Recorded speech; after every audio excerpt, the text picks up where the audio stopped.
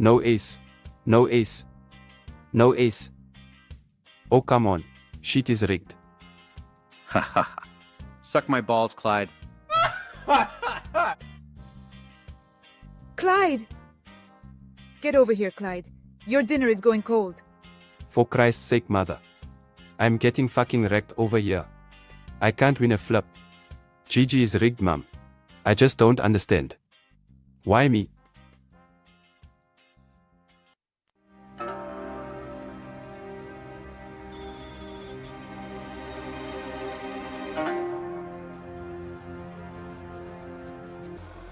All right, we got another person that thinks poker is rigged. We love that type of mentality. I run so bad, it's clearly rigged. And somehow on my micro stakes table everyone has like 100k in cashes. Oh my god, we still have that guy complaining. He's actually watching my stream that literally consistently talks about, hey, just get better at the game, use it as a hobby, make some money on the side if you can. But I'm doing this because I wanna, I'm also part of this conspiracy against Clyde. Like, come on. Bro. It's not fucking rigged. It would cause some severe brain damage, I'm not gonna lie. I'll let you guys know when I start streaming within a month. Many months later. So, welcome. What's up, brother? It's an honor to have you here. I basically grew up watching your stuff for a long time. And I've always really enjoyed your takes on a lot of like very interesting topics. Yeah, man. What's up, brother? First of all, I wanna thank you for giving me this platform. It's clear at this point that PokerStars is a criminal operation, and apparently GG is too. When a crusher like me can't make money playing $11 bounties, you can guarantee it's a scam. Again, like, dude, seriously? You think they're all part of this ploy, this conspiracy? They've all been hired by the Illuminati! These multi-billion-dollar companies all fucking had a surprise meeting in Illuminati land, in the Bermuda Triangle. Okay, I'm up. We're getting sightings of him in an $11 bounty on GG, and a $7.50 turbo on ACR. Is it him? I think we got him. Oh my god, it is him. Sir, he's about to get it in with Kings versus Jacks in a 200 big blind pot on GG. Activate the lizards. I want this motherfucker one outered on the river. But sir, he's already been getting wrecked pretty bad today. One outered on the river, I said, god damn it. I want this motherfucker broke by sundown. Activating all lizard assets, sir.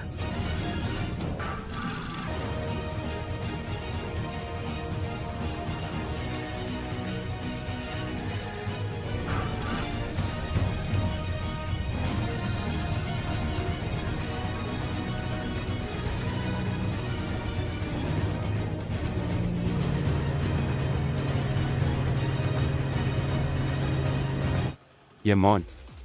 Trust me, brother. I am very good at pattern recognition. I see everything. I see the same supposed crushers making profits every day playing like tight fish. No offense, brother, but I'm a better player than you are. I'm on another level. But for some reason I just can't beat mid stakes enough to move up to high stakes. I'm getting rigged setups non-stop. I'm telling you, brother, it's rigged versus my account. I don't understand. Why me? Clyde is a better player than I am, but he can't beat middle stakes enough to play high stakes. It's the whole planet is rigged against me because they don't want me to play high stakes. Okay! Don't get me wrong, brother, you're a good player. But I'm just a bit better. Oh man. Sorry, Clyde. You're probably a nice dude, but fuck's sake. Stop. Like, just stop. Stop thinking it's all rigged against you. Alright, I'm gonna take my break. I'll be back.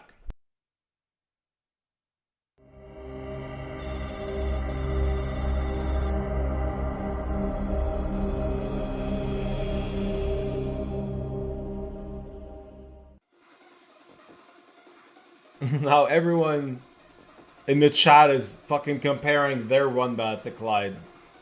Fucking started the Bad Beat Club. Like you know what's the name of those new bars that they created? Fuck, speakeasies? Oh my god, imagine a fucking poker Bad Beat speakeasy. You know, instead of going into a nice like cocktail place and you're like, yeah, I'll have a fucking bloody Caesar or like an espresso martini, please. You just go in and like you order a Bad Beat story. Hi, Clyde. Little slow tonight, isn't it? It's off peak now. It will start to pick up once the Euros crawl out of bed. What can I get for you, Jack? Give me your best bad beat story, Clyde. On the rocks. I don't want to hear none of that horseshit about variance. Alright. This is what I've got for you. 100 players left in the GG anniversary with $1 million up top. I open kings on the button. Dark poke 3 bets in the small blind. And then it's on Beriuzy to act in the big blind. Beriuzy goes all in with 100 bigs. Come and play with us. What the fuck? Come and play with us, Clyde. Forever and ever and ever. Pair of nasty bitches. This guy doesn't care about the bubble, but he also just has kings. So yeah, that sucks. I will chug a full beer if the river's a jack. Clubs. Oh my god!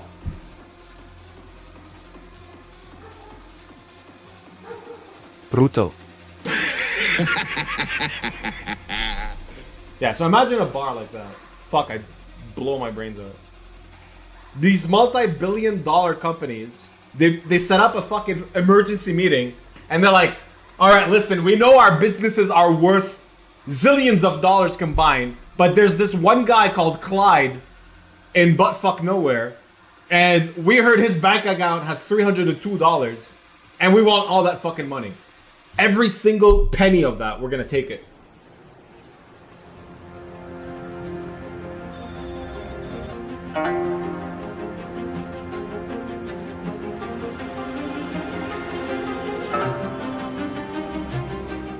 I actually think the rate could be a bit higher. You're not gonna believe this, but Clyde Worthington just popped up in the GG lobby. Okay, contact GG support. They need to know who they're dealing with and find out what lizards we have available in the area. Yeah, he had a few dollars left on his account and he run it up on the spins. Jesus Christ. Can someone get Espen a smoothie before he fucking loses it? Okay, that's it. We're gonna do what we were too lazy and retarded to do last time around. We're gonna find this motherfucker and take him down. I want every last penny in Clyde Worthington's account.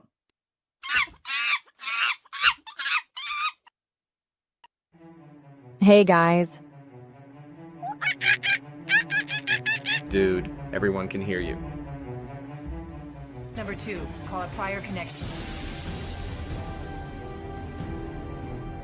Are you tired? Do you want to go home? Find Clyde Worthington.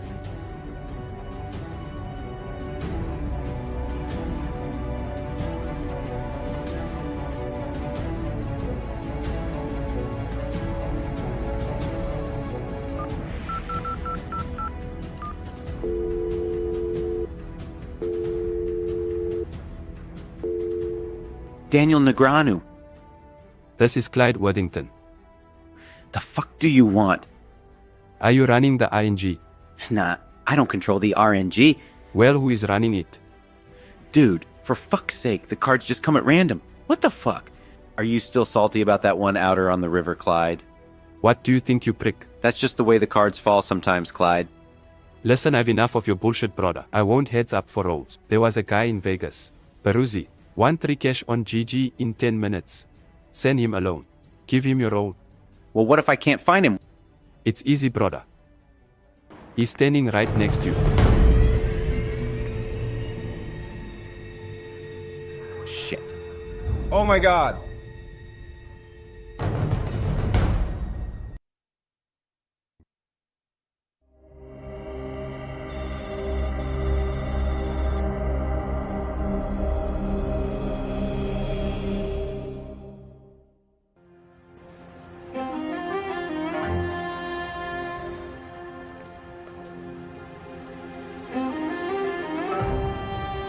Damn.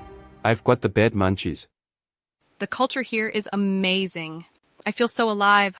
Oh, Clyde, take me shopping. We don't have time for your bullshit. I need to get back to the apartment. The $11 day saver is starting on GG in 15 minutes. But we could shop first, and then you can late reg when we get back. But then I lose my bubble protection. Think, bitch. For once in your fucking life. Be quiet. You're a terrible driver, Clyde. Lulz. Shut up. I know where I'm going. That was our turn-off, Clyde, you fucking retard.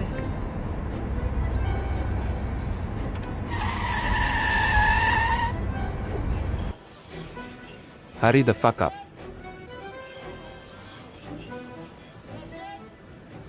Do you speak English? What's up, brother? Can I get 2 large pepperoni pizzas and a big bottle of Pepsi? Yes, that's it. How long will that be? Okay, grazie, brother. Paris is just fabulous, Clyde. We should totally summer here next year. Summer.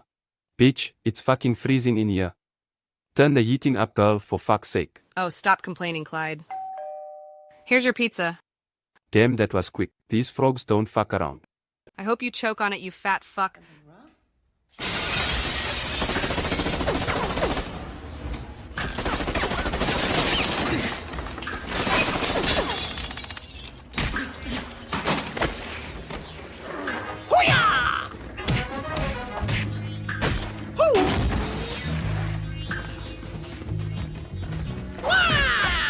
Fuck him up, Clyde. Gouge his fucking eyes out.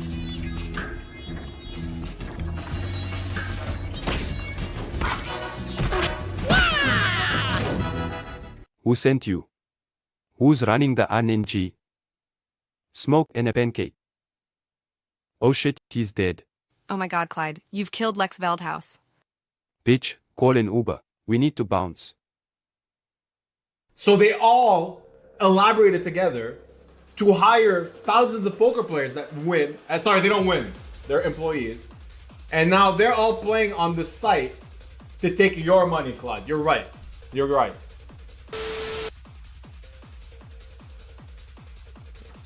Yeah, for those of you that don't know, my YouTube stream shut down for a bit. And we're all making a joke that it's Clyde. Clyde just reported us and shut down the stream.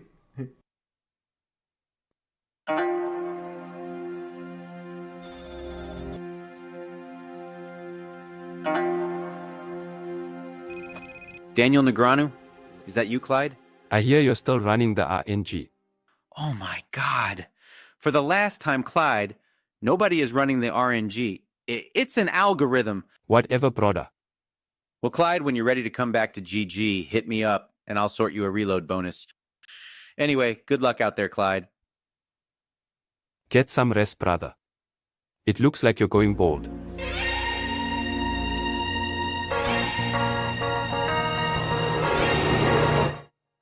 But I'll give you a bit of the benefit of the doubt. I used to think it was rigged at one point. So it's not,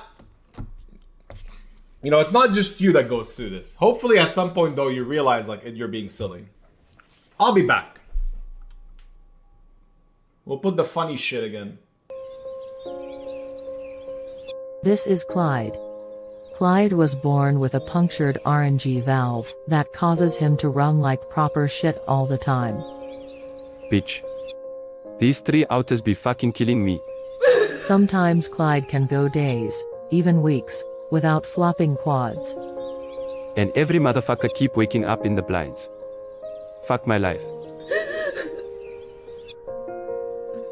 Please donate just $5 a month, and together we can fight this cruel disease.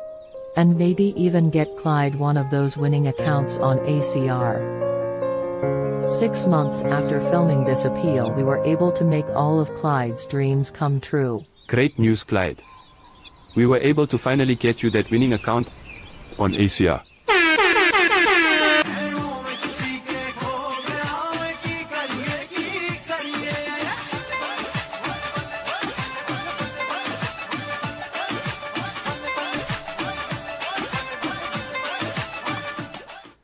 Hello, everybody. Welcome to the Thursday stream. Look at that. A consistent streak of 3 streams in a row for the first time in like 3 years. I'm a bit ashamed of that, sorry. It's good to be here. I've been having a pretty wonderful week. Weather got really nice in Montreal. And today it's actually really beautiful outside, but quite cold.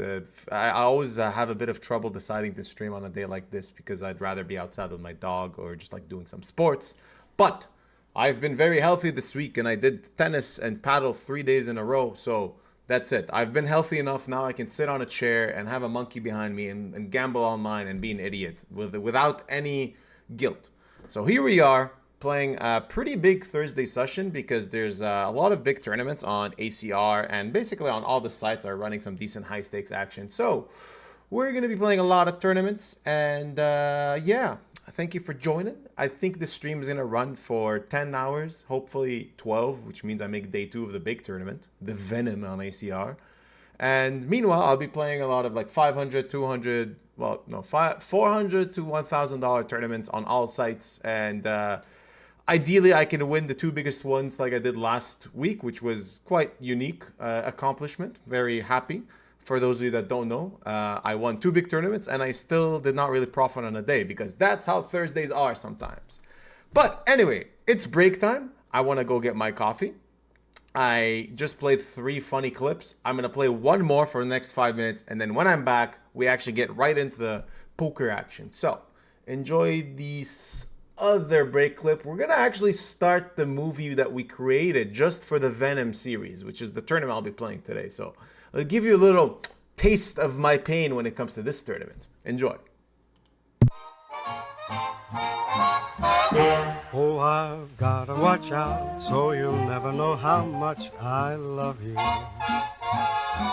And I've gotta close up all the hubba like a clam. If you ever found out all the dreams that I am dreaming of you would think that I'm a wolf, and it's not I'm such a wolf, it's just you're such a lamb. Mr. Beriuzy, describe the confrontation you had with the VENOM the night you fired 14 bullets. It was max pain. I was getting wrecked. Losing every fucking all in. It was brutal. And what was your response? Well, I just kept on firing more bullets. I'll see you in Vegas before I see you in Reno, where the words you used, Mr. Beriuzy, according to the testimony of chat. I honestly don't remember. If they say so. I had a lot of tables.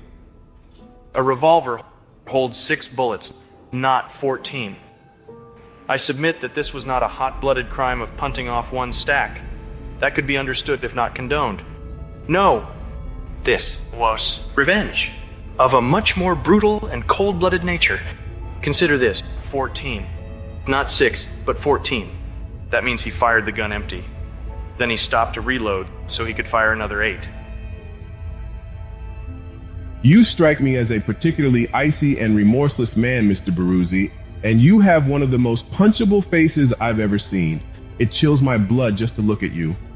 By the power invested in me by America's card room, I hereby sentence you to a lifetime of infinite rebuys in the VENOM with no possibility of a min cash. So be it.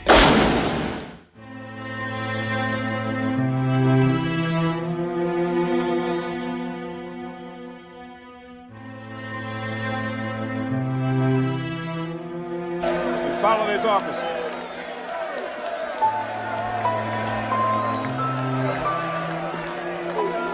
First time I ever laid eyes on Beriuzy. I didn't think much of him. Dude seemed like a huge whale. 10 packs of cigarettes says the rooster breaks first. You're on. I'll take the nerdy-looking dude that looks like Dan Aykroyd.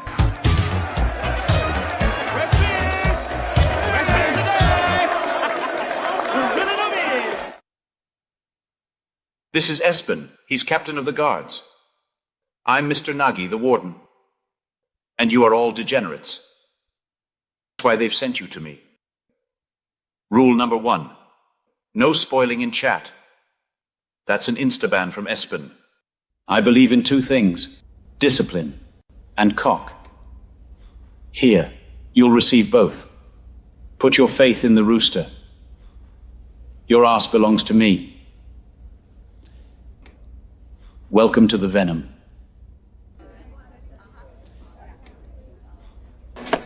Must have been 30 seconds went by before Beriuzy decided to say 2 words to somebody.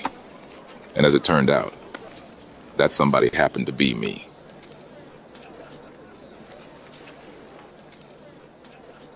But, Bounty. Hello, I'm Beriuzy. The dude that fired 14 bullets in the Venom. I hear you're a man who knows how to get things. I've been known to locate certain things from time to time. I need a laptop and one of those winning accounts on ACR. What's it for? I need to cache the Venom so I can get out of here. Okay, it's not gonna be cheap, brother. And I'm telling you now, the internet round here sucks donkey dick. Okay, gotcha. And just a heads up, word gets around that the sisters have taken quite a liking to you. Especially Spraggy. Damn right, it's better than yours. I could teach you, but I have to charge my milkshake. If I was you, I'd grow eyes in the back of my head, brother. Thanks for the advice. Okay, I'll get you your laptop and your account, brother, but it's a waste of time if you ask me. Warden loves surprise inspections around here, so if you get caught using a VPN, it better not come back on me. Or we never do business again. You hear me? Not for crack, meth, weed, blow, pills, uppers, downers, hookers, beers, nothing. You got that, brother? Okay, thank you. Clyde. The name's Clyde Worthington. Yeah, I think it's fair to say. Even though I'd only just met Beriuzy, I could already tell that I'm a better player than he is.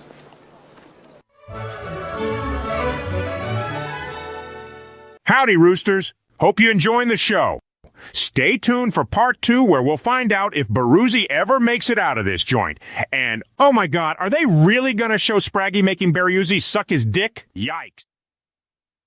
Alrighty, welcome back. Hope you enjoyed that clip. We're gonna start off with some music with kind of the chill, nice techno-ish vibe we always got going on here. And we're gonna start showcasing you what we're playing as I set them up. There's actually... oh, this is how this is showing. Okay, I gotta fix some things, actually, because I haven't streamed in a while. So let's put some music. Okay.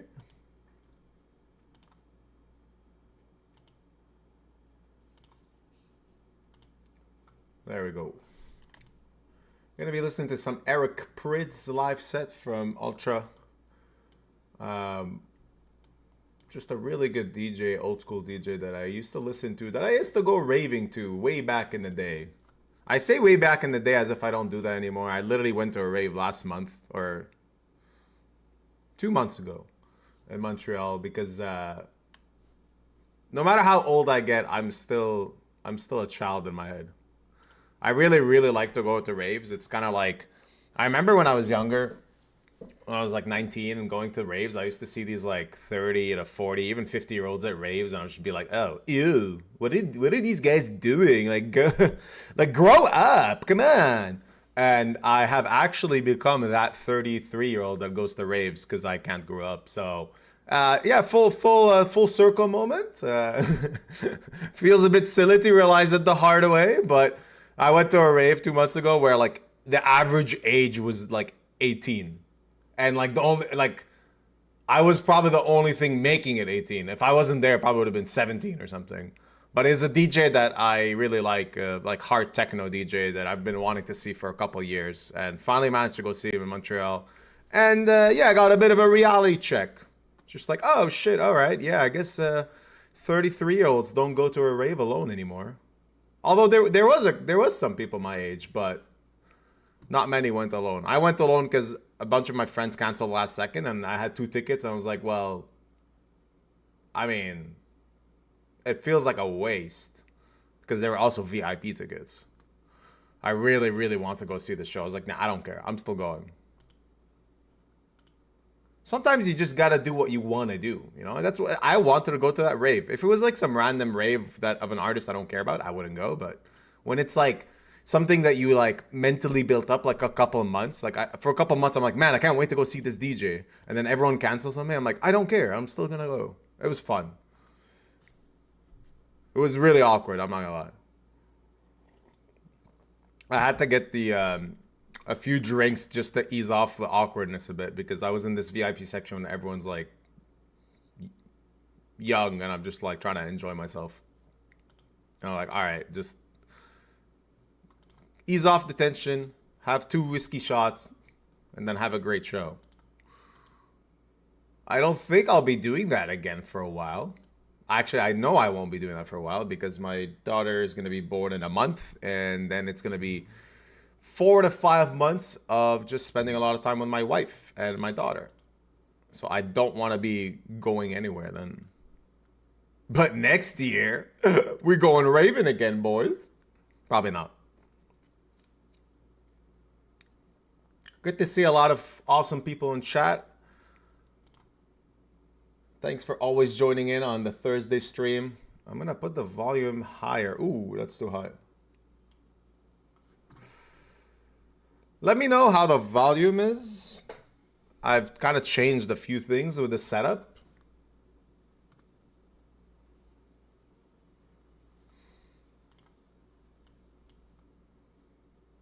I'll do it like this.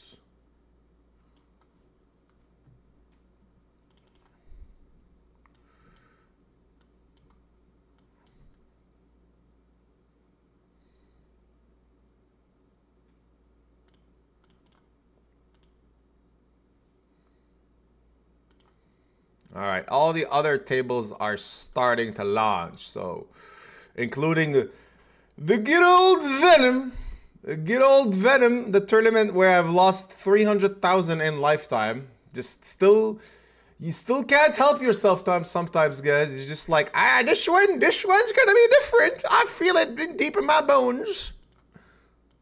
But in reality, it's like my yearly donation tournament. I gotta show up. I gotta donate. That's it. I just accepted this fate. I'm really debating of playing the PLO, pot limit Venom as well because it could be fun for the stream. I don't think I'm good enough to play it, but I ain't no chicken. Y'all know this. We got the rooster blood running deep within us. We see, have you ever seen what roosters do when they're like facing a threat? They like go ballistic. That's kind of why I like roosters. Because they're just like insane. They're not scared. I mean, I don't like to shove this, but he has bounty, and you know what that means. That means we just put in any 2 cards. We need a lot of help. Make it happen. Runner. No. We tried.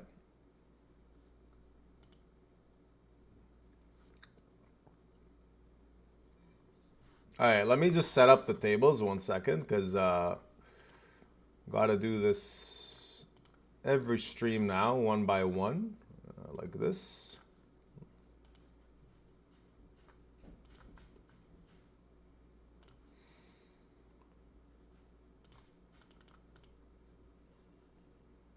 Alright, and then I want to show you the coin polka,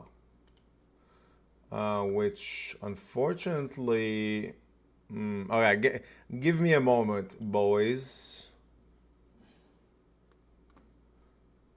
I gotta do some magic here, live on stream.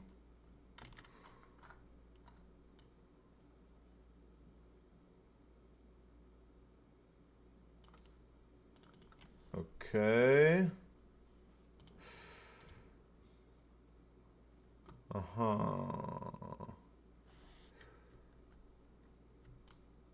You have no idea what's going on. It's a bit hard to explain, but I gotta do some real wizard magician shit here.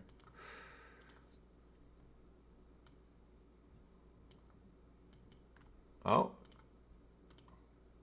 Only a streamer or someone that messes around with OBS would understand what is currently going on.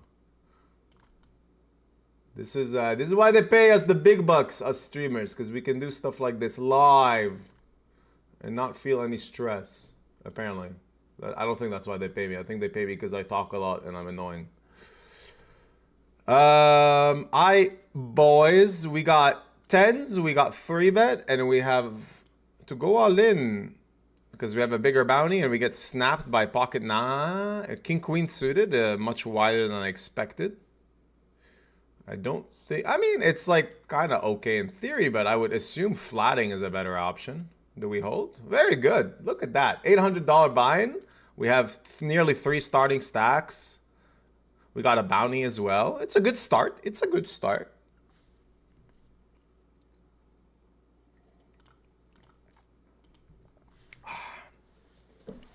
Took my dog for a walk today to the cafe. Had my matcha. Then it was kind of cold outside, and my pool, I opened it on the weekend, and my pool's temperature is like 9 degrees. I think that's like 55 Fahrenheit or something. And I jumped in it because I love cold plunge. And honestly, I always feel so good after I jump in my pool that's that cold.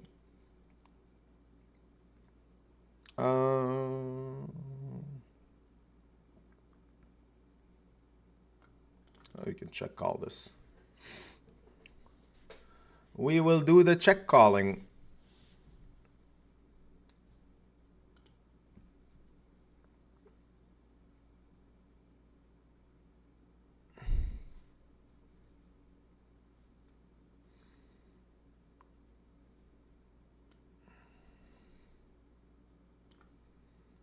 All right, against that size, I actually want to do this.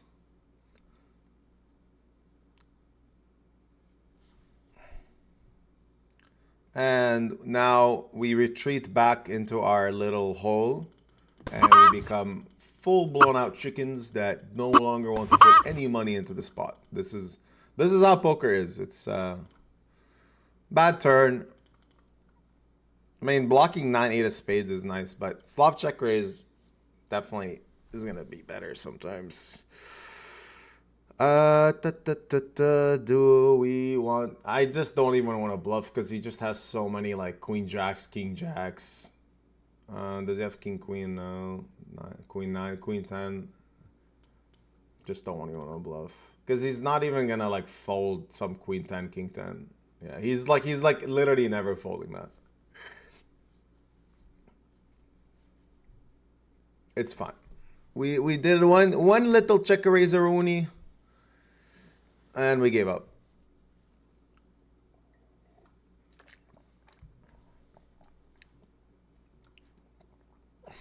Ooh, Zibarunju. What's up, Paulo?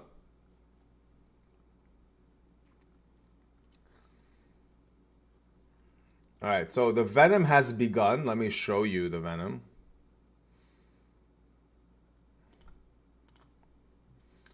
Oh. Oh shit. All right.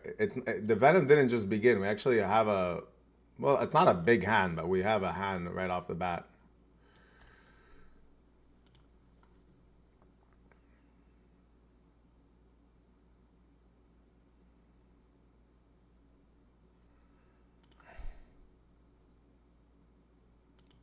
We got like bullshit line versus bullshit line versus bullshit line.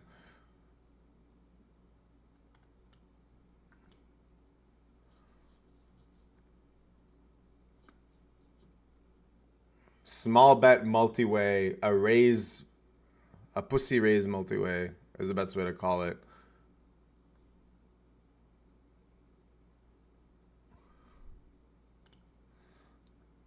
We only lose to like 2 combos of flushes. It's like, this is just weird. When people play weird, we play weird. Small bet, small raise. I would raise every king X and queen X of spades there. With like not the flush ones, I mean.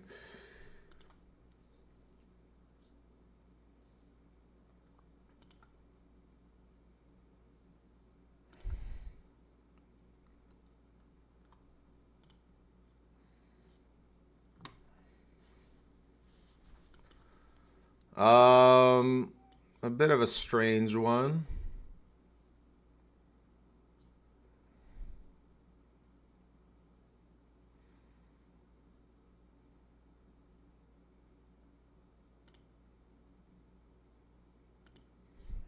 I'm just gonna call because I still lose to some better King X.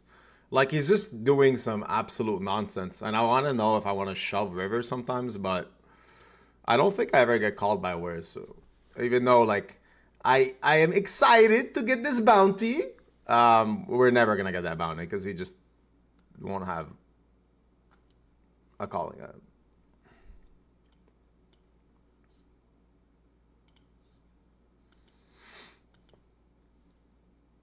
All right, so what else are we playing?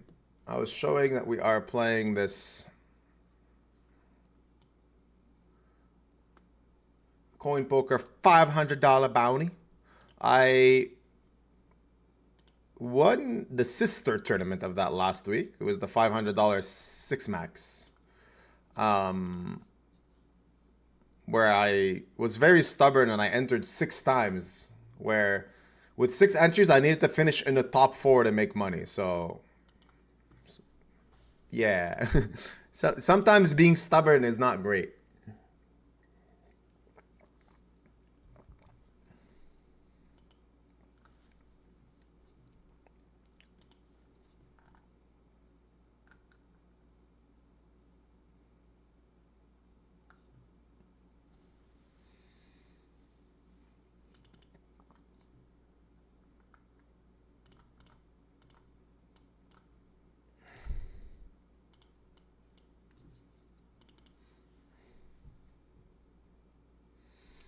I'm surprised no one in chat is trolling me for supporting Arsenal yet. Usually, we got the usual people coming in just to talk shit about how Arsenal sucks.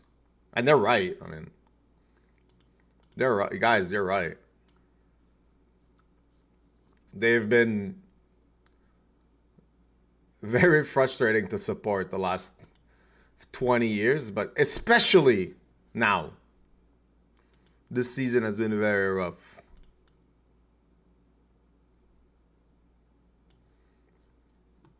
We're gonna bet again. And then we can bluff a decent amount of Broadway rivers. We will not bluff this one. Sometimes we're actually also getting value from some Broadway combos that float the flop, but and even like ace 5, ace 3 is gonna call us twice.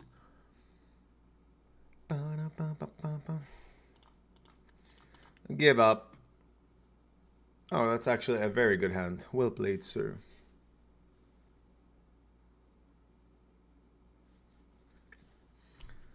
Someone's asking me how you get money on coin poker. I just like do transfers with other poker players sometimes, but oh, by the way, I know this is gonna come up again here. Let's do it again 1 second. You see this? Someone's gonna be like, hey, what is this? What is this? So because of the way I'm recording, this is not a chart. This is just like a pop-up from, what's it called? Hand to Note, a software I use on ACR to track my results. And because I'm playing on ACR, that pop-up is gonna come up a lot. And the way I'm recording is gonna show that a lot, because on Coin Poker, you cannot record a table. You have to record the screen itself. So that's gonna come up every now and then, and I know it's gonna be like, oh my god, what is that? What is that? I don't know what to tell you. Look, it's part of the game. This is like, yeah, I'll show you. This is what it looks like. You see these numbers? This is what my HUD, my heads-up display looks like on ACR. I'm trying to move it here, but it doesn't work. But I guess the better way to show it is like this. See, this is my Venom table. There's a lot of these HUDs and stuff. That's because I've played probably like 300,000 hands on this site, so I have a lot of information on my opponents. And we use that for our benefit. So yeah, on Coin, I usually just do trades with some poker players, and then I've deposited with, I think, was it Interac? I'm not really like the person to ask about crypto. I don't know much. I'm also like a old school, old style boomer-ish type of boomer. Not a boomer, but like I don't really do crypto stuff very well. So if someone's asking me about specific crypto stuff, I cannot do the answer.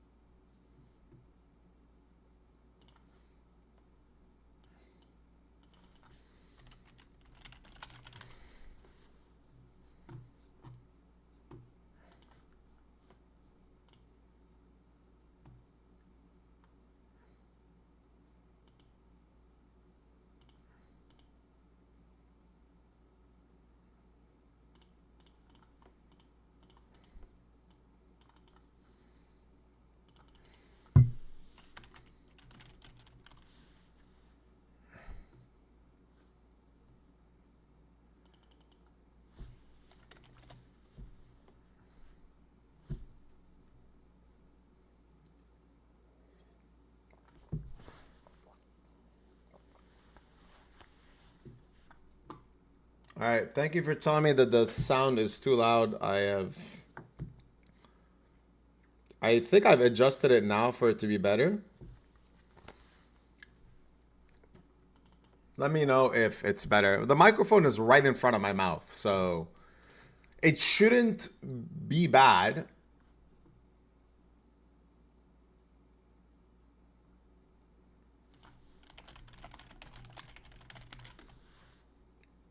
Did I see Coachella? Yeah, I checked some of the sets, but I didn't follow it very, very much.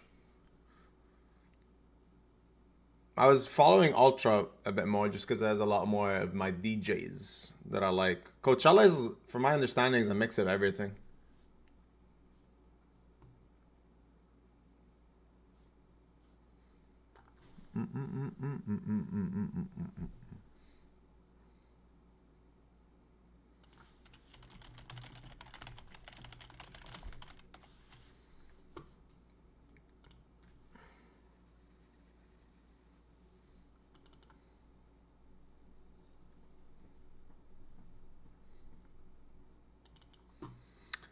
Oh man, I really would like to play the PLO Venom, but it just seems like I'm gonna be up against some really good players that I don't know how to play. Let's see. Like, this is what the lobby looks like.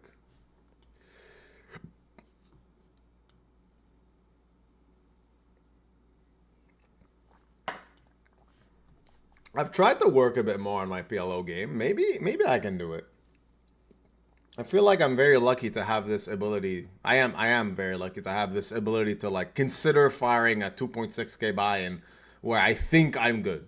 You know, like I think I'm blessed to be in this situation. So maybe I should always play it if I can even have these.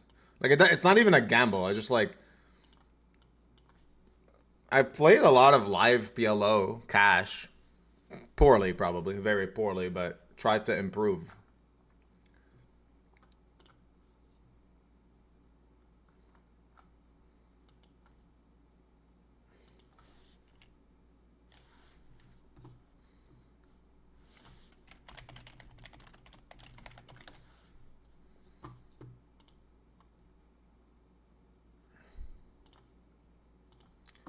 All right.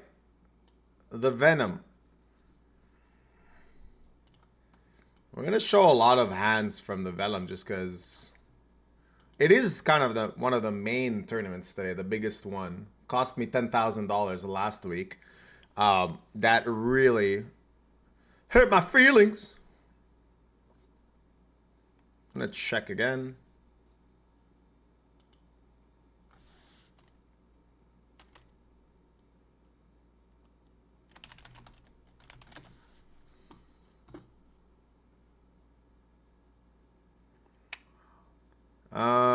Not the best board, but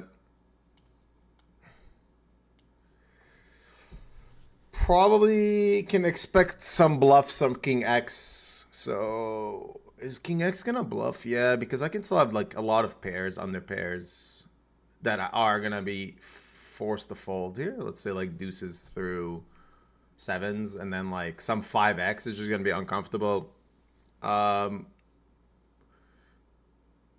Yeah, I think I gotta still call. I'm not like thrilled about it, but still gotta call. Oh, we have the same hand. Ho ho.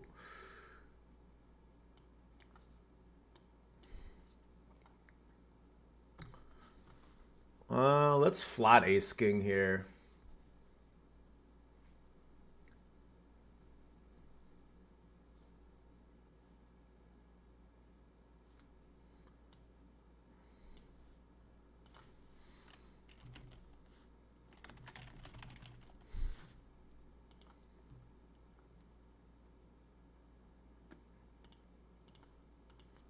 Alright, go all in so we can get it in 5-way. No.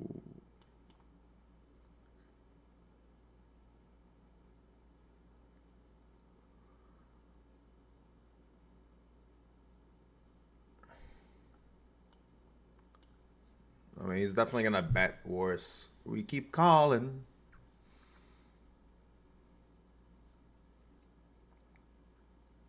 If button continues here, it's probably the strongest range, so that connects to this board a bit the most, so we just are not very happy about it. Yeah.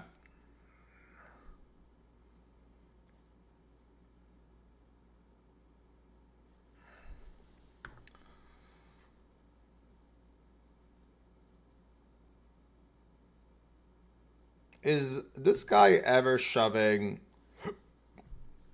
let's say, a draw? I think yes. And then if he's shoving a pair, generally won't have our outs, so we're on okay shape. My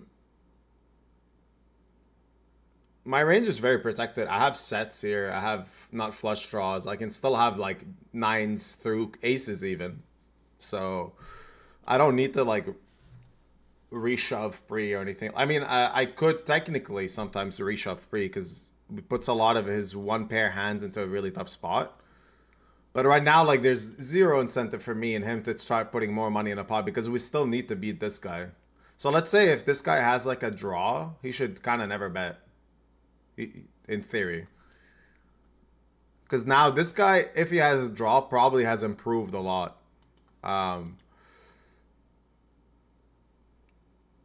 And now we just unfortunately give this up. I mean, like, yeah, I can't really continue. Yeah, we run set at king 8. If I shove, maybe I can get like a 5s would fold for sure.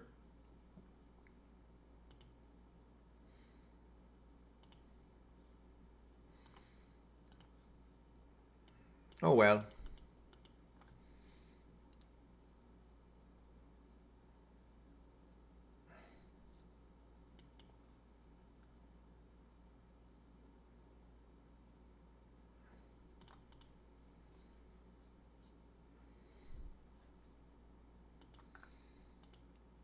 I sold some action today, so let's see. I think I sold out. Yeah, I did. All right, so I sold some action to this. This is the 500 Bounty Classic, which starts in like a couple of minutes. All right, so this is an interesting hand because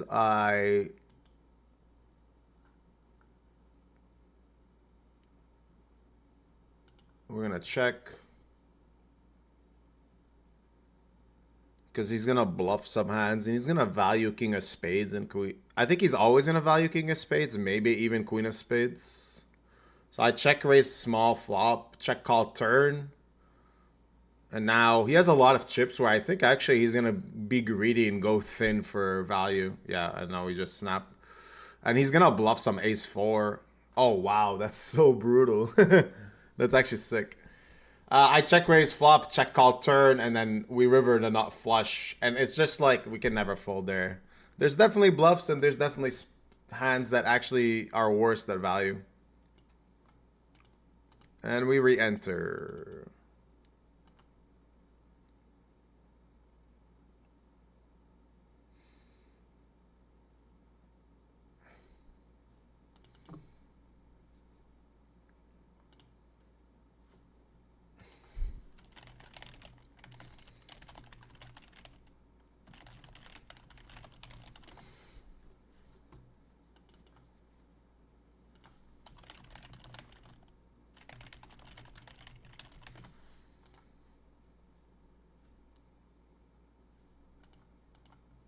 Someone pointed out earlier that apparently when I stream on Thursdays, I don't even show up in the Twitch directory. Because, like, if you think about it, the algorithm is always going to favor someone that streams a lot more than a lazy potato like myself that is only streaming like once a week or something like that. So I kind of expect that to happen. I think no matter how many viewers I have, I'm nearly always not gonna be getting the spotlight like back in the days, the good old days when I used to always like be like whatever, like on top of everything. When it came to streaming, well, on top of the page, I mean. But that's a sacrifice I'm definitely willing to make because I don't want to stream more than once a week. That's just like too much. Yankovic, what's up, my man?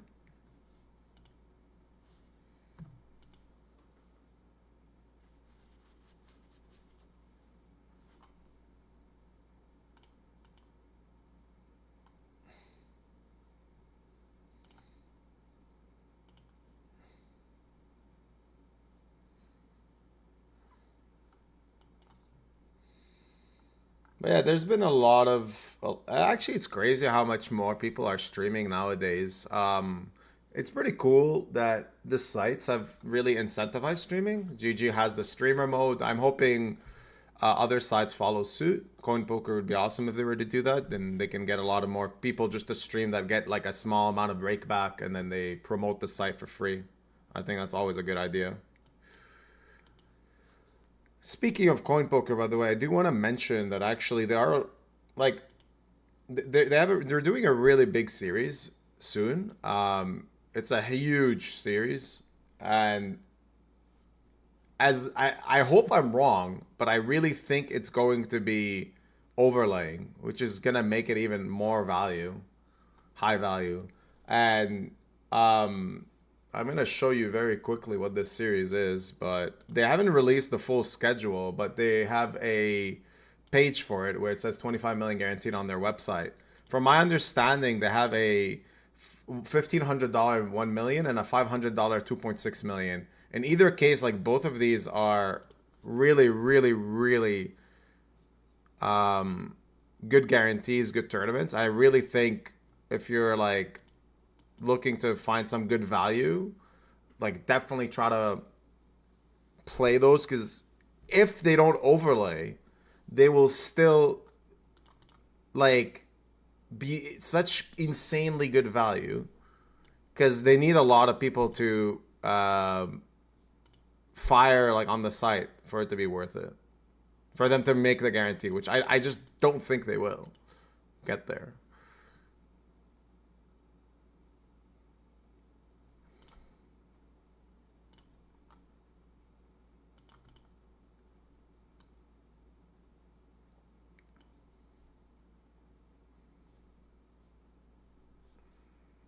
All right, again, you're going to be saying, what is this? This is my HUD. I need to change my table setup because this is going to keep coming up. Because on ACR, if I hover my mouse over a player, it just opens that shit and it's really annoying.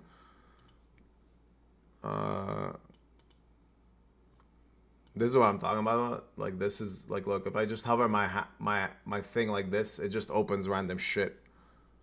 I'm going to fold this. But yeah, it's a bit annoying because that's what makes streaming harder, I guess. I have an idea. I don't think I can do much about it. It's just gonna have to be like that. The downsides of streaming. Sometimes you just gotta accidentally show stuff that you don't like. I purposely don't show my ACR tables the original way because they look so ugly with all my HUDs and information, but there's not much I can do about it.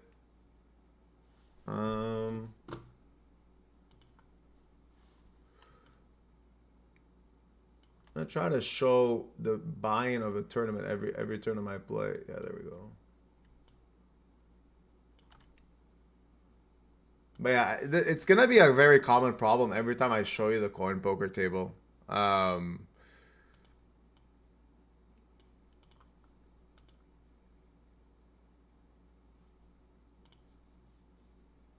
just because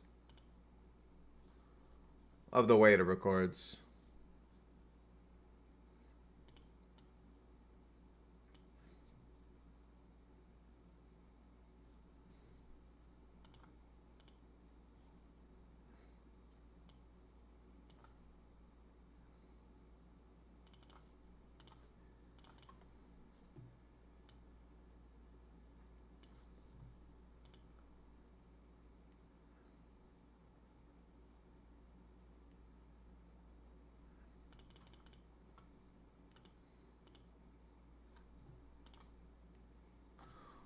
Okay, the guy that has infinite chips has decided to 3-bet us, and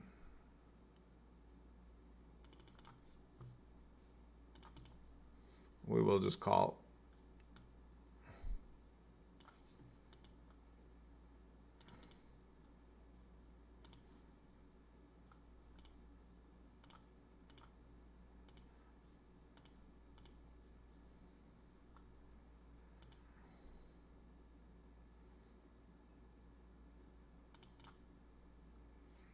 Kind of a nice turn. We have a bit of equity.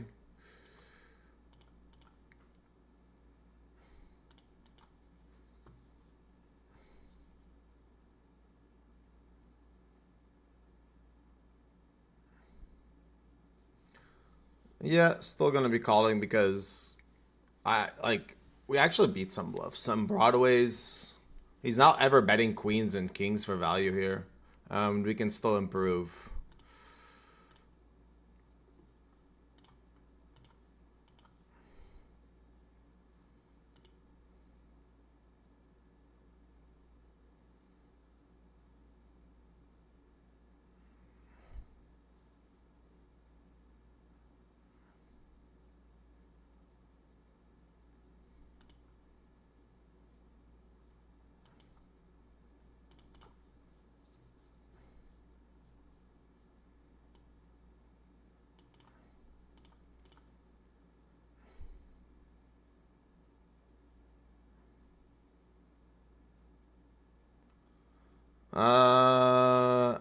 I'm nearly always folding here, but what's kind of interesting is trying to think like where would his bluffs come from? But he 3-bet cutoff. I guess like a nice bluff would be something like King 4 of spades or King 4 of clubs or King 4 of hearts. But yeah, we're just gonna give up.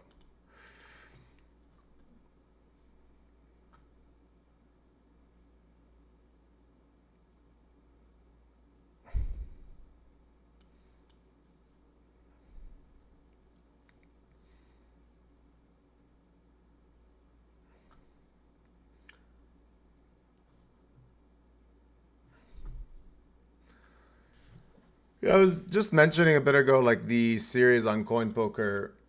They also have, I just saw like they have these $122, 120K. Like all of these are just gonna be insane value. Like because even though they've Coin Poker has grown quite quickly recently, like I don't think they actually have enough players to really withstand the amount of players that is required for them to run these tournaments. So it's just gonna make it a lot more valuable to play because you just have like, I don't know, like not enough players really. So it's either gonna overlay or it's gonna get a lot of people entering just because of the overlay, which then makes it even softer. And yeah, if you use my code to sign up, I am literally giving $50 per sign up. So like you sign up, use my code, you follow the steps and my links, and you get $50 in your account. Throwing it out there early on now because I don't like to promote and market and all that bullshit. So I need to do this now so I don't have to do it later.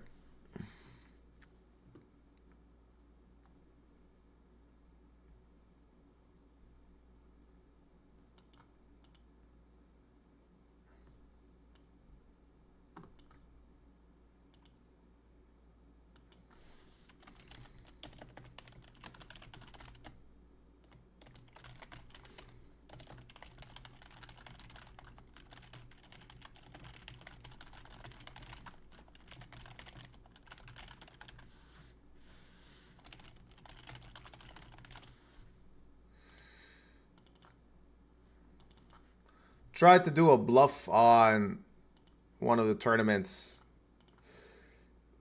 really big bluff and got kind of owned actually by a good reg because my line did not make sense. So not the best start to the session. Giving a bit of money away. It's okay. We'll make it back later.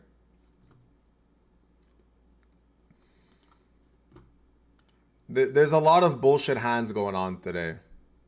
We're playing some intense bullshit poker. I'll show you how. There's a hand where there's a 5-bet on a flop. No, sorry, a 4-bet on a flop. I open, I see bet flop, we get check raised, I re-click, he re-clicks. I'm like, hold on a second. I want to re-click too. So we can count. 1-bet, 2-bet, 3-bet, 4-bet, 5-bet. 5-bet ace king on queen 9-9.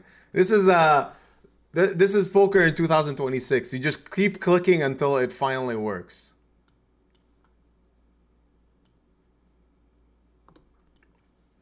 All right. We just said we're going to keep clicking until it finally works. Is this one of those spots where we want to click until it keeps working? I think so. Jax is really strong, to be honest, in this spot. He's gonna squeeze 8s plus here, so. Get that, do it faster.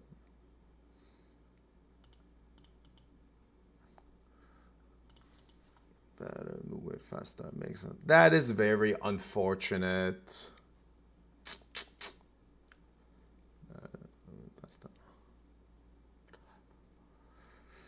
That is unfortunate. That is amazing. Did I really just smash that river exactly when the drop of the song came? That's like, this is why we stream. Because the RNG is like, well, hold on.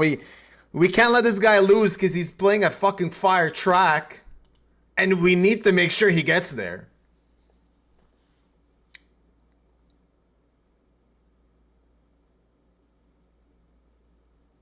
All right, well, it's a very good result in a very unfortunate situation because it's a spot where Jax there is just like really happy to get in. Button versus big blind squeeze. We just, you can't do anything about it.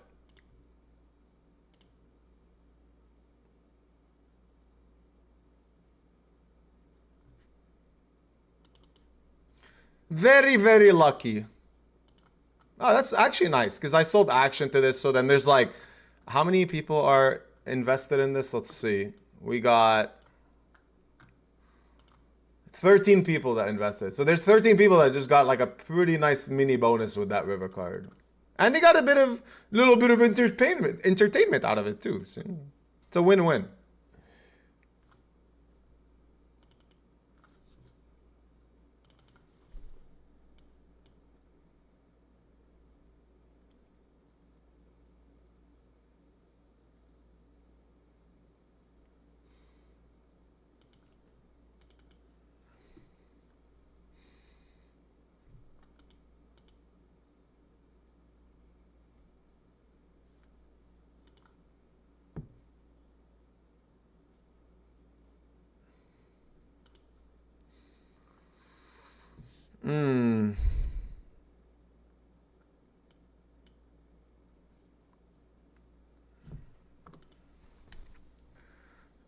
I'm going to be playing satellites to...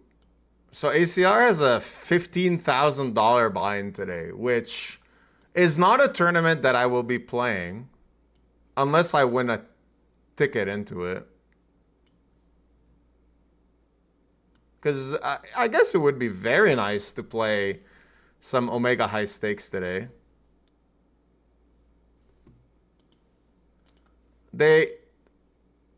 They're running this like marijuana infused series is the best way to say it. Like, look, they have a 15.5k buy-in called The Highest Last Dab.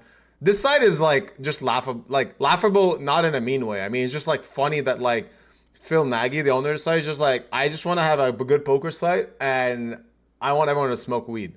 Like, that's literally, and he's like, Not only is he doing it, he's very successful. Like, this site is the second biggest site online right now. It's GG and then ACR. So in a way, it's like we have to respect the amount of work that they put into not only make this happen, but to maintain it. Because ACR has been running for a long time, and it's just like, you know what? Good on you. Is it my favorite site? No, because I disagree with a lot of dumb shit they've done. But this dumb shit is worth it. They have where is it? Hold on. When you log in on this site, you just see Martin Zamani smoking a joint with a frog. It's so fucking hilarious. And like, they got good tournaments. So I'm going to be playing this one for sure. This I will enter in a bit. And then there's actually, most of my high stakes action today is going to be on ACR.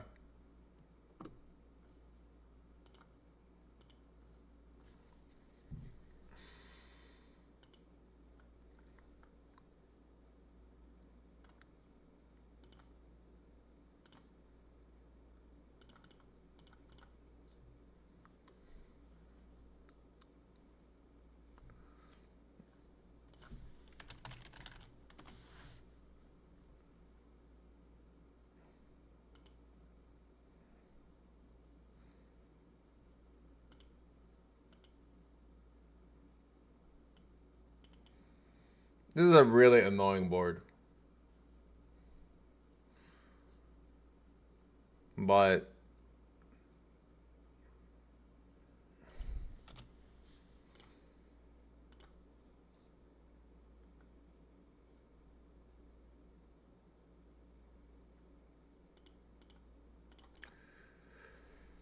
that's even more annoying. But he's not gonna check raise too many 9x unless it's like the 9 of clubs.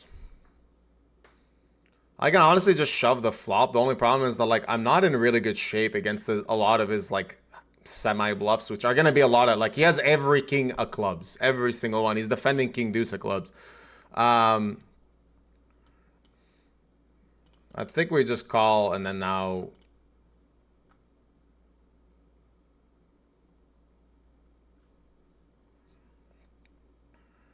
Should not be facing many bluffs here. Do I want to bluff now? What do I even have as a bluff here?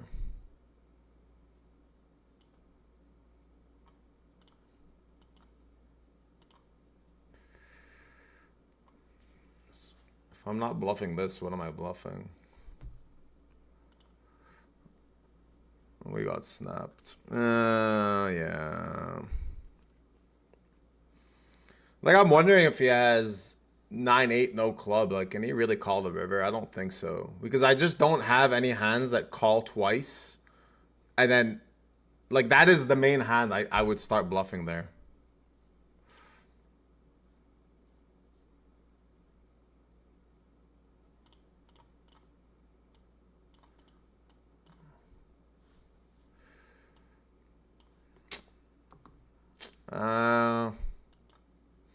I want to actually save that hand, see if I'm supposed to just check back the river there, but I don't think so.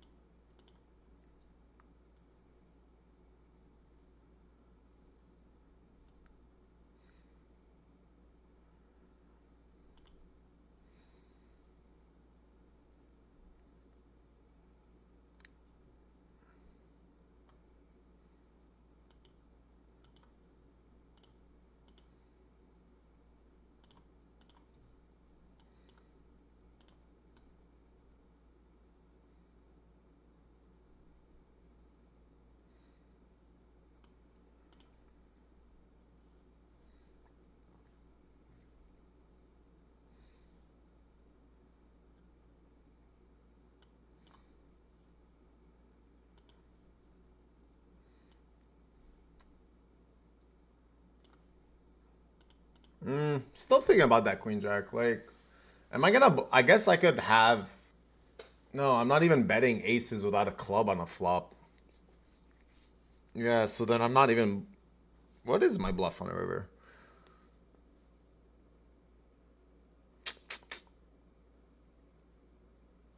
It's a pretty tough spot. I'm not exactly sure what was the best play to do there. Sometimes it's better to not exactly know. I can also just nearly always pure check river though.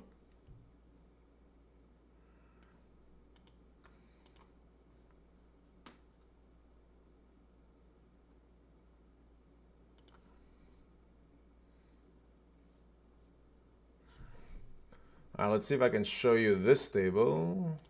Yeah, there we go.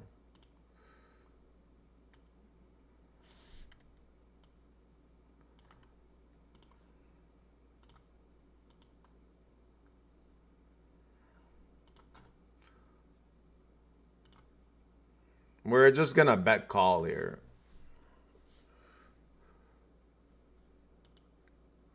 Bet flop, he check calls, and then... Yeah, like... It's a chip EV tournament, and I actually do think we still get check shoved on by some backdoor clubs and even like worse hearts, so... I have equity. If you have a deuce, oh well. That's exactly like the kind of hand I expected for him to still have here a lot. Like not like every 6x and 5x of clubs. And the thing is, he's actually never shoving ace highs there because they don't really benefit from check shoving the turn. So sometimes we're wrong and someone just has a deuce and we lose. But like whatever, when they have those type of hands or worse hearts, like he can have like 10-8 of heart, 9-8 of hearts, and he's just like, I'm gonna check shove turn. Cool, I take it.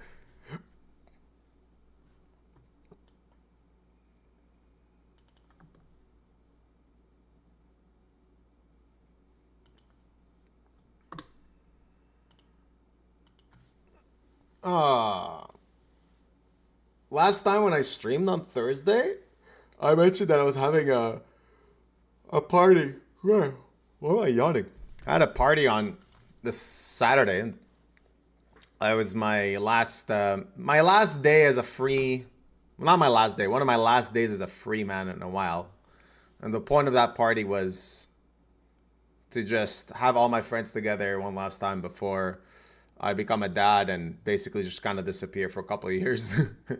And it was a lot of fun. We had really good weather for the first time in a while in Montreal, and I had a kind of like a mini barbecue outside. Got like 15 to 20 people over, and got insanely actually not that drunk, but quite drunk. And my friends got me a very, very nice bottle of whiskey as a gift, and I've been trying to think of like when should I open it, like, and under what circumstances. So it's like it's a Dalmore 23-year-old bottle. I think it's really, really nice, but like they brought it for me as like a congrats for becoming a dad, and it's like, when should this be opened? Is it like when my daughter turns 18 or something like that? Like, you know, like when is the right time to actually celebrate that bottle? Like, I don't know.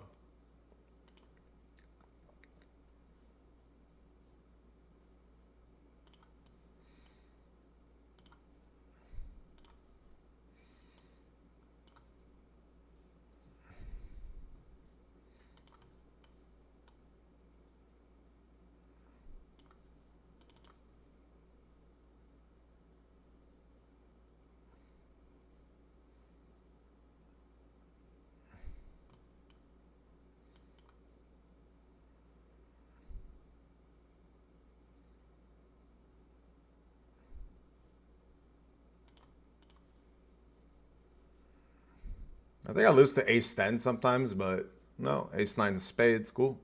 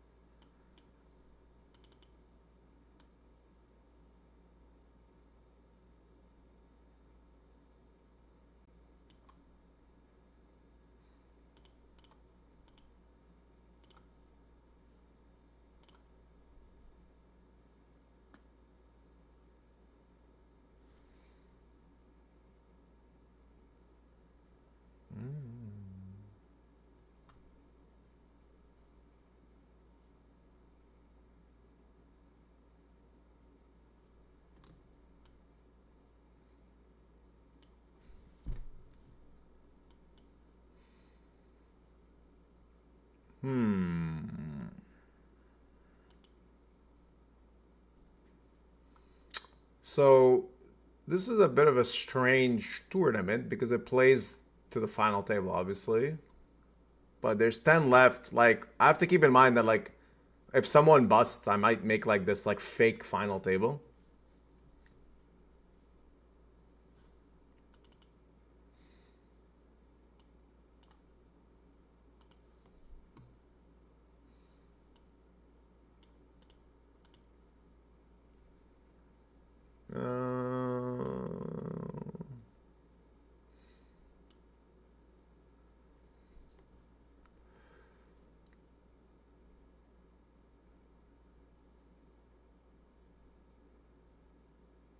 Okay, we just check call river now, and you might bluff some like 10 deuce, 10-3 type of stuff. I mean, he might ISO those pre, but like he can still have some bluffs, and he can bet an 8 for value, that too.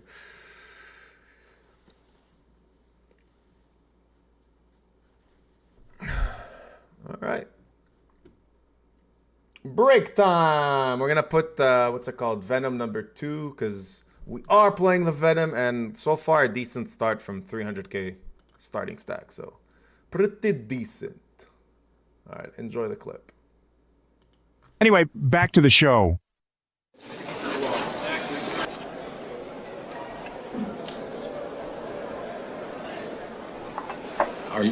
Are you going to eat that? Nah, I'm gluten intolerant.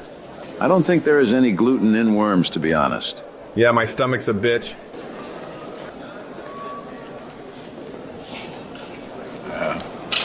That's nice and ripe.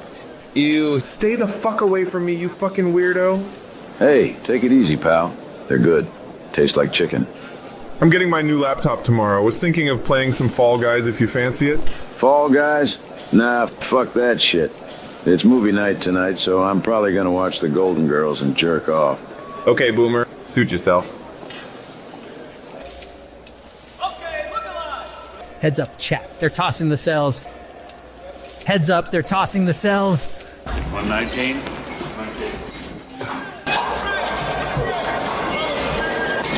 Get up, Beriuzy, you sack of shit. It's good to see you're reading the Rooster Bible. Any favorite passages? Watch thee, for he knows not when the rooster of the house cometh. Rooster 13:35. Yeah, I've always liked that one. But I've much preferred... Cock-a-doodle-doo, motherfuckers! Ricky, chapter 9, verse 11. I hear you're good at poker. How nice.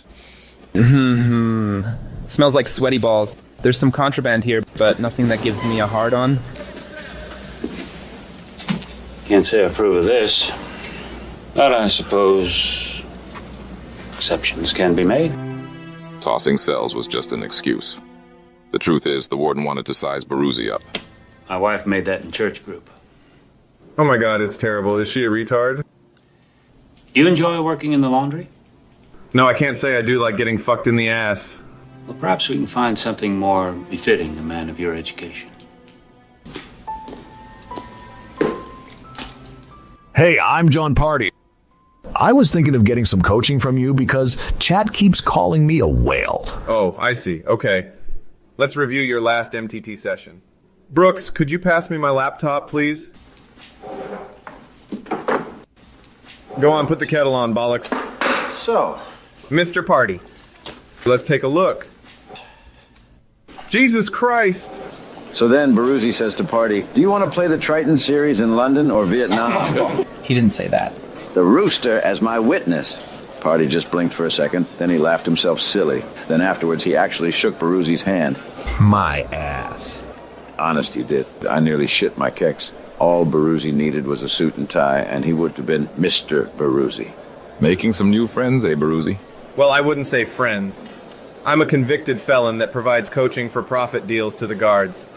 It's a pretty nice pet to have. Got you out of getting fucked in the laundry room, though, didn't it? Well, it might do more than that. I was thinking of applying to the state board for some tunes to listen to while I grind. And how do you expect to do that, Mr. Beriuzy, if you please? Get some tunes to grind to? I'm gonna email the poker board and ask for some funds. Son, 6 wardens have been through here in my tenure, and I've learned one immutable truth. The warden is a fucking prick. And his arsehole will pucker up tighter than a snare drum if you ask him for funds.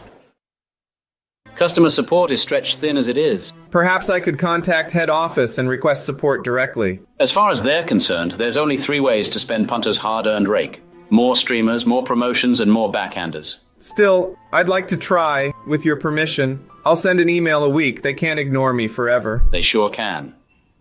But you write your emails if it makes you happy. I tell you what, I'll even forward them for you. How's that? So Beriuzy started sending an email a week, just like he said. And, just like the warden said, he got no reply. The following April, Beriuzy did one-on-one coaching for half the guards in the VENOM. The year after that, he did them all, including the wardens. Year after that, they rescheduled the start of the baseball season to coincide with the GG Spring Series. The guards on the opposing teams all remembered to bring their laptops. Okay, so you called 50K on the river with a hand that's obviously beaten? Dude, that was like 140K of my own fucking money. I changed my diet recently and had 3 huge losing sessions in a row. That can't be a coincidence. Wow. Only Phil Hellmuth could blame an awful river call on steak and broccoli. Seriously? I'm gonna sit here and get lectured by a fucking rooster now? Unbelievable. Maybe they should create a poker show with a 20 big blind hyper turbo game that's limp only. And you could play 6-handed against yourself. Wow. So you're gonna sit there and berate me, trying to make fun of me? Unbelievable. I've just blocked you on Twitter, you prick. How do you like those apples? Yes, sir. Beriuzy was a real cottage industry. In fact, it got so busy around the big series, he was allowed a staff. Clyde, could you do me a favor and pass me a shank, please? A really fucking long one.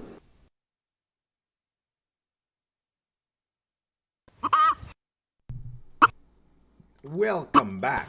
Why do we have the chickens playing? Hold on, let's fix the music. Hope you enjoyed that clip.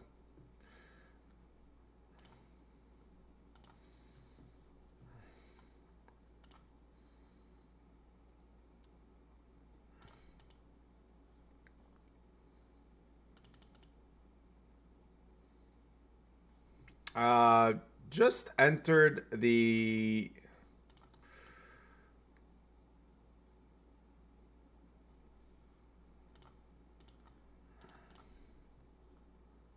hold on, how do I show you this? The other Venom tournament. Playing 2 Venom tournaments.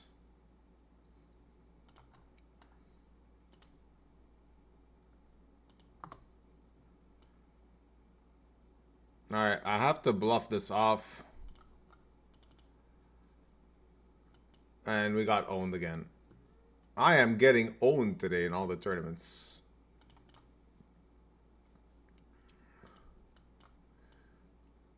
I have 5 high in a 3-bet pot. Yeah, we're gonna bluff.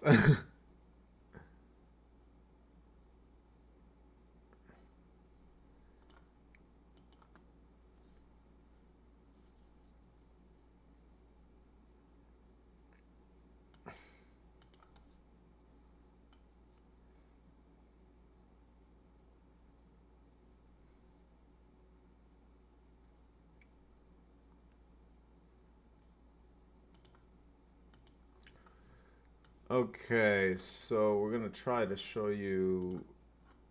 So I decided to play in the end the Venom. Is it this one? Yeah, this is the PLO tournament. So I will play the PLO tournament as well because I think it's a bit of a challenge. I'm trying to get better at this game, but it'll also be fun. So we got 2 2.6k buy-ins that we're playing, which are actually both of them the Venom. And I'm still going to be playing a couple of other stuff. There's a 500...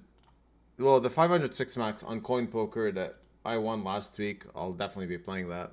Without a doubt, my ladies and gents. Because it's always a good feeling to win the same tournament back-to-back. You feel a bit special. You feel like you've, I don't know, you've conquered like a hilltop or something.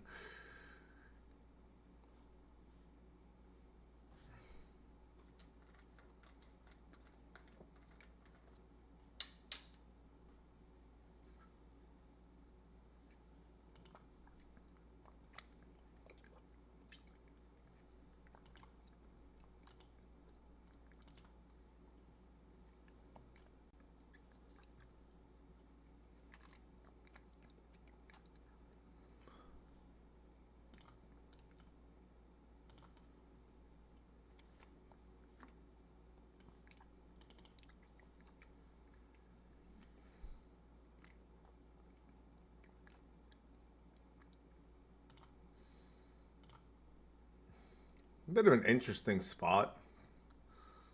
Blocking top set.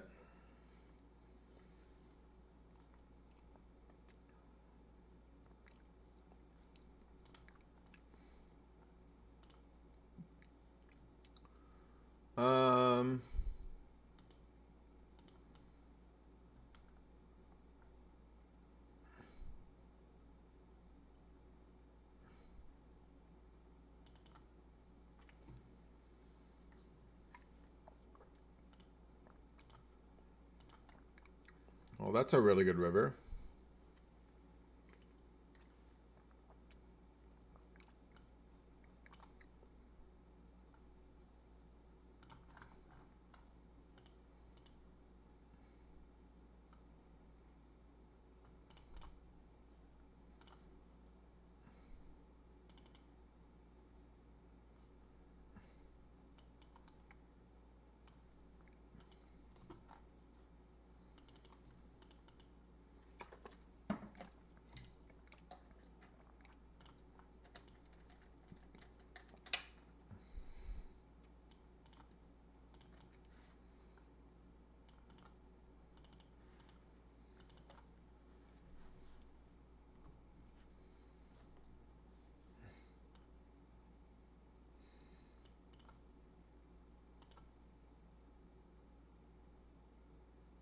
Okay, we must bring attention to something sad and interesting.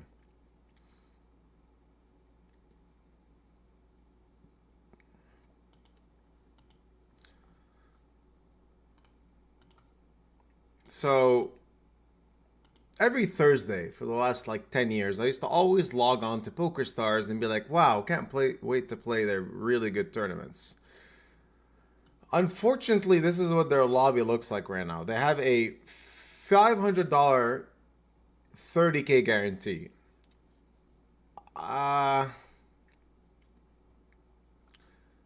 It's a bit hard to explain how pathetic that is, but it's quite pathetic.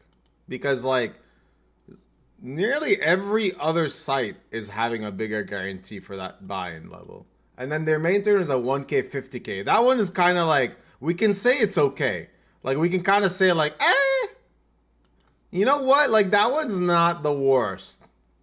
Because they still at least, like, it's not amazingly high buy-in, high stakes, or whatever, but it's still something.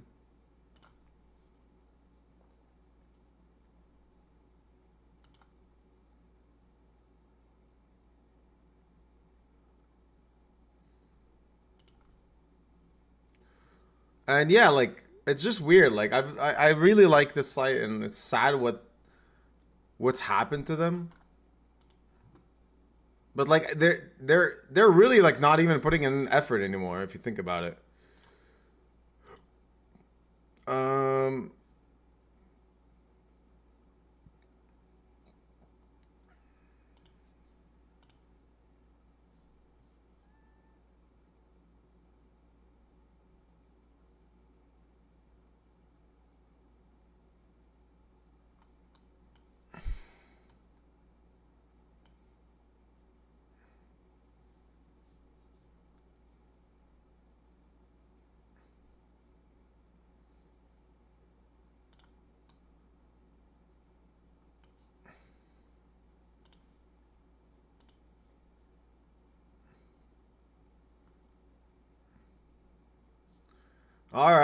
All right, we're getting milked here, boys. We are getting super duper milked, but we're gonna give the man, just take it. Just take it. Shut up and take my money. Just take it. Shut up and take my I have money. aces. You river 2-pair. You were bluffing. A bit unfortunate. He got down the river, I think, right?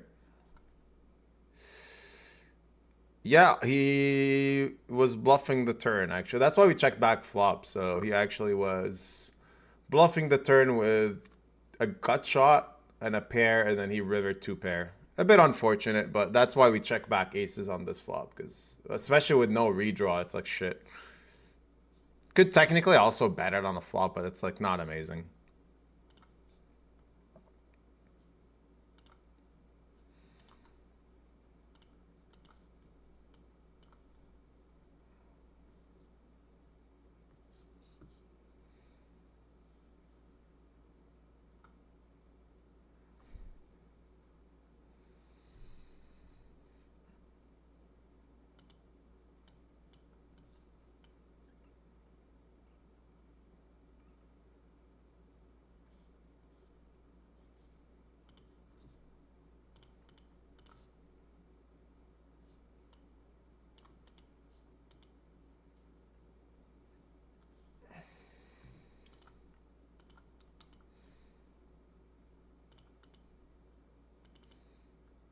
I'm still gonna play the 1K thrill on PokerStars, even though I was kind of giving them crap for being such a weak site now. But like, they are a weak site, but still, that one tournament is good. And again, I won it last week.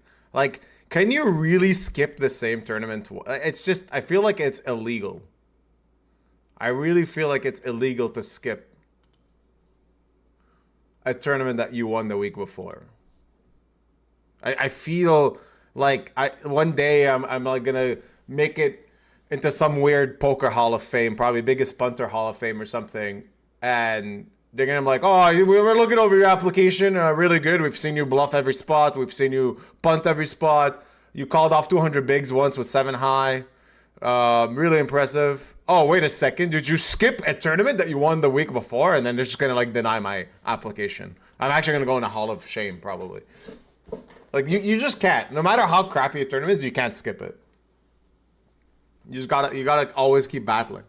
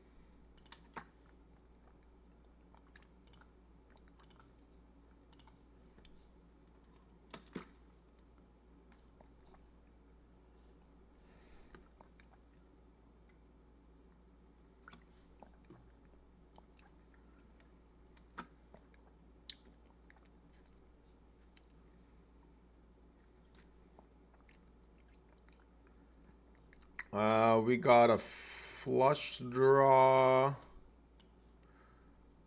and a pair. We're gonna keep betting.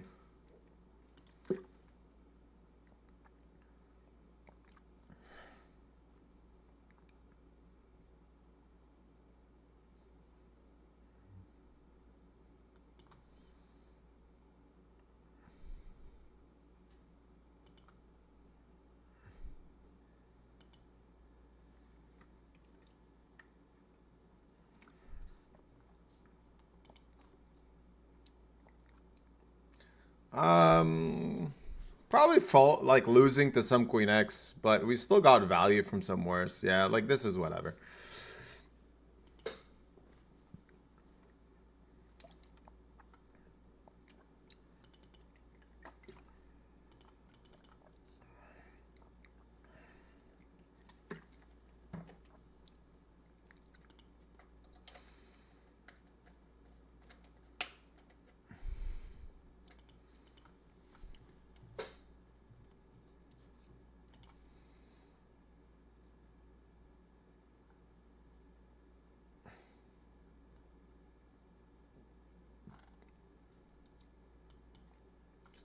We don't need no.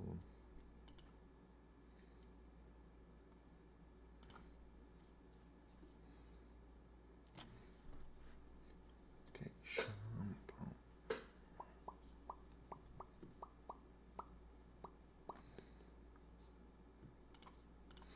so I still didn't get a proper answer. And if I was gifted a very nice bottle of scotch for becoming a dad / having a daughter soon, when is the proper time to open that bottle? I don't know the answer. I wanted to open it the day that my friends gave it to me. We were like a group of 15. I'm like, oh, perfect. Like, I'll open it now. We all get to try it.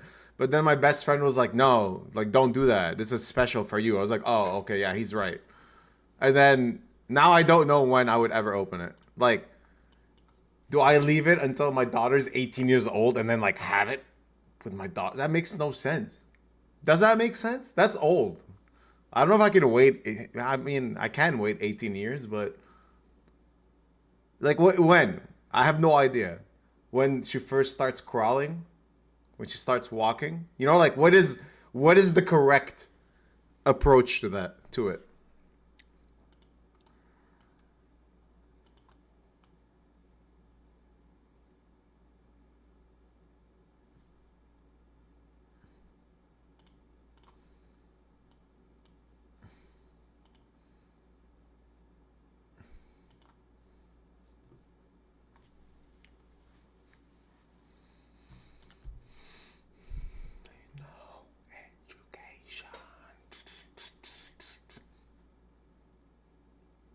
I used to love. Okay, I love this song because when I was in high school and basically failing every class except math, I really like vibed with this song. I really connected with this song. You know, this song basically felt like I'm doing something right, which is agreeing that education is stupid. But at least public education and kind of was quite stupid. So. And then I discovered poker, and maybe maybe I was somewhat right.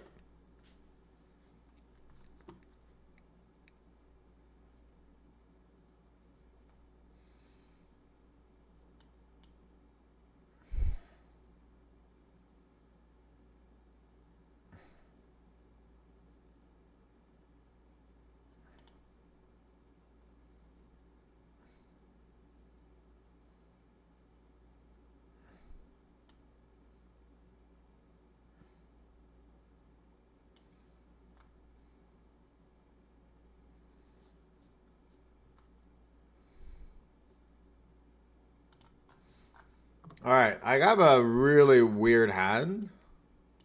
I limp called trip aces in this PLO.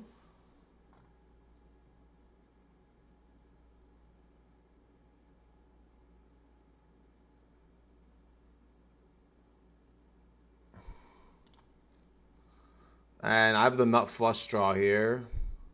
I block the nut redraw. I mean, he just has a set, doesn't he? Yeah, I have to call because he's going to shove less than half pot.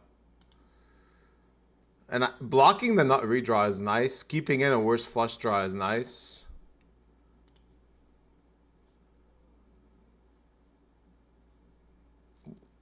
That's annoying. Pretty big pot to lose there, but I don't think so. Pre-flop limp calling three-way with three aces could be a wrong thing, could be okay. But it is three aces, so it's like my aces are even less powerful, and we were too deep for me to try and make the pot too big. I don't know. I actually, I don't really know what I'm supposed to do in that spot exactly. I know what I'm supposed to do in this spot, that's for sure.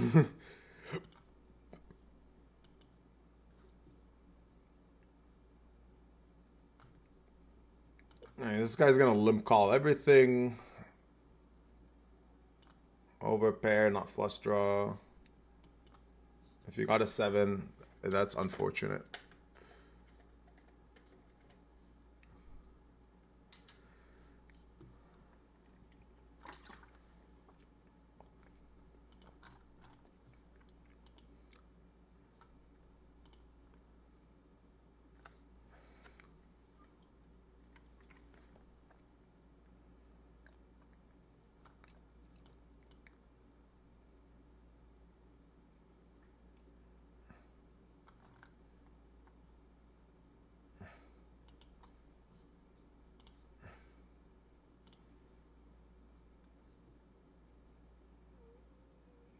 I mean, that's really good because I beat trips.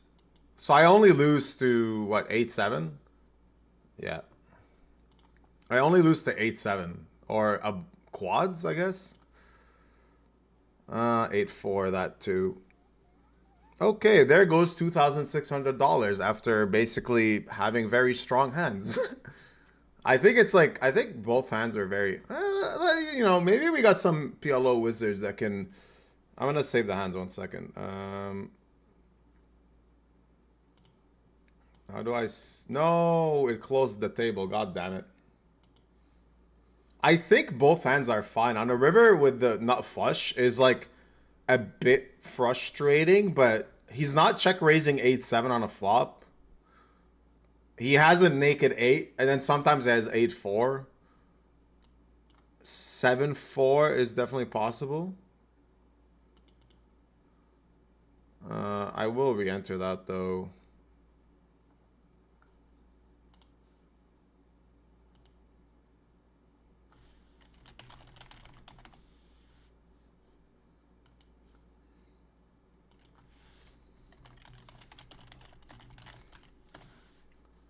Yeah, if we have any PLO wizards. Maybe they can guide us a bit. Because my PLO experience is generally a bit limited.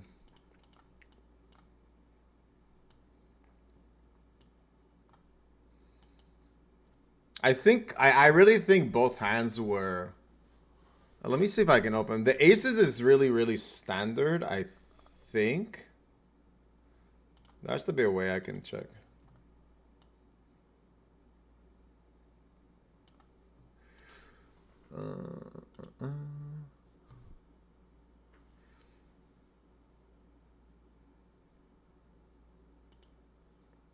Alright, we're gonna call nines here, and we're gonna flop a set, which is nice.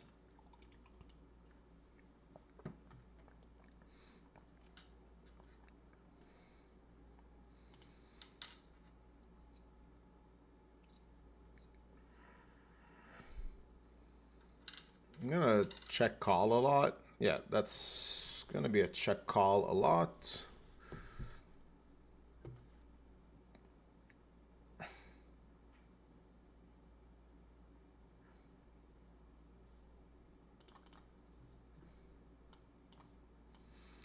We do lose to maybe 3, 4. Has to be maybe 4 combos of Queen Jack suited. But both of us have the same amount of Queen Jack suited in our range.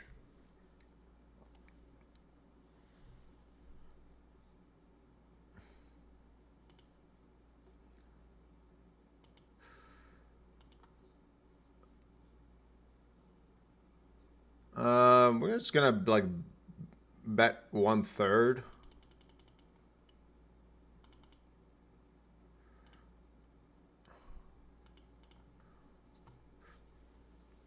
He's gonna raise a 10 for value. He's gonna raise ace king for value because my range is a lot of king queen king jack suited. He's gonna raise aces, I think.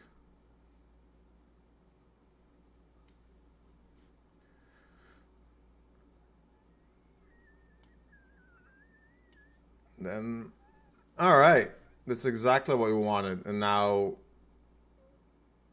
I pretty much only lose to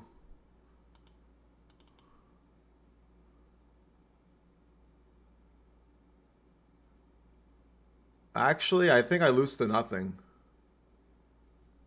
I think he bets king 10 always on the turn. I think he just has like ace 10. Oh my god, are you fucking serious? Yes, kings. Just boat versus how did I actually can't believe I lost that hand. Why would you check kings like with 2 flush draws and that is such a disgusting hand. I actually think I should have close to absolutely never lost that hand, and yet I did.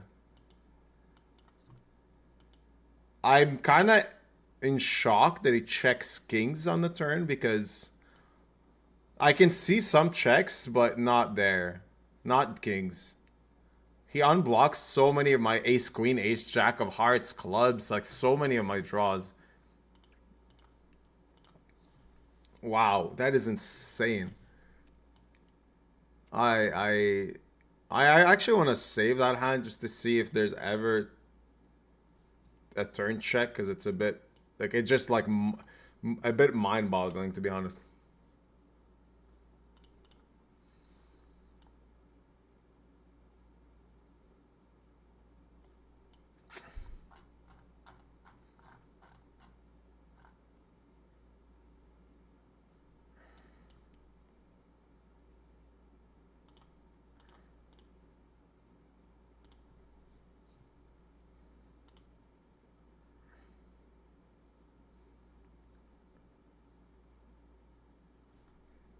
Man, we gotta look at that hand again. That's insane.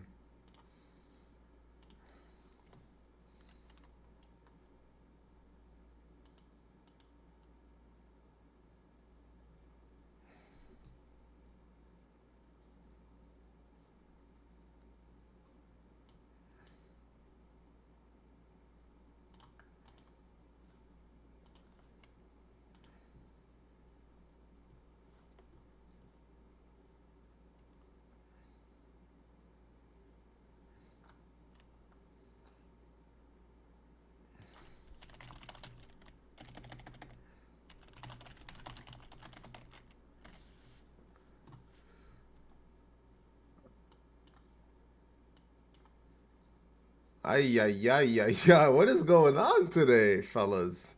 All right. Really, really not our day. Okay. We got like three hands to really go over right now that are just fucking mind-boggling.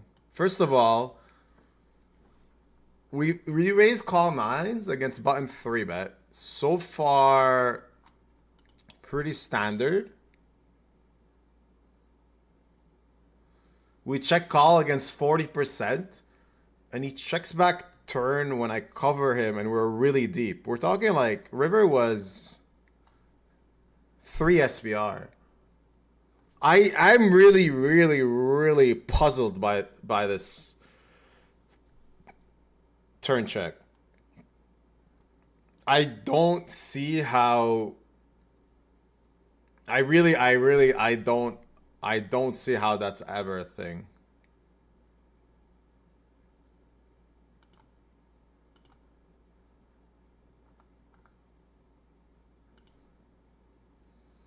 Because unblocking King X of Hearts, unblocking. I have King Queen, King Jack of Hearts. Why is he worried about Queen Jack? We both have it in our range.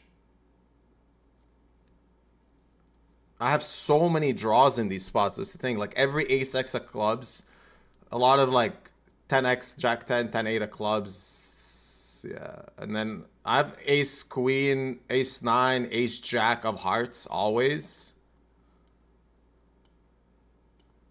I don't know. I have no idea what this turn check by him. And like obviously it worked because he got the cleanest run out for me to put in all the money with my basically second nuts. I can see King 10 checking. I think King 10 makes a bit more sense to check on a turn sometimes, but not Kings. All right, that's hand what the hell number 1. Then we got the Venom, my first bullet.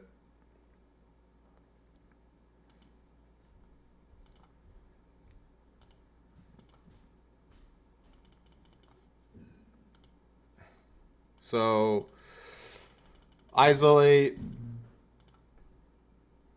Does it really not even show my own cards? This replayer is so stupid. Okay, never mind. I can't even... Why can't I even show you my own cards? That's so stupid.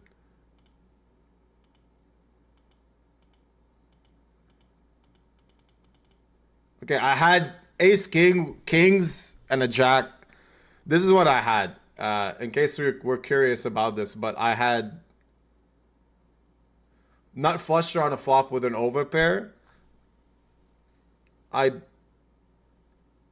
can improve, obviously, to some boats. Any king, any 8, in some cases, any 7.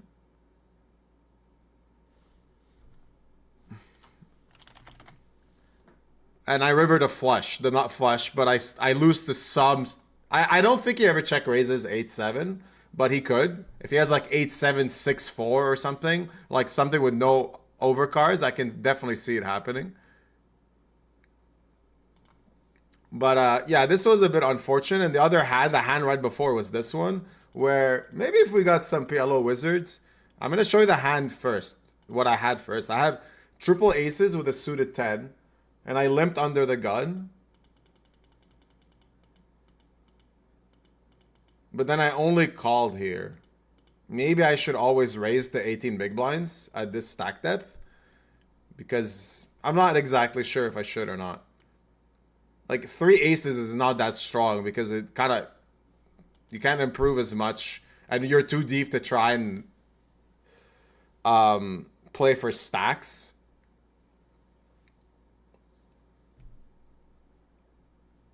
So I don't know. I have trip aces with the ace 10 of diamonds here, and I just check and it goes bet raise. I just call because I think keeping him in with like some king high flush draws is maybe good, but I don't know if he does ever continue king high flush draws. But also, like, I can now, let's say the turn is a 3 or a 6, I can easily fold because then like I'm kind of dead in some cases. Now I have to call because I'm just kind of getting a good price. I have at least nearly always. Well, I have not flush draw.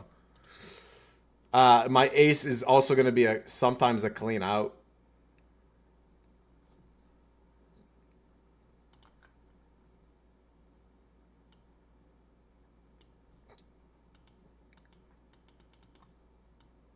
Yeah, unfortunately, he had a set with the flush draw too, so it was actually in really, really bad shape. Oh well. Couple of really tough hands to like just face right off the bat. Strange session so far. It reminds me a bit of last week. Last week I started off really poorly, but then I ended up winning like 2 of the biggest tournaments, and it was basically me not giving up on the session because those tournaments were not tournaments I usually try to keep playing. But when I'm streaming, I always want to try harder.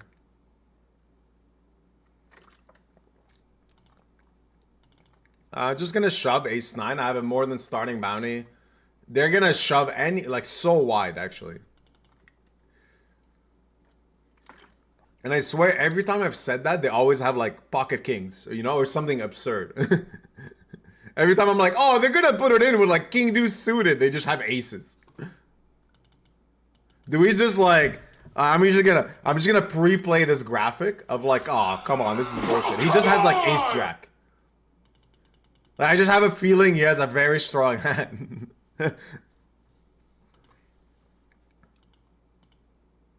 Oh, okay, alright, never mind, I'm ahead. We need it. We're just drawing that on the flop. What is this session? I just run I ran the nuts into like, oh man, that 9's hand is actually still blowing my mind. Okay, well, I'm sorry to everyone who bought action, but I had literally the second nuts versus nuts in a spot I should never lose. According to my own belief that I should never lose, but I was wrong.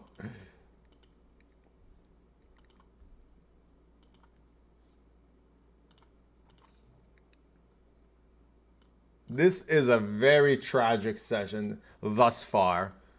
But all the big buy-ins are starting soon, so...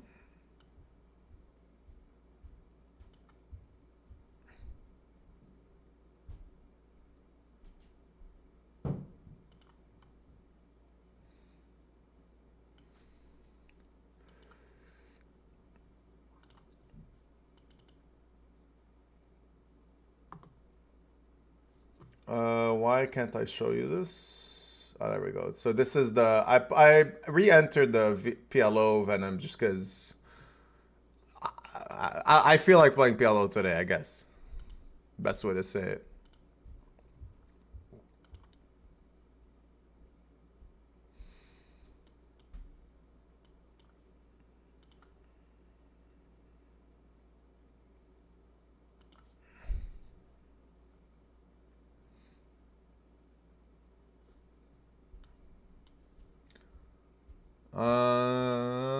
Against this size, maybe we still continue. Yeah, a 10 is clean, but it would be 10 of hearts. Gut shot is... we still continue, I think, against this side. Ooh, hold on. We're playing another tournament.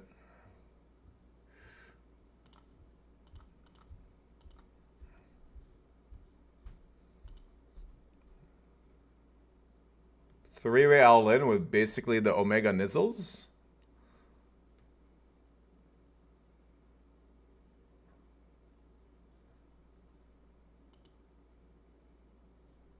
Nice. Triple up. This is a $200 super turbo.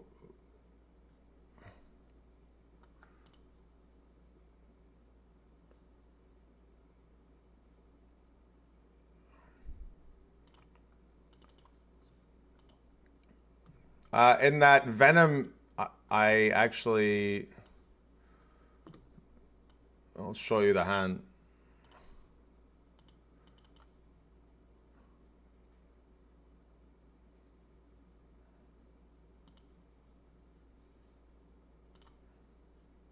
It's not letting me show the hand.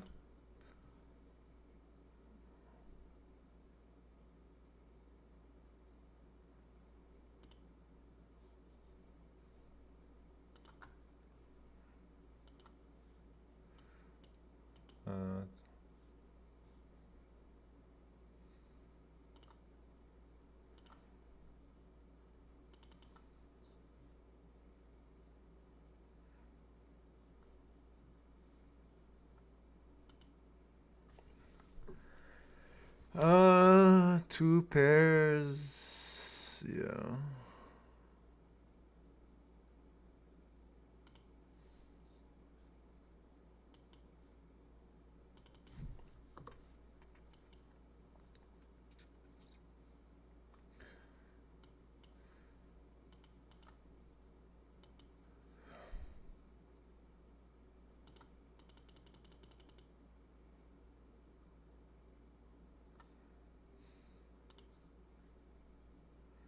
Need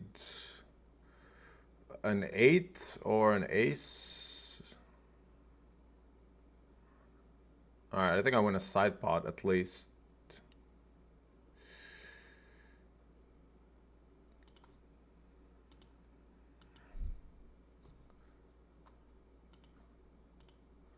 This is the other hand in the PLO. I defended check call, small bet. Lead a 6, bet river with a straight, and got called by ace queen 10 deuce.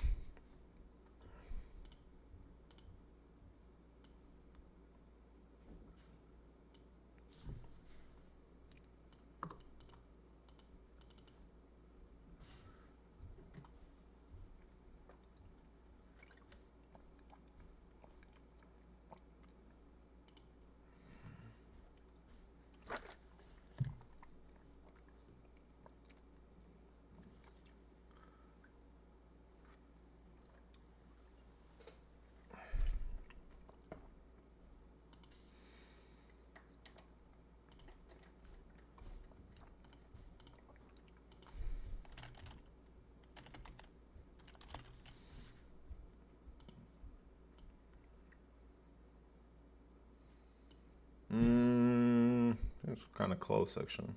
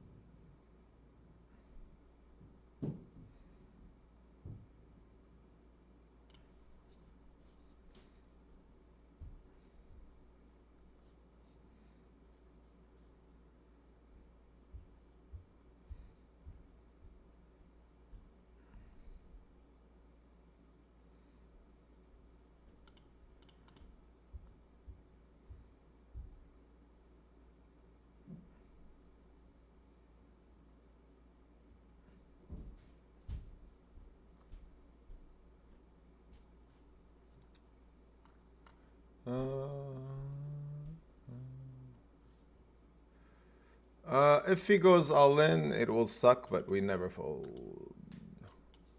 Too strong of a hand. Cool. That is quite an amazing hand to see.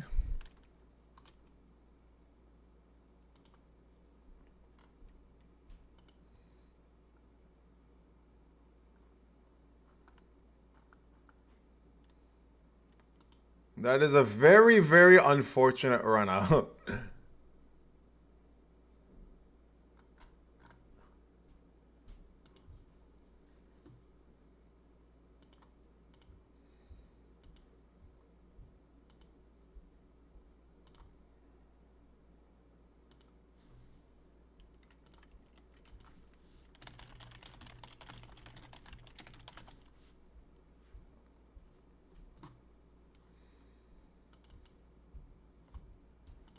Again, we go all-in.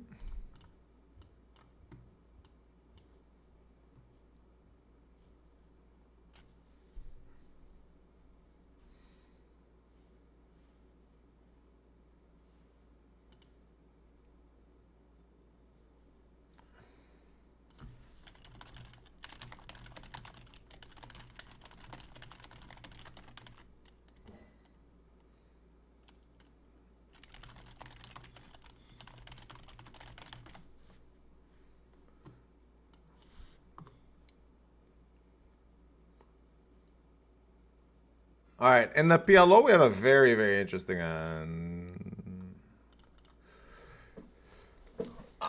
flatted sixes on the button with ace king, and then we have kind of the omega nuts here.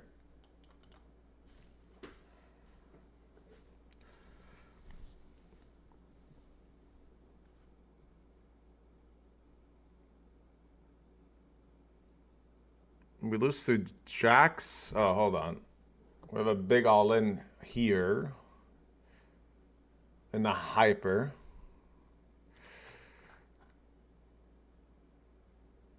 Just gotta fade an ace. All right, we win that one. And then here I pot the river with third nuts.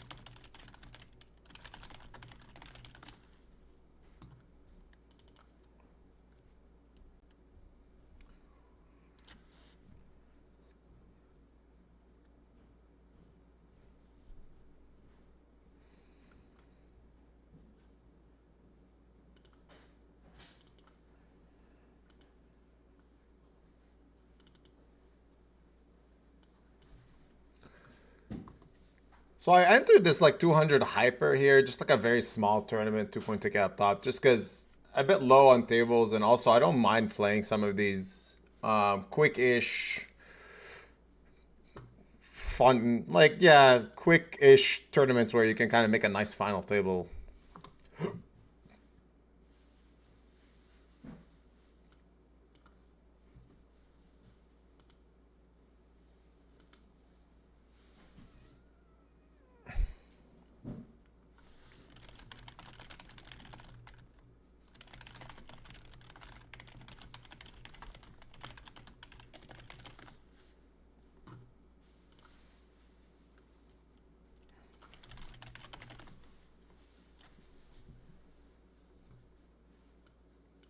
All right, we flop flush against the guy that's a bit sticky. Still not amazing though. Like, we can definitely be losing to a lot of better flushes.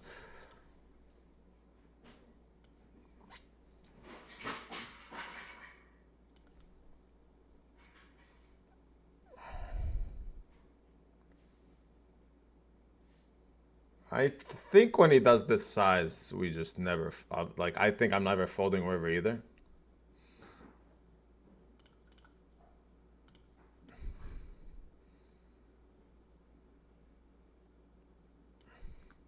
He just has like, yeah. I mean, he just has like not. My hand is not strong enough to raise in any spot. Zdarova nachoy. Dominic Kingi. Welcome to the stream where I'm trying to learn how to play this PLO game in a 2.6k bind. No. Today the mission is to do well in a Venom and to defend my title in where is it? This one? This one, the 1k thrill on stars. I need to win it back to back, and the 500 on coin poker, which is gonna be starting soonish.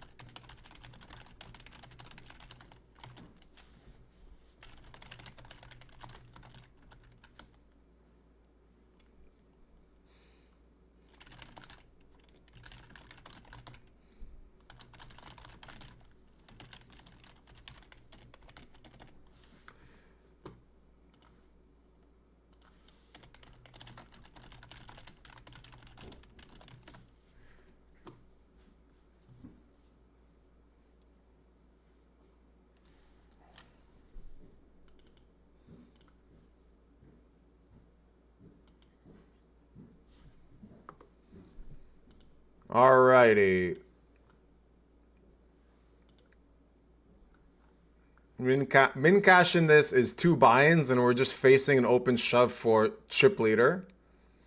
The really nice thing is that nearly always we're ahead. He's never shoving 10s. The really bad news is that a lot of time he's gonna have 2 overs, and we're gonna be flipping. But that's fine. If Breno goes all in, I think I might have to fold, which would be a bit... Oh my god. This is actually insane. Okay, we have to think. Is Breno folding 7s and 8s here? I don't think so. I don't think I can fold. Also, he tanked a bit. Like, this is a very... Wow, 9-8 suited. This is just like a very likely scenario where I'm in a really good shape to get like super duper chip leader here on the pure bubble. And unfortunately, we lose on the river. That was actually like super duper chip leader pot. I'm pretty sure we would have. Yeah, it paid 9, so that was actually basically a pure bubble.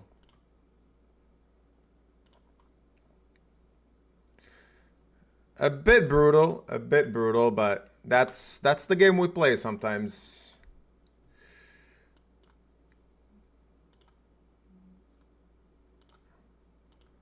I ran quite amazingly last week, so I really cannot complain about any all-ins today or any, honestly, ever. Like, I don't like to. I don't want to talk about that.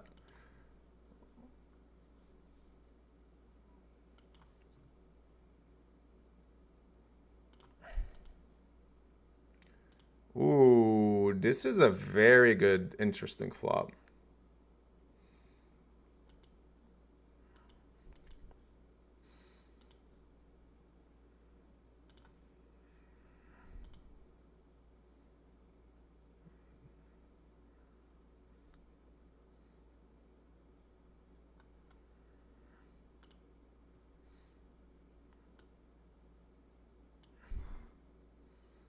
Not straight draw, not flush draw. Have some, like, I could improve to a better set if I'm facing a set. And we just have the nuts. And we block him having the same nuts.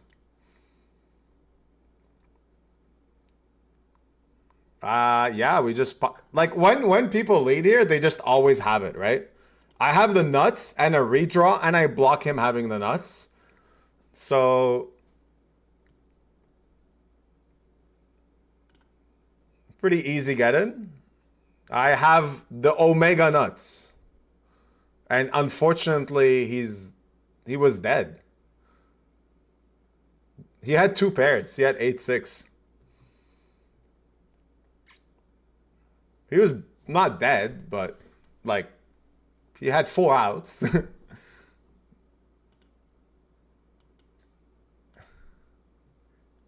Favorite site to play on? I'm being asked. Right now, I think GG is still kind of like best tournament. So I'm not like I'm working with Coin, streaming for them, but like I'm honest and they know this. Like I'll voice my opinion very transparently without any bias. And GG has the best tournaments.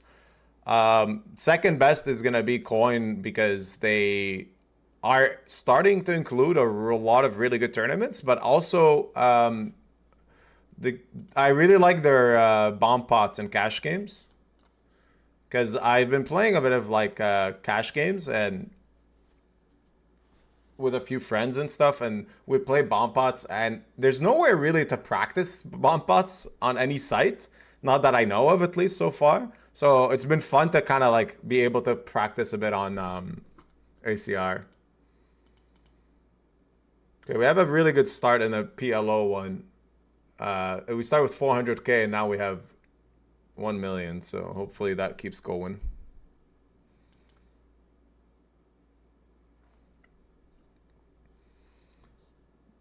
I got a couple of GG tournaments starting soon, and then on Coin Poker we have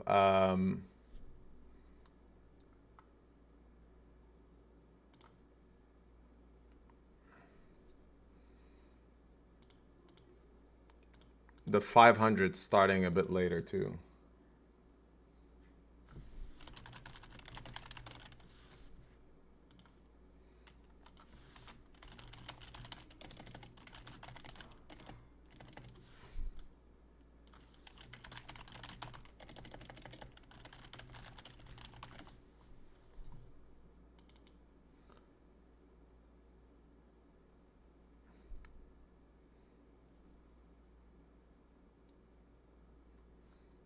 Okay.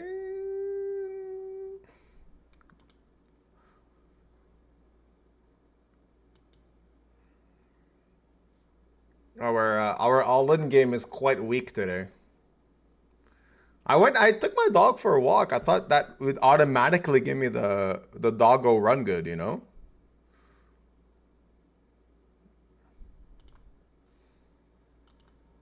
I was wrong.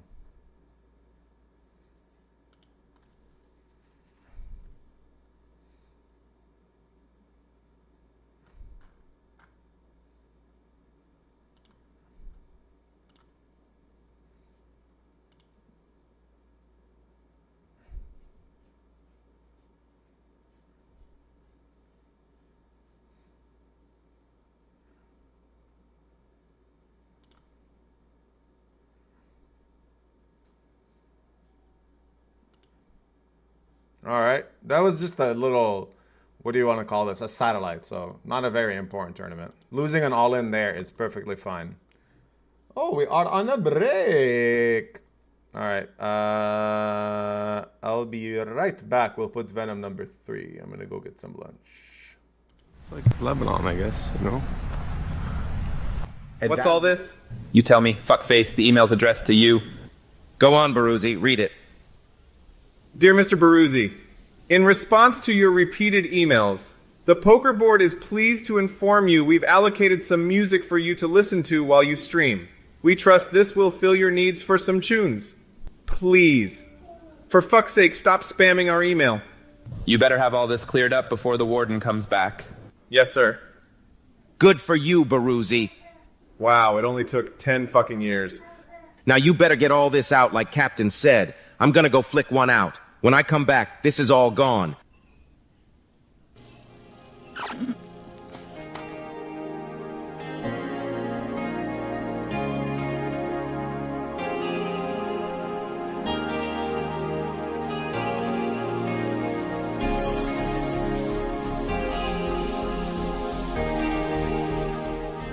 To this day, I still have absolutely no clue what set that was.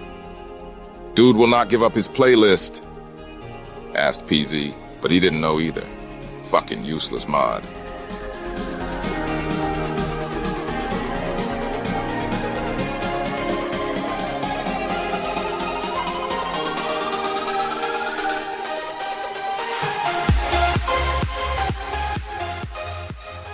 pissed the warden off something awful. Open the door! Turn that off!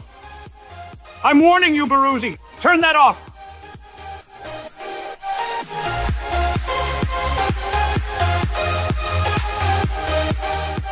Beriuzy.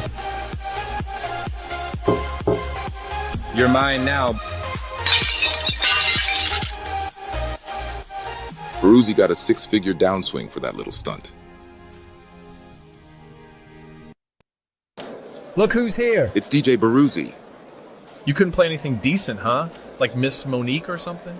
Nah, because we get copyright claims on YouTube.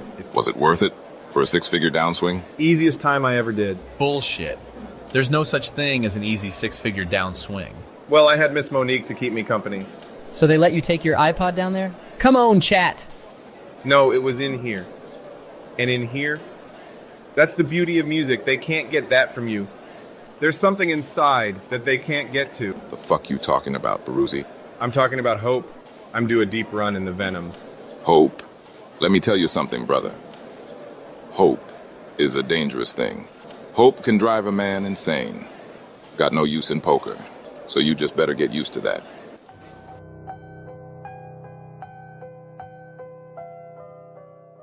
Do you think you'll ever get out of here, Clyde? Yeah, probably. When I'm old with a long gray beard. Tell you where I'd go if I ever got out. GG Poker. It's a little place in Puerto Rico, on the Atlantic Ocean. Do you know what the Puerto Ricans say about the Atlantic? No, and I don't give a fuck. I don't know if I could make it on GG Beriuzy. Shit. MTT fields that size would probably scare the life out of me. Plus, I'd be fucked without my HUD. Beriuzy? Clyde, if you ever get out of here, do me a favor. Sure, Beriuzy, anything. There's a big hayfield up near Buxton. One in particular with a long rock wall and a big oak. It's like something out of a Robert Frost poem. Robert Frost poem? Ooh, you cunt, you know I can't read. Ah, for fuck's sake, Clyde, just use Google Maps. Under that big oak tree, there's something I want you to have.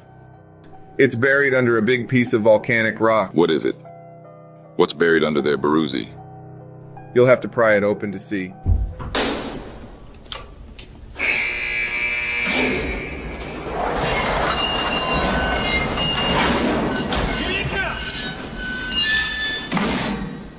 Beriuzy! Get your arse out here, boy! You're holding up the show!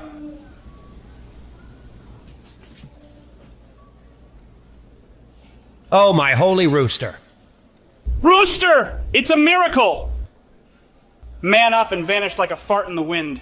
And that cupcake on the wall. Let's ask her. What say there, Miss Monique? Feel like talking?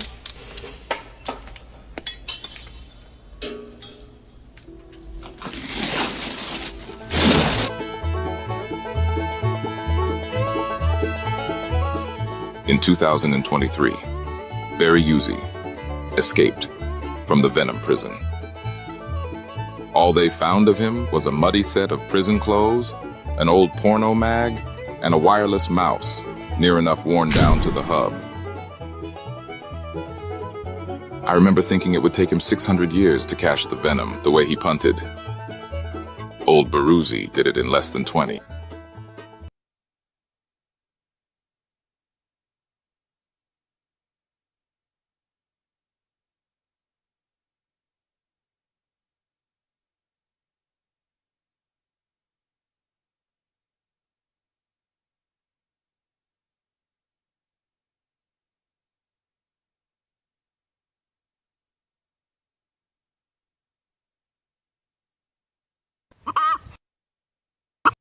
Welcome, welcome, welcome. Yo, this chicken needs to get out of the way. It keeps playing. Alright. The big buy-ins are starting. This one. The high stakes currently have like 20k in buy-ins on the table. I think. No, not 20. Yeah, I guess. If you want to count my big stack here.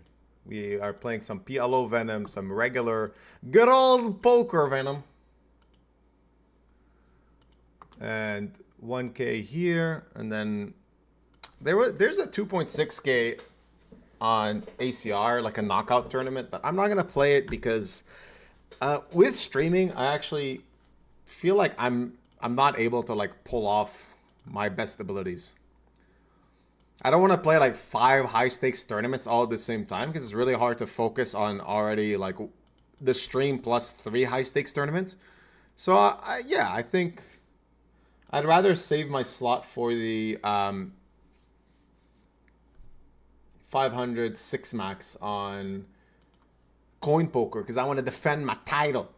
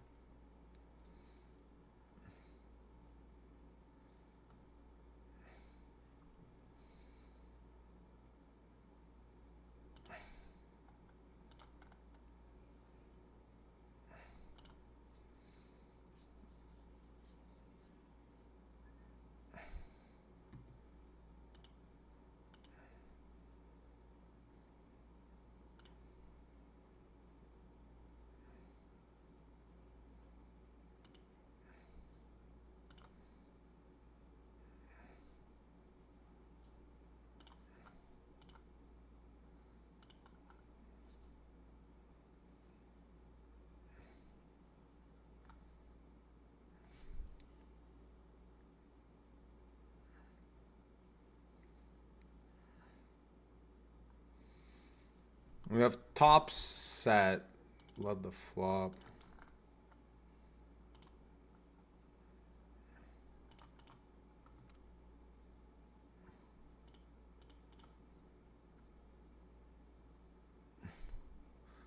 Does our opponent ever have King 10? No. Can he have 10-8? Yes.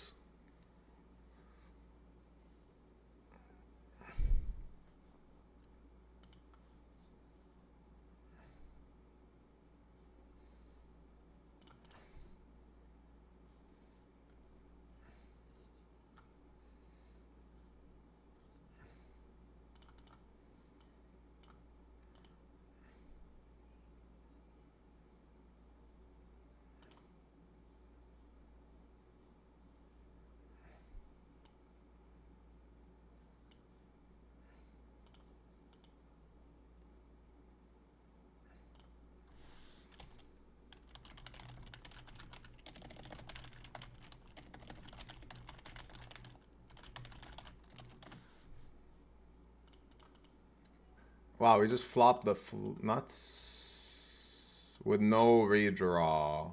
But we block him having nuts, so we just want to put the money in. Oh, he's quite short, actually. Yeah, we're just gonna pot. Yeah, we're just gonna put this in. We have a backdoor straight draw. He's actually in such bad shape. Wow. Nice.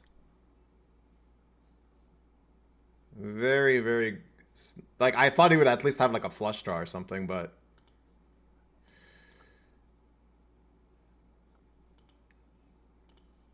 What's up, Jordan? One of my buddies brought a whiskey bottle to my barbecue last week where I had, like, a kind of a big party. And we didn't drink it too much, actually, so I got a... It's nice to have someone bring a whiskey bottle and it just stays there. Isn't that amazing?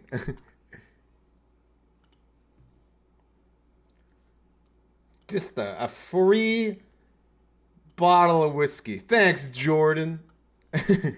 We're gonna troll him for forgetting it. We're gonna drink that. Alright, let's change the music. Let's put Liquid Lab.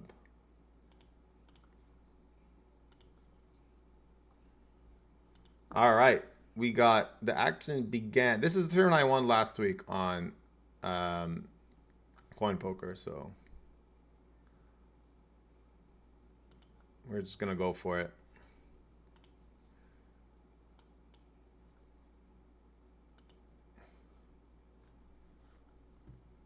We want to win this back to back. 6 entries in this last week. It was a very, very stubborn attempt from my end.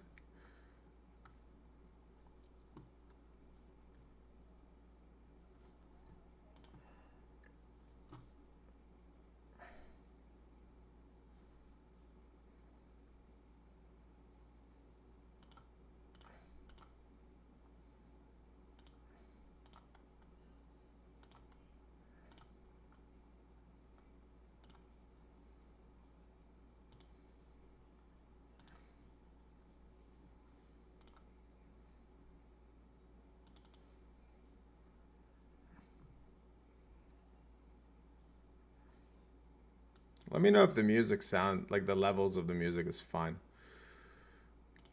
Because this is quite low for me right now, but it might be my earphones.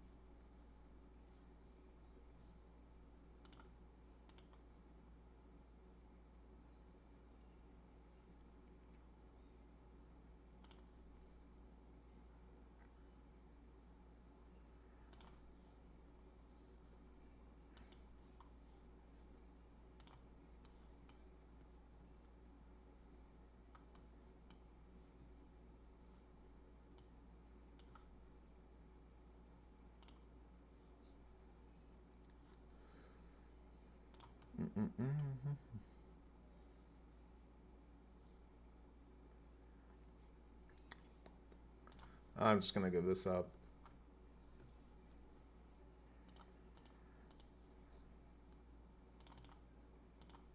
Oh, we chop is fine.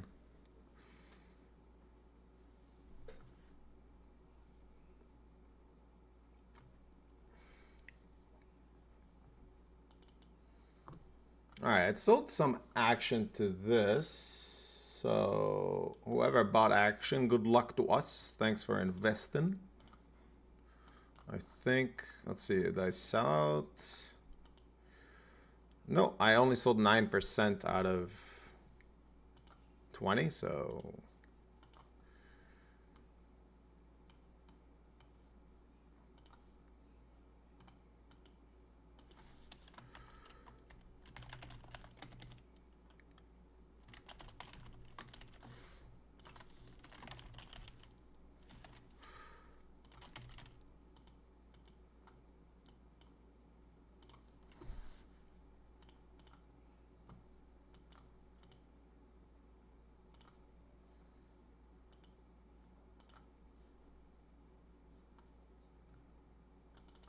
Mr. Shiku 420 talking about how when he runs really bad, he can't really overcome the negative feelings. Yeah, well, like, you have to keep in mind that's exactly what poker's about. It's a very long-term thing. Like, you don't... If you're playing just, like, to win exactly in every session you play in, then you're being very unrealistic and naive. You have to understand that, like, nowadays the game is a lot tougher. There's a lot of good players out there, and it's all it's a marathon, you know, it's not a sprint. It's all about the long term. So you have to just get used to running like shit, because it is the way you deal with it is actually part of the game, because everyone runs like crap from time to time. It's just how you react to that run bad that makes the difference between really good players and elite players.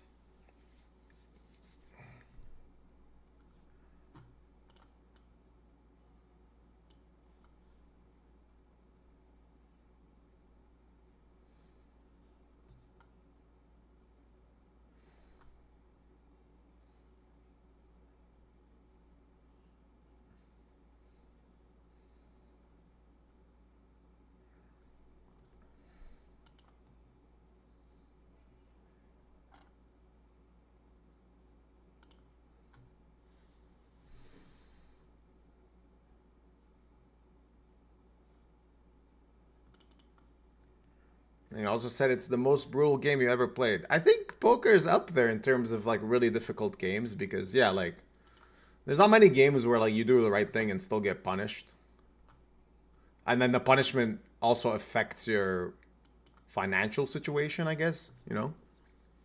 Most games are not directly tied to money, so win or lose, you're like, yeah, whatever, I lost the game. That's why I like to play a lot of video games like Dota, We used to play a lot of like Red Dead Redemption and stuff like that, because in those games, like win or lose, die or whatever the hell happens, you just don't care. Like it's fine. You're like, yeah, like it's all right, because there's no other effect than a bit of emotional frustration that you died in the game. But in poker, it's different. There's a lot more going on. Depends how you manage your bankroll, but it could be like a really big hit to your bankroll. If it's a really big hit to your bankroll, then that's very, very, it's definitely like a big problem as well.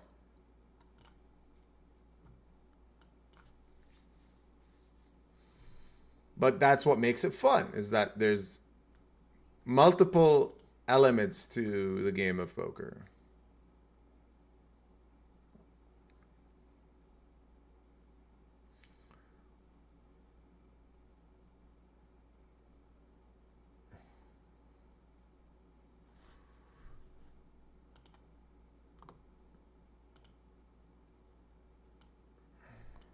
It's a nice flop for us.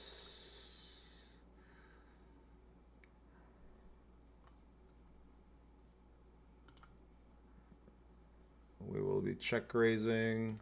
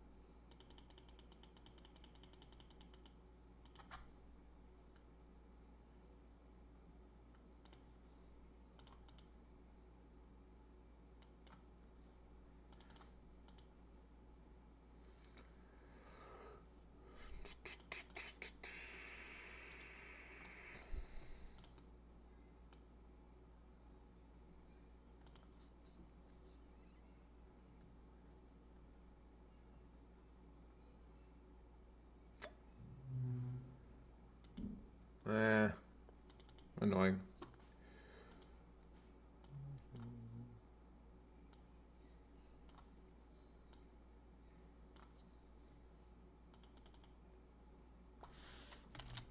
Currently playing 7 tables, and I'm gonna stop entering at this point because a bit too much going on, especially that I'm also playing a PLO tournament where I have 3 starting stacks. Gonna be using my very non-existent IQ to focus as much as I can on on like playing different games that I'm not used to. I know how to play Hold'em, but PLO is definitely a bit on the new side for me, so feels like I gotta try a bit harder.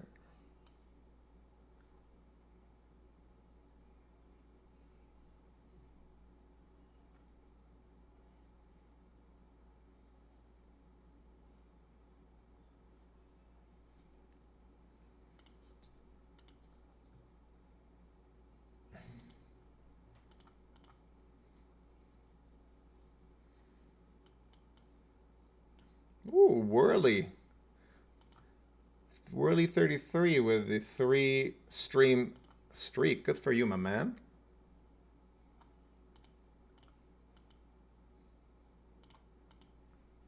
It's actually impressive given I don't stream much, so.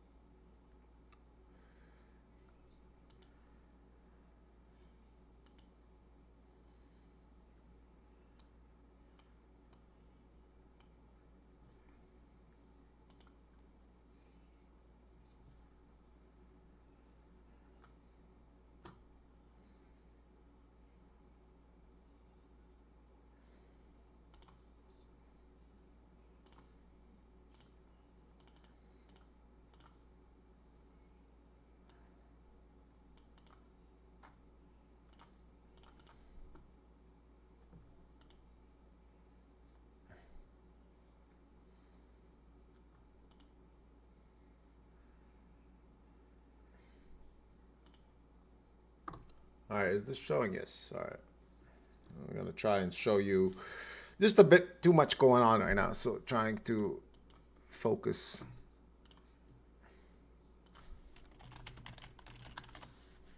Is Giraffe streaming? I think he streams every Thursday now, but I'm not 100% sure.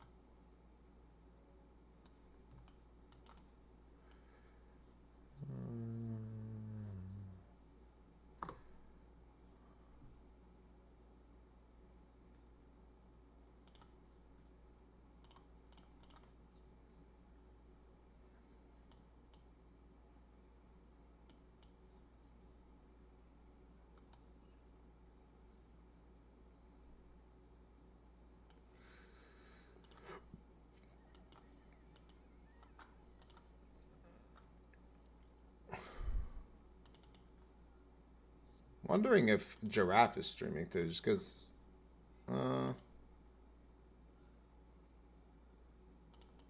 know he's been streaming a lot recently, but I think he was doing like these study streams with Octopi. That's the last one I saw.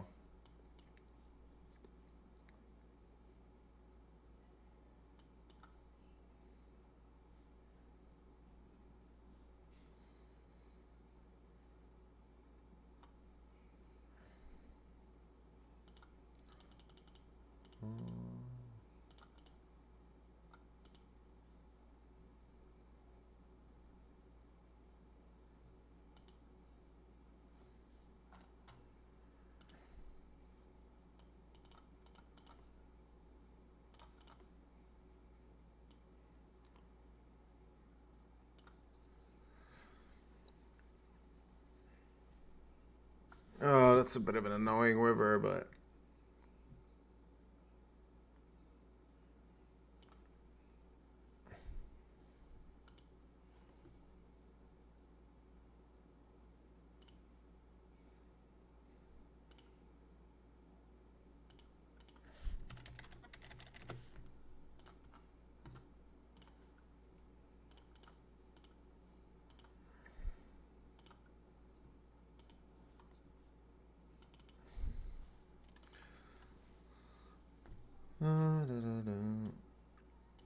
that's not a hand I'm really ever gonna get to fold, but there is quite a lot of hands that will fold in that spot, and had kind of an okay-ish combo because he's gonna have a lot of one club hands with one pair that check call check call check fold river, and I have a lot of king jack sets in my value range there. Even like I'm definitely betting a set three streets for value there when we don't face a check raise, and obviously I have all the nut ace high flushes.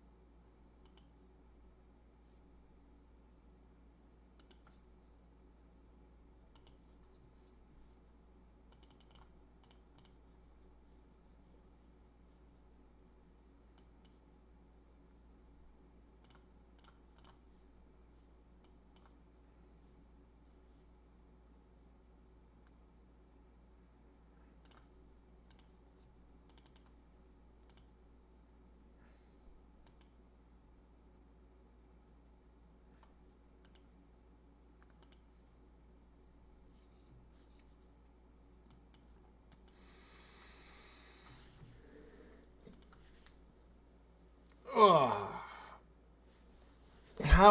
not allowed to be tired if I'm gonna be playing at least 10 hours today. Come on, let's wake up. I can't have too much coffee anymore. Like every time I start my morning with just one cup of coffee, I already feel tired an hour later. Matcha though, matcha on the other hand has been quite a nice adjustment. Feels much better to have matcha.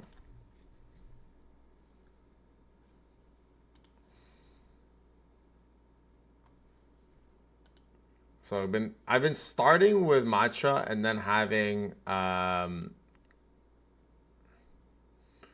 coffee after. I think we're just gonna go 2E here, right? Yeah.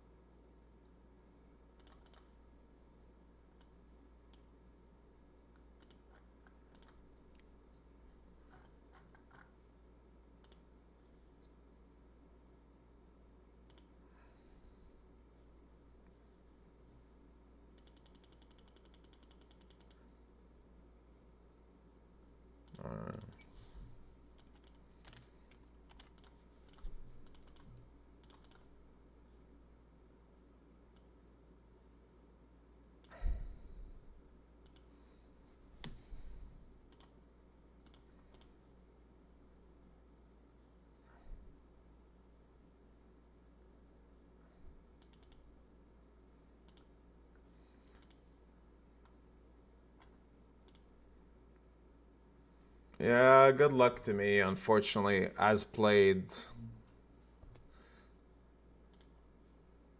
not much I can do.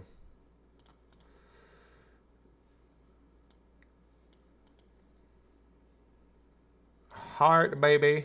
Nope.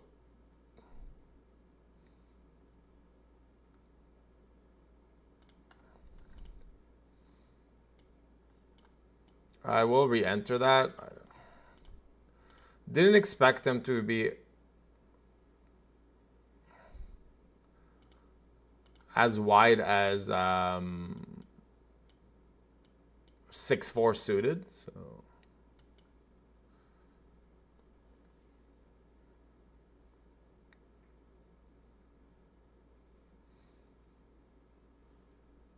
because that's quite wide. And I still had outs. In the actual Venom, I open button, bet big flop, bet big turn, and then like, I mean, you can't get a worse run out really. So I'm just gonna check this and probably lose. I do beat some worse flushes though enough. Yeah. Oh wow, he had the super nuts actually. Well, not super nuts, but that's a really bad river. That was gonna be a card he actually was gonna call, like a hand that he was gonna call down a lot. So pretty brutal to turn the nut flush and then to get rivered. But in a way, lost the minimum, so that's fine as well.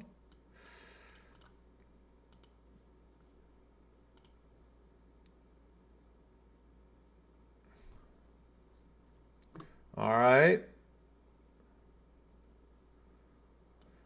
Coin Poco $500. We just keep clicking.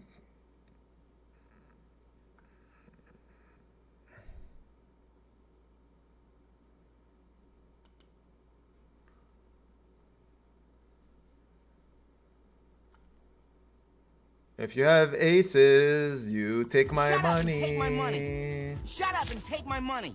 Take it, take it. If you got aces, just take it. Just take it.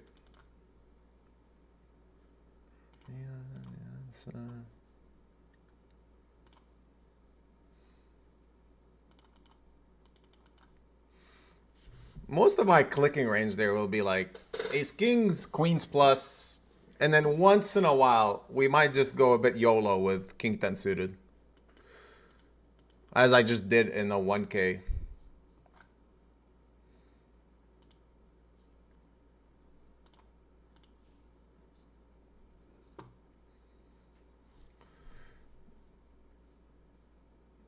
I just realized I'm actually the chip leader in the 2650 PLO after winning a bunch of like medium-sized pots, so it's been decent.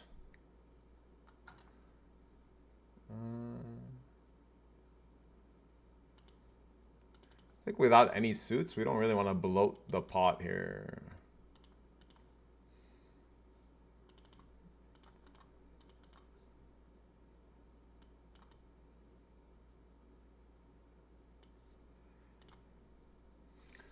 That's a pretty nice flop, but not really worth just getting it in, because a lot of the time we're going to be up against sets, and sometimes we'll even be up against Queen 10 with a redraw.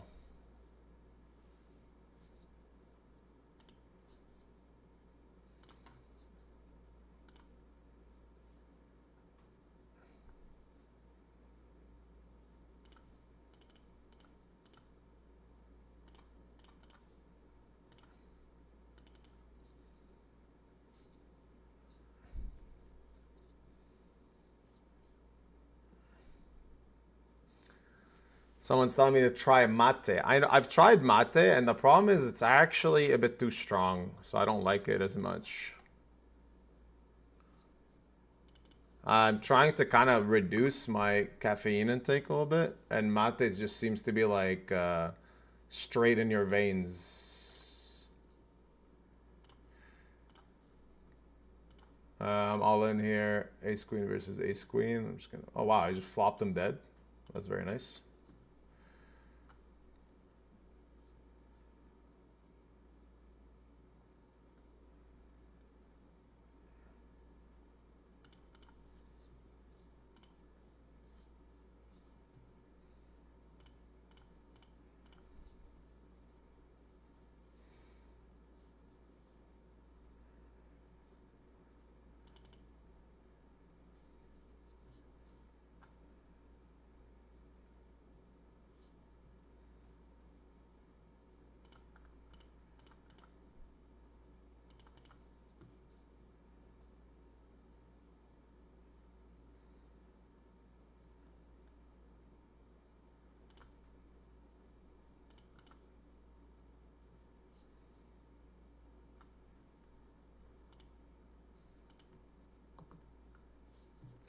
One second, trying to make sure I can show you all the tables. Sorry guys, a bit of a quiet hour just because there's a lot going on.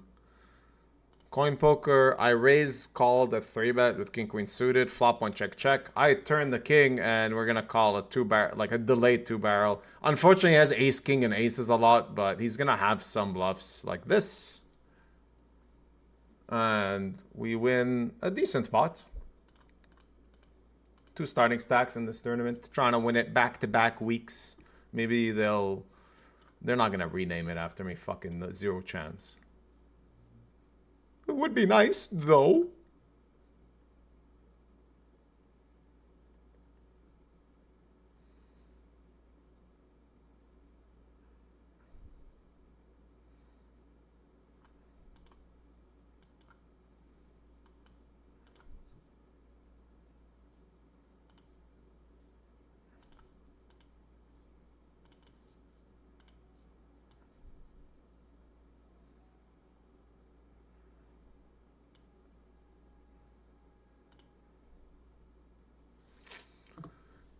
Folded ace 10 here against button and then a small blind big 3-bet.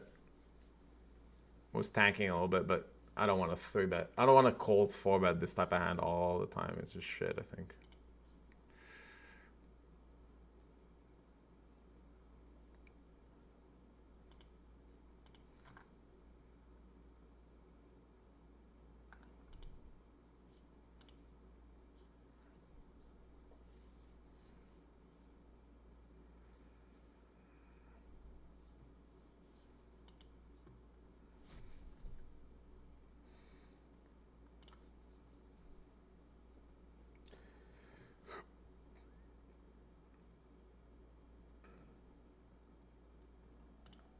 All right, we're gonna try to hit our quads with our 3 queens. Yeah, I mean, we have the ace queen of hearts too, so we can't really muck this type of hand. Is it still worth a call multi-way? I feel like yeah. I get, especially when we're quite deep, yeah. And now it's crap.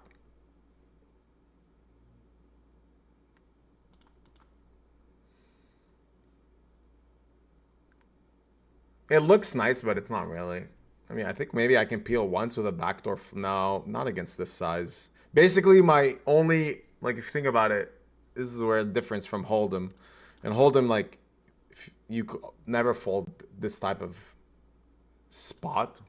But this is very different because, like, even if I improve to something, it's still, I need to get there on the river too. I literally cannot improve to anything. I need backdoor flushes to get there. Sure, you can make an argument like maybe ace queen is ahead, but like, is it really? Is it?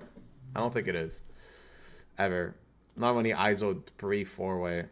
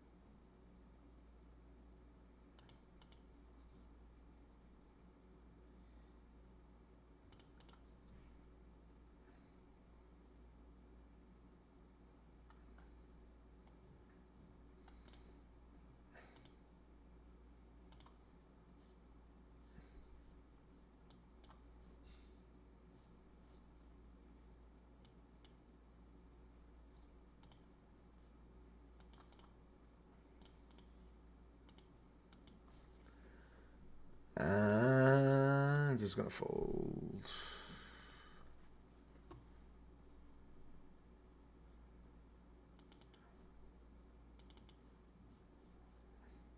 Drink mate with, I don't know, like even with mint and stuff, like I get the appeal.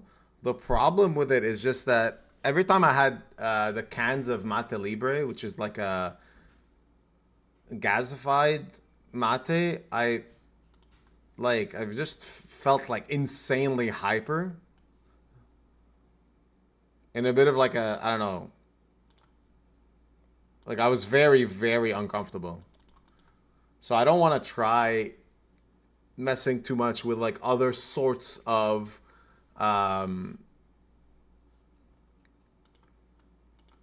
caffeines because already I think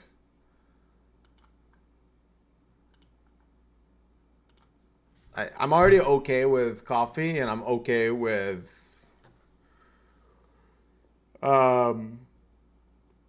matcha. I like matcha. It just seems to be like a lot more of a slow release caffeine mechanism. Coffee, every time I have 2 coffees in the first 4 hours of my day, I just like want to pass out.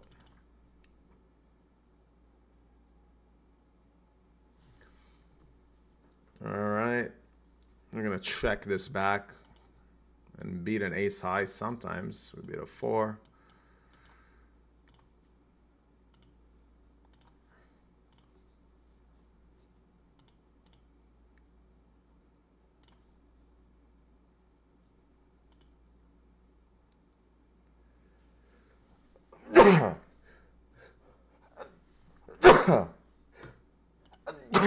Ugh. My apologies. Spreading all my germs all over you. Sorry.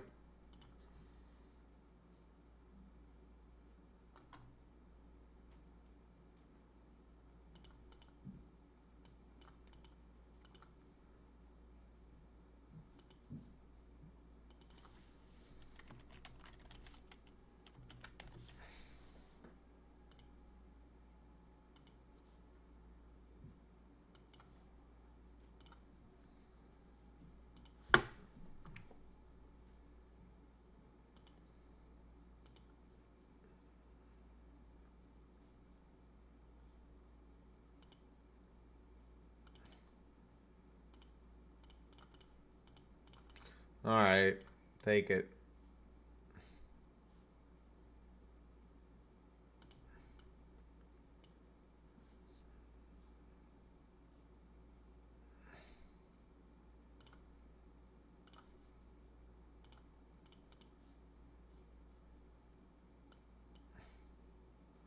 Yay, we win a bounty.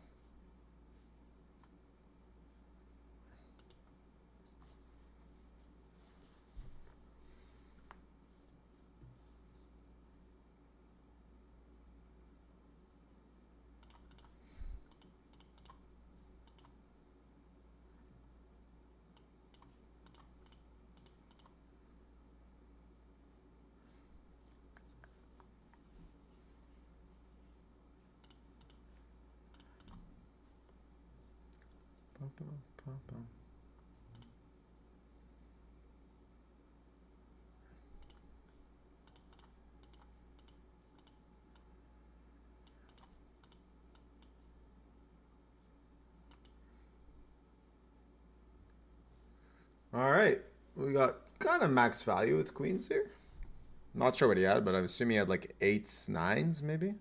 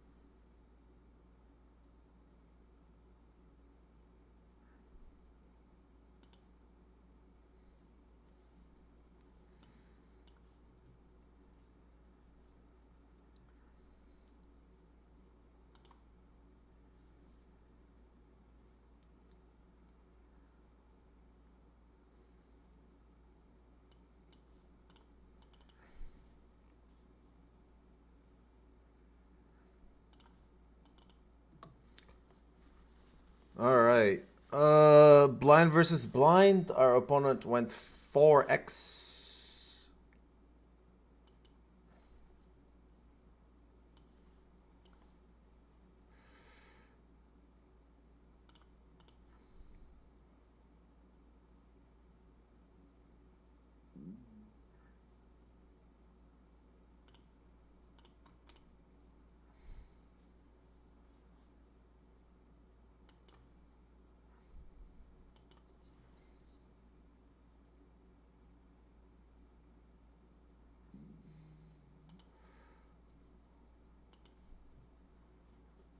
He 4x'd check call turn. Interesting.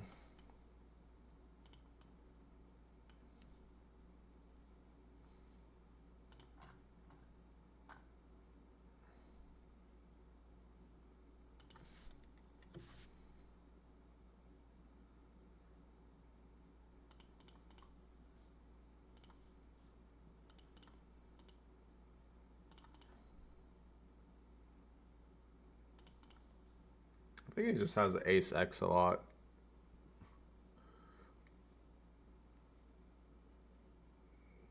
Of like, it's hard for him to call, but it's hard for me to bluff. Like my bluffs have to come from specific like 5-3 suited. Yeah. Maybe a bit of a no. It's not greedy because like if I'm gonna value there, I'm gonna be very polar.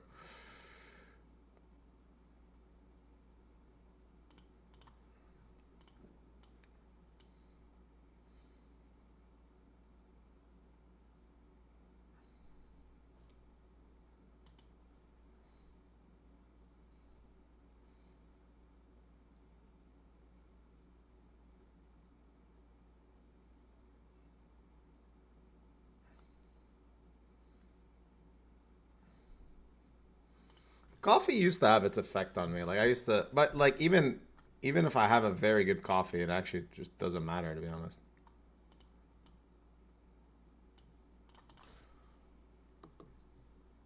Okay, I'm going for a bit of a nonsense bluff here.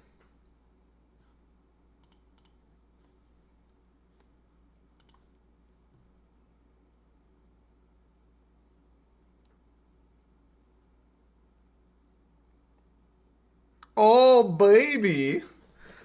The multi-way power Jamaronis. Bit of an interesting, very interesting one. But it feels like a very nice one. Defend big blind, flop checks through, turn, I pick up double gutter with a 4 possibly also giving me the best hand. And we bet big 3-way, both call, and then river's kind of a brick ish. Where like I don't think either of them have ace queen, because ace queen from both of their range always bets the flop. Never checks back from either of them.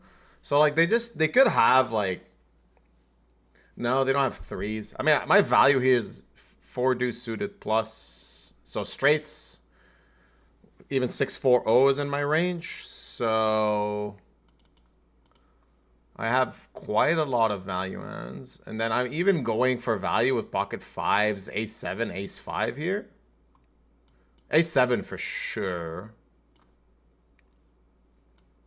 Yeah. So yeah, there are a lot of value, and then this seems like a very nice, clean bluffing combo as well.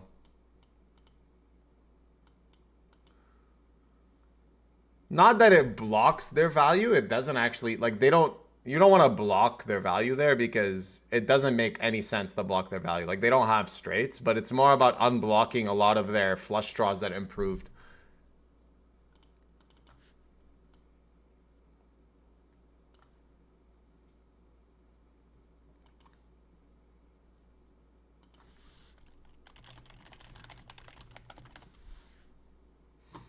Yeah, the other thing about mate, someone's like suggesting taking mate, yerba mate, is that it seems like a lot of work for basically tea. I'd rather just have tea. I remember I played once with Ben Heath, high stakes super crusher, and he was telling me how he's like super invested into the caffeine he intakes. So he always makes his own green teas.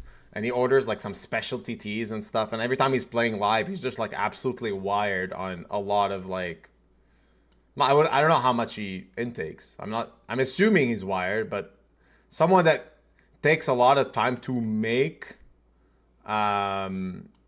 stuff, I think is going to be more likely to consume more of it.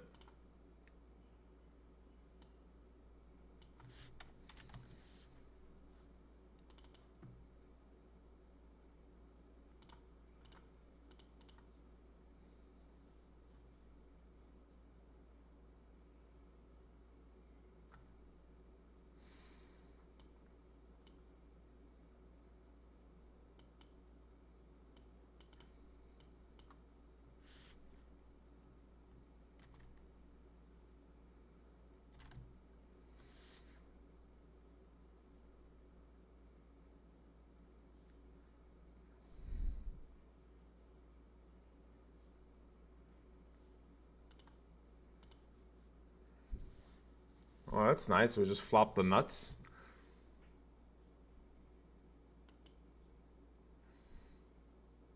I think we're way too deep to do anything but call here.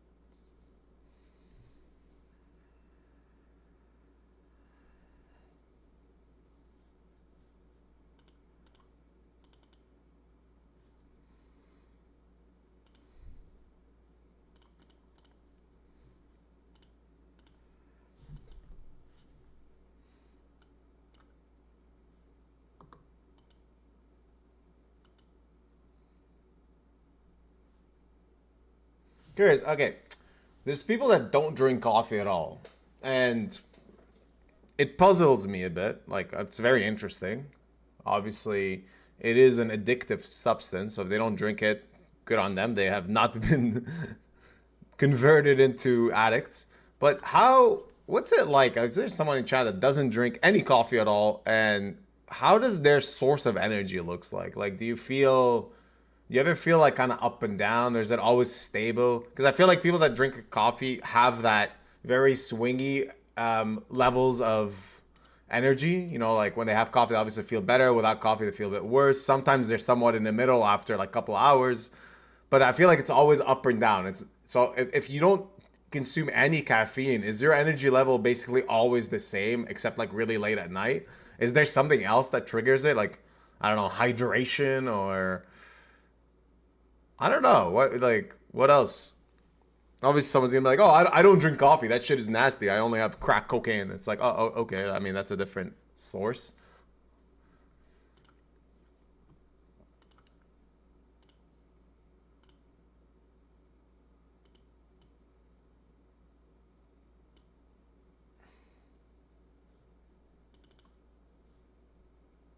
All right, we are on another break, meaning Venom part number 4 is coming up.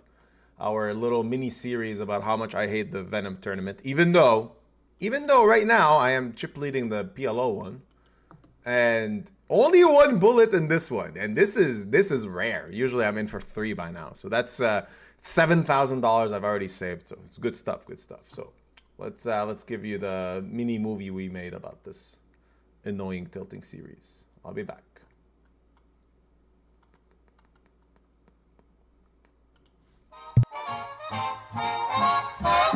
Oh, I've gotta watch out, so you'll never know how much I love you.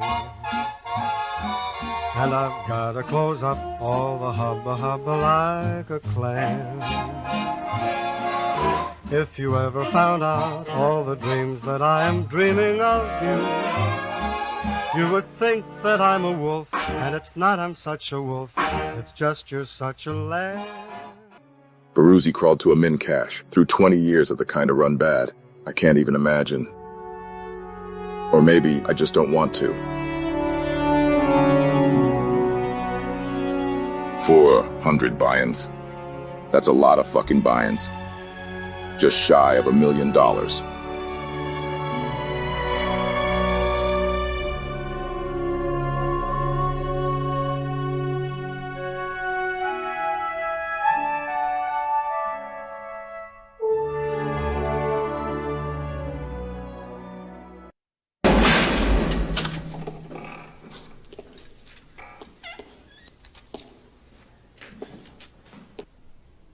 Please sit down.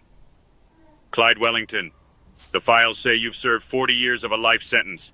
Do you feel you finally understand ICM? ICM? Well now, let me see. You know, I don't have any idea what that means. Well, it stands for Independent Chip Model. It means you're ready to stop being a fish. I know what you think it means, brother. To me, it's just a made-up word. What do you really want to know? Am I sorry for my style of play? Well, are you? There's not a day goes by I don't regret how bad I run. Rigged setups, non-stop. I'm a better player than all of you. But I still can't beat mid-stakes enough to play high stakes. I've got to live with that for the rest of my life. ICM, it's just a made-up word. So you go on and stamp your form, brother, and stop wasting my motherfucking time. 'Cause to tell you the truth, I don't give a shit.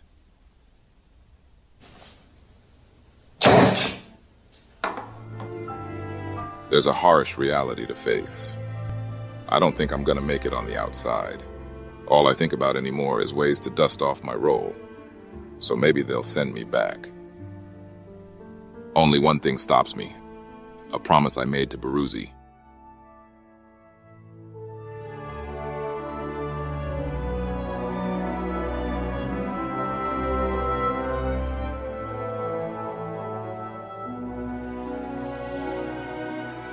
Dear Clyde, if you're reading this letter, that means you finally learned to read. Good for you. If you've come this far, maybe you're willing to come a little further. I've launched a poker academy in Puerto Rico, and I want you to be my first student. It's time to stop being a whale, Clyde. I believe in you. A whale? Who the fuck's he talking about? I've left you $10K for travel expenses. I hope to see you soon. Your friend Beriuzy. For the first time in my life, I'm guilty of a bad call. Parole violation. Though I doubt they'll throw up any roadblocks. Not for this old crusher. GG Poker Puerto Rico, bitch. I find him so excited about getting coaching from Beriuzy I can barely sit still. I think it's the kind of excitement only an end boss like me can feel. I hope I can make it across the border. I hope to see my friend and shake his hand. I hope GG is as soft as it's been in my dreams.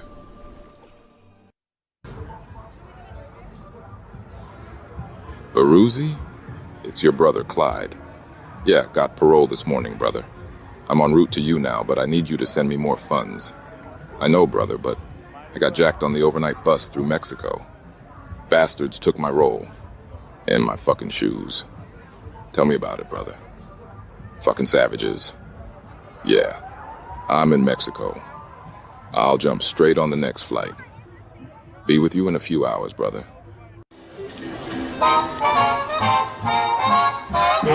Oh, I've gotta watch out so you'll never know how much I love you. And I've gotta close up all the hubba like a clam. If you ever found out all the dreams.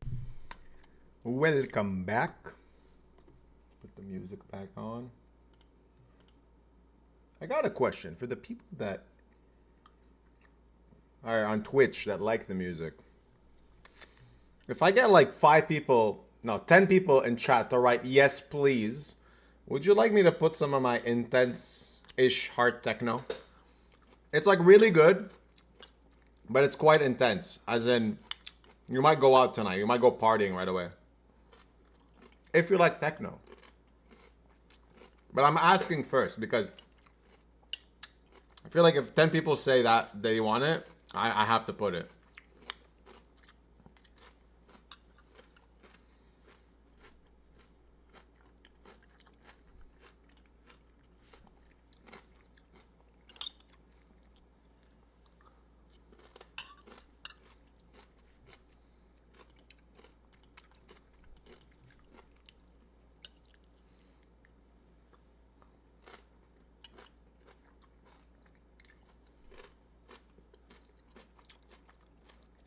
I'm eating some very, very stinky kimchi. I love kimchi. Probably the best part of Triton, Korea when I was there last month was that I was eating kimchi every day.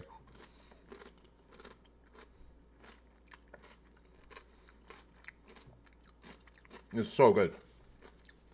And they make it so much better there too. Like this is the one from a box from Costco, and it's quite good. You know, nothing against it. It's solid. But when you come from Korea and you had like some real kimchi, when you go into those random hole-in-the-wall restaurants that doesn't even have a menu, but they just have some of the best looking meats ever, like the Korean barbecue places, and they serve you like, they also serve you kimchi that isn't from a box or anything. It looks like some grandma made it or something. Like, you know you're in for some good kimchi.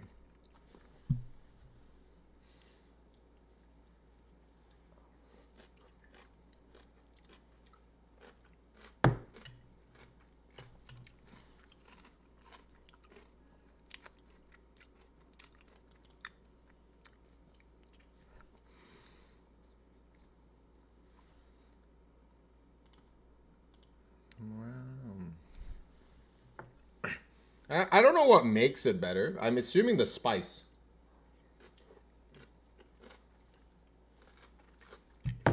Because it's definitely like more tasty. Has a bit more spiciness to it. So I feel like they just use a different paste, or I don't even know. What is kimchi even made of?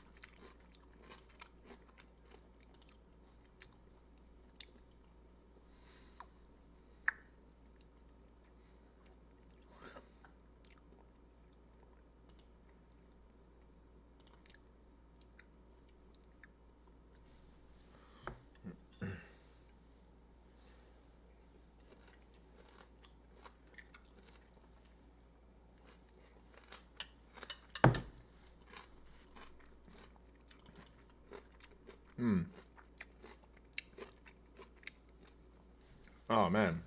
Okay, this kimchi is a bit too spicy now.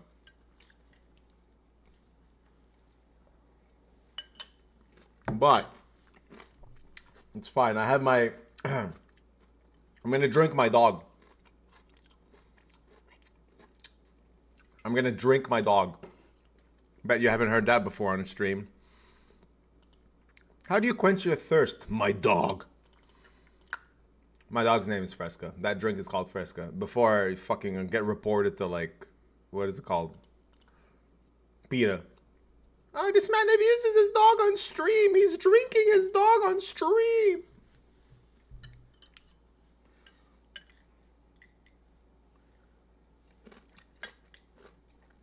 Usually I have the dog camera for her, but my wife's working from home and my dog hates me.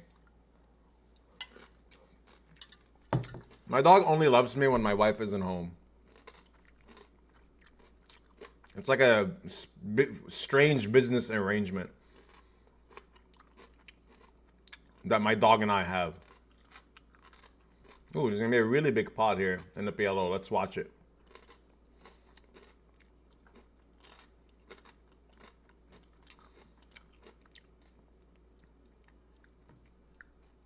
All right, we got a three-way 11BB pre-flop pot.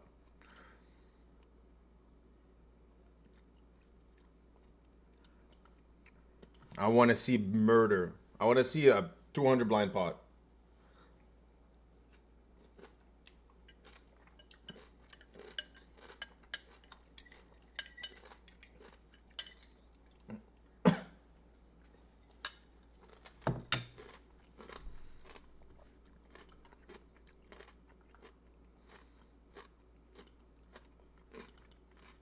Whoa. Kings versus Wait, what happened there? Oh, Kings bluffed it.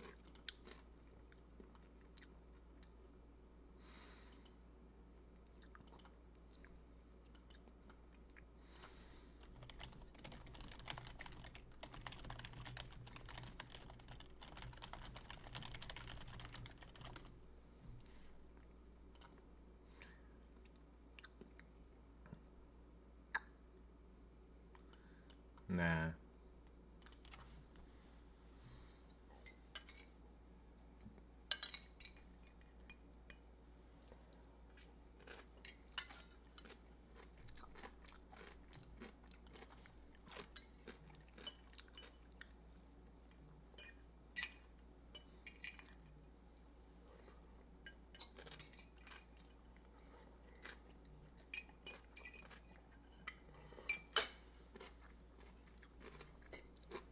All right, no more kimchi.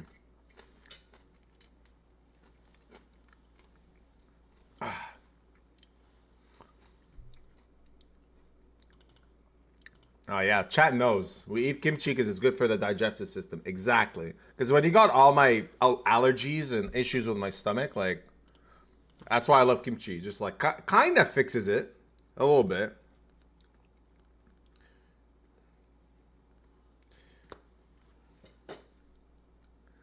Someone says sauerkraut is better. Oh no, man, Chris Money Mucker got. Oh wait, no, he rivered. Oh, that's sick. He has a straight flush draw against nut flush draw, but he also has a set. That's sick.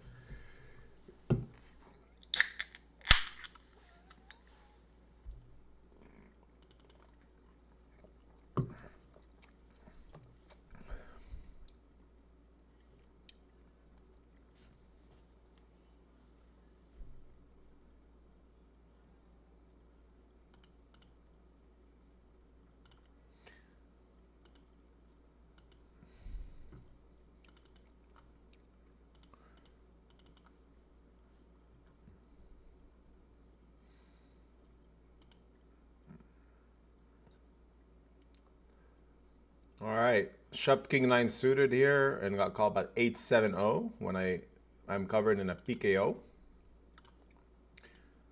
Good stuff. Back to starting stack-ish. All right, we got 4 yes pleases for my intense techno music. So it's not enough, guys. It's not enough.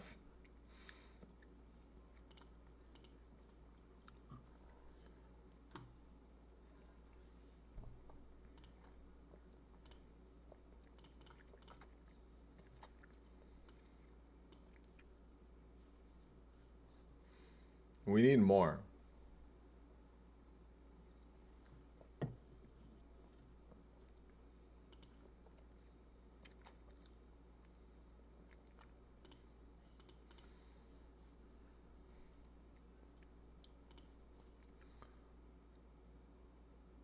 Fish sauce. Fish sauce in kimchi? I don't think so. Probably in South Korea, it probably had that. But they don't use... Fish sauce is fine as long as they don't use soy sauce. I have like random strong allergy to soy sauce.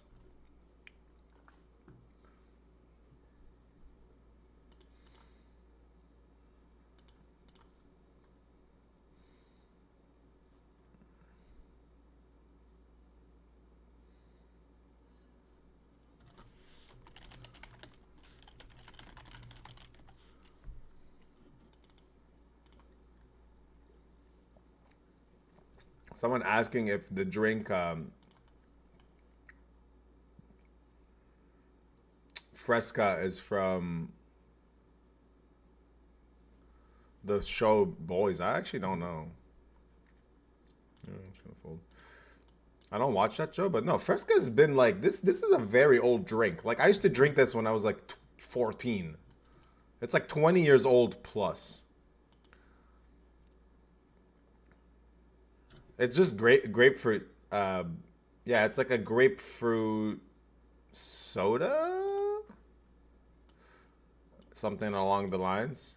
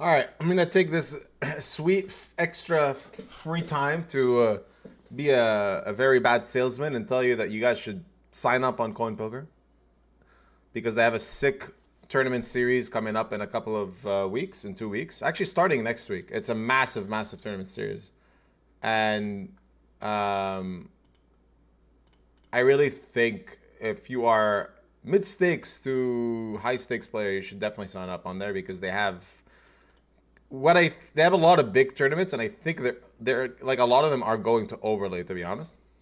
So it's just gonna be a lot of good money, a lot of good money for you fellas.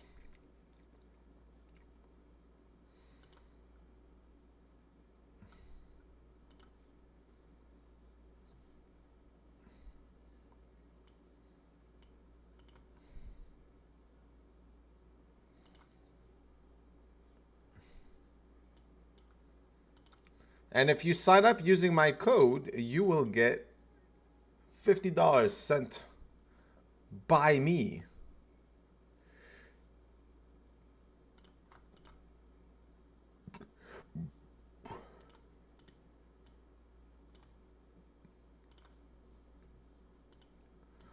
So anyone that signs up using my code on Coin Poker, I would literally send you $50 from my own wallet. Why, you might ask? Because I like to give back to the community, and they're paying me well enough to give back some of that money.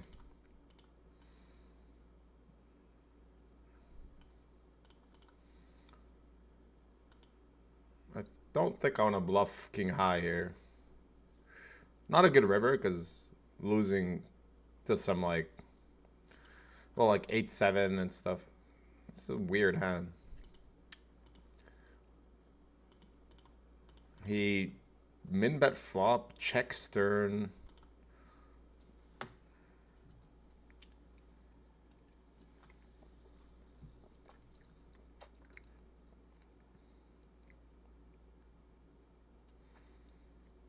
Crazy to see Chris Moneymaker still crushing after 30 years. I don't think it's that crazy. Guy started off with a big win and then realized that, like, hey, I think like when he won, he was, let's say, like a amateur trying to become pro, from my understanding. But then he stuck with it and just kept getting better and better. And now he's like able to keep crushing. Every year he's like winning a bunch of like really big live tournaments and stuff. So he definitely knows what he's doing.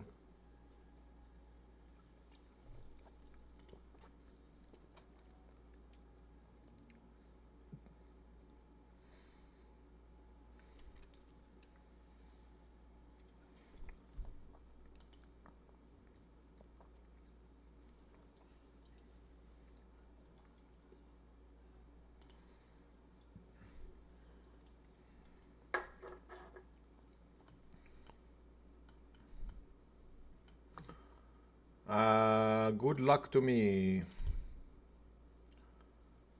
Big flip. Yeah, all right. ACR is having a lot of fun with me the last few months, years actually. I had a very good series at one point on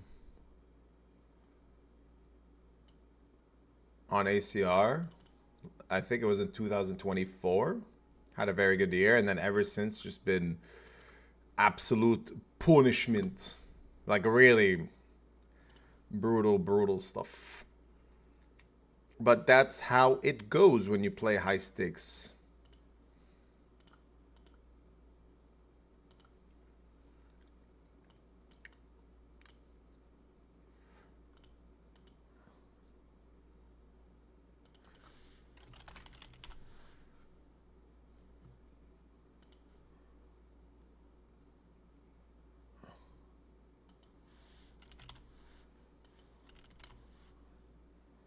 But actually, I think I can just show you what I'm talking about.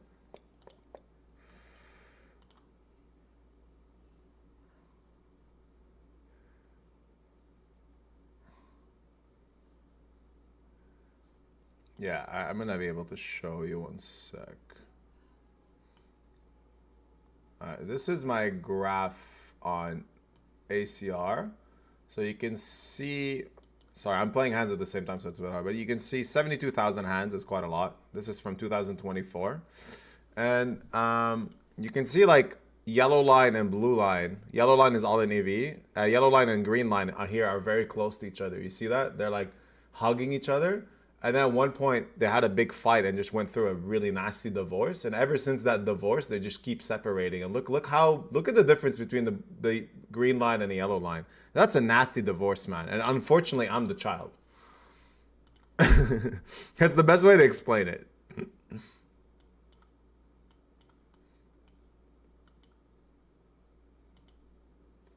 But yeah, like, I guess, let's say like here is closer, but here is just insane.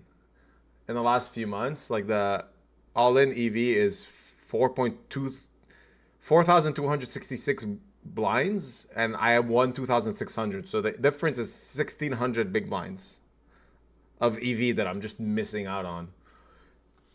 It's pretty nasty, but it's whatever. Honestly, I think the year before it was probably a bit the opposite. Like I ran really good at some point. Even probably in this stretch, I think I was running really good. Because I remember like I won a mystery bounty for like 200, well like 180k or something, and I ran insanely good in that one. So it's probably somewhere in here where I just ran super hot, and even before. But this one is brutal. Like let's say if I was like playing full time as a professional, and this is what I was going through, it would be. Dude, it would be really hard because like you just show up every day and every day is like, all right, insert the cactus up my butthole, please, because that's what it feels like on this side. You're just getting there's no other way to explain it. You just lose every big all in, every cooler, every spot. You build a big stack, you run bad, but you also punt it. I'm not gonna lie, I've punted a lot on ACR recently because of a mix of like how annoying the bad run is. I'm just like, I'm like, I know I'm gonna lose another big pot, so I'm just gonna start insanely over bluffing. Because when you bluff, as long as they fold, you can't possibly run bad. It does come down to your skill, well, not your skill level, more like your punting level.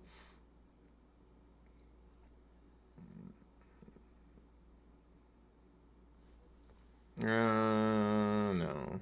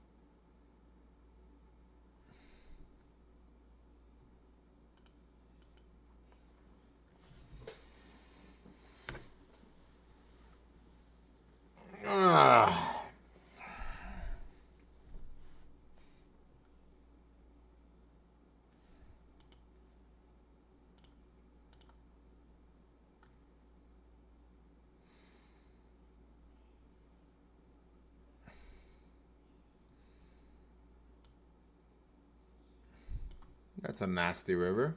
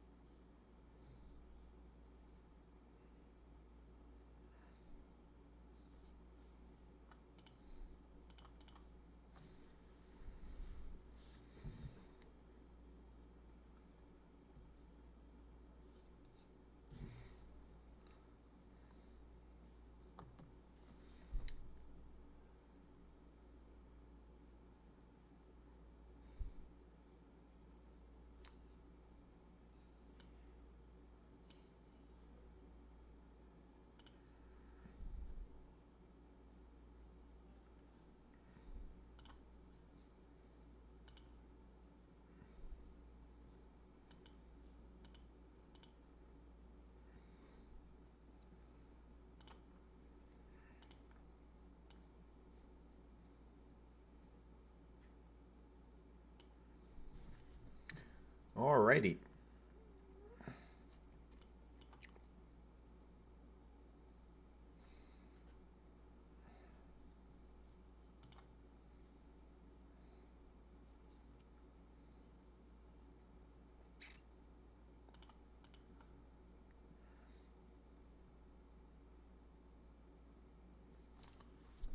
Well, that's a bit of a tragic flop.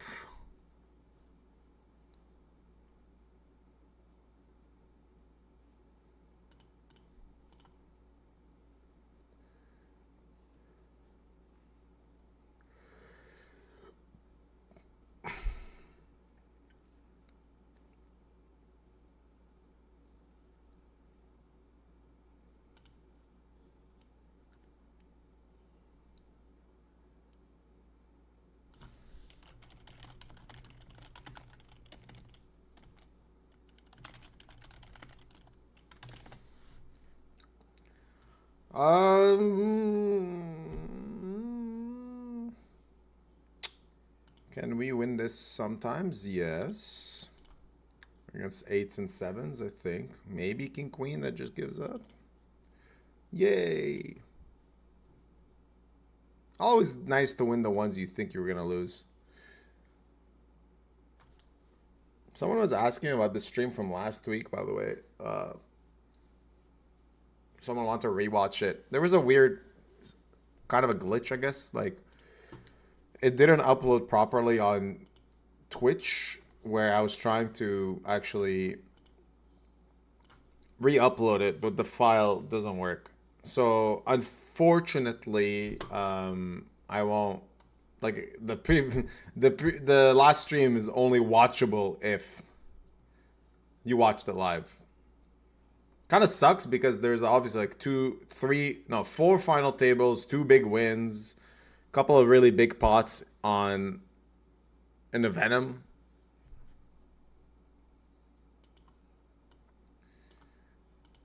But yeah, sorry about that. Like right now, the way I'm doing my streams is like you can only rewatch them on Twitch because you need to be subbed. I know it sucks, but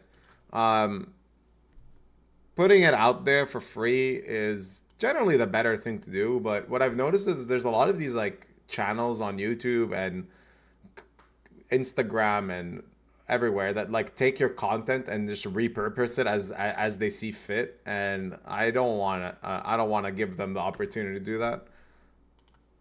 So it's a bit annoying, but like that's what needs to be done to protect myself from not from like misuse, but I just don't like someone sending me a clip like, hey, why is there this AI bullshit from your stream? I'm like, oh god, like I don't want to deal with this.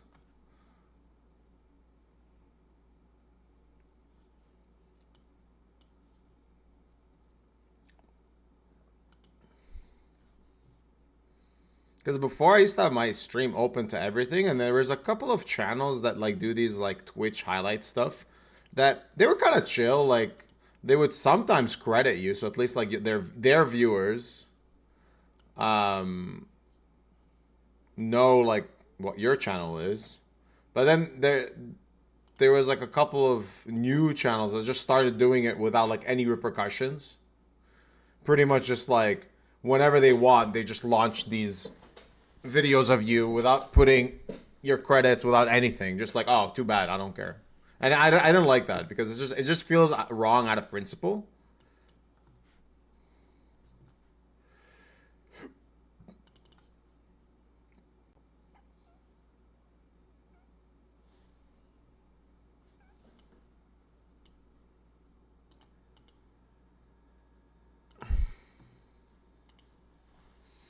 So both Venoms that I'm playing are both mystery bounties, which is a format I would love to strangle and murder.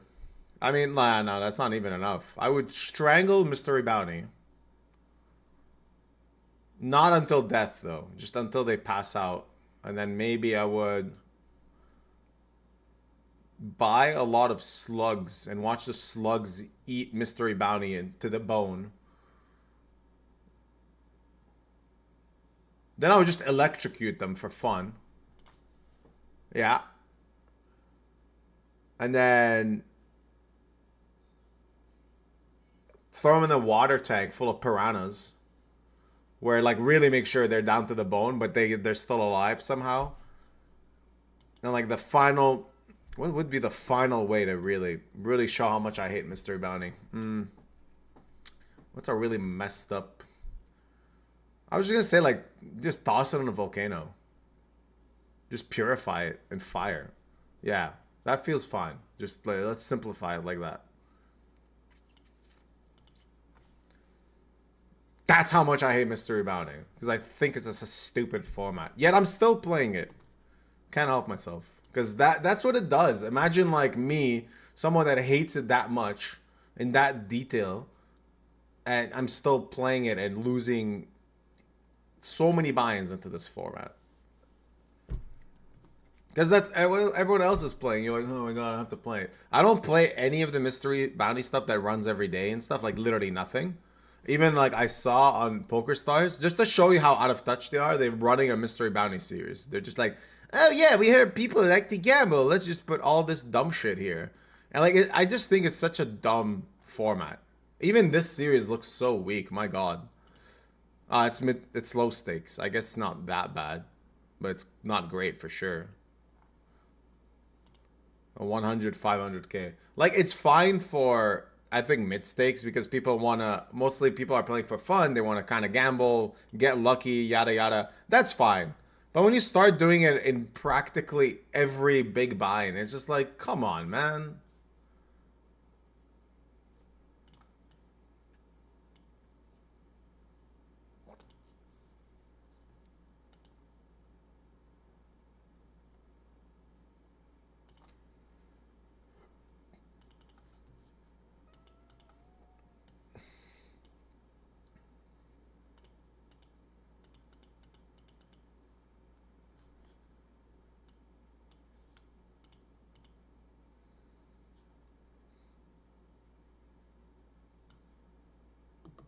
I don't know what this is. I just opened a package that says I won the VIP loyalty program.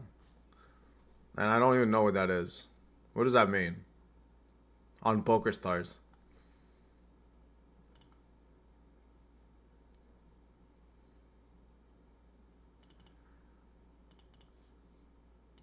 I don't know.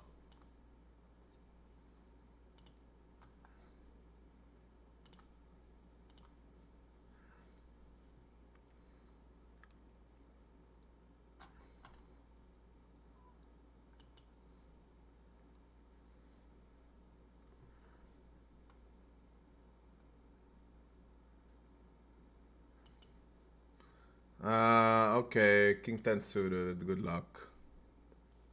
Not amazing. Not terrible.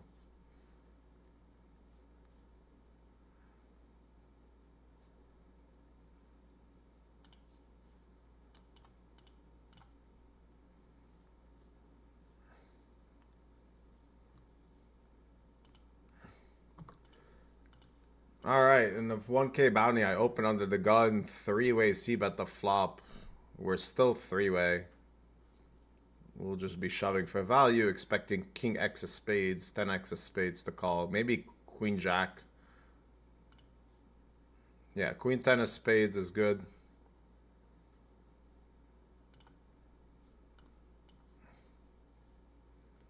Yay, we hold.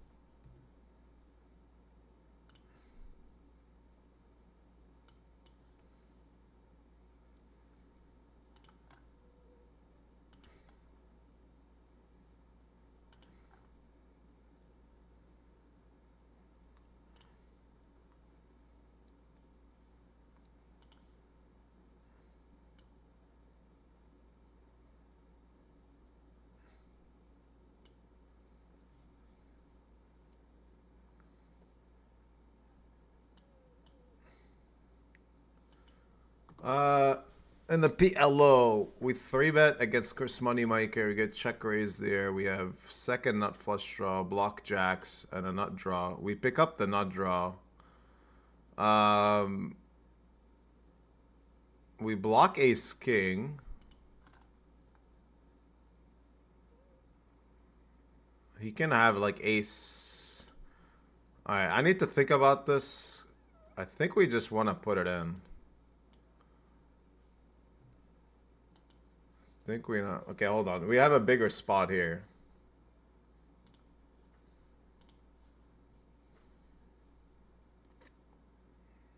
Wow. Okay, hold on.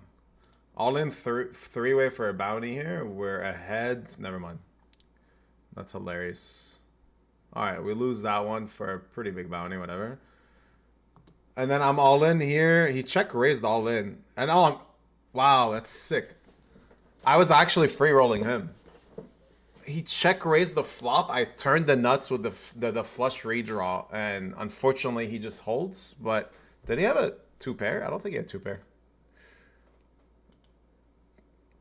I don't think he had 2-pair. No, he actually just had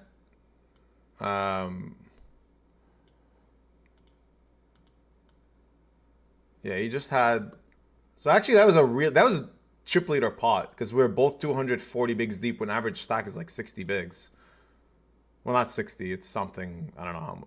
It's 110 bigs. One sec. We got a hand here that I'm gonna call down, I think.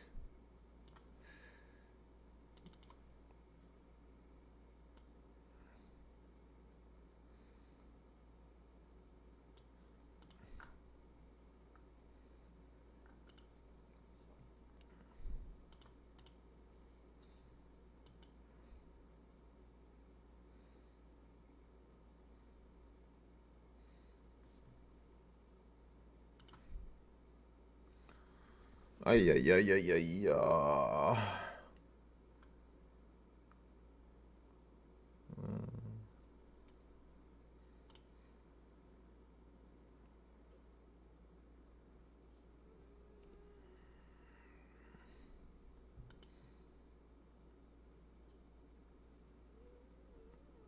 Button 3-barrel. I mean, he just has ace X a lot, right?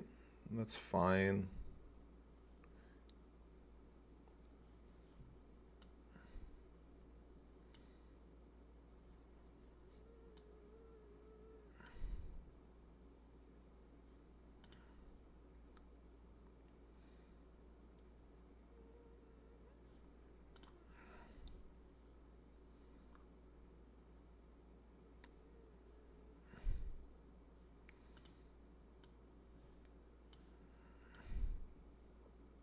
Alright, this was the hand. Let's just take a look at it.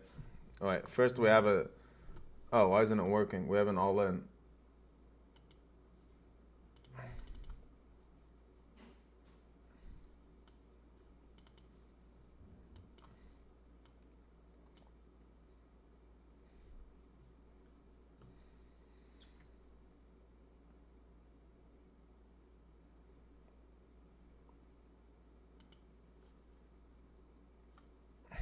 Is he gonna call or is he just gonna... Alright, he's gonna tank net roll my... Okay, this was the hand against Moneymaker. You can't see my hand, so I'll just show you my hand first. Double suited King's Ace Jack. So really, really strong hand, when we're, especially when we're super deep. I 3-bet. He calls.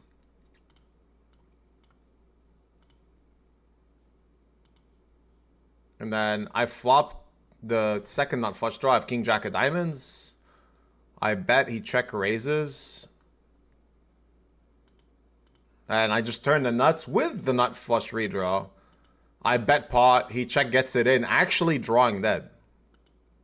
So I had a sick free roll. Because he just had... He didn't have a pair or a set or anything. Yeah, he's just drawing to... Well, he's just hoping I don't hit my flush. So it's kind of sick because this was like a really, really big pot. 440 bigs. Starting stack in this is 400k, so it was a 2.7 million pot. It's absolutely massive. But it's alright, we chopped it. That's a bueno.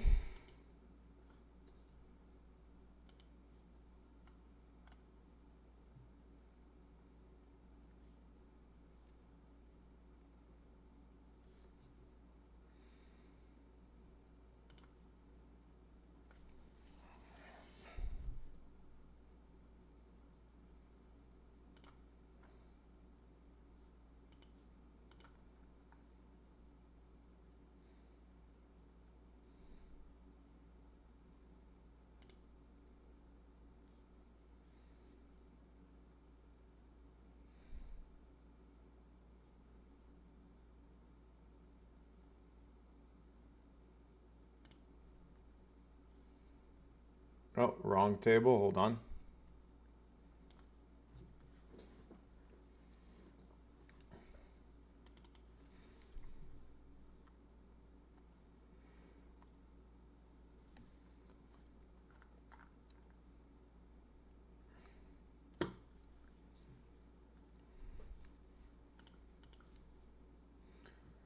King, queen suited. In the tournament, we fired 6 bullets in last time. I'm not folding that shit.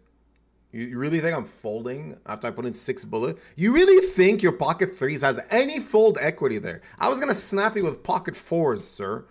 All right, what he doesn't know is that I'm not going to win that all in, though. Well played, well played, well played. Rebuy.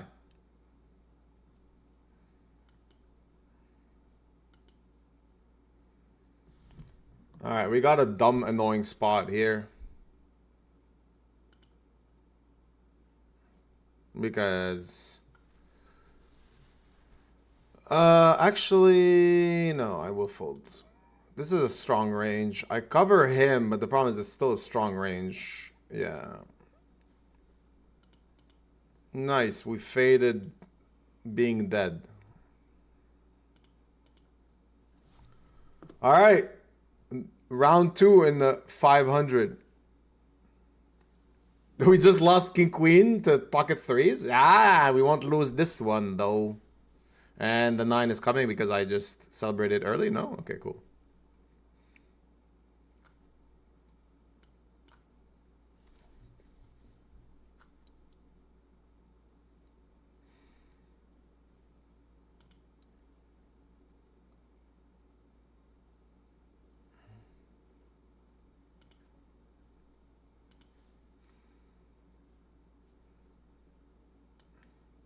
Do we gamble? Go for another? No, I won't. That'd be stupid.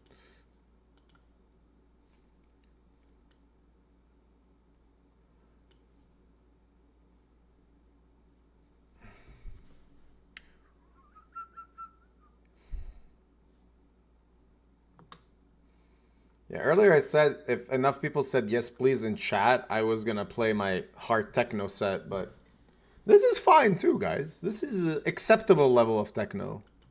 Slash, it's not even techno, it's more like tech house.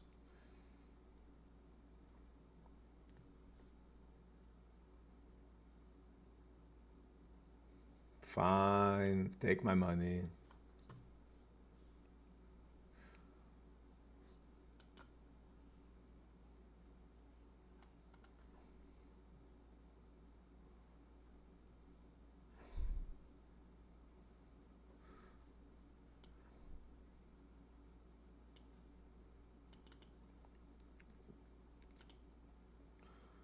I might play some bomb pots in a bit on coin just to keep practicing that.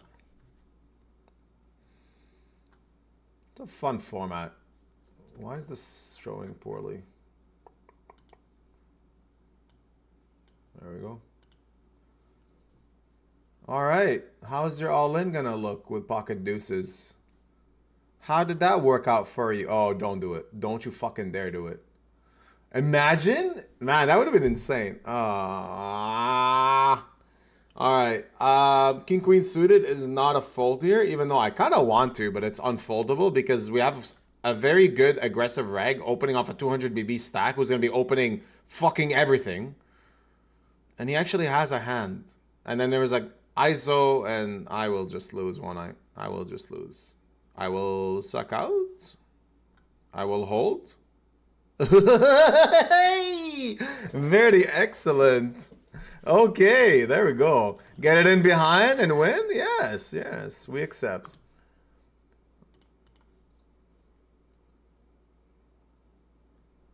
God damn it.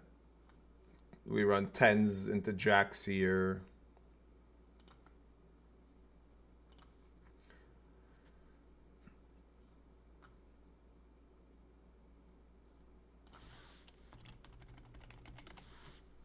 I will re-enter with 25 bigs. There's a 1k2 on ACR that I will re-enter with 10 bigs, but this one I re-enter with as much as I want. This is my punting strategy differs from tournament to tournament. All right, motherfuckers. Speaking of punting, well, I mean this isn't really a punt, but we're gonna put money in here. That's for sure.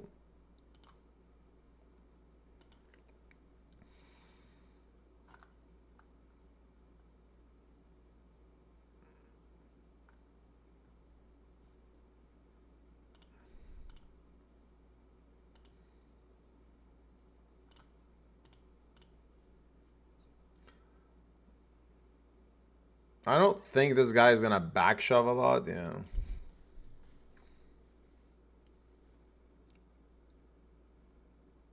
Someone in chat saying ACR is the worst replayer in the business. You are exceptionally spot on. They literally have, like, imagine that you have a replayer that doesn't even show your hand. Like, what kind of hand replayer is that?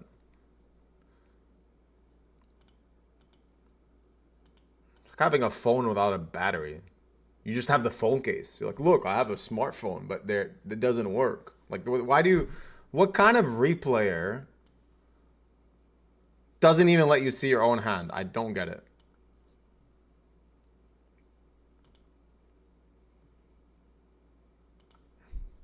I like what they do in terms of like... so like on ACR in the PLO tournament, if you fold... You can't see your hand anymore because they want people not to share cards and stuff. So that I like. I understand. It's cool.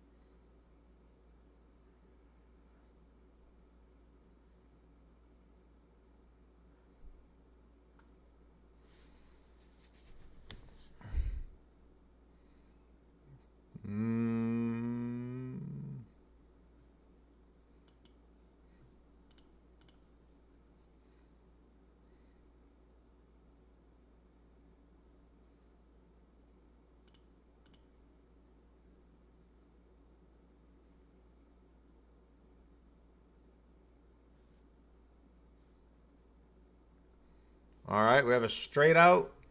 And all right, we rivered the nuts in a very unexpected spot, I think. He's going to bet.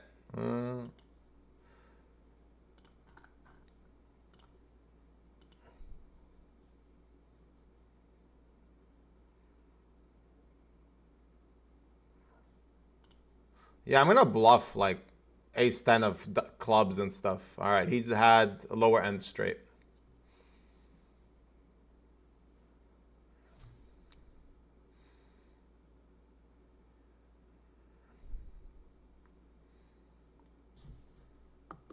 I'm going for really thin value by power jamming the river here in a three-way pot.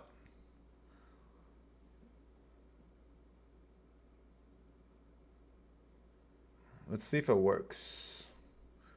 Check call flop very small. Check, everyone checks turn, and then I just power jam river.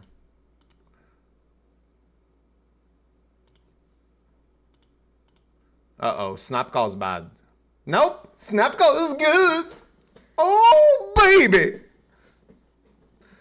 Beriuzy, big bluffer, man. Beriuzy gonna bluff every 5-4. Beriuzy. I mean, they're kind of right. But sometimes we mix in those sneaky power shoves with top two. I think it's a good call by him because he blocks. I'll just show you, is like 20, yeah, it's like quarter bet on a flop. I check call, we turn 2 pair, check, river 10, and I just 2x pot shove. I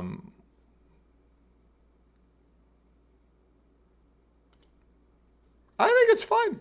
It's very thin because I can get called by ace 10, but there's not many ace 10s. So not extremely worried about ace 10.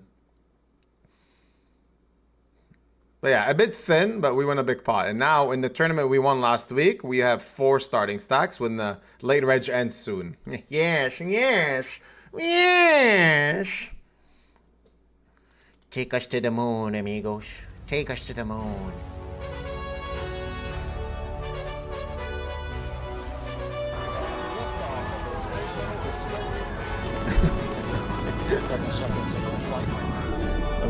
A really good question was just asked in chat.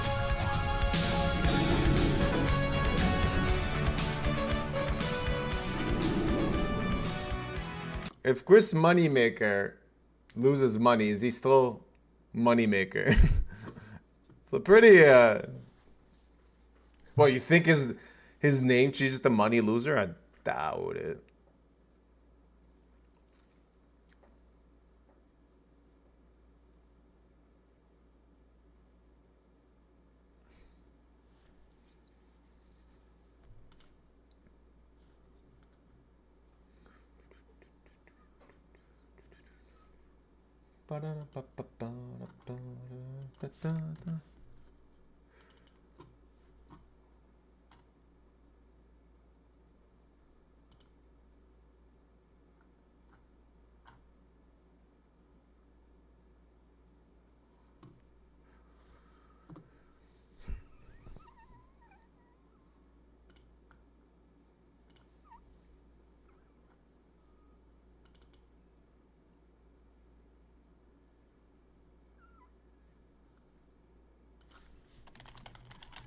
Wow, no action with aces, come on. Someone pointed out OK Poker has the worst replayer. That's actually... Okay, he's right. OK Poker is like a site on Quebec. On the Quebec skin. It's so bad. Dude, it's so bad. Truly is like one of the worst.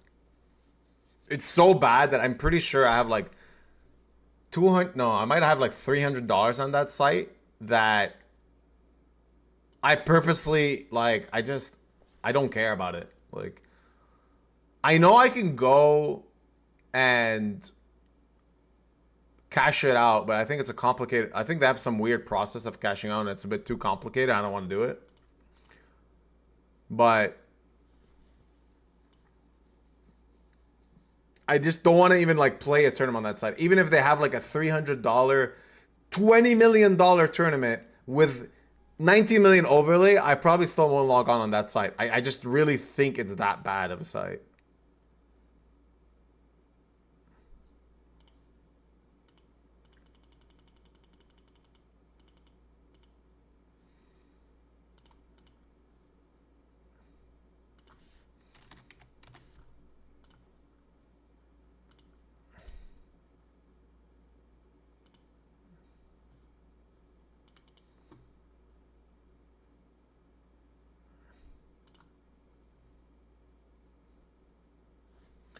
Oh, we flop flush.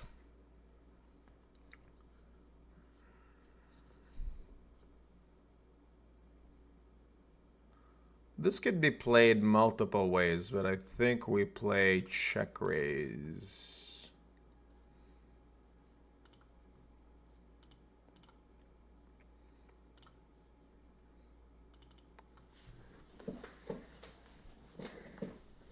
If we run into a better flush, It is unfortunate, but ranges are really wide in these spots.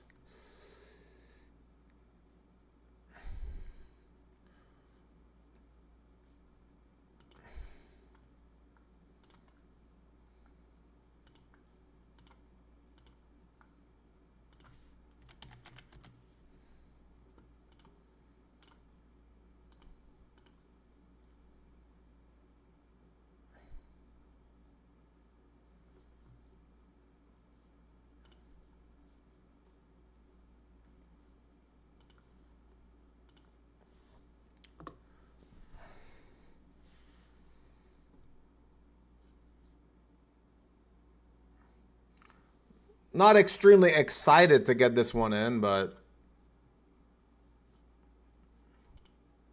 he is inducing worse sometimes, so we just pile. Like, not worse, but like pocket nines and stuff. Pocket tens, jacks for sure. Alright. It was not the case. Could technically re-click sometimes. Don't want to really... I could flat. Nah. The currency on Coin Poker is indeed correctly USD dollars.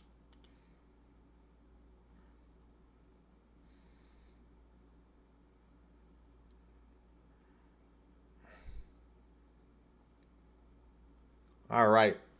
Break time. I'm going to put some new break stuff.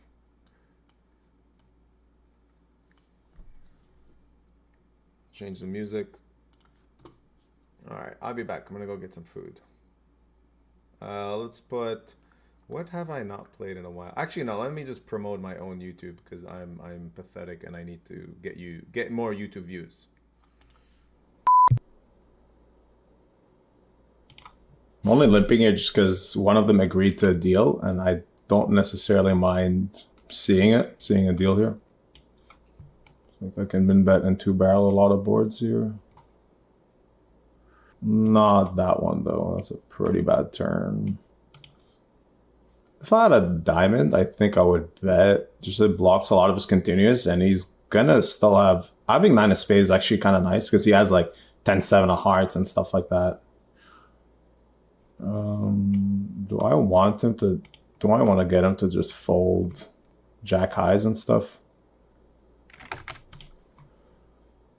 I want to make him fold like jack high, 10 high. I have a lot of ace X in my range. I remember thinking pre-FT, like when we were 9-handed, I'm like, man, I really hope I don't get like 3-handed against these guys because I respected these guys the most. Yeah. I think they're both really solid and capable players. So it wasn't like a very ideal spot to be in, but still like covering them both in decent spot. I knew this was going to be like a tough 3-handed matchup, and I had to adjust a bit. Like it's easy for me to keep being too wide after I was opening super wide, right? But like it's super important, like 300, like, okay, I can't start opening like 70% buttons like I was before because everything's changed now. Like these guys, they're not as like ICM crippled anymore. Like we're playing for all the money now. So just like a little, I'm saying this as a little note to whoever's watching, like you have to really change gears in the right situation. There's no more ICM pressure, no more short stack. We're all playing for glory, and it's all like good players that have been in these spots. These guys have both won the Sunday Million in the last 6 months. They know how to play 3-handed and short-handed. I think because of the 9 of spades, I kind of have to bet. He has like too many 10-9s, jack highs that even those I think are like not really happy to call here. I basically get more than second place, but we still play for a decent amount, 20,000. So I can get more than second place already. I think these guys are pretty good that I don't mind taking a deal. I would lock up second place. And we play for the title in 20,000. So do I think I can put a lot of pressure on these guys? I wanted to deal initially, but then I kind of went for glory mode in my head. During that 3-minute break, I was just thinking like heavily, like, how do I feel? How's the final table been? I felt like I wasn't really played back at too much, and that these guys were, even though they are experienced and they've played really well in the past, it still feels like it's a lot of money for them. And I felt like I'm going to have an edge in this situation that I can still put pressure and I can still play quite well against them. So Yeah, I changed my mind about making a deal. At the end of the day, like everyone can decide for themselves what kind of deal they want to make. You're not obligated to make any deals. So, but I think you have some very legitimate points. I think I think here just a pure ICM deal wouldn't be fair to you because of the pay jumps and because of how it's being structured. So, yeah. Makes Yeah, I sense. think by the deal offered me like more than second place. So I think it was like 168 or something. And then we had to play for 20K, which really is great. But I felt that if we switch to like a three-handed sit and go where we're playing for 20K, everyone's going to be playing Chippy V. Yeah. Because it's a winner take all. And I'm not that experienced in Chippy V. Like I play tournaments. I don't play sit and goes as much and stuff, right? Yeah. But it's going to really drastically change their ranges. And I didn't feel very comfortable. I feel like I'm more studied in like ICM situations, how to attack ICM defending ranges. But in Chippy V, everything's different, right? I feel good about outright winning this. So let's go for an outright win. Ace-8 suitors and open, for sure, obviously.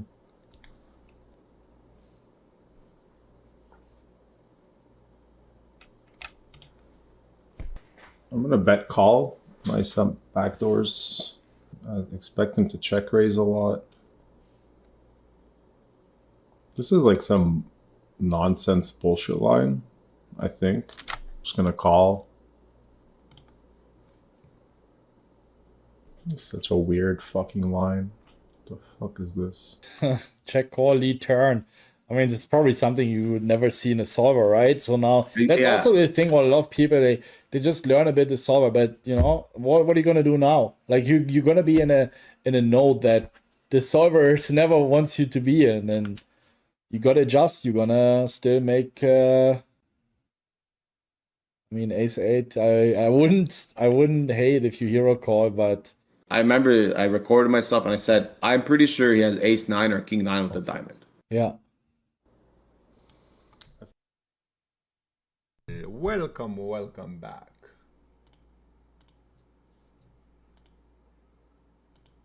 We are trying to make some big day twos on ACR because there's a lot of really solid tournaments.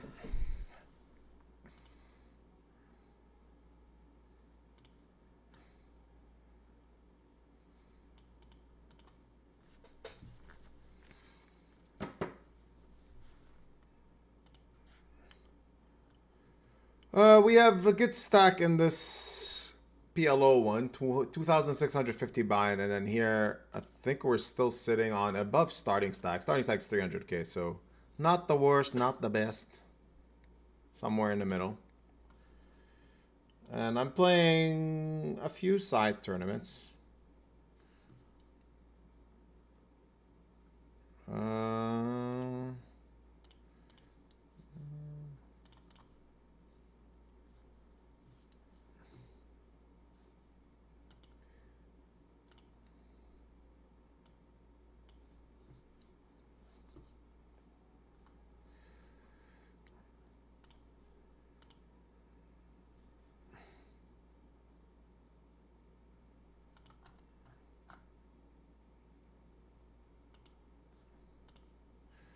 I will fold.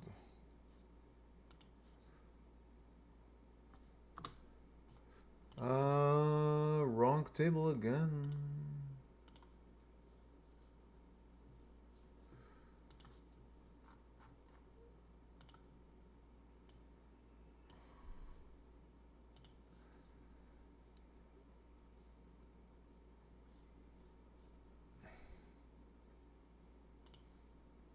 Alright, I was gonna like check get in on some boards, not this one.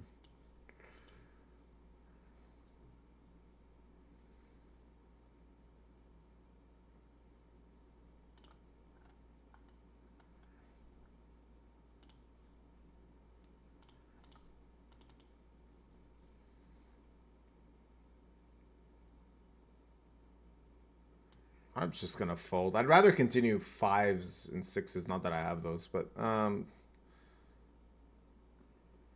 maybe this guy.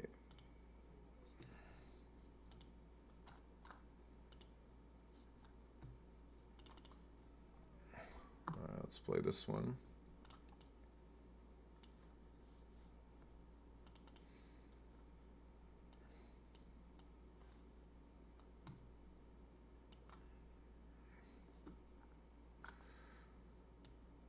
I'm through. Yeah.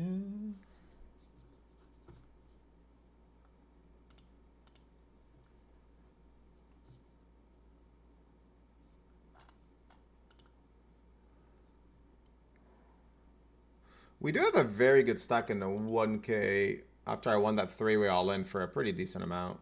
So we have a pretty good situation here. Starting stack in this is 25K and I'm already at 82, so that's super, super good.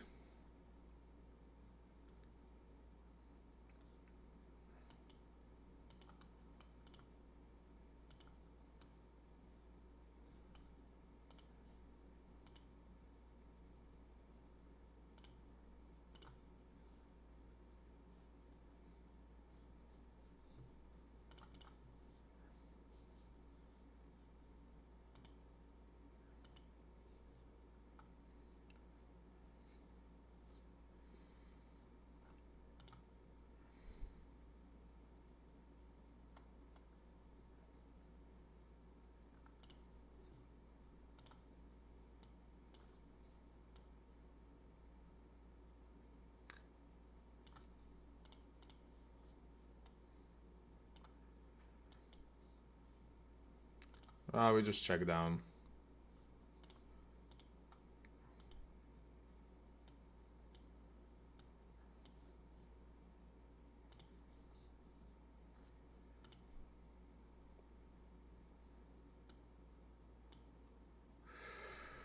Sorry, just had a couple of minutes where I have to register stuff. Someone was asking for the playlist. The playlist is mostly music I've just been playing for a very long time.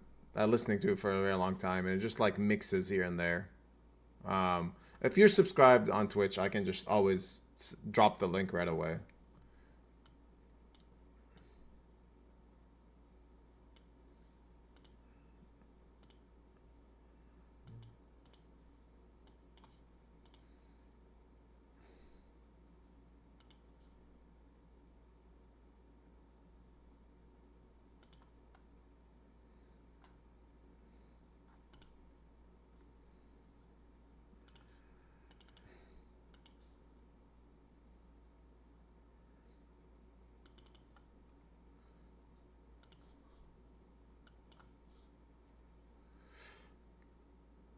Okay.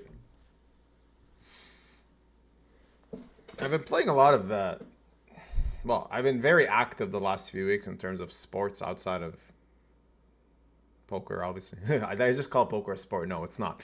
I mean, I went for a run, for example, last week. I played paddle a couple of days ago. I played tennis 2 days back to back. And the whole time I was using my Whoop, this thing, to like kind of measure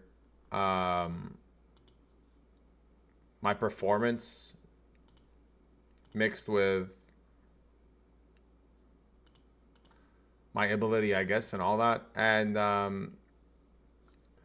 think I've come to an interesting conclusion that in tennis, for some reason, my heart rate is always much lower than when I do anything else. I'm not really sure why, but I think it might have to do with like me playing tennis for a very, very long time. My body just really got used to it, and it's like it's great and annoying at the same time because I'd like to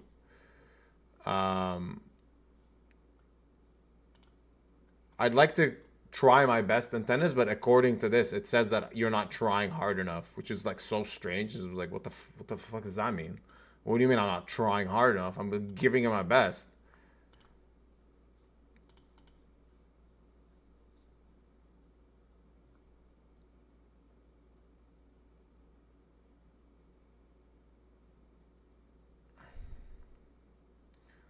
I think I'm gonna call twice here.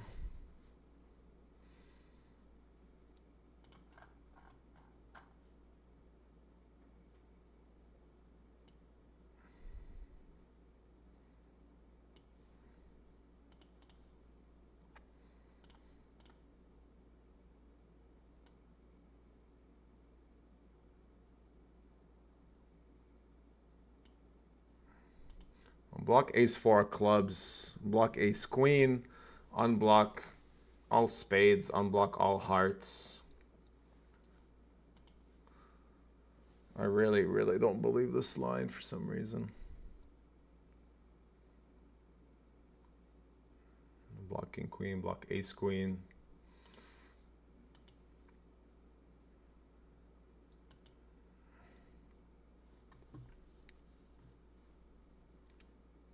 Deuces. 5-4 suited.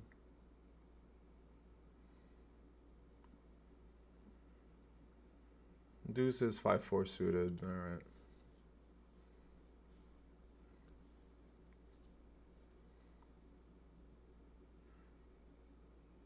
A bit of a sus line. A bit of a sus line.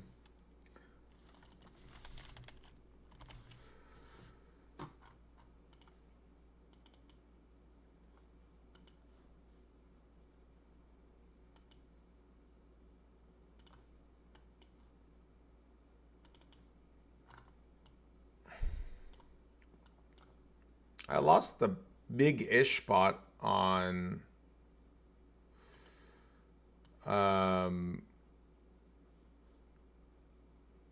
in the Venom PLO. I'll show it to you in a second. Actually, not a big-ish, a big pot. Like actually really a chip leader pot actually. It was like 6-way on a flop, I think. Yeah, literally 6-way. I flop top set. It goes bet, call. I just check raise kind of big. And you don't see my hammer, you're going to see it. I have king, queen, queen, 5. No, king, queen, queen, 4. So bet, call, turn is an ace. Like really shit card, but having a king is maybe slightly advantageous. Blocking some king 10s, unblocking a lot of like... Well, actually, I mean, he can still have jacks and stuff, really. So yeah, I think it's actually mandatory shove for this stack size anyway. And unfortunately, he has king 10, jack 8. Which, like, I feel like 6-way, you don't want to be betting this type of hand. Because you're just going to face a lot of, like, 2 pairs check raising. Like, you want to have a bit more equity. Maybe, like... ace, like king 10 ace, at least having a slightly a bit more equity. But this, I think 6-way, this is like a big mistake. But I don't know PLO well enough to really like have a certain opinion on this. But yeah, I mean, he got lucky with the turn. We still had a lot of equity. I think like, yeah, I still have quite a lot of equity. So a bit unfortunate, not much you can do about it. Still have a lot of chips. Like, I'm still top 3 in chips after that one. But now this guy has 100 bigs. So that was for, yeah, like for 7 starting stacks. Definitely a big pot. On coin poker, I'm 3 out of 40 in this one with only 2 bullets this time. Unlike the 6 I spent last week, where I ended up winning it. So... definitely an improvement. I didn't win it, actually. I chopped it last week, which is one of the main reasons why I'm playing it this week. It's like I felt a bit like a fraud. You know, I didn't really win it. I chopped it. That's not the same. That's fraudulent behavior. I'm better than that. I should win those tournaments, not chop them. Shame on me.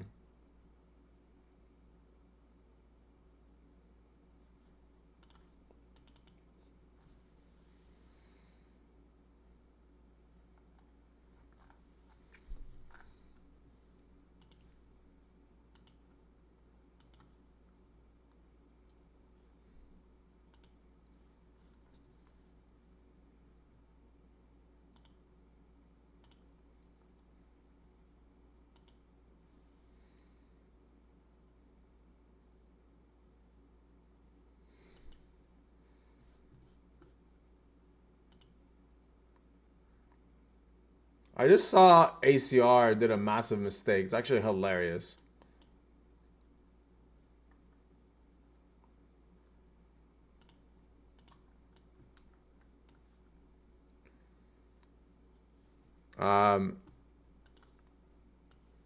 All right, let me show you this horrendous mistake. They have a 1K advertised, 1K 300K.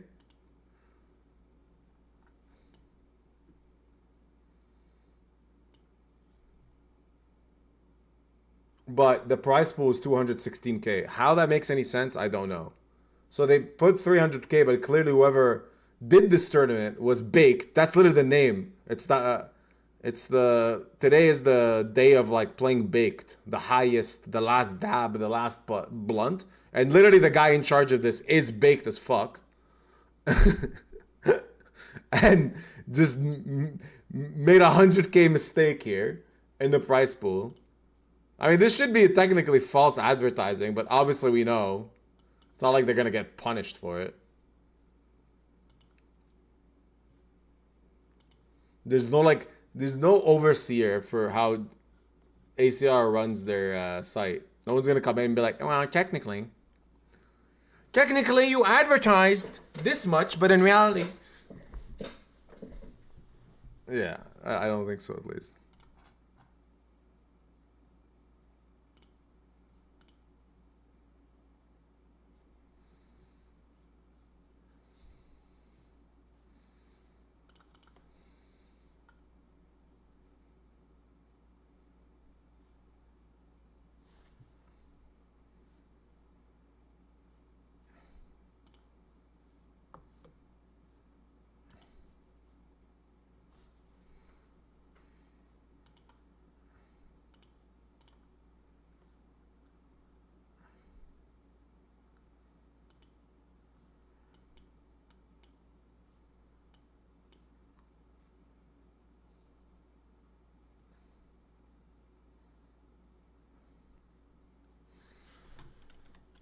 This is gonna suck.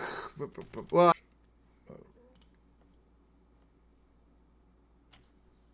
we're gonna call for sure once.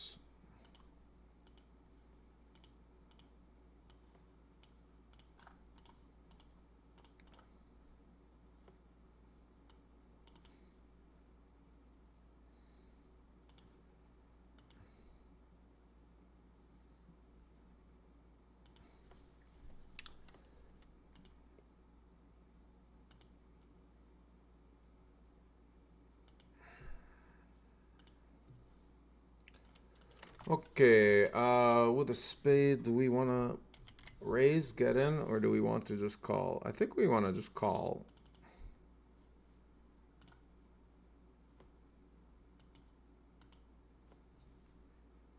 And it's such a bad turn.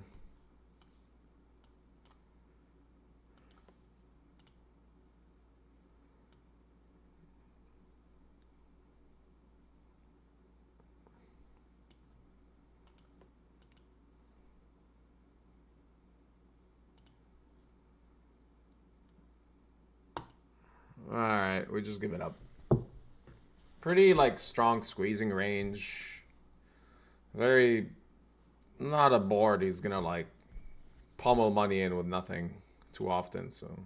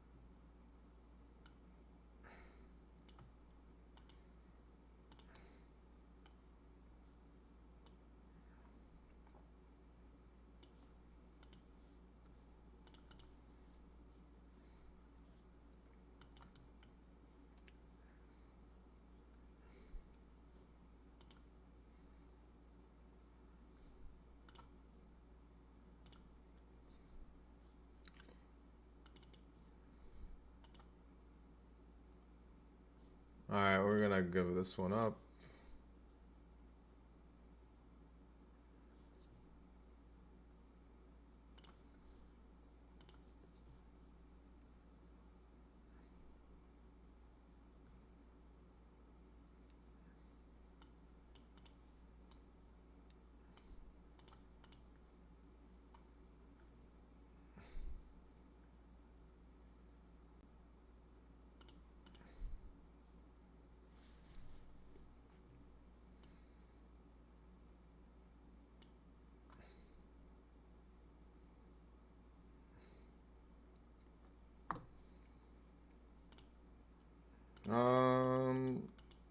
Let's play pots.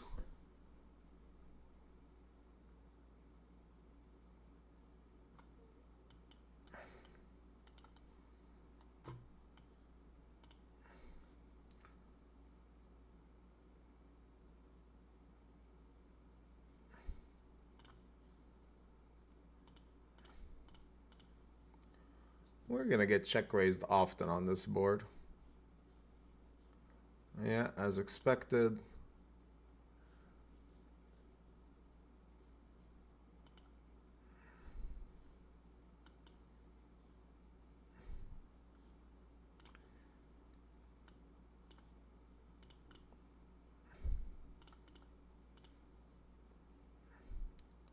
We're gonna call turn a lot as well. Yeah.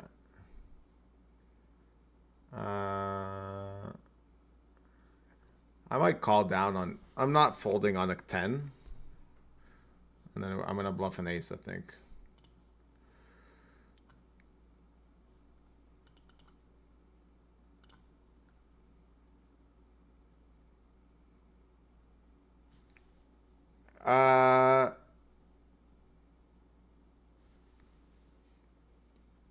Am I winning here sometimes? I think I am. I think I'm beating a 4, so we just check down and win sometimes.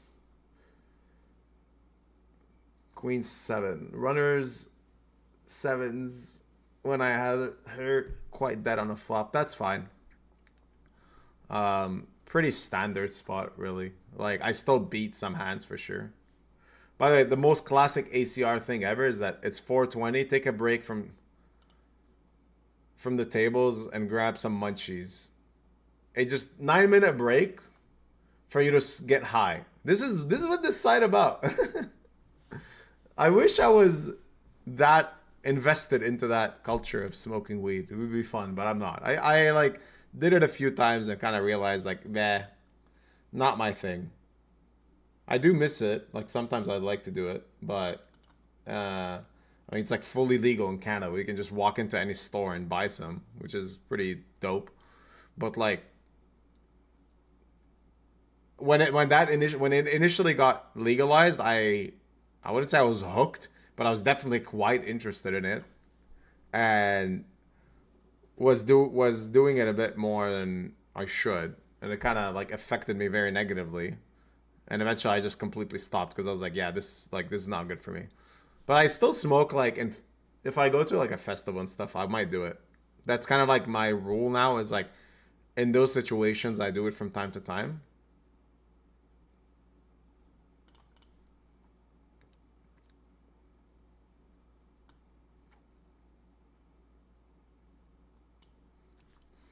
Might check shove the turn.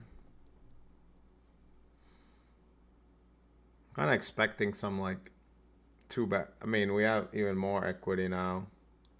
I have every ace 3 combo. 6. Do we want to power jam this?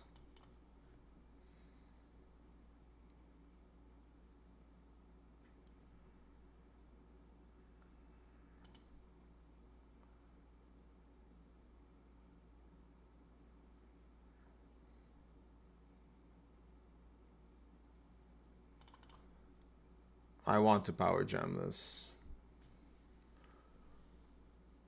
I guess like I have deuces, I have slow plays, I have every 3x going for value there. Because he just doesn't have aces. Aces checks the flop sometimes, bets the turn a lot. So feel like power jamming it is cool. We're gonna power jam again.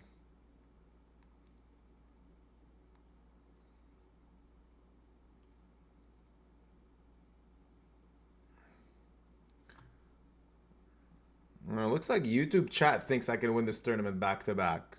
67% of you said yes. All right. Appreciate it.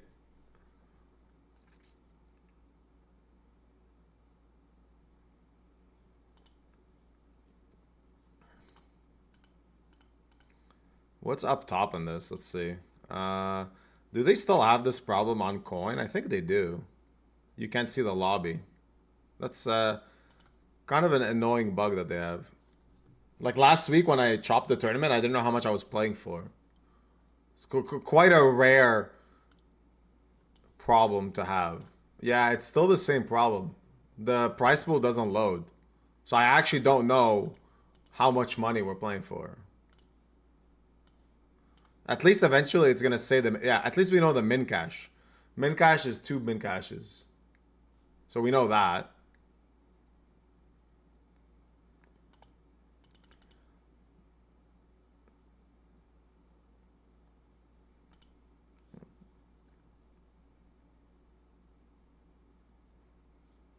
Alright, we're going to check.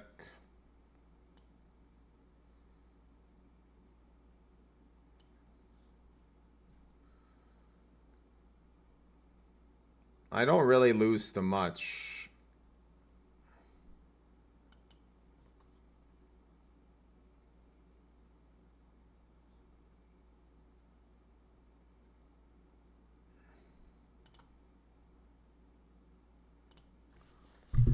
Ace 9 of hearts is the only thing that he might shove here. Like some ace 9 clubs. I think he just has king queen a lot with 1 spade. It's so funny, man. This like, in what other profession or in what other, I don't know, sports game world is there like a site that's just like, yo, get high, take a break, smoke up a joint? Really, I don't think there's any site that has that. It's kind of cool. I respect it. You know, it's like, it's definitely unique.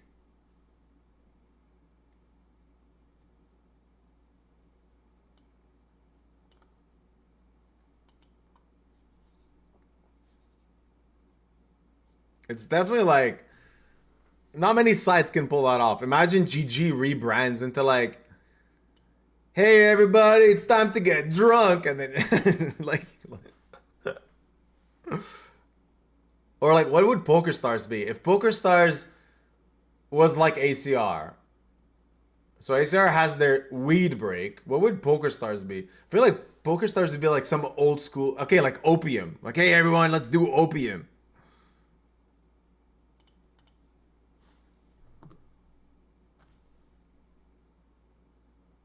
Alright. And like, coin poker is more new. So like, what would the coin poker drug of choice be? What's like a new drug? I heard there's like, what's it called? Oh man, I just heard about this recently. What's that drug that all the kids are doing where they like sniff canisters or some dumb shit? Hits? Something like that? That would be the coin poker drug of choice. They're like, okay, bro, guys, you got a 10-minute break to go sniff some helium or like inhale some helium. GG would definitely be cocaine. Because the way their site is made, it's like a cocaine, it's like a cocaine addict site. That's GG for sure. Because you're always like, oh, more action. Oh, casino. Whoa, guys. Oh, emojis. Definitely like a cocaine, not a crack addict. Crack addict is more like WPT. They're like trying, but they're not fully there. They got like the lower end drug, the lower end quality of cocaine. I've never even done drugs, and somehow I have at least too much understanding of drugs.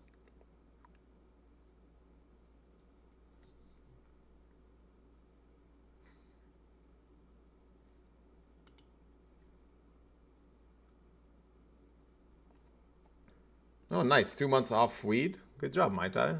Trust me, it's the best. I think like there's benefits to weed. Whenever I smoked weed in the past, I like, much like everyone else, you feel like a genius. You're like, bro, I'm so smart. I thought of this thing and that thing. Like, I actually, every time I did smoke, I had these sort of situations where I was like thinking about things that I didn't really consider before. It helped my poker game. It helped me kind of structure some things in my life. But the way I did it actually is that I would always like, when I'm baked, I would write down or film myself with those thoughts. So it's not just like stupid high thoughts. And then like 2 days later, I would kind of revisit that moment and be like, all right, well, does any of this high bullshit make any sense? And then I would kind of realize like, oh yeah, actually some things make sense.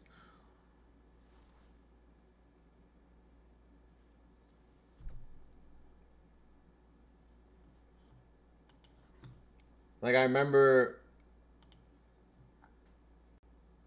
wait, let me change the music.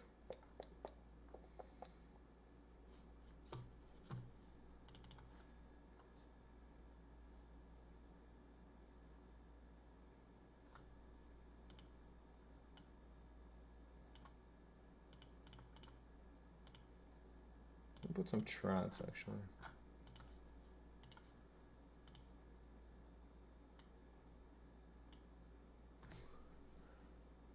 Yeah, there's been a few times where I smoked weed and actually kind of solved some like bizarre mystery with my dog.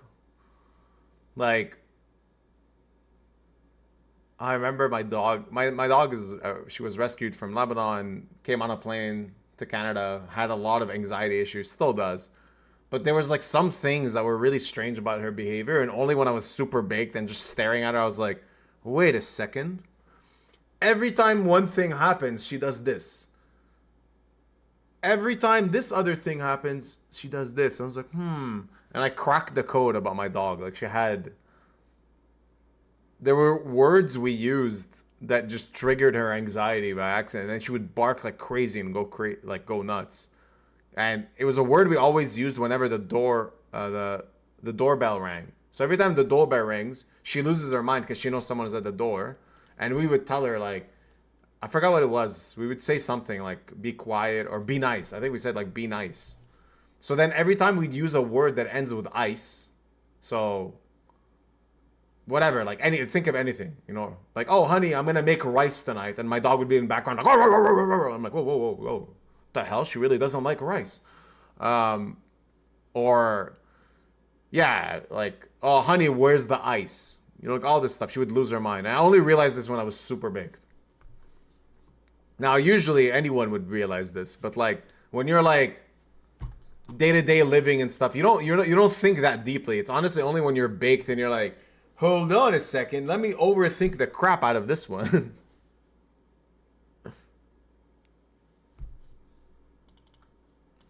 But yeah, that's why I think it's fine. In like once in a while, that's the only time I do it. And then I haven't smoked weed in.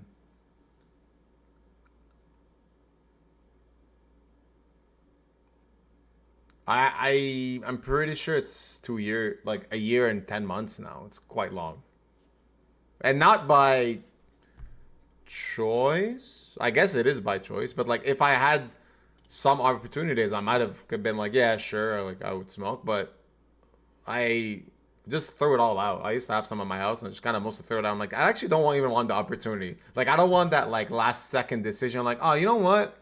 I'm going to have some weed. Like, no. If I'm going to do it, it's kind of like planned. Like I'm going to a festival or something like that, Because then I feel like I'm sticking to kind of my general plan, my general roots of like, I only want to smoke weed when it's like something I really want to do.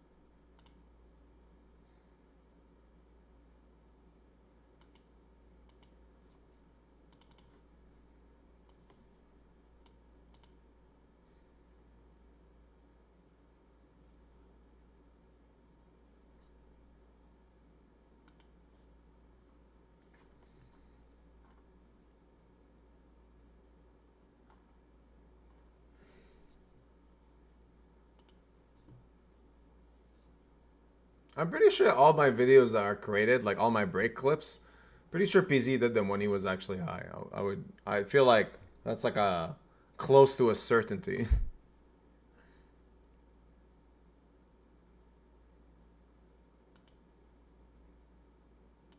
Because no way you could come up with those ideas other than that.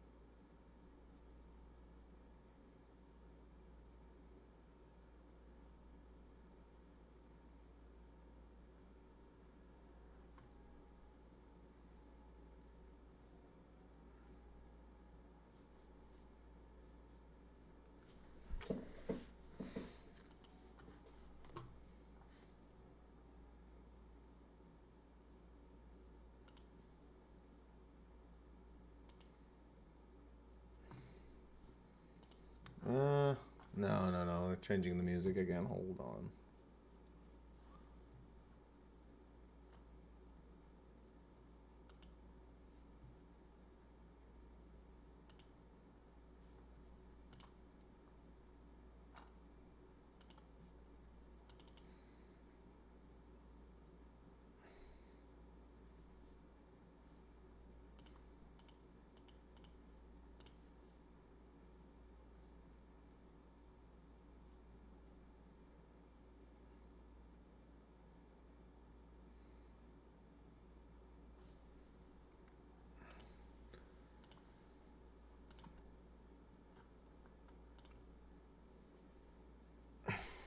Someone on YouTube is asking, is it impossible to play MTT poker when you're in debt?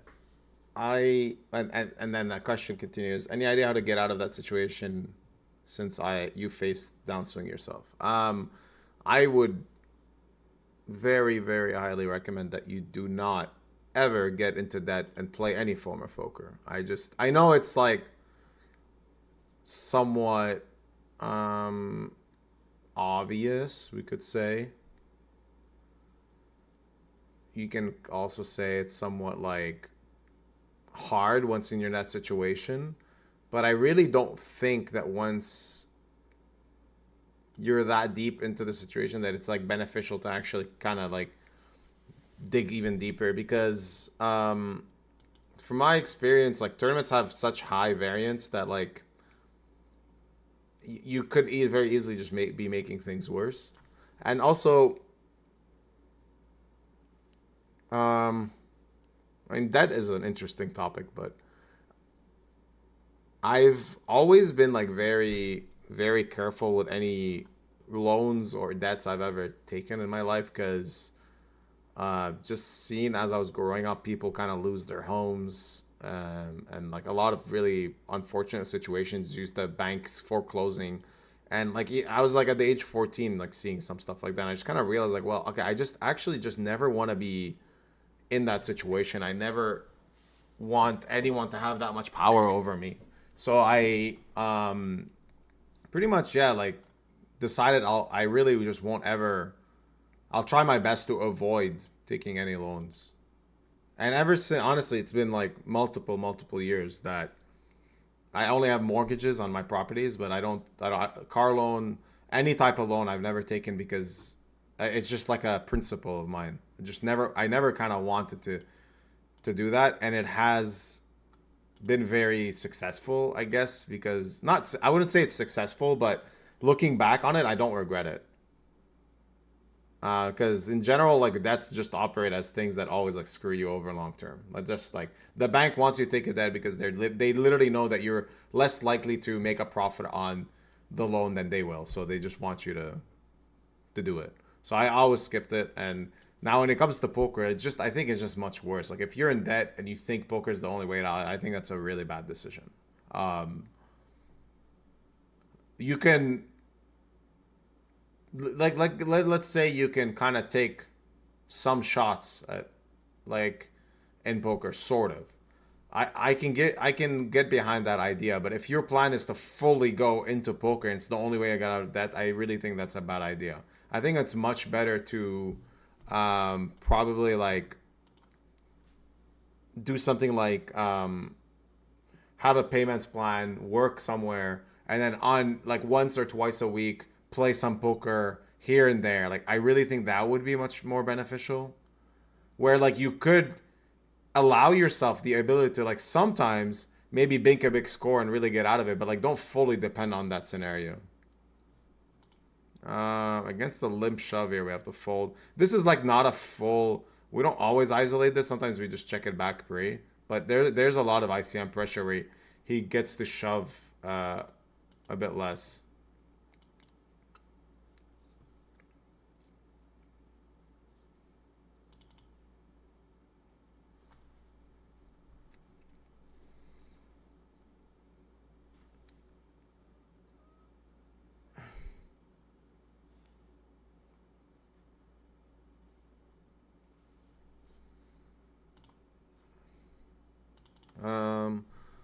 I mean, this is generally a shove anyway, but even closer to the money is going to be better.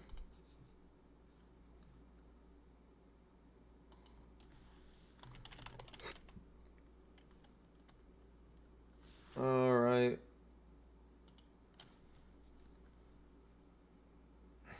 That's a very good turn. Hooray! A bit unfortunate for the guy. We got it in okay shape.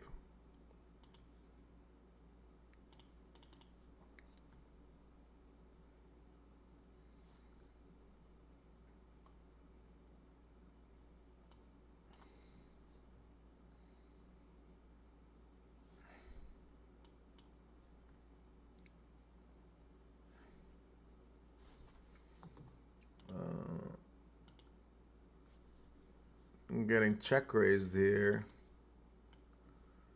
I'm debating to just shove or get in. I think we just shove because I expect a worse than X to check raise call. I expect flush draws to check raise call. Yeah, exactly. Like a worse 10 is always gonna put it in and get there. Man, ACR is just where we talked about the blue line, red line earlier, right? This is like my millionth bullet, by the way, in this. I will click on re-enter with 1 minute left. But yeah, ACR is having a field day with my bankroll.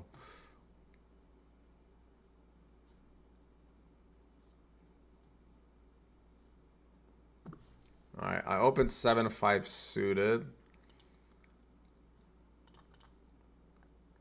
Check back flop. We call, and then we're just gonna fold here.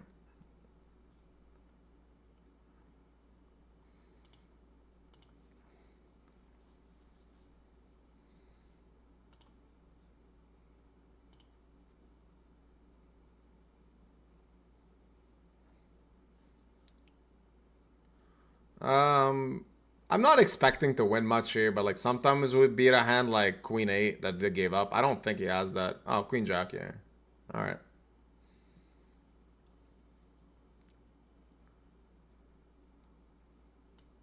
I thought he would bet that on a river. A bit of a nice combo to keep.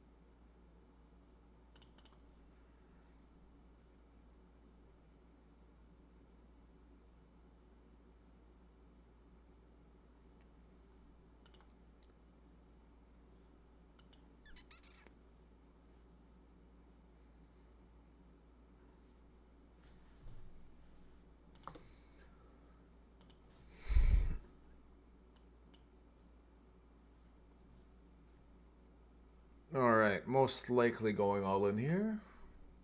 Actually, yeah, that, at this point, definitely going all in.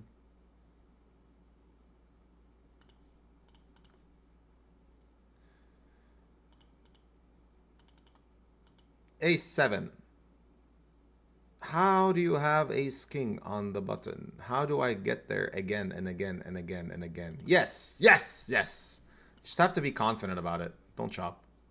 Just gotta be confident about it. Sweet. All right, we got lucky. After being a bit unlucky a few times in this one, but we're lucky now. That's all that matters.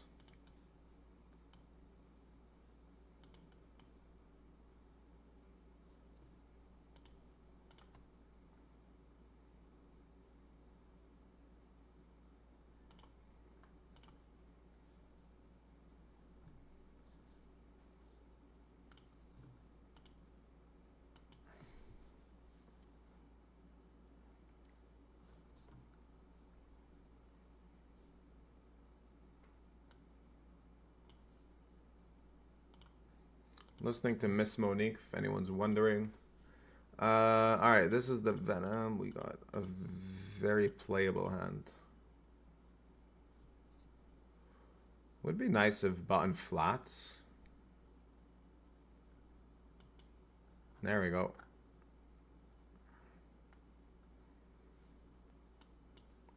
And then I can squeeze.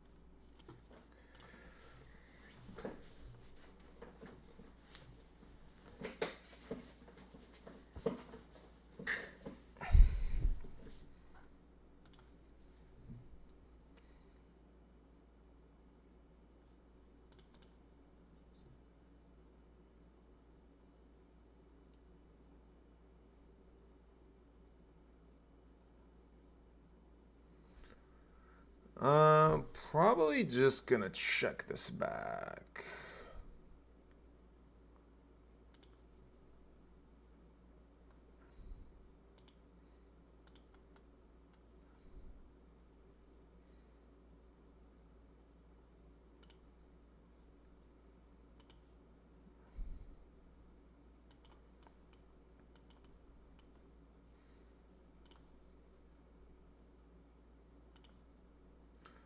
Like I can call once because I still think he still bets some ace highs here. Some ace king, ace queens.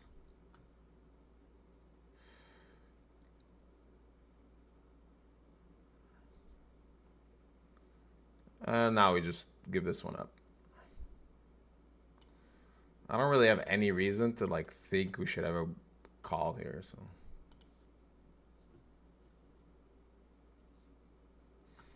Instead of shove, can we start calling it push it? Why would you want to call it push it? Okay, hold on. We have...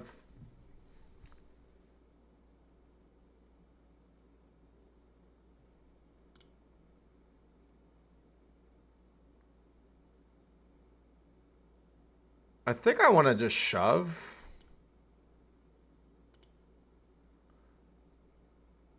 If I run into ace king, ace queen, it's really annoying, but like whatever. When we do get called by flush draws, we have a lot more equity because of the jack of clubs. And I need to kind of, like heads up, I would just call, but three-way, I don't want like 7-6 to like just peel and like realize equity.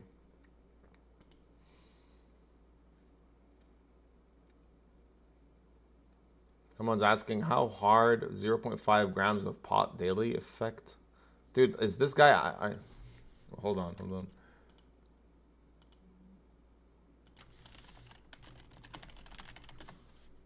Like someone's asking a weird question, but the way he wrote it looks like he's already baked. And I accidentally pinned the message.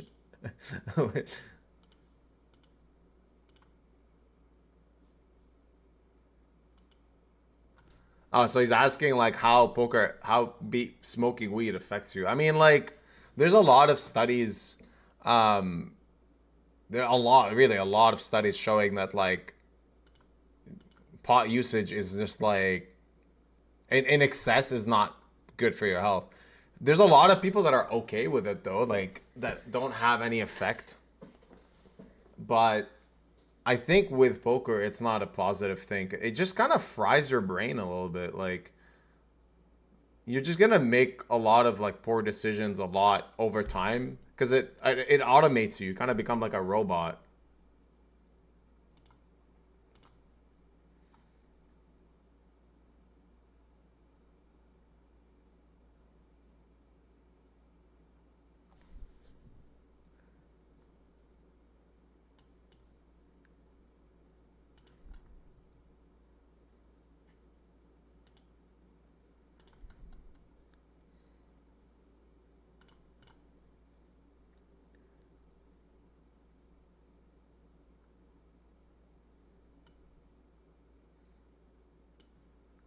We're on the bubble of this.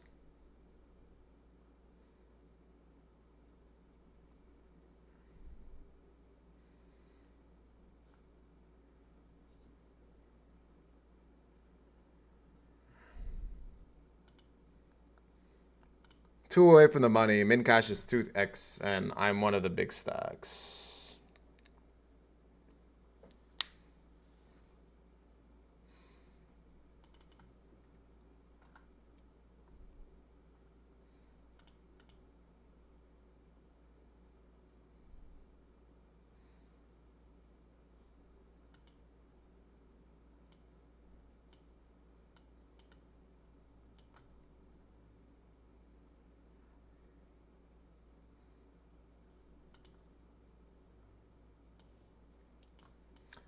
I had an interesting hand in a PLO here. Maybe we got some PLO wizards that can chime in. Blind versus blind. This is my hand. Try to remember it because the replayer sucks.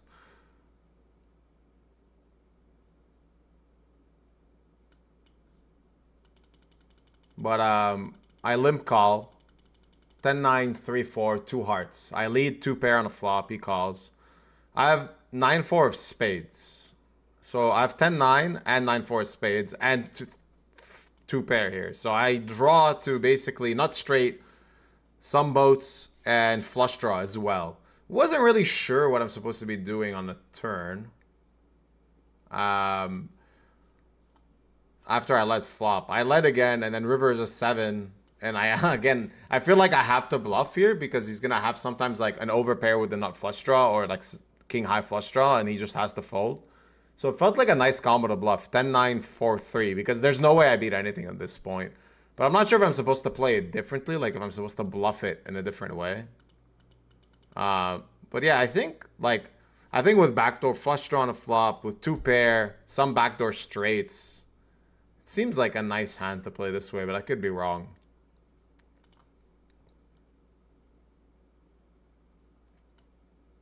Someone's asking if I play baked. No. I played baked once or twice, but I was playing cash game like PLO or something. I really think it didn't help me. I think it made things worse.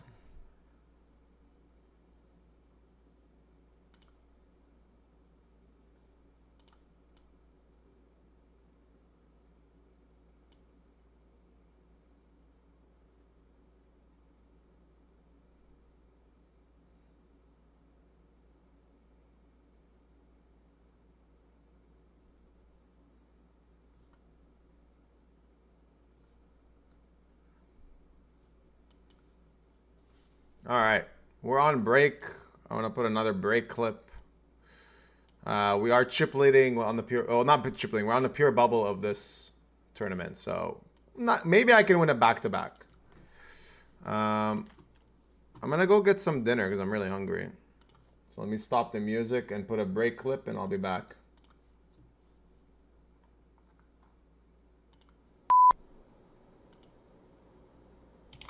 I'm only limping it just because one of them agreed.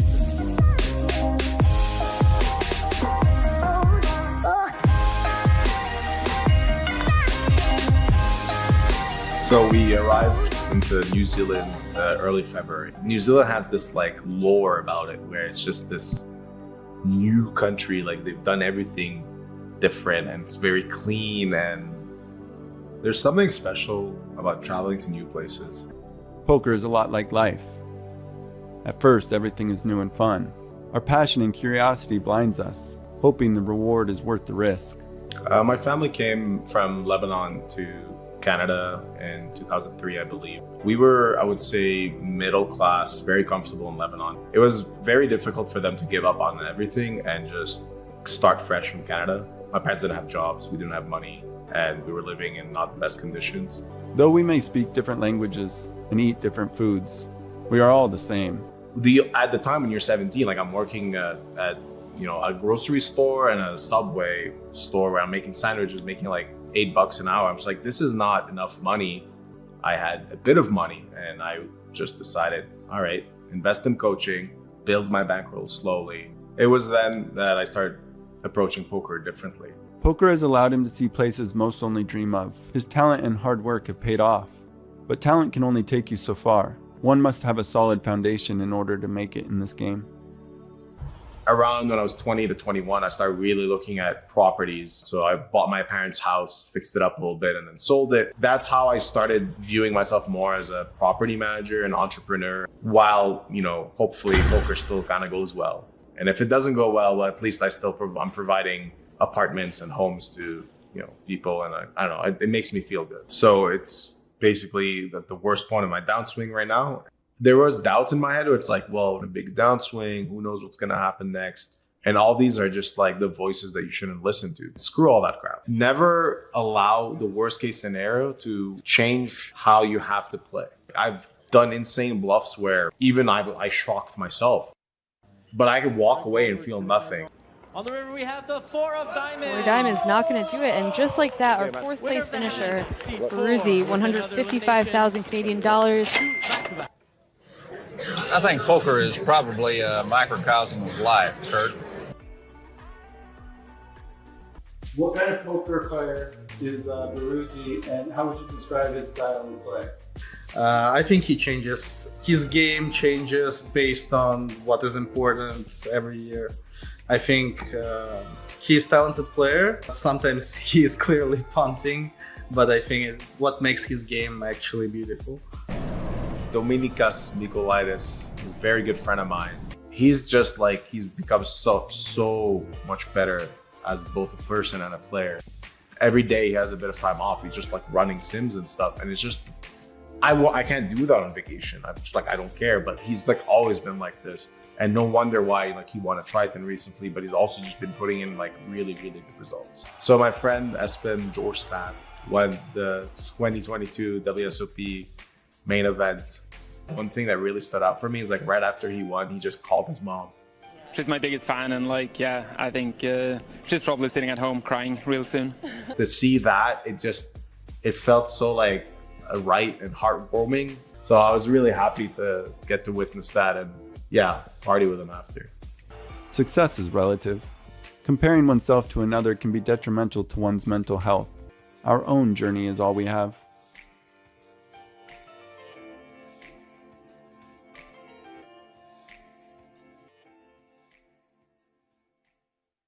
So it's been a year now that I've completely shifted the way I'm approaching poker. Not a main priority. Things are going well. I've recovered most of my downswing. I've had a lot of big runs. I'm playing better. I'm definitely studying, and I feel like I'm a much better player. We fucking won the tournament, boys! During the peak of my downswing, like I'd be losing a lot, but then I would win like a 10K tournament, and then like I would like, update and post about it, and I would get like likes and people like, yeah, you won a 10K, good for you. And like I would get an ego boost, like, won a 10K. But in reality, like I was down 200K that month. So like, why am I even doing this? Even though I'm losing, I just felt like everything's okay. Like the perfect food for my ego to thrive, you know, like a parasite just growing, and they were right, and I would slowly like, yes, they're right. And that led to, thankfully, one of the best parts of our trip, which, you know, we went to Siem Reap and saw these unbelievable temples that I'll never forget. Like, it's like one of the most special moments of my life, just walking in a place with so much history. It's like Hello, welcome back.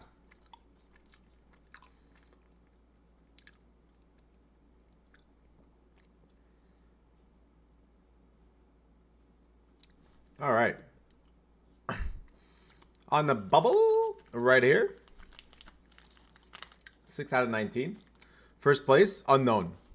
Because, oh, no. First place, 16,000.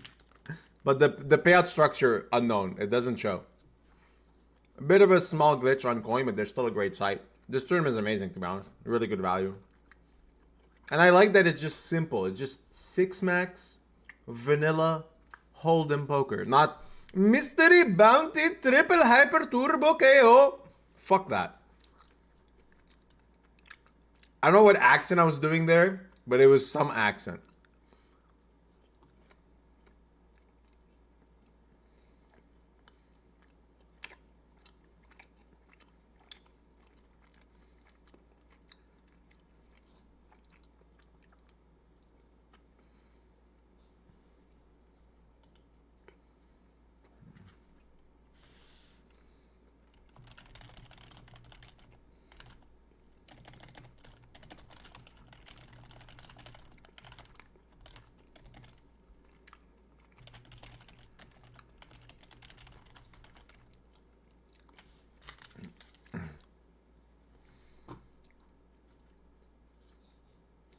All right. Regarding the big tournaments of the day, 2.6k buy-in times 2. That's 2 big tournaments that I'm playing today. Both of those, well, in this one I only have 1 bullet, so already it's the biggest win of the day, to be honest. And in the PLO one, I am 3 out of 39 with 180 bigs. I did lose a couple of really, really big pots when I was quite ahead, but oh well, shit happens.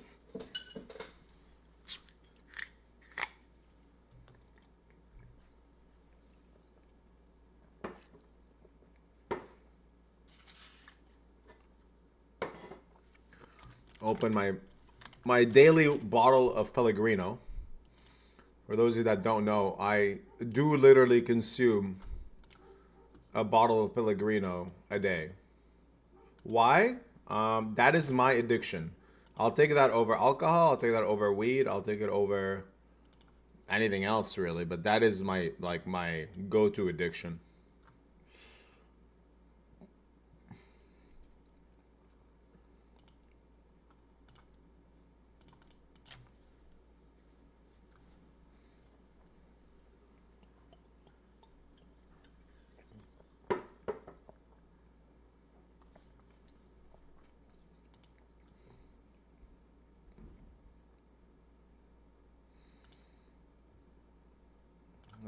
Probably want to bet big here.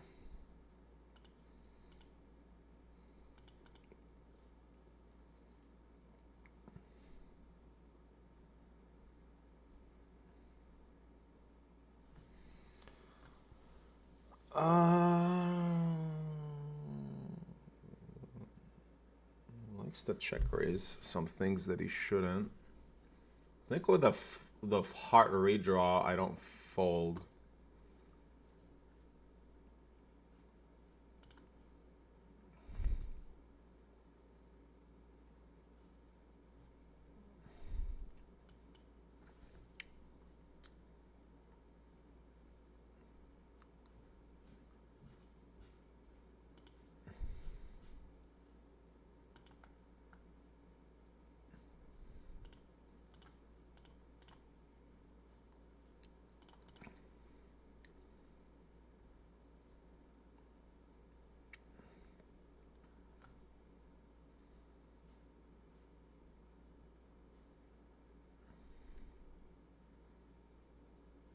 I mean, if he checks, I guess I'm somewhat happy.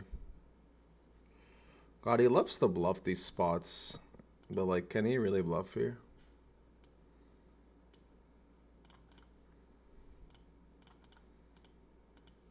What would he bluff? I've seen him do some really weird shit. Why would you check the king high flush on a turn?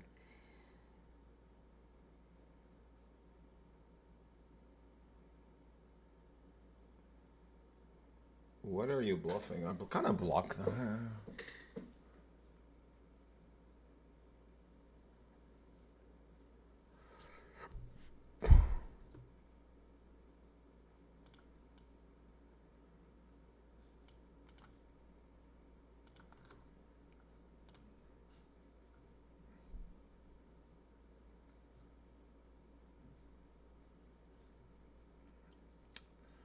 Is he streaming? I'm very curious about that.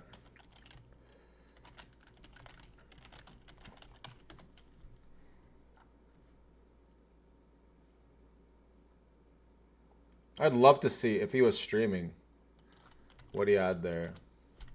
I definitely know he's capable of like some sick bluff there. Just hard to think of what it is. I don't know if he's...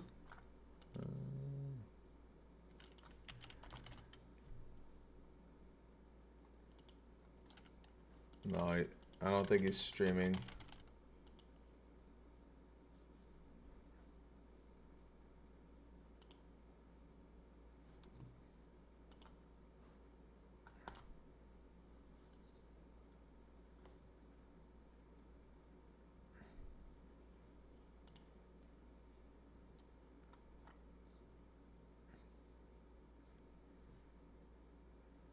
If he check raises, I just snap muck, whatever.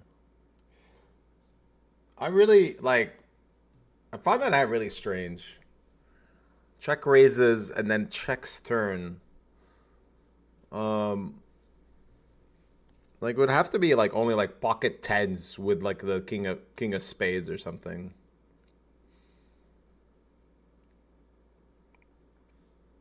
So, yeah, I don't know. Pretty difficult hand.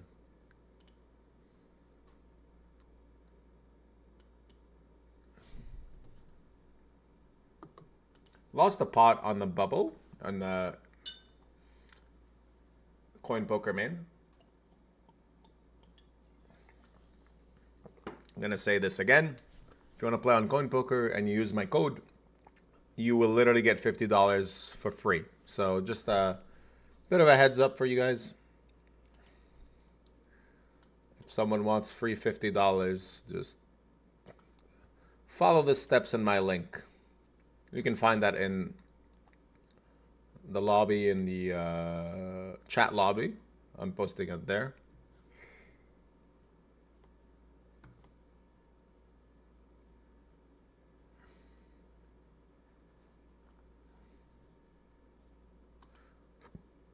That's weird. We open and we got 2 calls. All right, 4. Everyone's in a pot. Cool.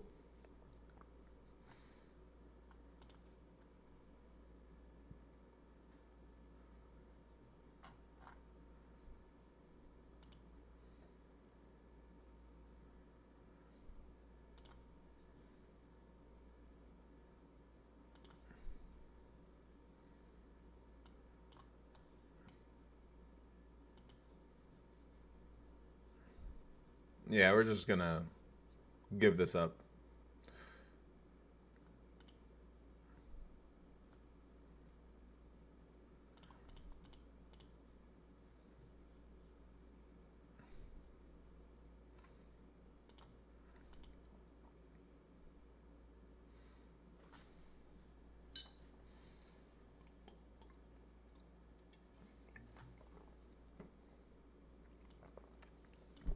Someone's saying I'm drinking straight from the bottle. Yeah, man. It's Pellegrino. I'm I mean straight from the bottle. I told you I'm an addict of Pellegrino, right? So yeah. Straight from the bottle.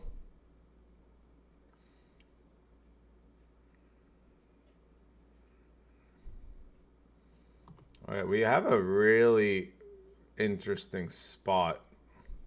I opened 2.8x and we got 3-bet, and we're just gonna, I mean, we have to get this in. We're 90 bigs to start. It's not a suited one, but we do have 2 connected cards. This is a really, really big pot. And, oh, nice. Actually, I mean, I might, fuck, if I run into kings, it's brutal, but he's gonna have, like, ace-king stuff double suited and shit. Having ace of hearts is really good. Ace of hearts is really good. If I run into kings, it's just like a sick cooler.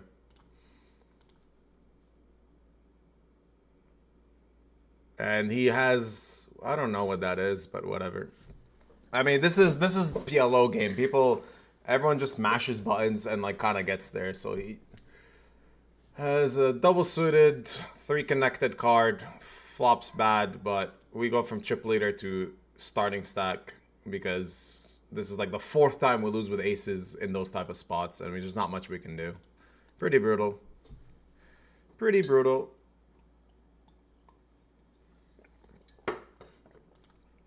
It's annoying. Like, ACR is definitely like really, really fucking pushing it with their RNG against me the last few months, but I'm still registering everything.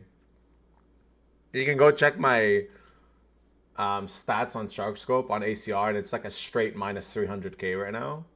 And I showed earlier like what my my all-in EV is like. It's like actually just laughable. But it's not like it's part of the game. So I don't care in a way. Like, it's just, this is what you're supposed to do. You run bad on a site and you just keep playing until it kind of changes. But you just want to make sure that you play well. But yeah, I showed this earlier. I'll show it again because it's kind of interesting. This is my stats from 2024. And if you check my all-in EV versus my net 1. Oh, it actually adjusted today. I just saw because it's updating, yeah. So I'm running like 1,700 big blinds under EV. And it's mostly from this period here. That's kind of the crazy thing. This is in the last few months, like just something happened. Like this probably was, I would have to assume this period right here must be like a couple of months ago, I think. Maybe like 4 or 5 months ago. But it's sick. It's sick. Like, no matter what you do, you just get punished.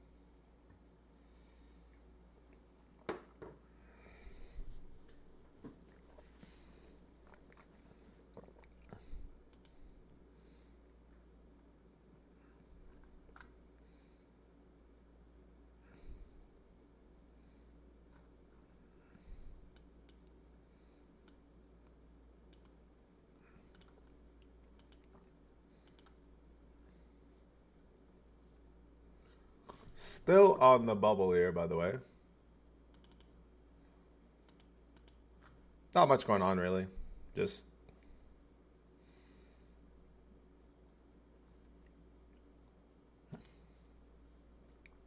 folding. Min cash is 2x, so have to be tight.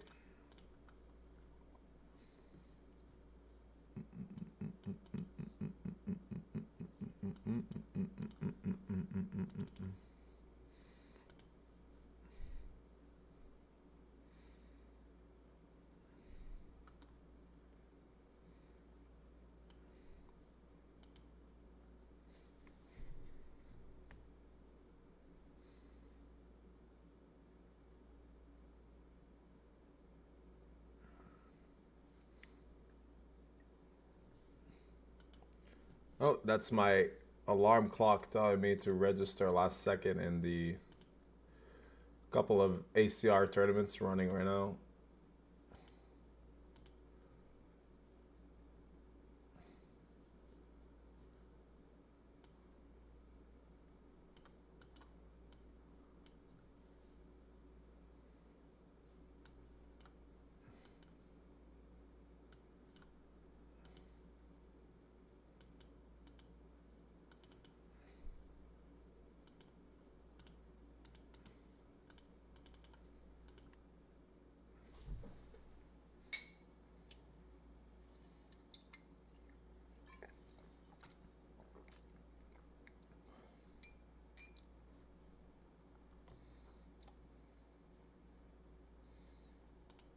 No, it's a long bubble.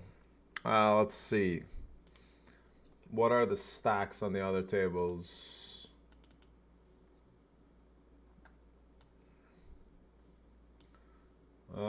There's a guy with 4 big blinds. Actually, like a couple of very small stacks, so yeah.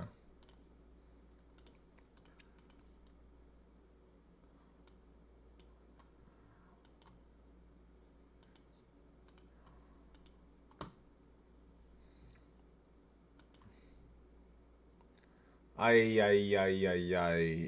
think this is just an open shove.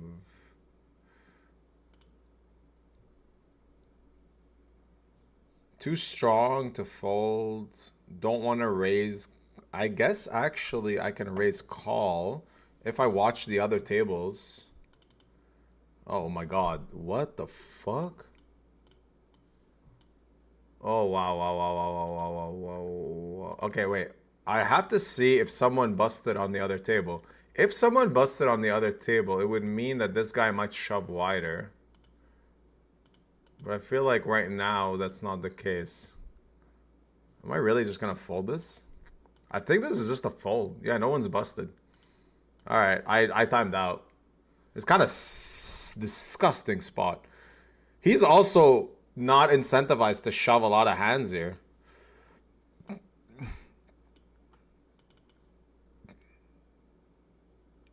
Alright, let's see if I made a good fold or not. I feel like his range here is like pocket 8s and ace jack and like king queen suited maybe. Yeah, 10 suited. I don't know if I like his. I don't like his shove, to be honest. He just bubbled when there was 6 stacks less than him. So, like, I understand why he did it. But I think he still has a min raise fold rate. I don't know. Jack 10 suited is pretty good, though. Let's say if I have ace jack there, I fold. So like when I do call sometimes, like he's in pretty good shape. So I can see why he shoved. Anyway, we're in the money at his expense, so I'm okay with that.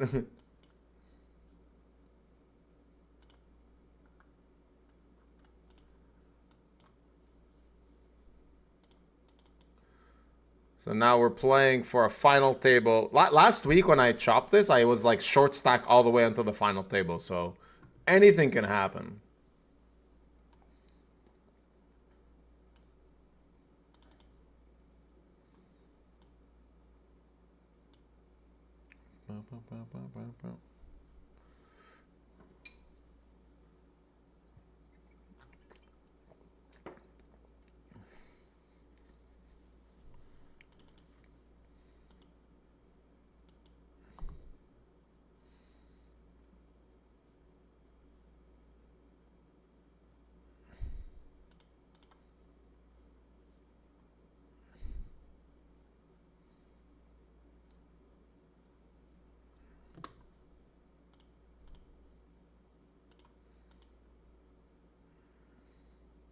Oh,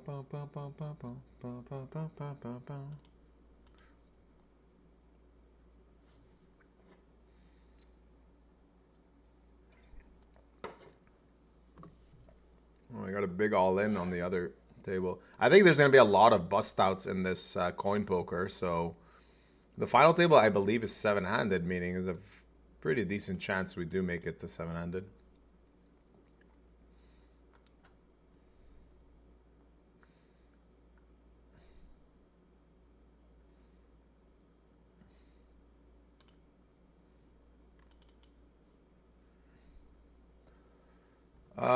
In the 1K knockout on AC on GG, we have a big flippers.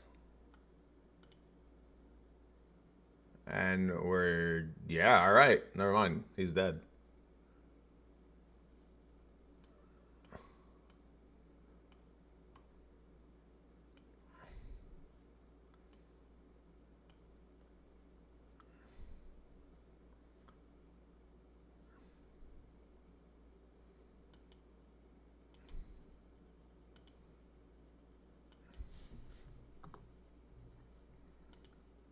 Wrong table.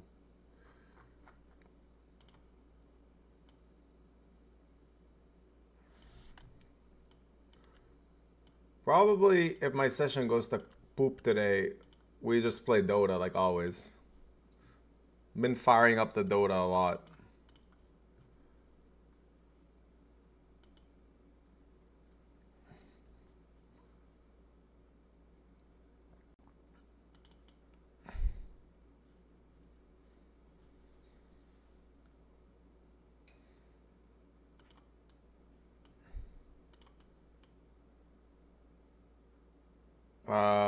That is how the hell? Okay, all right.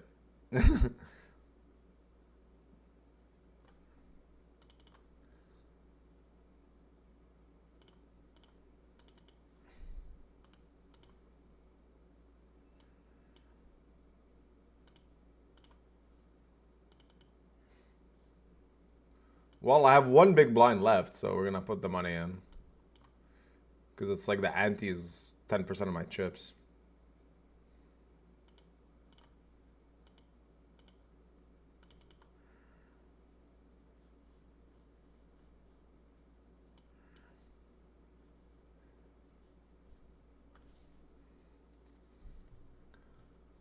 I somehow have very few outs. Alrighty.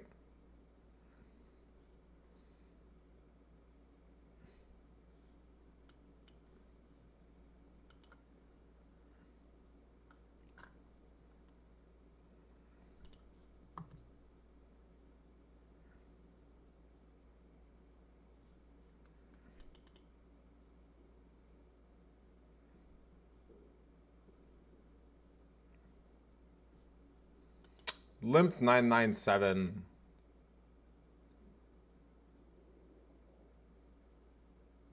And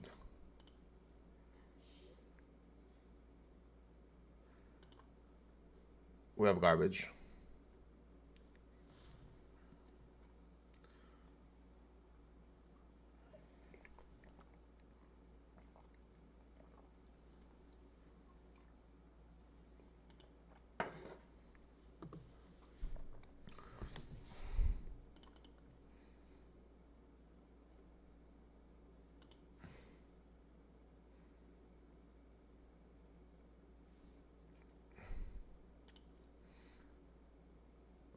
I'll call all in here against small blind because he's going to shove a lot of dominated hands. Obviously, he's going to shove ace highs and stuff too, but he's going to have like queen 4 offsuit and stuff too. Yeah, every suited jack. This is fine. Pretty good flop as long as we fade a queen. Nice. Really, really, really, really big double up. Yes, sir.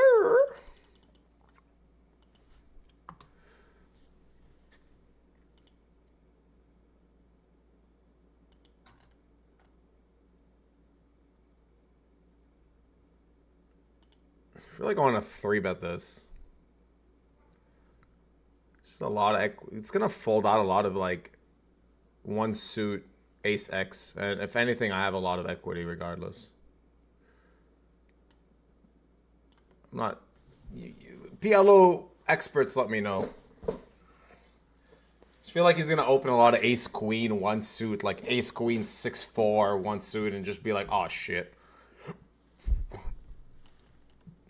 Ace king one suit, even probably like ace king jack no suit.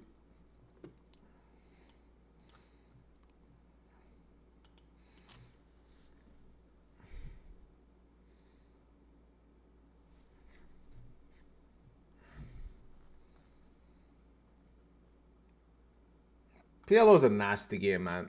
It's a pretty difficult game. Like, it's even more like tournaments are already insanely high variance, but like PLO tournaments are just kind of next level. I don't think I'll ever be able to like play them just because like it just seems like the variance is insane. Like in this Venom tournament, like I got it in free rolling against Chris Money Maker earlier for like 3.2 million chips. We were both super deep. 3.2 million. Like, look how much it is. That would have been now, right? And then I got it in with kind of like top of my range twice and just ran into decent equity hands. And there's nothing you can do about it. That's just PLO. You just like gotta swing the insane equities.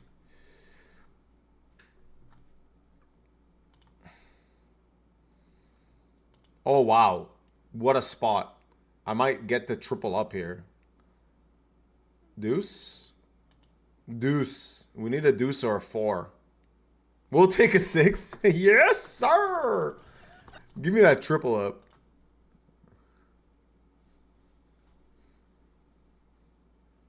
Okay, so now I cover a couple of people on the table, actually. So it's kind of like interesting spot.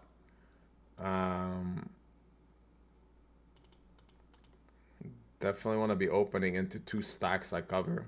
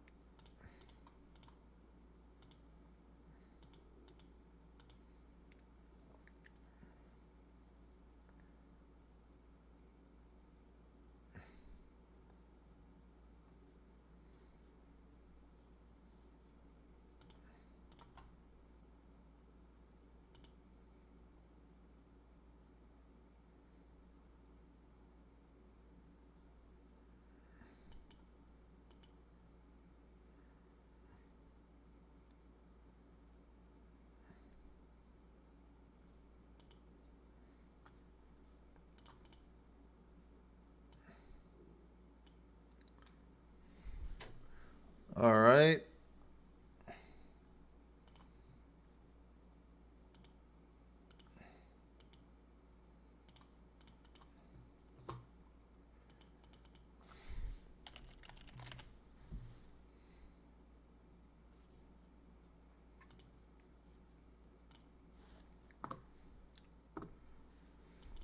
Nine out of 14. So a couple of bust outs left from the final table. Final table is, I believe, 7-handed.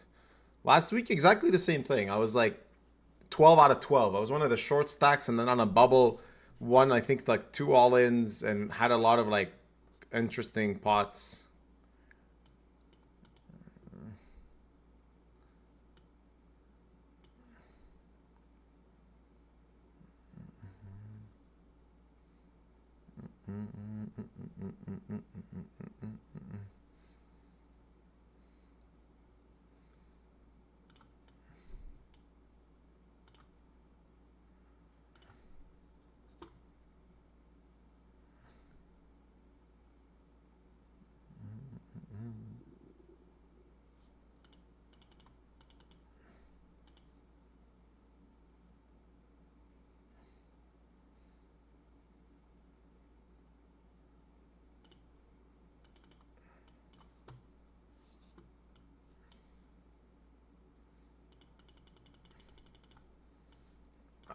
I want to go through this hand again because it's bugging me.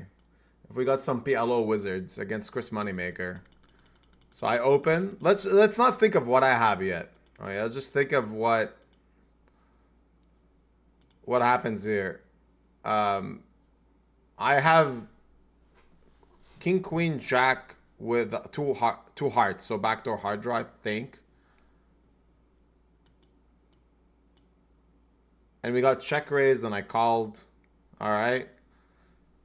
Have some clean outs for the nuts, and some redraws as well. And he checks here, and I want to know if in PLO, does he have any flushes that want to check here, other than like maybe tens with the king, like King X of spades? Is that the only thing he can maybe check here? Just feel like he's supposed to bet a lot of his flushes here. Maybe not always, but like at least the ones that check raise. So that when he checks here, like he's kind of capped. Maybe he's not. I'm not sure. And then he bet this, and I just had the straight, but I was thinking of calling, which might have been a massive mistake. But it felt like he can only have like pocket tens with King X of spades, or maybe like for value. I mean, That's the only thing I felt like you could have. Oh. Now I have a big hand. We want to put more money in the spot for sure.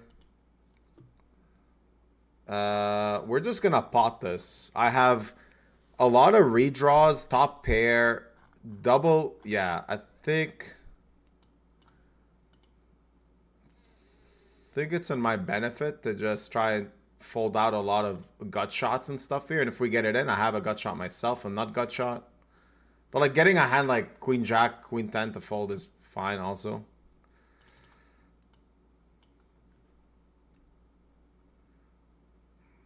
If I'm up against King 9 type of hands, that's fine. All right, really big spot here. He has King, and I'm just dead. Are you fucking serious, man? Oh, just Ace Deuce King 6. I fucking hate this sight and love it at the same time, but like, just dead on the turn. All right, fuck this tournament and fuck that sight. With all the love we can think of. I still love the site because they're at least trying some interesting things, but man, I also hate this site so much. Such a frustrating, annoying site.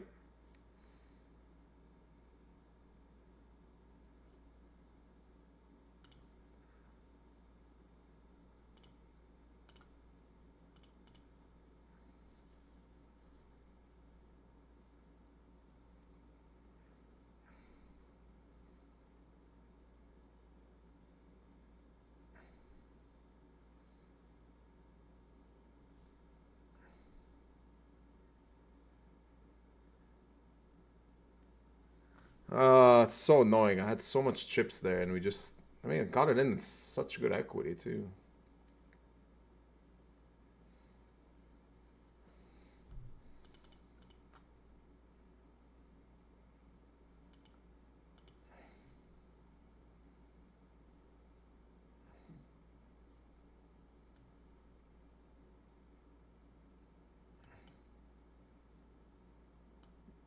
I'm gonna 3-bet get in against him, but fold against him.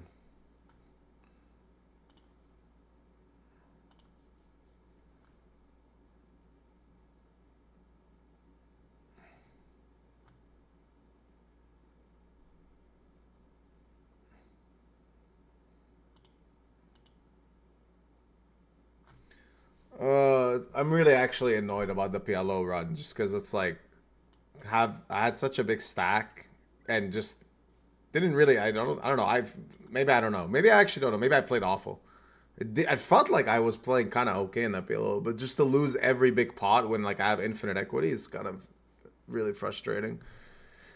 Blind versus blind here, and our opponent opened 2.2x. 12 bigs effective, meaning he has a very, very polar range. And then he...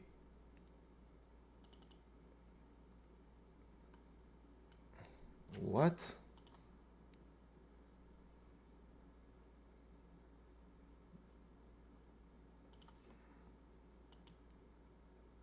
What is this line? What? I'm gonna fold, but I'm really, really curious what this could be. Why would you... It's so weird, like...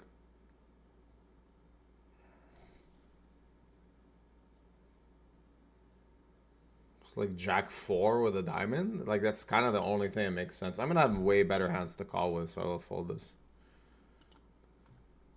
Really strange line.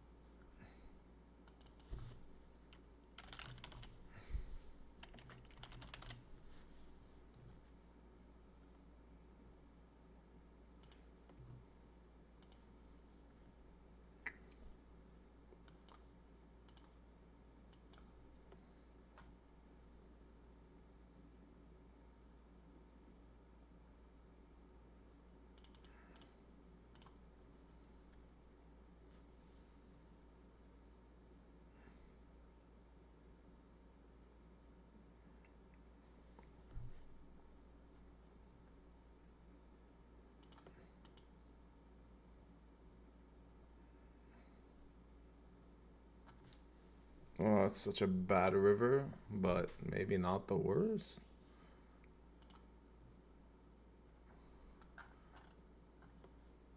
Do I want to bluff this?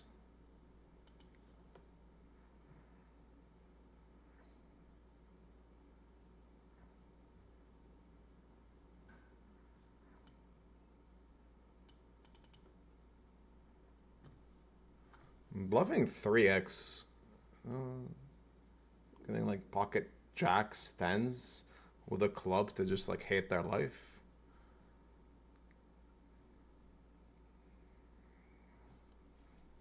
Feels like a pretty sick hand. I honestly, I'm not playing the best right now. I'm pretty frustrated without the PLO. I think that's a nice play though, because he's gonna still continue jacks, tens, nines, queens with a heart, and then on the river, all my bluffs get there. 3x, 5-4, all my club draws, and I'm still shoving king queen for value there. So when he has like jacks, tens, nines, eights, he's kind of like he can obviously have nut flush, but I think nut flush draws don't mind also just getting in on a flop because they get it in against worse flush draws a lot sometimes.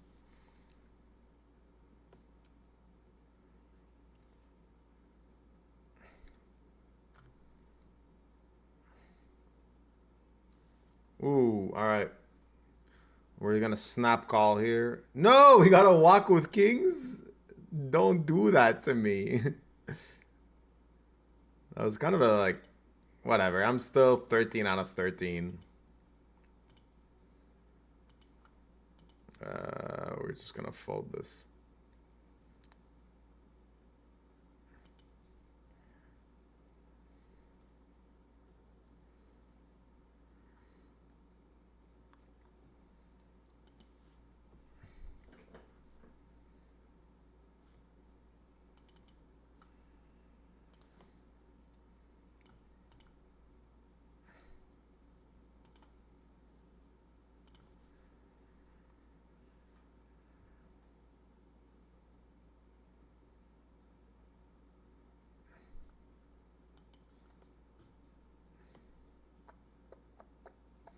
Basically just 3 tabling right now, with one of them being the coin poker main, where I'm very, very short.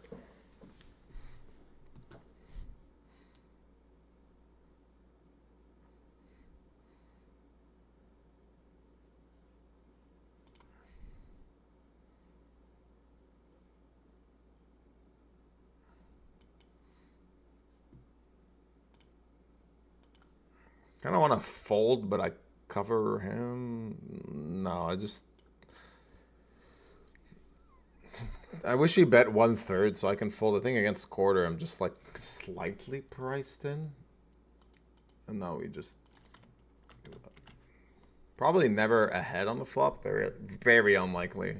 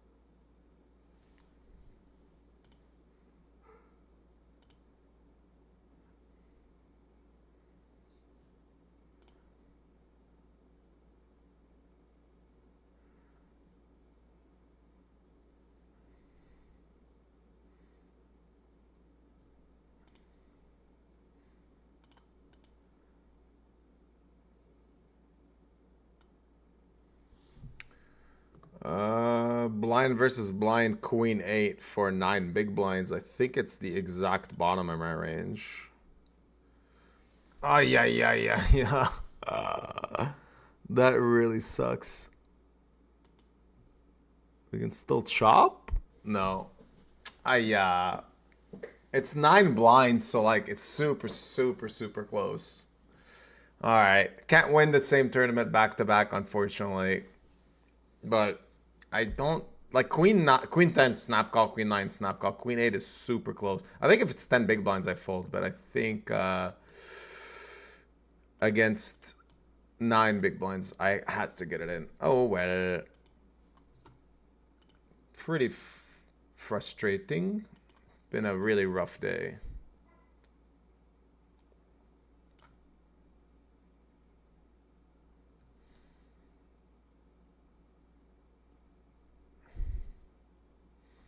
Basically just two tabling this and the Venom, where still basically hovering around starting stack-ish, so not a lot going on.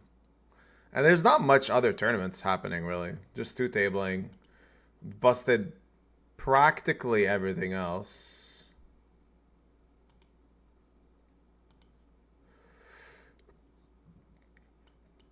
And I'm not planning to play anymore. Put 2 bullets in the PLO one, where both of them I just got scammed, basically, the best way to say it.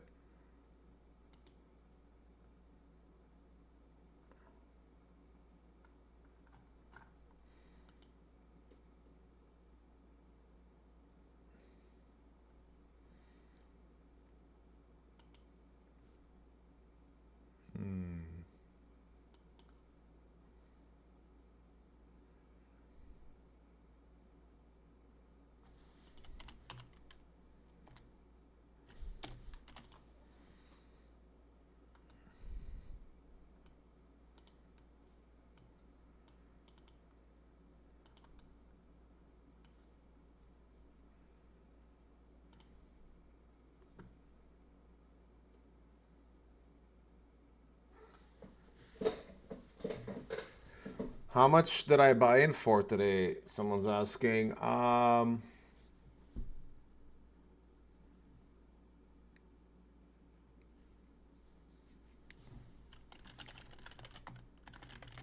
think 18,000 total, because I did 3 bullets in the Venom and then like 5 1Ks. And then a bunch of like 500s, so something around like maybe 16,000, I guess. Yeah, pretty like decently big day.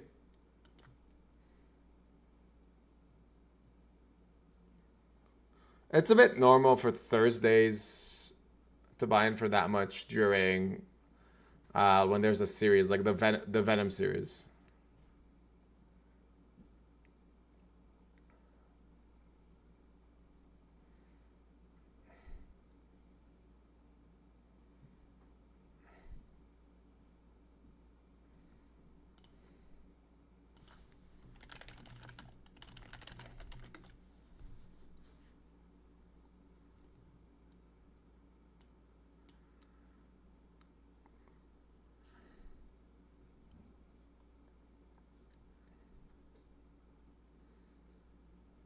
Oh, wow. How did this pot get so big? I really want to know.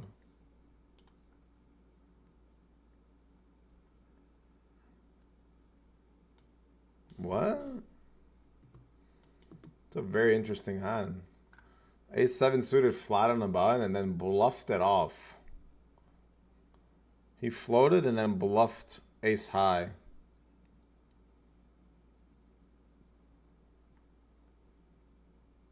I don't know about that. Seems a bit hopeful. Seems a bit hopeful.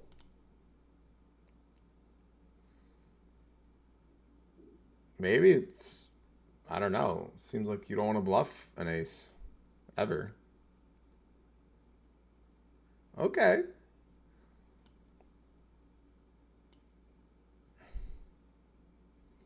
Hey, listen, I was bluffing random stuff earlier. Everyone gets to bluff random stuff from time to time. Maybe this was his last table and he just decided, you know what, fellas? I don't care. I don't mind giving my money.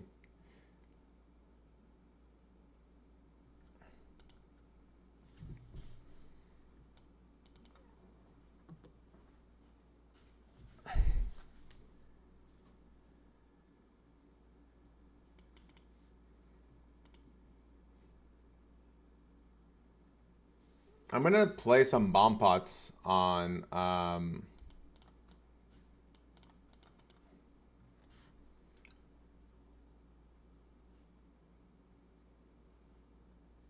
let me see. Some bomb pots on do I want to play PLO bomb pots? Yes, I do. Because I want to practice this game on coin poker. We're gonna play some 1-2 bomb pots. I think they're just fun because I don't know, very interesting strategies. And I'm kind of I'm like I like to learn through experience. So here, I'll show you what we're playing. We're gonna play this. This is another reason why to sign up on coin poker, because they have kind of like a new format that's quite fun. Bomb pots is everyone puts in money pre-flop and then you just see flops basically. Oh wait, no, this is just, wait. Shit. No, this is just 5-card PLO. This isn't bomb pots. I pressed the wrong thing. I'm confused.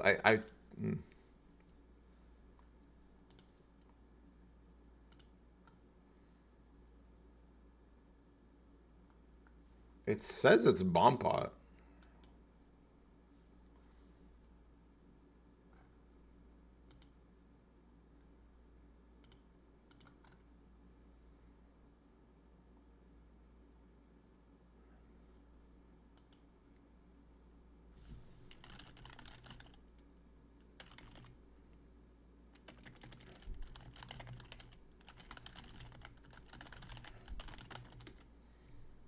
I don't understand. This is supposed to be bomb pot, but how does it work here?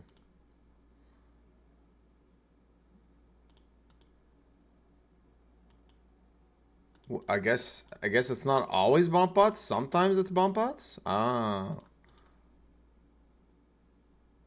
I want always bomb pot though. What is this nonsense?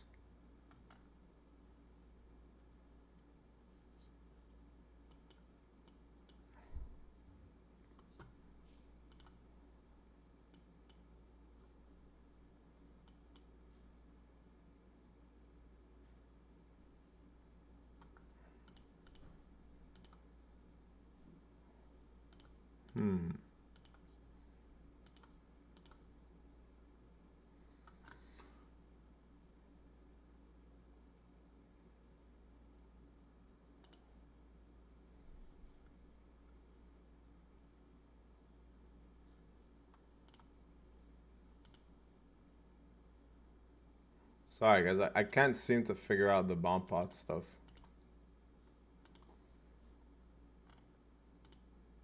Like, I played this game a bunch of times before, but I can't find the lobby for it. I don't know why. It says it's bomb pot, but there's not a single bomb pot so far. It's really strange for an Arabic guy to be streaming and saying bomb pot like 5 times in a row. I'm pretty sure, I'm like certainly on some list. Thanks, Coin Poker. Thanks, Coin Poker. Just gonna like, I'm gonna get stopped at the airport because of you.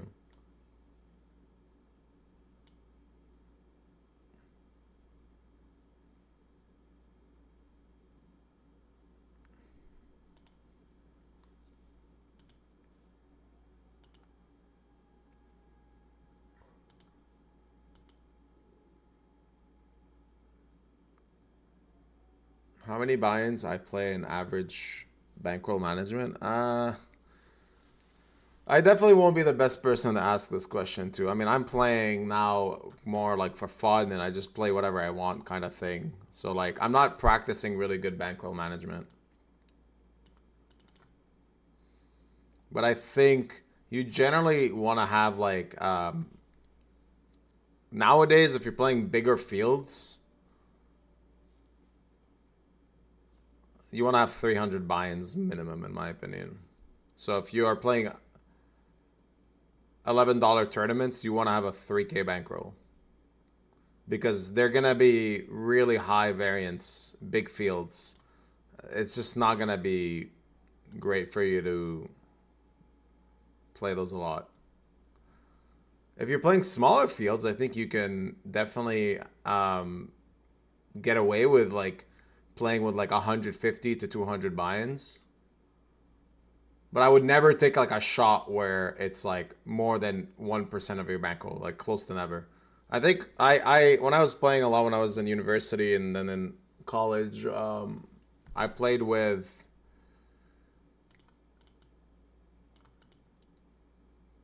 I never went above 1% rule. So if I had $10,000, my biggest buy-in was $100. If I had $50,000, my biggest buy-in was $500. And then like very, very few times, once in a while, if there's like a really crazy good tournament, sometimes I would kind of like play, let's say, I remember like,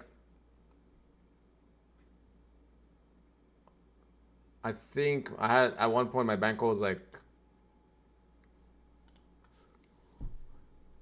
it might have been like 40,000, and I played a 1K main event fully on my own, and that was a really big shot, but it was like a super deep stack, really good value, and it was supposed to overlay.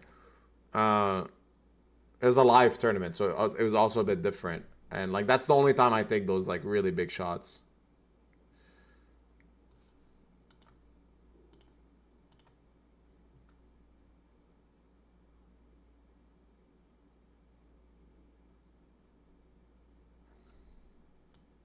We're just gonna, if I win the spot, I will give someone $200.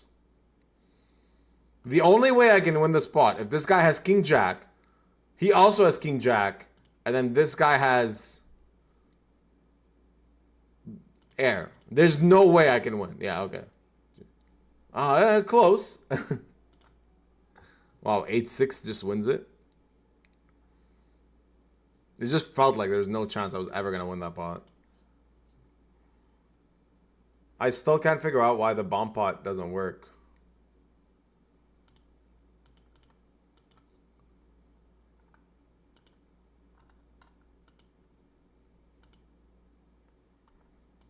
Also because I want to play a bigger limit, but like the biggest one they have is not bomb pot. Oh, I found one. Oh, there we go. All right. I think I must have just clicked on the wrong thing. So this is 1-2 every hand bomb pot. For sure we got some regs like grinding it out here, and then there's just dummy Beriuzy coming in like, hello boys, I'm here to donate 20 buy-ins.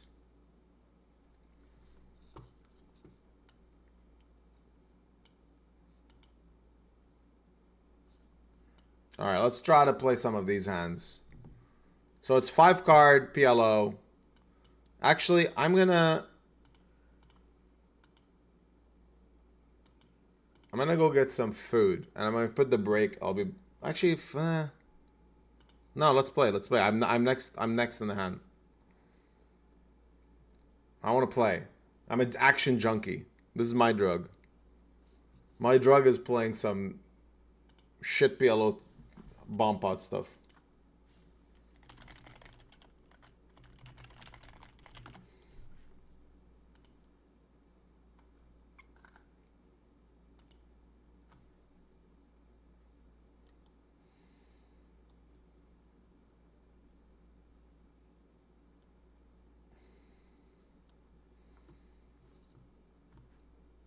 Okay, let's go. Come on. Give me the action. Action junkie. No, Joe 9. Joe 9. I got scammed. All right, break time. God damn it. Why? I had join now. That's so annoying. Why did it put me sit out? Oh, we're gonna wait another hand.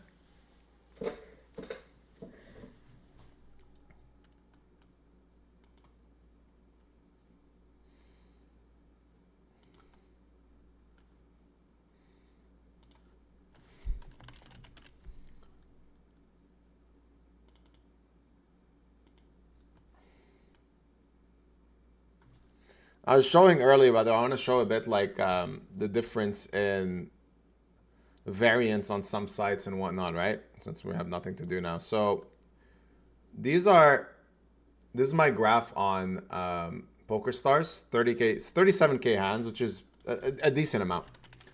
Okay.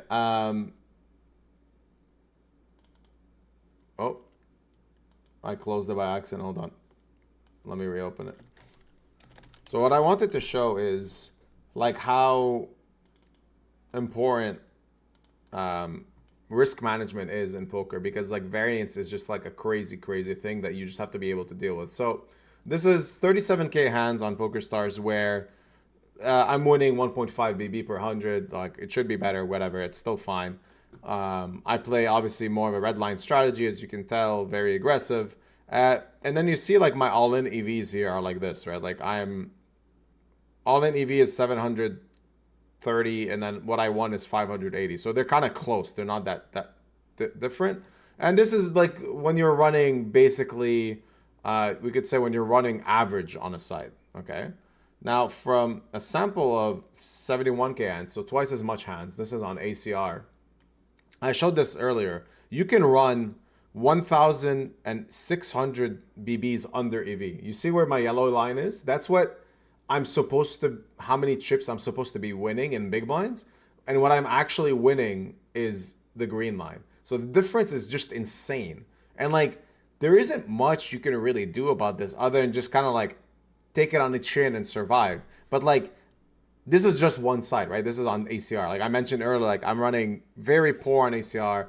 There's not a lot I can really do about it. It's just kind of like, oh, well, you know, tough life. Oh, it sucks. But imagine if this is the only site you play and this is how you run and you're not practicing really good bankroll management. What do you think is going to happen in that case, right? Like you're going to be mentally, honestly, just going to be like absolutely destroyed. It's just brutal to like run like this on just one side if it's like the only side that you play on. So I think it's always important to like be careful with how you approach playing full time. If you are like, don't take insane shots. Don't like put all your role into this. Like I've always played poker as a side thing. Not always, but definitely in the last few years, it's become a lot more of a side thing. And that's been like really beneficial in my case. Because whenever I did run bad, it just didn't really affect me too much. Or I made sure that it affects me a bit less so that I don't have like a really poor reaction to these type of situations. Like right now, if this type of run happened to me where I'm running in high stakes only, I only play high stakes on exam. If I'm running like this and high stakes only and I'm 10 years younger and I only play high stakes and it's my full role, I probably lose like my mind with a run like this. So it's really, you know, important to try and separate the losses and like potential like beatdowns that you'll have in these situations as much as you can. All right, let's go to bomb pots.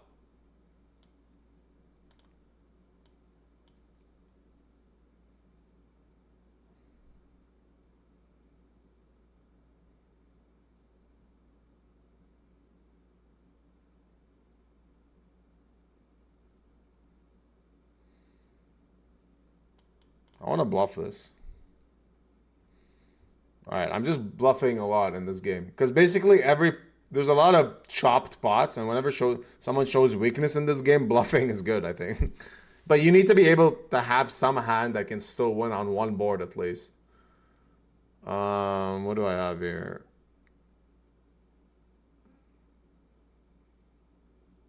I actually don't have much.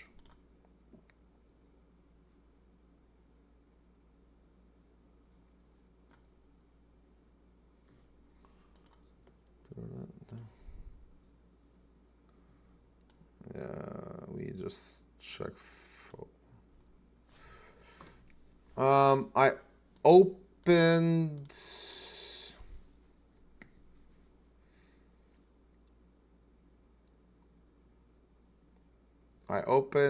And got flatted. We're gonna bet here for sure. We block ace 10 suited and ace 8 suited, which is quite good. He's gonna have a lot of worse ace X. I also think he's gonna have ace jack, a decent amount.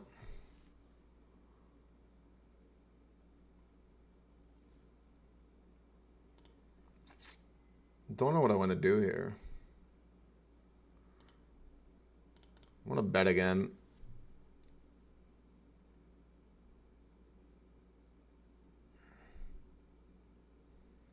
Ay, ay, ay, ay, ay, ay, ay. Man, this is so fucking disgusting. Oh my god.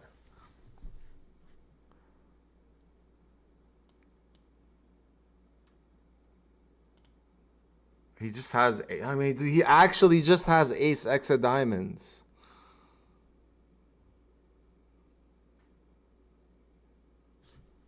Oh my god. Is he ever shoving? Okay, does he have ace 10? So like ace 10 of hearts. This is such a sick net roll by me, but I just like, I really just know he has. God, this is actually so nasty. This guy is not. There's no bluffs. It's just, is he shoving worse? I think he does shove ace 10. He just, I know he has that, but like, it's so sick. It's actually so fucking nasty. Like, imagine wanting to fold top 2 in that spot, but it's like, he is gonna shove ace 10, and like in those spots when you beat value, you really can't fold. But it's insane. Just the way the hand played out, I should fold river, honestly. Like, even if he shows me ace 10 there, I should probably still fold. He just has ace X of diamonds way too many times.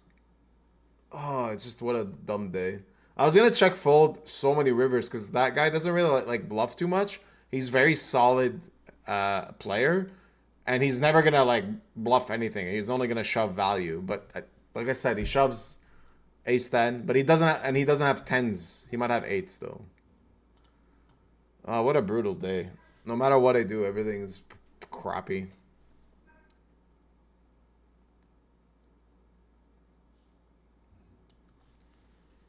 That's so annoying.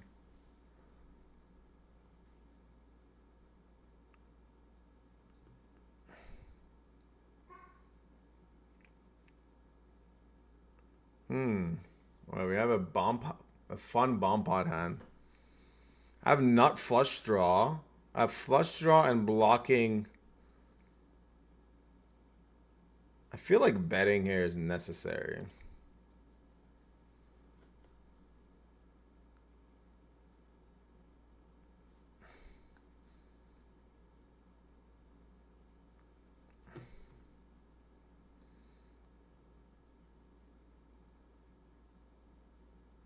We're only playing this game because it's just fun and kind of good practice. Yeah, I would have had 2 flushes, I guess. Yeah.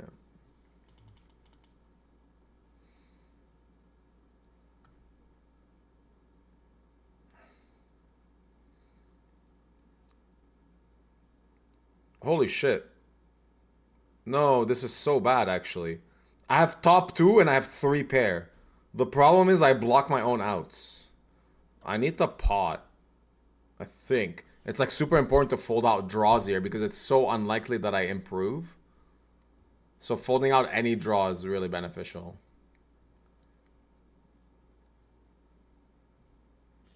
Ah, fuck me. Okay, so I don't know what we're doing in this game, but guys, we're gonna learn together. Am I supposed to just pile this in because I have top, and everything? I think so. Let's just donate money. He has, okay, I'm good on the top. No, wait, I'm not good. Did I win both? No, I lost one. I won one and I lost one. He had a really good hand against me, actually. He also had an ace, blocking the outs. But we chop.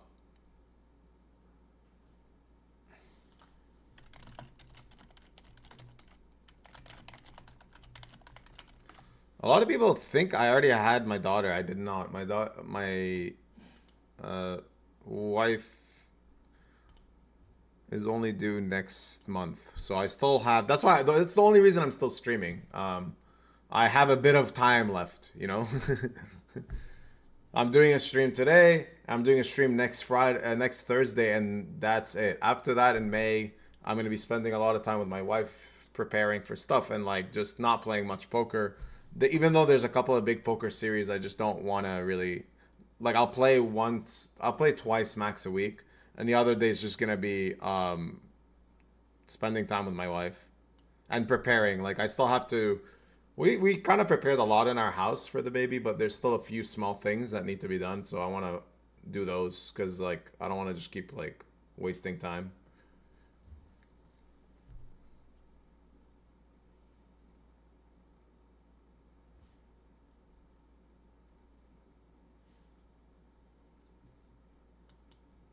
Okay, we have garbage hand now. Still in the Venom, by the way. Just one tabling my pathetic starting stack that's just been starting stack for the last hour. The PLO one, I don't want to talk about it.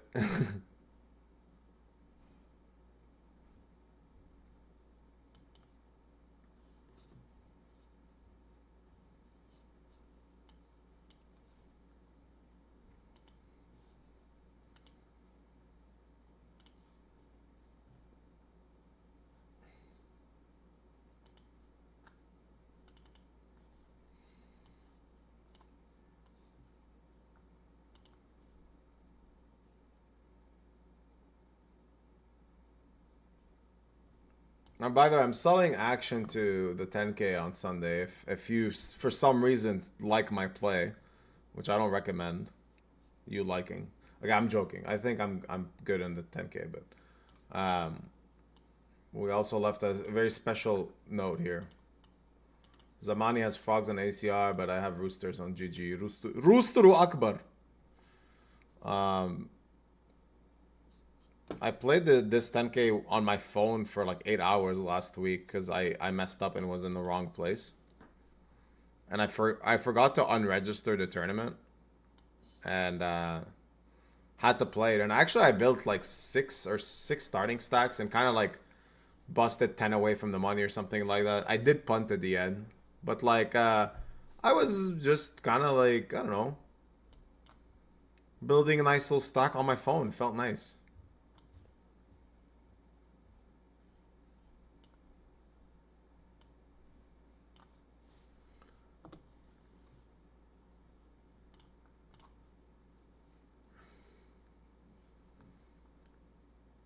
All right. The Venom.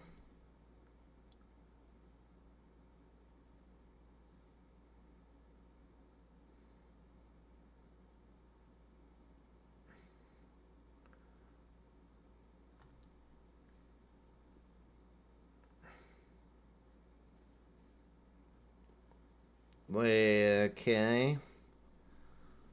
Not a very pleasant flop. I guess we can quarter and just give up. We can also check back and also give up. We can check back and like not realize equity, but still like win the pot sometimes.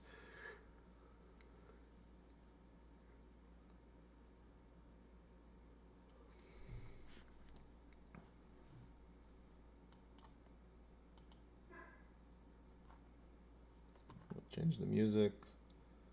Some Rufus the Soul. Yeah, just take it.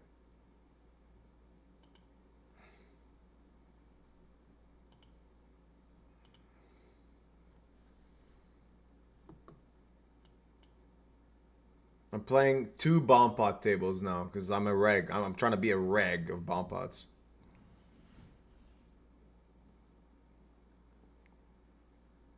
I'm just gonna fold this. Oh, actually, I didn't realize I have 2 pair. I still don't think I can call this.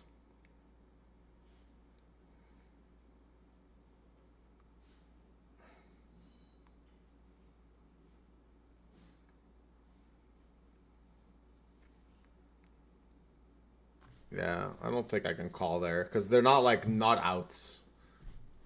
Like, even though I made a boat on the bottom, I could still be dead to, like, pocket 7s and 10s, so.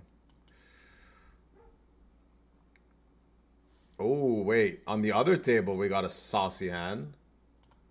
Look at this saucy hand. We definitely want to put money in this spot.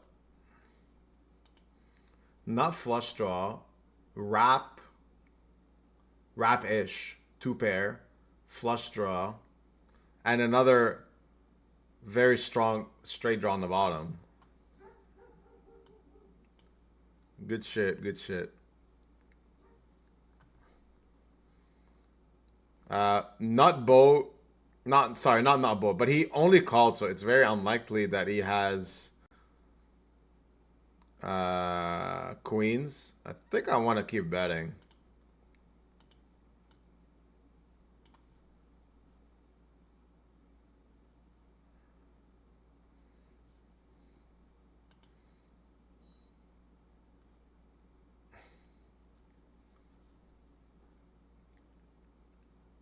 Oh boy, hold on. We just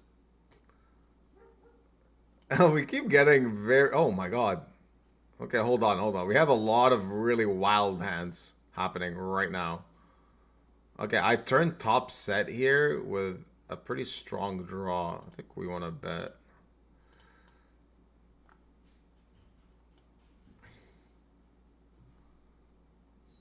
I mean, someone can still have 7-5.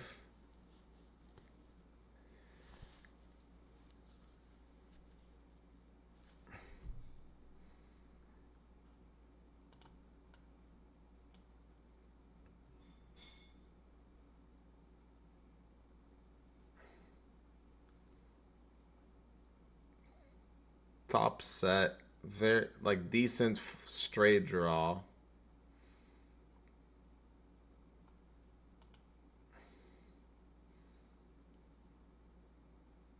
And I think I have a bluff catcher now. Oh, I have the ace of diamonds. We bluff.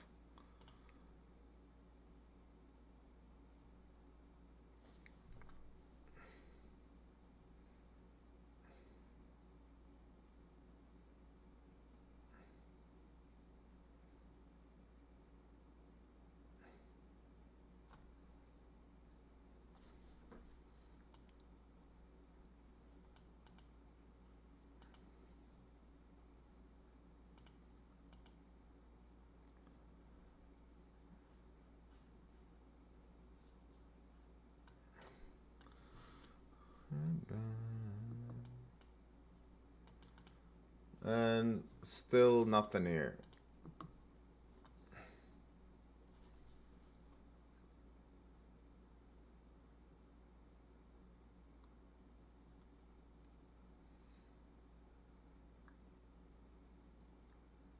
Huh.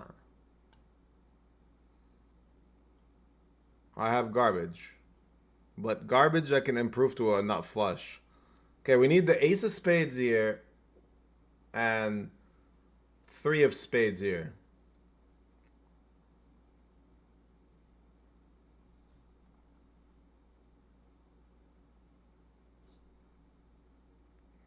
And we got none. Okay. We have garbage.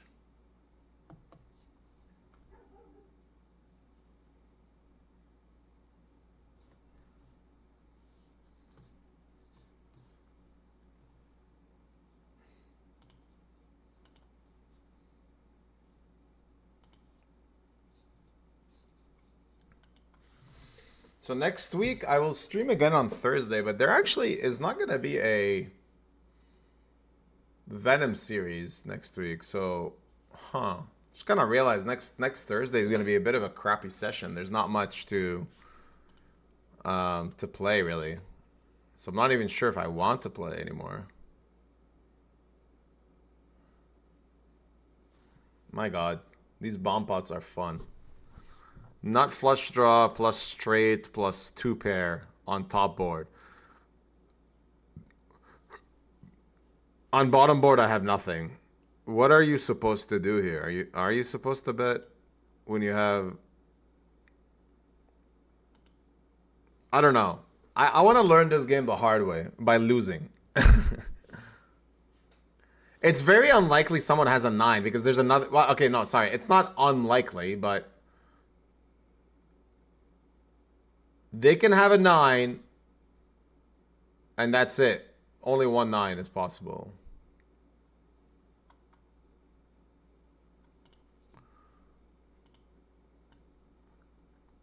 I mean, I have the nuts, right?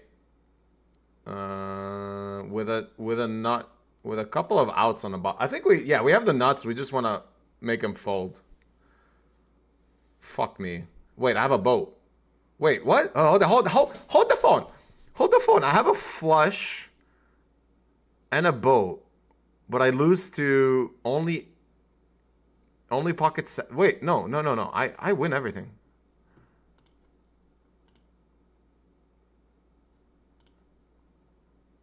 I have a flush and boat. What do I lose to? I win both. Yeah, I just scooped him. Honey, I scooped him. I thought I lose to 9s at top, but he can't have 9s. He can only have 9-6, which is like very unlikely. Okay, my brain hurts. I have more. I have top 2 and nothing on the bottom. But good read. Nah. Oh wait, I have not flushed. All right, but this game's great. This game's fun. I have no idea what I have. It's just like I have a lot of equity on one board. Put all the money in.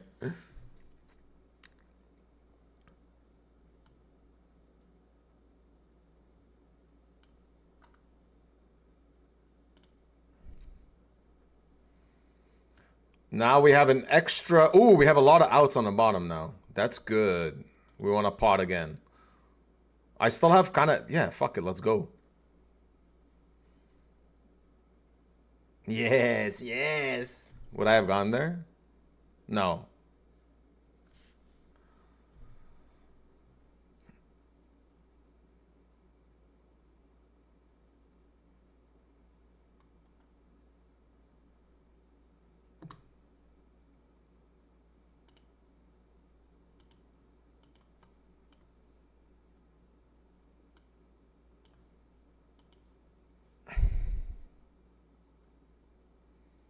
All right, now Venom, I 3-bet this guy. I have a note that he flats a lot. And...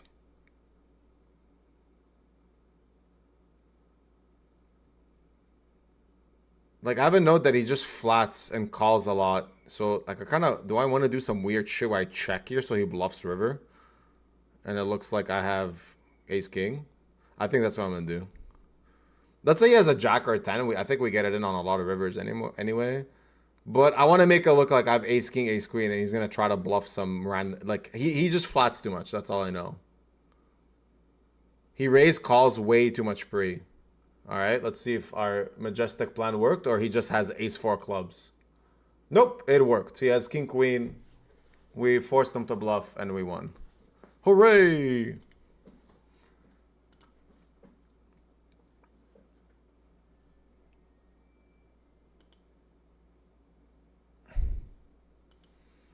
Someone in chat is saying they can't process this game fast enough. I agree, man. I'm just like... but I play a live cash game that has this, and it's fun.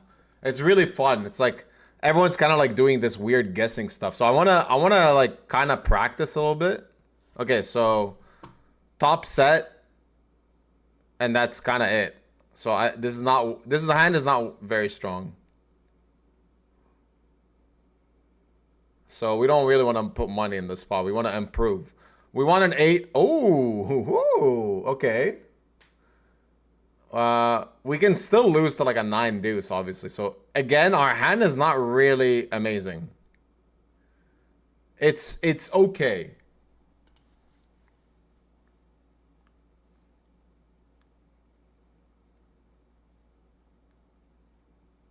I think when it checks so many times, I can start betting.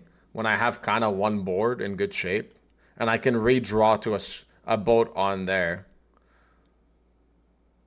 And I think when I bet, I actually get I'm gonna get some straights to fold on the top. There's definitely some straights that are like really not happy here. We know that no one has 9-8. So if someone had 9 deuce, they might have probably bet the flop sometimes. I love this game. There's so many like weird puzzles in it. So obviously we want to improve to a boat on top because then we're just like crushing. No one should be able... Oh. Wait, what? Wait, what? You donk? I have... he has a 9. But I have the nuts on the top, so fuck you, I'm all in. He might have a 9, but I have boat. Alright, I mean I win one board for sure. Yeah, he has 9, but I win top boat. So this is what I meant, like, he actually was drawing dead-ish on this board and had nothing on the top, but he still put money in.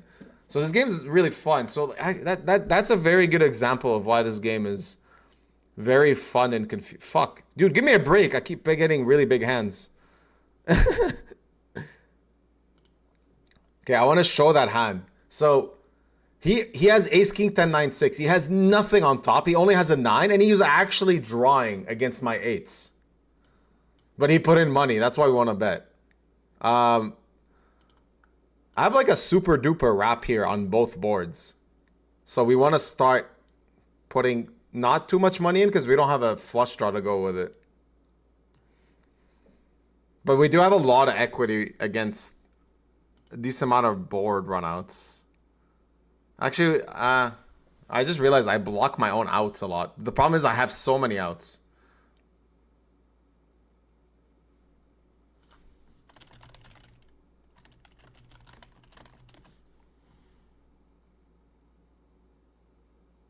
I have nut. I have nut. All right, so the guy, when I block everything, he probably has a set. He probably has a draw, so we're just going to be like, all right, put it in. Put it all in, buddy. I have a nut.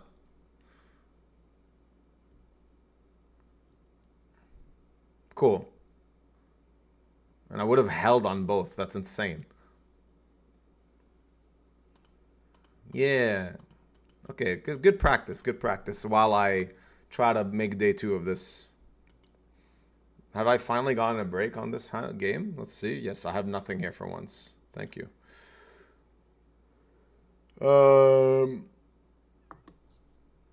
Yeah, we're just playing this, trying to make day 2, and it might be a long one.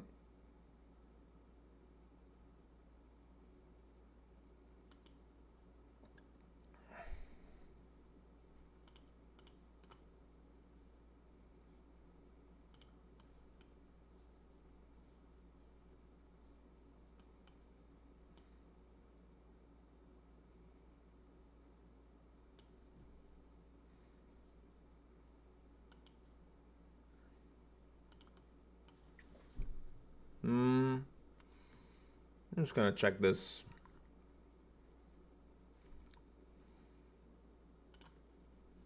And we have lost the hand.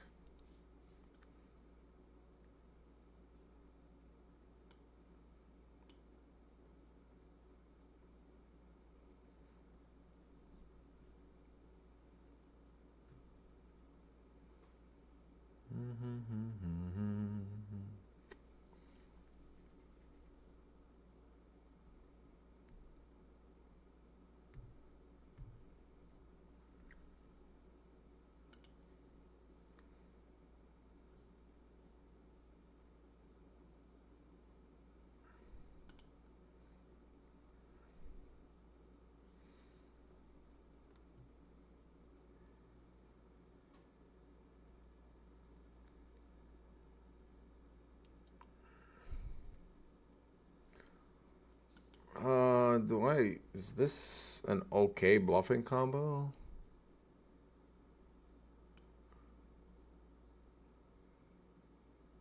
Not really. Like, yes and no, sort of. Block, like, some king queens I got down the river, but there's still really, like, wide ranges. Not wide, I mean, like, protected ranges. We can still face a lot of check raises sometimes.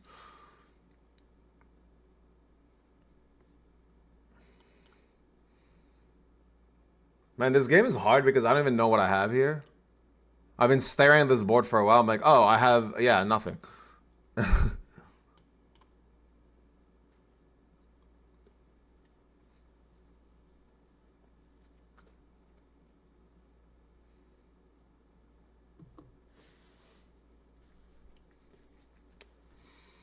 I can't imagine playing like multiple bomb pots at the same time. Like people playing 3 of them or something is insane.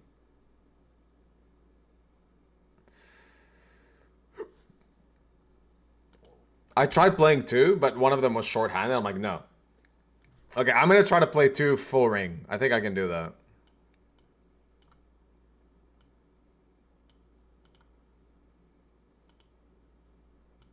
Call me a reg, brothers. Your boys stepping into the PLO bomb pop 5 card streets.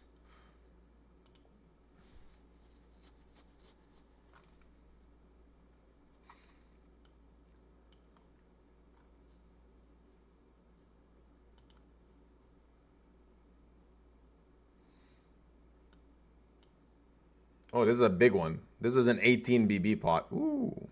15. All right, we need... What do I have? I have garbage. I mean, I block the straight. I have a straight draw.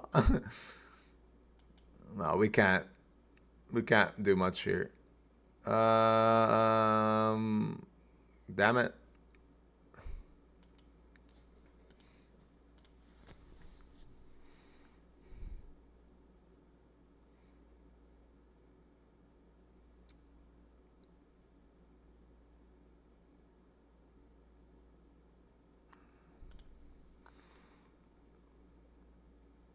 Yeah, we can't do anything.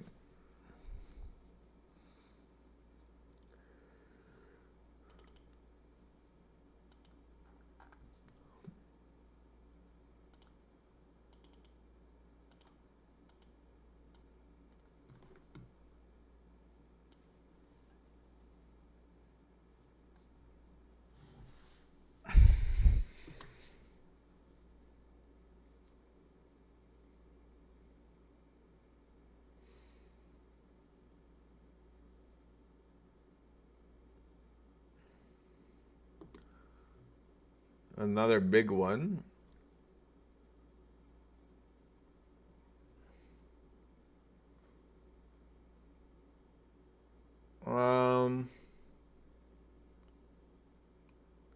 Pretty bad, yeah. We don't have anything.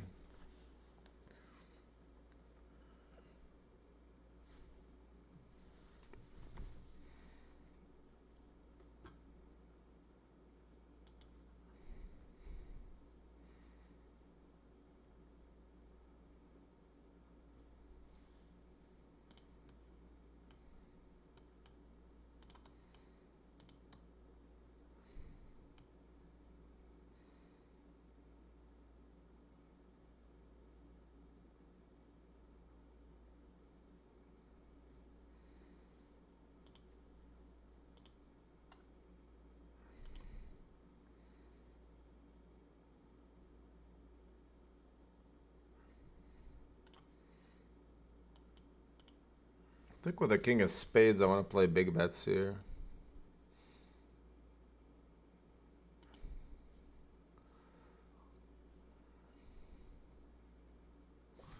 All right.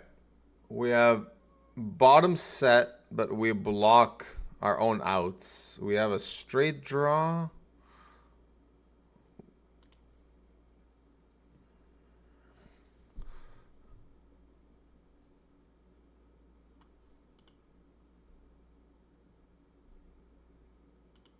I think because he can't have a king. Ooh, okay, we have... I mean, I win bottom board because it's very... He can have a king now. He can have a king, but can he have king 10? So I only lose the king 10. Okay, so he bet pot. Fuck, man, that's actually rough. I have no idea. I feel like... Fuck. Ah, he has... Like, it's the only hand that just scoops me. Wait. Oh, fuck, I'm such an idiot. I thought... Yeah, okay, no. No, never mind. Never, I'm an idiot. I'm a super idiot. That was like a very big idiot mode there. Hey, I'm in Berlin. Thanks, man. Thanks for subscribing. Wait, that was a confusing hand. I didn't river quads. Okay, I see. Yeah.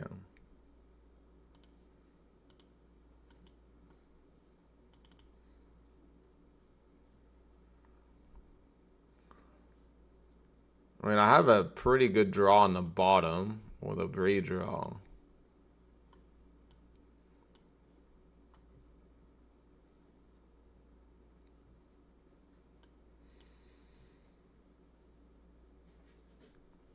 Okay, we have straight flush draw, but nothing else.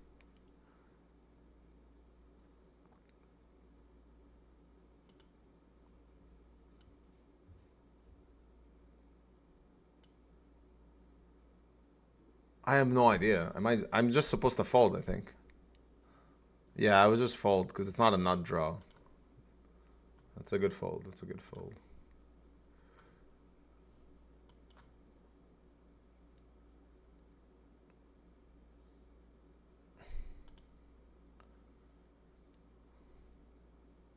Okay, we finally got a hand I can just fold. Change it. Bum, bum, bum, bum, bum. Okay, this is the other hand where I have... What am I supposed to do, man? We're learning, guys. There's going to be a lot of mistakes being made in this game. Trust me. I know. Okay, I have Queen 5 and Ace 3. So I have a boat that beats 7-5 because he bet the flop big. So I beat 7-5 and I can still win the bottom. Yeah, I call. If he has 7-5, I win. Yeah, okay. He won one board, I won one board.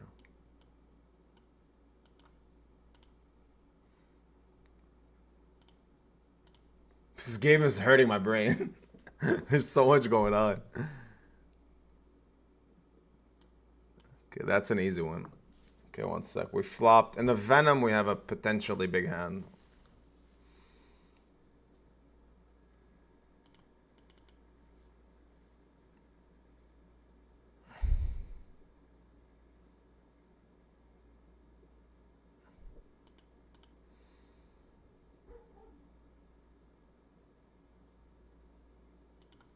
And that's it. We're just gonna check fold. That's gonna be easy.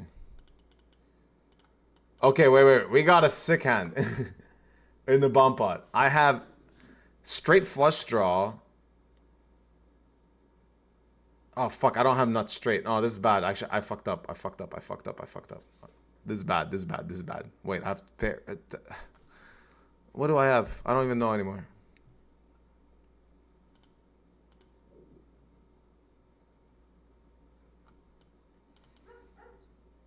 Okay, wait, no, I have nut outs, right? No, do I? I can river, he has queens, I can, what the fuck is going on here? Ace of spades, damn it. Okay, I have just a flush and just a straight. And I have to fold because I don't beat.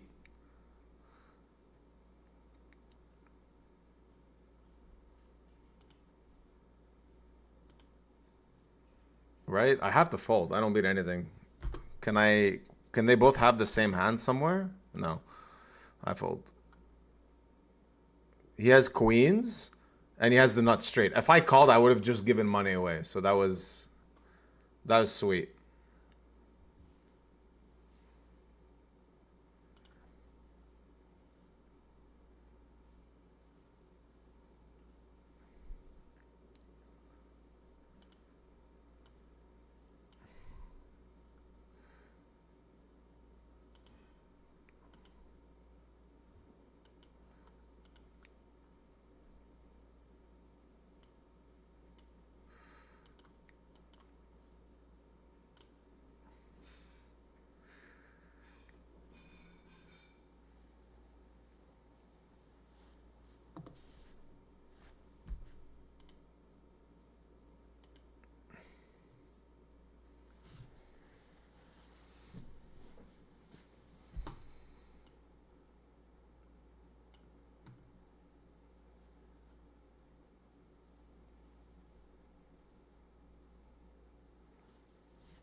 Oh. Alright, we got a big hand here.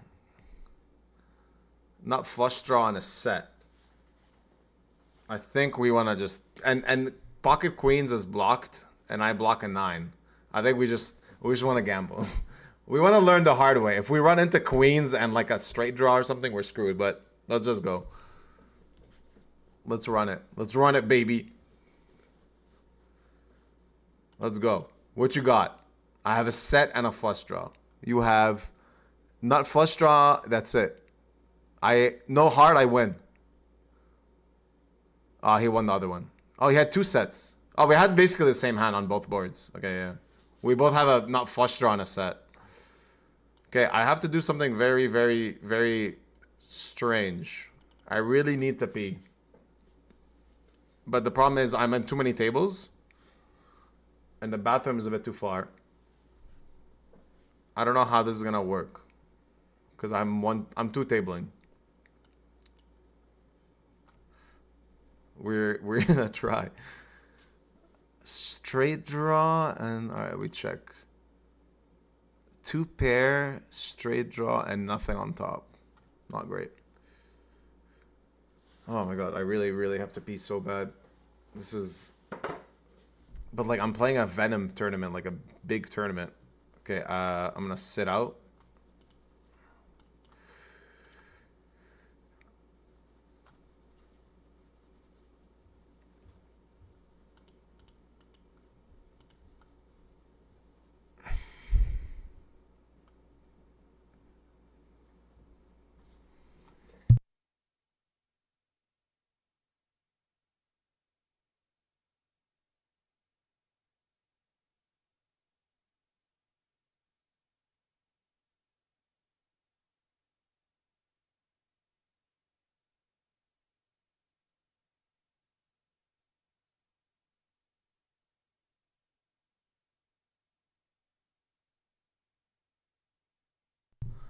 I actually just got cock blocked by ACR because I wanted to really go pee, but I have a hand on the button.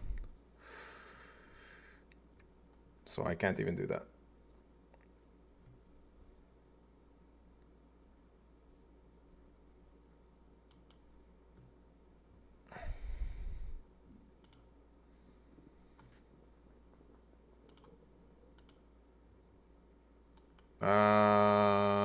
I'm going all in. Because I really have to pee and I don't mind just going all in, so I'm just going all in.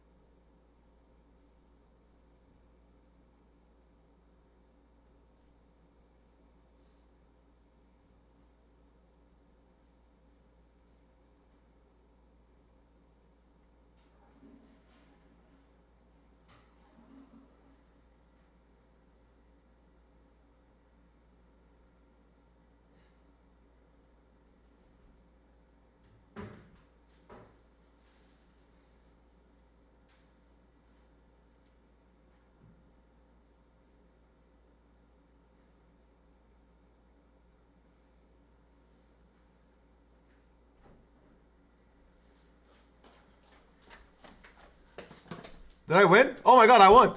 What the fuck? What the fuck? Yes! What just happened? Wait, he had ace king and I rivered? That's so sick. I literally was just peeing. I don't know what happened. This is the best pee, the most profitable pee I've ever had. Oh my god, wait. What happened? Oh, that's so sick. So I just shoved and he called ace king and... Was it just heads up? Yeah.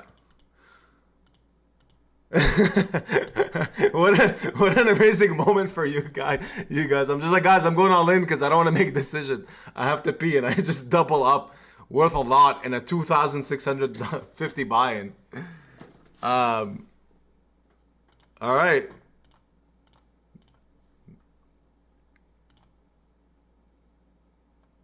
That's amazing. That's amazing. Okay, the problem is, it was a very long P, and I didn't finish it yet. I did a half P, so I'm gonna fold and come back.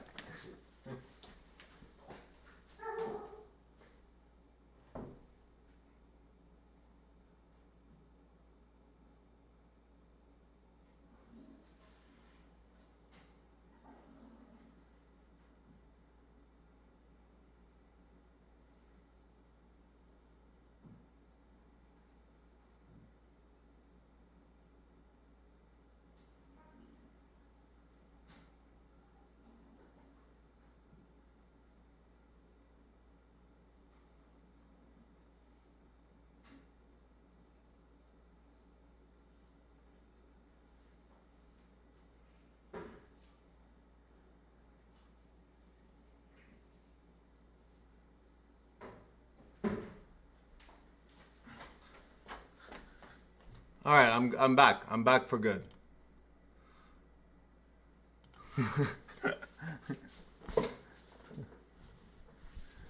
What a great pee that was. Man, I love going to the bathroom.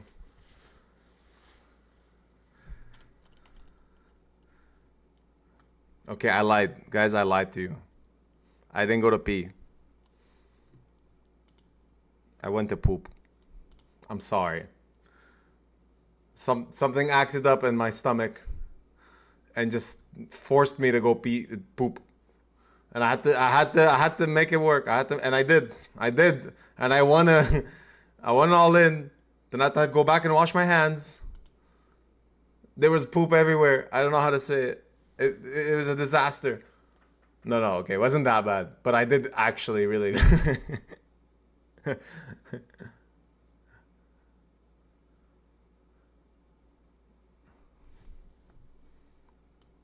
All right, we're gonna see if we can Omega bluff here. We either get snapped or our 5. Yes, sir.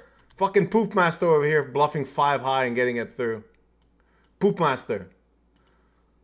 You let the world know.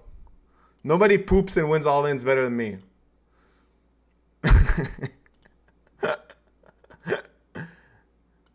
I think it was the kimchi, guys. It was an emergency. It was an emergency poop, and I'm just like, I can't do this right now. I need to go. All right, we got a nice stack in the Venom, and we have a nice hand now.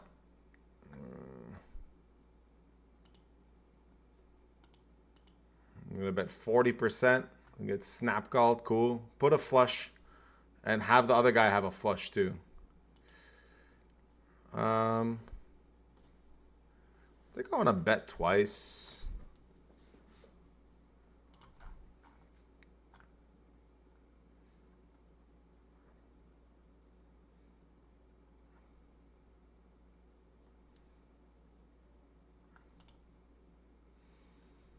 Like, he's gonna have pocket 10s, jacks sometimes, and it's a really shit spot for him to continue. Wow, okay, this is really good. Now I think he can have...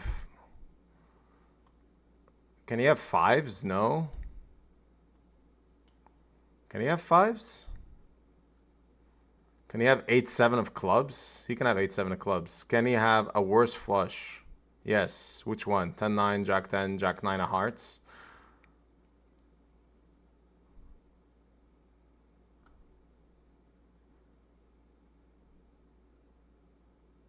What does he have? What does he call me with?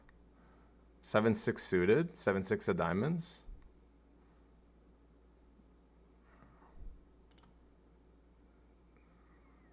I have to go for it. Because can he have Queen 9 of hearts? Yeah, I think so.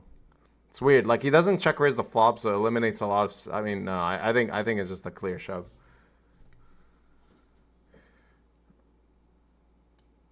All right, what a turnaround in this tournament.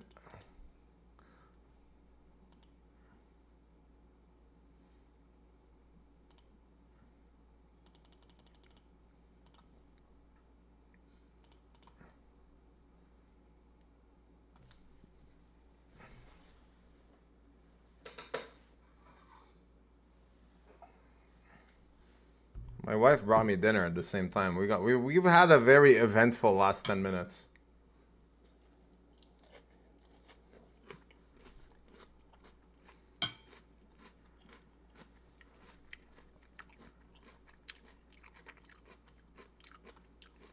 Really not sure about that ace-8, but I really don't think I can do anything but what I did. Too strong of a hand. And we're back to the bomb pot streets. We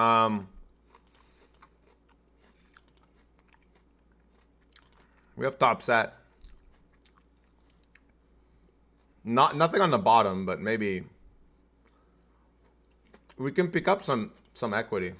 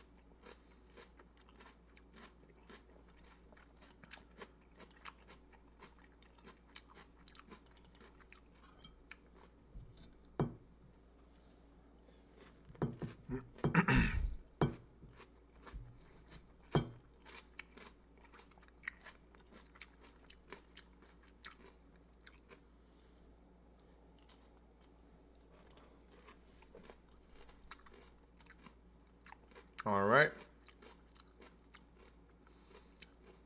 Very nice stack now. That's 4 starting stacks in this tournament.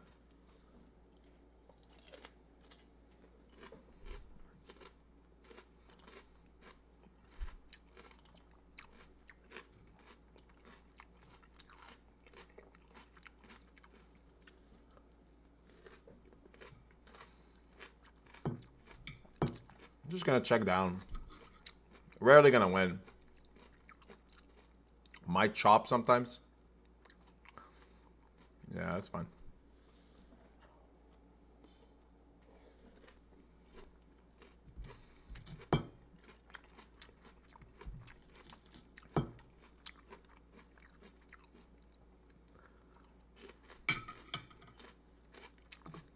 Okay, in the bomb pot.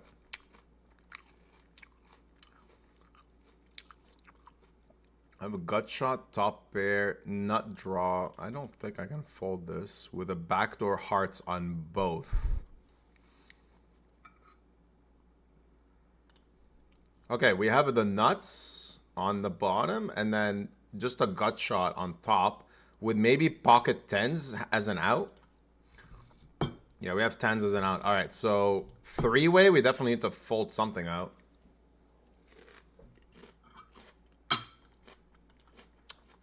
I have 2 tens, makes it less likely one of them has ace 10.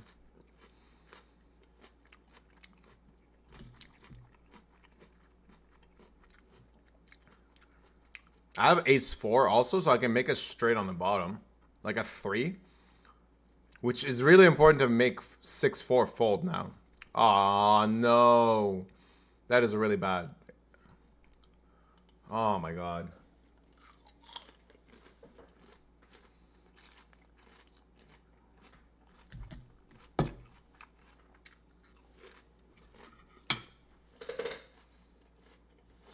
Can I win one board? If he has queens on one board, then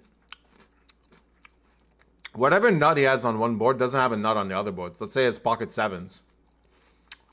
Right? I think I win one board. Yeah. So I won the top board, he won the... And there's too much dead money in the pot too, I think. I don't think I can fold there. Like, on this board, it seems like it's a spot where if there's cards that share each other's outs... if there's boards that share each other's cards, then I have to fold.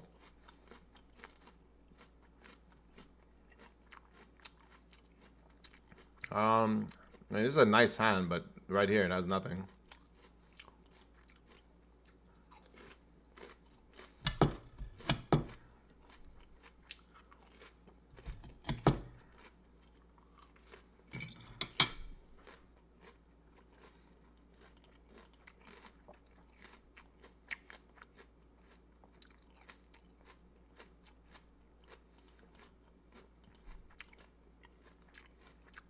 Okay, wait. We have to think of this a bit more. This guy called... Oh, he had deuce 4. And kings on the top board. Okay. And he had a nut flush draw here. And a straight draw. Oh yeah, he can't really fold. His hand is too strong.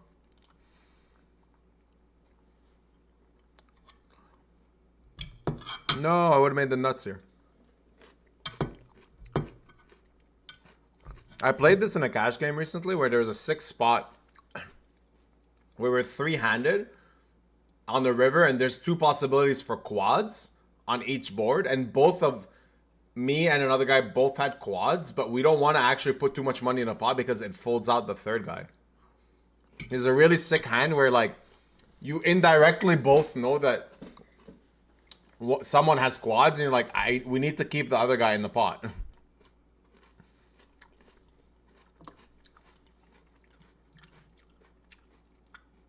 Wait, what the fuck? What? This guy just bet called pocket 3s? What? Did I see that right? Dude, how did 60 big blinds get into that pot? What? Hold on. We need to uncover what just happened because that's insane. That guy's gonna have a big fat note left on him if that's true. The replayer on ACR doesn't work. Okay, never mind. No way to find out. Okay, it's break time. I'm gonna actually eat my food. I'll be back. I'll put another break clip. Enjoy.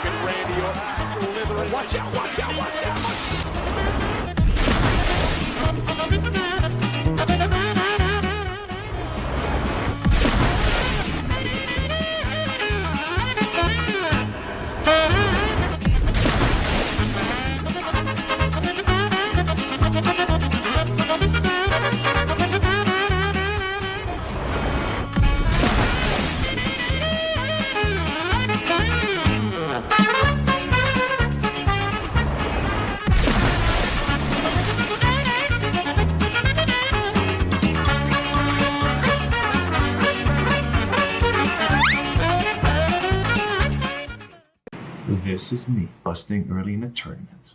Here I am getting knocked out of another bounty tournament after rebuying for 10 big blinds.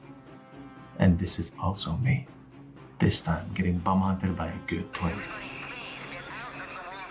Life was really tough for me when I sucked at poker. Hey, I'm Ryan.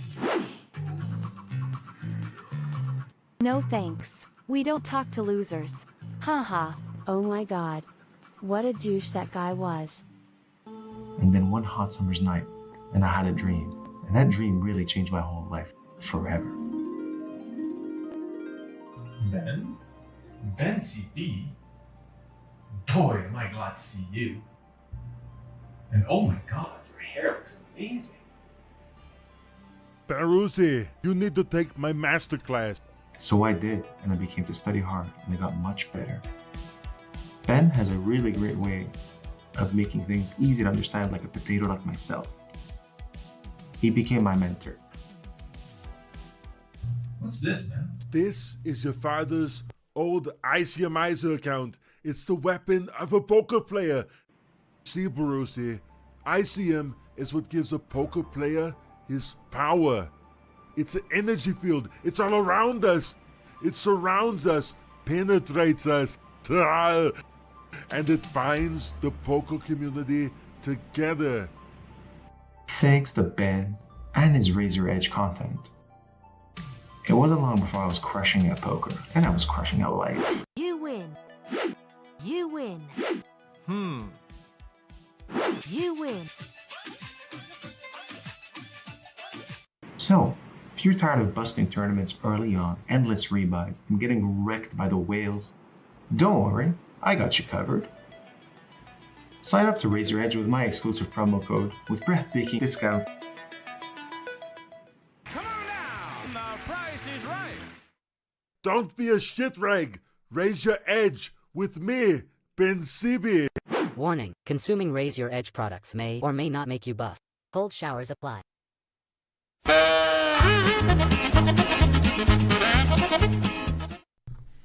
Alright, welcome back, guys. We're gonna try something sick. I've dreamt of moments like these. When you have 3 6s and the nuts on both boards are 7-6. Can you actually bluff someone out? Let's find out. I have garbage, but I have 3 6s. I feel like if he has 7-6, he will always repot it. Oh no, now both sets get there. No! Now what? Okay, wait, he can still have flush. No. I have to bluff. I don't know what I'm doing. We're potting air. We're just potting garbage.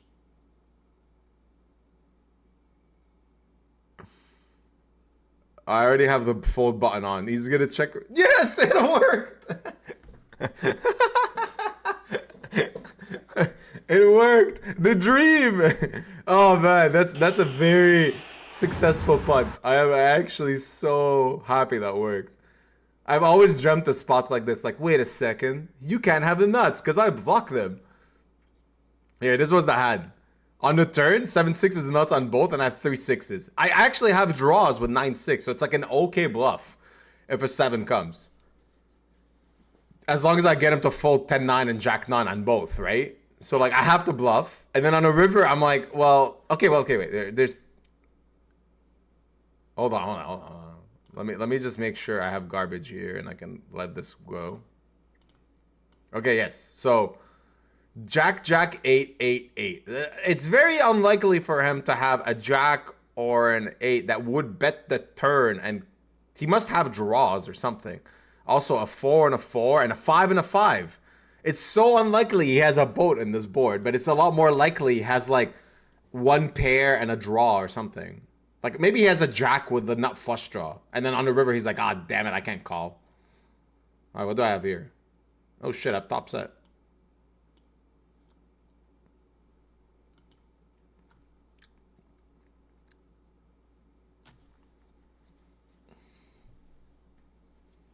This is a fun game.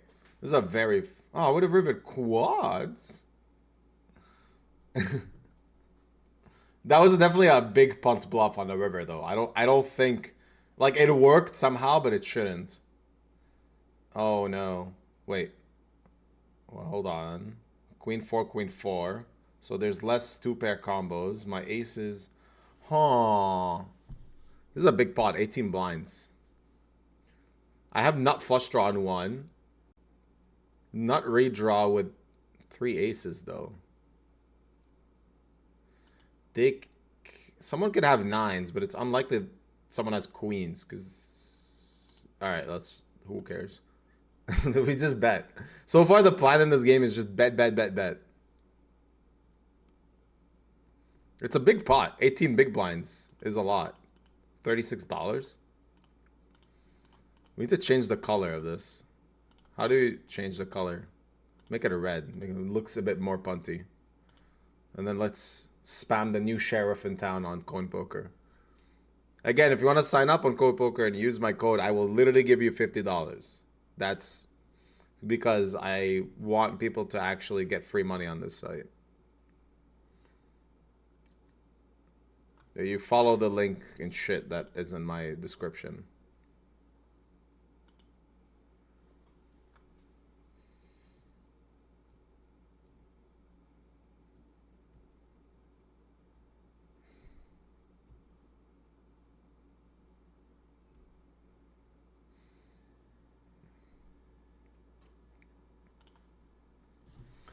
All right, update on the Venom. 4 starting stacks. We're just chilling. 18 out of 100. One a big all-in. One a big hand. Oh, wait, there was a hand where a guy got it in with like pocket 3s. But the replayer just doesn't show it. It's so annoying. I'm pretty sure this guy got it in with pocket 3s on a queen 8-4. I don't know how, but it happened.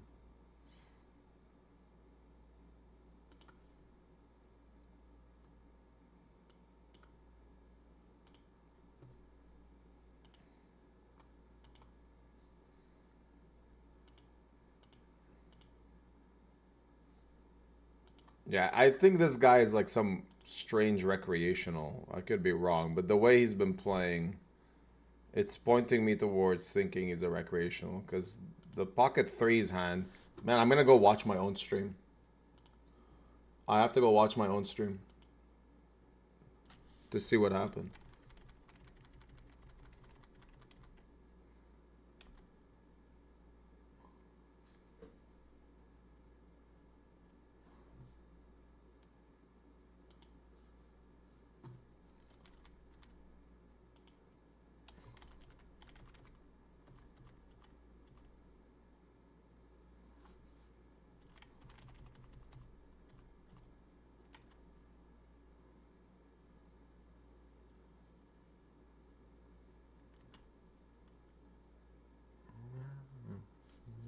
Get ya, get ya. Goes around, goes around.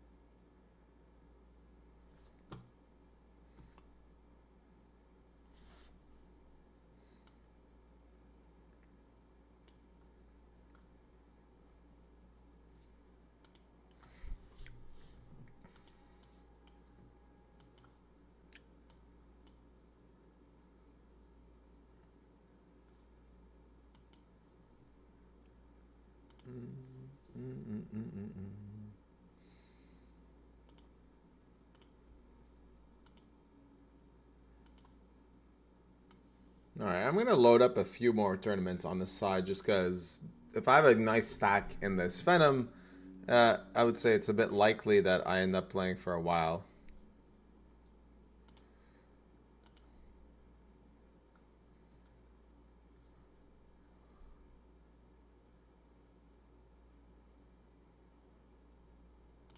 I think we want to bet for protection here and then fold.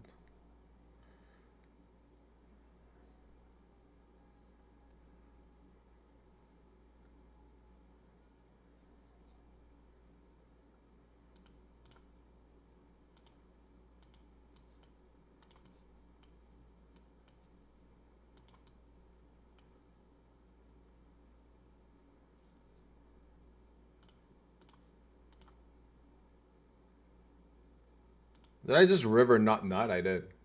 I rivered nut nut. That's actually crazy. I mean, we just spot it. Can he ever check raise me with something, maybe?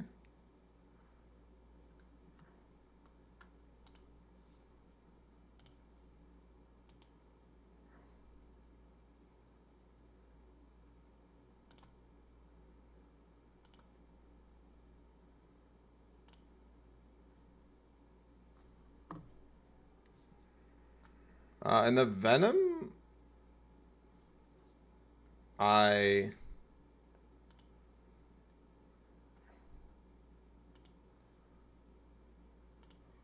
opened ace queen, called a 3-bet, and now facing a 2-barrel. I'm gonna call twice.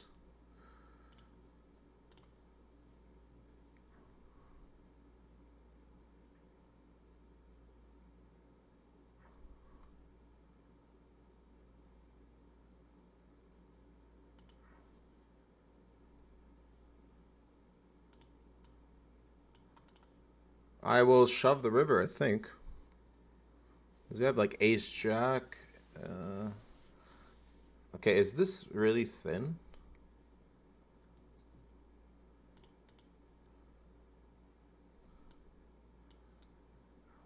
Is this really, really thin? This might be too thin, so I'm just gonna check. Alright, he was just bluffing with air.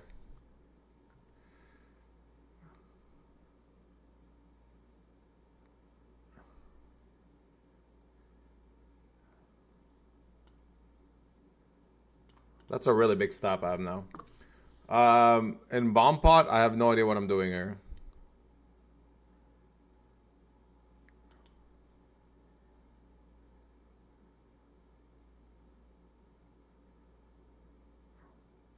Honestly, I just won a big pot in the other one, so I'm calling here because I don't know how I got here.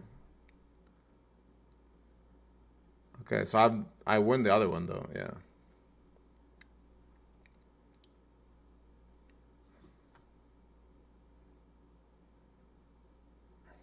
Okay, in the Venom, I have very, very nice stack. 5.5 starting stacks. I don't know what's going on, but in the bomb pot, I literally have a big hand every hand. I have top set with a bunch of redraws here.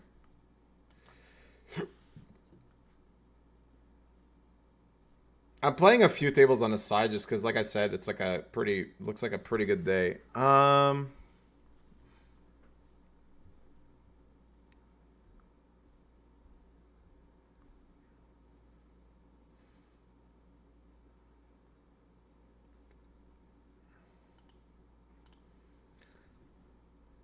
I have a lock on this board, top one, so it's in my benefit to allow them to add more money in the pot because I think what happens is, yeah, like, and now I could have definitely bet the turn, but in multi-way, I don't mind allowing them kind of catching up and then putting more money in the pot. This guy had boat and I have boat. Oh, he rivered sevens. He might have thought he's good with that. Like, if let's say if I river an ace on the other board and he river sevens, he might think like, oh shit, like he's winning.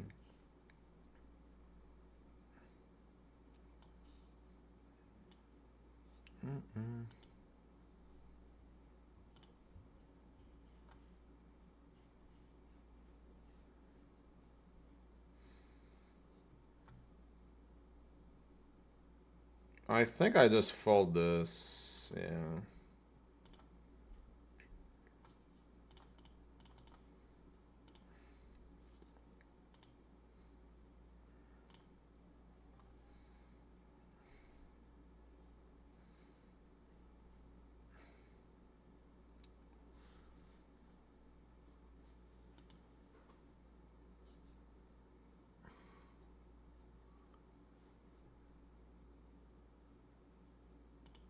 Oh, wow. Wow, wow, wow.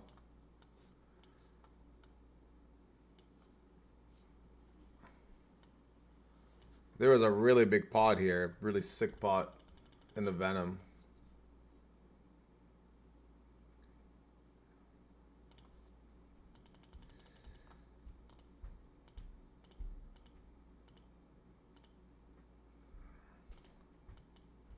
That's actually so sick. This guy flatted kings here, pre-flop. Basically, because he thinks like he might just run into aces in the spot. And then this guy rejammed after cold calling and just like screwed this guy over with kings. It's like really sick. Because kings actually was trying his best to not run into aces there. And he still did. Because eights put it in. I don't know why eights put it in. I don't know if I like that. Alright. Bomb pot stuff again. I flopped 7-4 here with some nice 2 overcards. And we have a nut straight draw on the bottom with some redraws. Like a 10 or a 9 gives me some more gut shots. A diamond. Oh, there we go. Okay, this is really... Unless I lose to 7-5. I can lose to 7-5, but I think we want to just do this. And put a lot of his hands into like the fucking blender.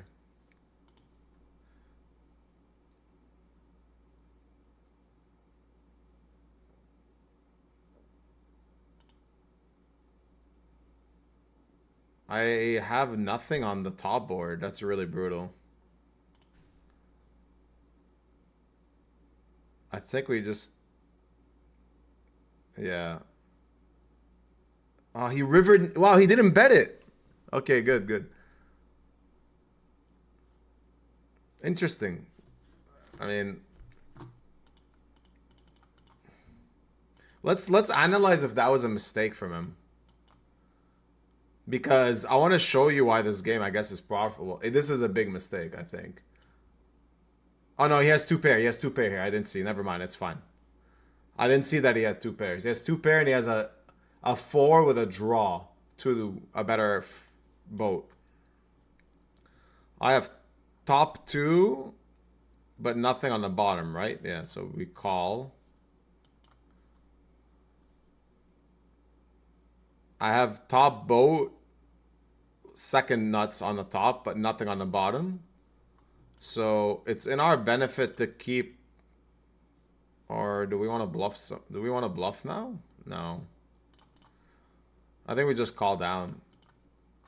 Because he can still have queens, which is a big problem.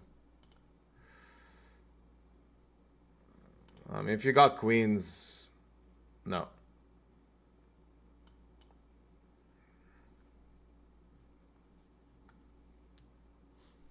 Alright, Venom time.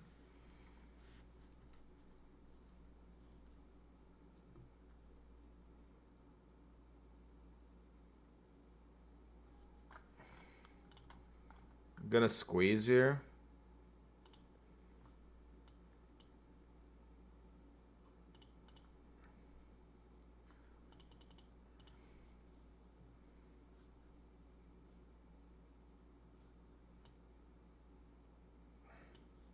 It's a really good flop for my hand. Just gonna go half pot. My range here is also very happy. I have ace king. I have strong draws a lot. Oh my god. Okay, this guy is a bit of a punter because he did some really weird shit. So, do I want to check? No, I think he called quick. He just has an ace a lot, so we just want to like bet small. I think 1/3 or something.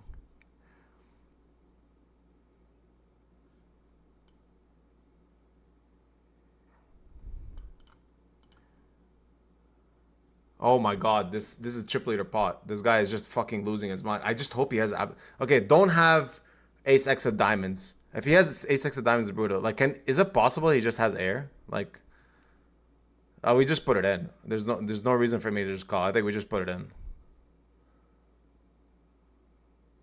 Oh my god, he has 7-6. This guy is insane. This guy is insane. I had a note on him because this is the guy that before the break. Oh my god, I have a massive stack. I have 9 starting stacks. This is the guy that before the break, I didn't see what happened. I just saw that he put in pocket threes, 30 bigs on queen 8-4.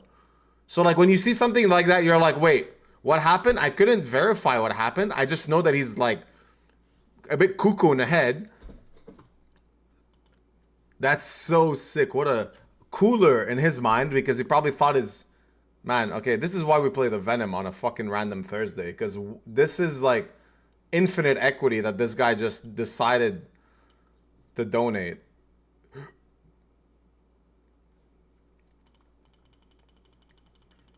Okay, I will come back to this hand because we keep getting sick action in the bomb pots. I have top 2 with a nut flush draw on both. But because we block our own outs, it's very unlikely we hit the nuts. So we want to just start charging some moolah.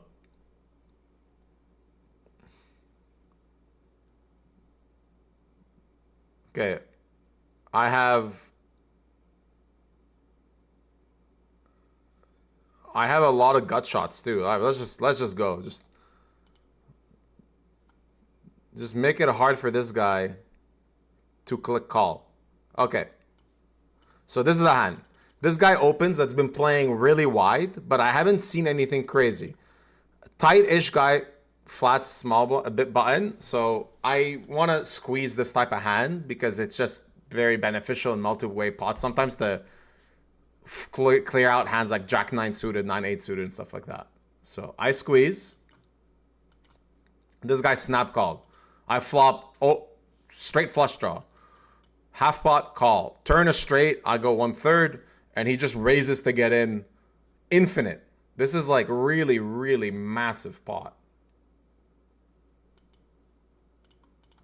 And he was drawing to 3 outs because the 7 of diamonds gives me the straight flush. So imagine this pot is worth like around 14,000 US, and the guy has 7% equity. If I lost this one, my computer is launched straight into a volcano in another universe. Like that's how tilted I would have been if ACR decided to fuck me here. But wow, what a sick hand. All right, well, we gotta like close this out. The late reg is still open. We have a really nice big stack. This is a mystery bounty, so it really is in our benefit to... Oh my god, wait, sorry. This song's amazing.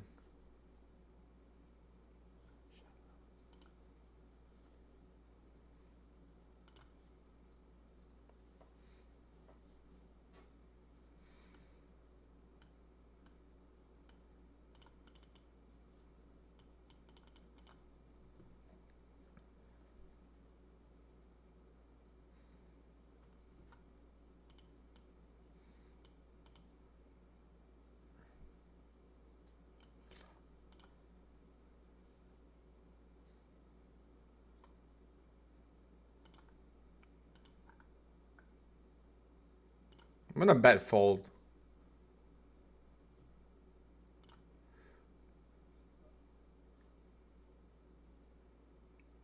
A lot of my bluffs got there, like ace 10, king 9 with a diamond. And like he's gonna have like some 8x, 8-5, 8-4 suited. Maybe like even like 8-7, 1 diamond. And he's like, what the hell?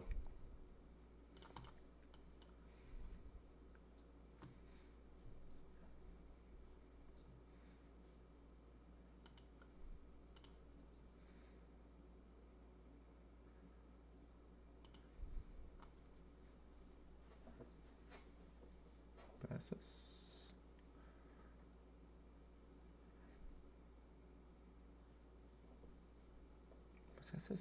Mashallah. Mashallah. This is Rufus the Soul in Burning Man, by the way. Someone is curious.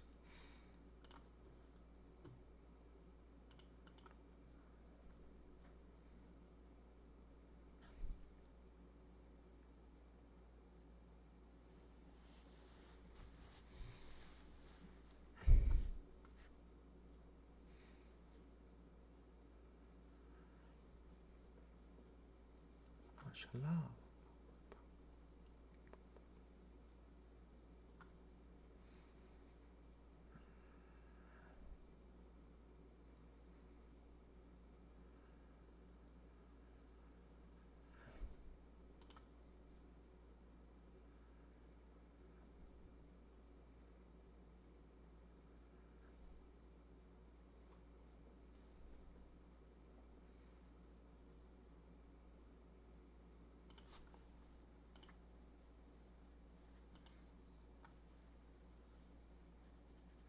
Ooh.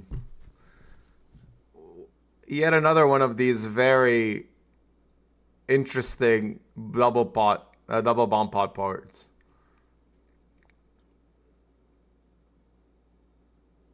Oh my god.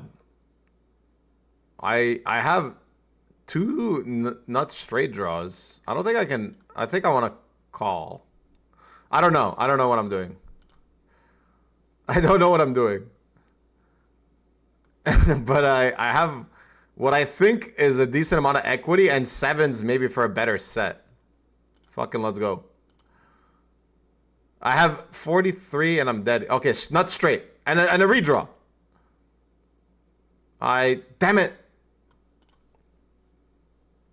They both had sets. I was actually in okay shape, I think. I don't know. I don't know what I'm doing, guys. I don't know what I'm doing.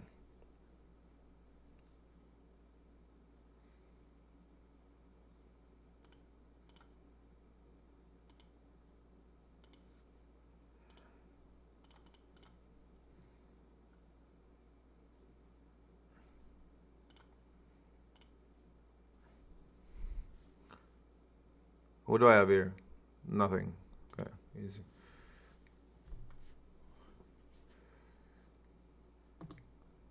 All right, Venom. We are nearing... Well, we are at 9 starting stacks, actually.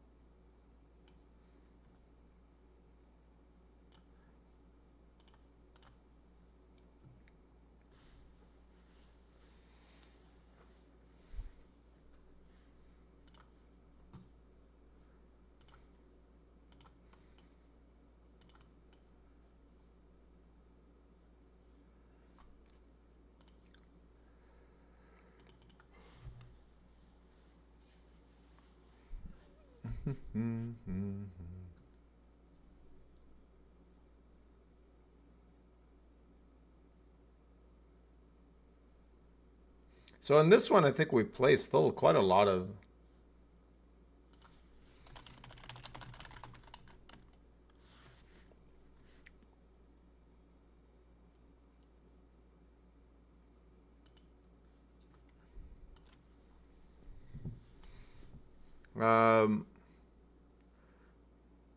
Yeah, in the Venom, it's still open for another 2 levels. And then we play down to... It says 35 people, so... So there's still kind of a long way to go. It's not like nothing's set in stone yet.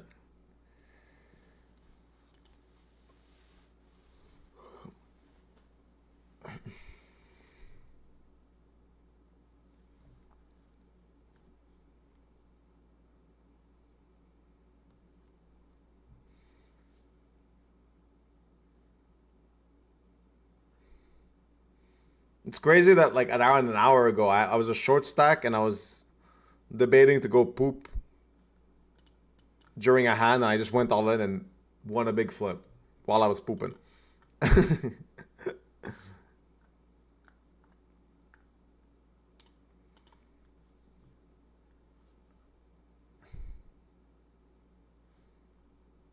Sometimes it be like that, you know, you go poop and then you come back and you win big all in. Now you might wonder, like, how did I manage to poop in the very few seconds that I had? You see, when you play poker for a long time and you only have 5-minute breaks for like literally every session for the last 15 years, you get really fast at doing everything. Like, I've multiple times taken a shower and like made coffee and made lunch and like even like played with my dog outside, all at the same time while I had a 5-minute break.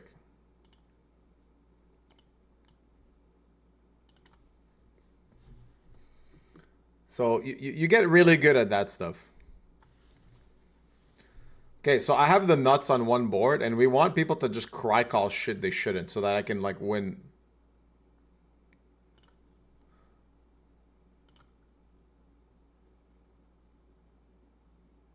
All right, that's fine.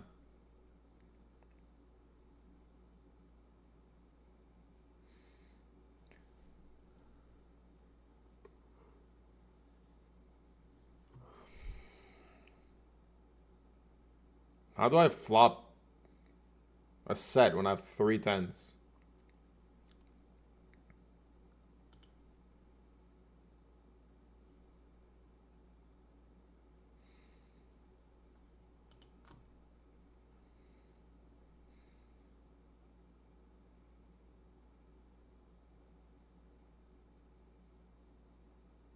I'm gonna fold. I'm just gonna fold this.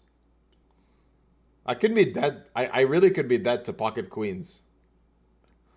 Like, one of them can have pocket queens, the other one can have a 6, and I'm just dead. Yeah, see? Man, that's so sick. That's actually so sick. Just folded, like, that's exactly the scenario that happens a lot in these games. This guy has the lock on one board, the other guy has the other lock, and we just lost the absolute minimum. I want medal. Give me medal. Very good player, this guy. I'm trying to imitate Borat, but like, I mean, maybe it is sounding a bit like Borat. That is my intention.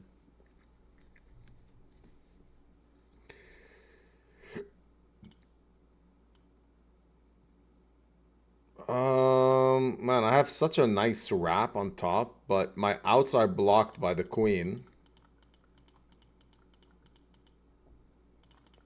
Yeah. 2 of my outs are dead, so it can't be good. I would have made it up top, actually. I would have. But then a flush can get through, yeah.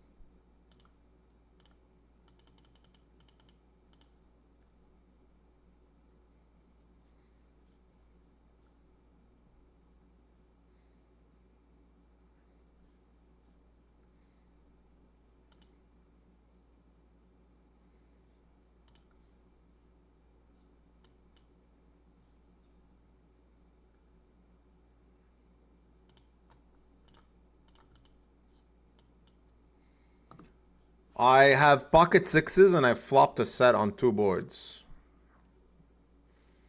And now I lose to 5-4 and 5-3, right? What am I supposed to do here? I mean, I have 6-5. I can still draw.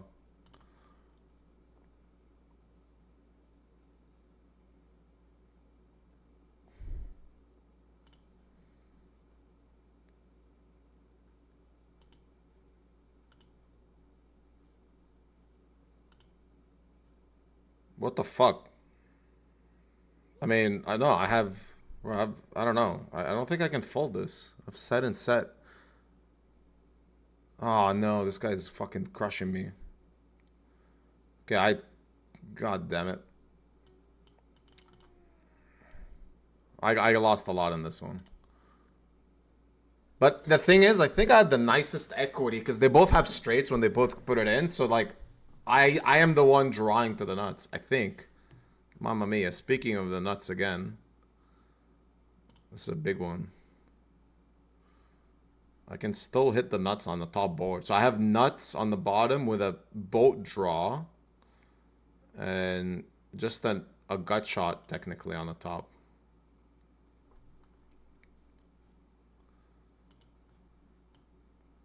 I want to look at that hand again last time. Because it's... Oh my god.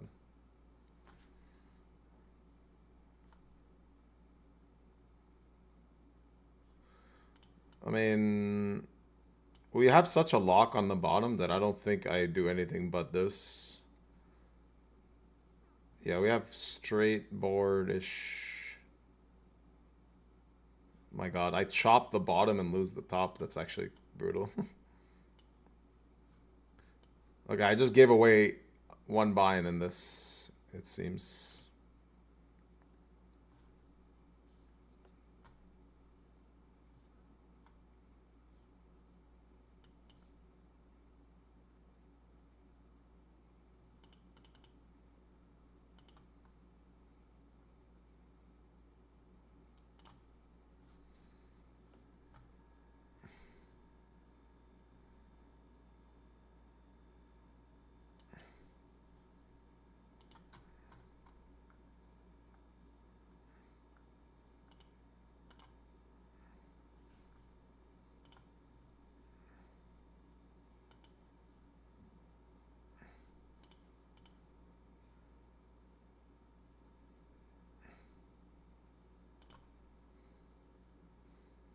I have the nut on top and I have a straight draw on the bottom, but I don't think it's good enough to do much.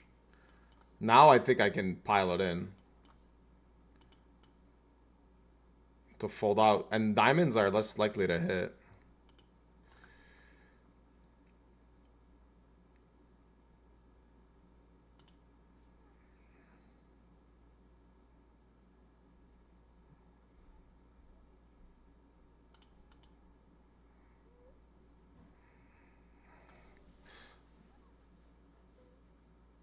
I win this one, and I win. Wow, I just scooped him. That's sick. This game is wild.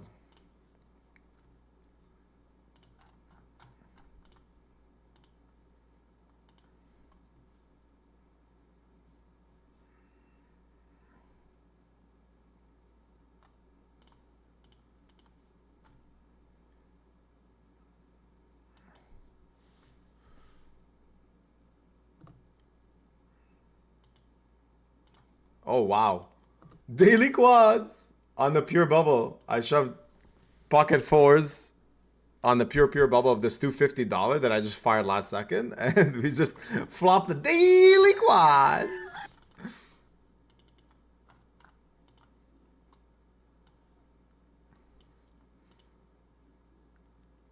And another bot pot, what do we got?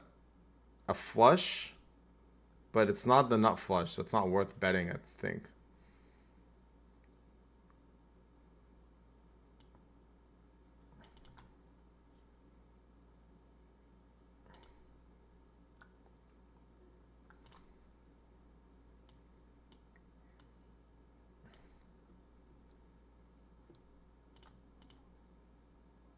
Oh, now I have the nut flush, because the ace of hearts is here.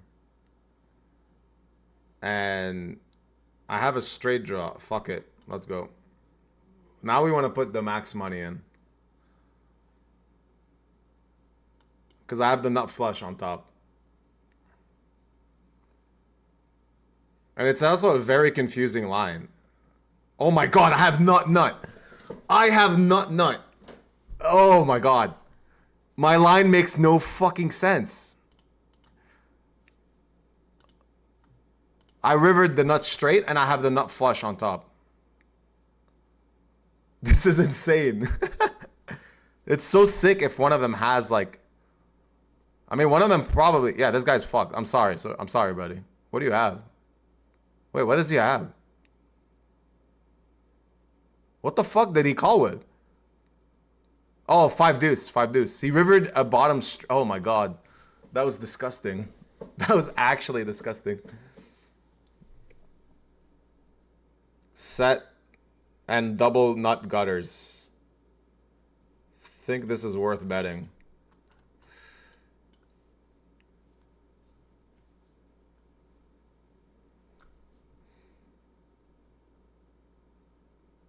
A 7 or a 3 or a 5 gives me the nuts here. And I have a set. Okay. And the Venom, we nearly have 10 starting stacks. I just won like a couple of pots.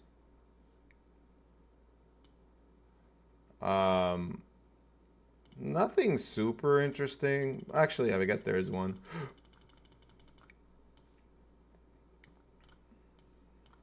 Yeah, there is one that's a bit interesting.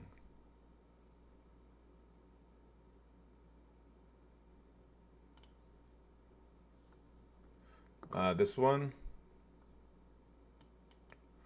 Defend 10-7 against min raise or 2.2x multi-way. Lead flop. Definitely can lead a lot of hands here because I have 9-8-0 pure, 9s, 8s pure. A lot of 8x also.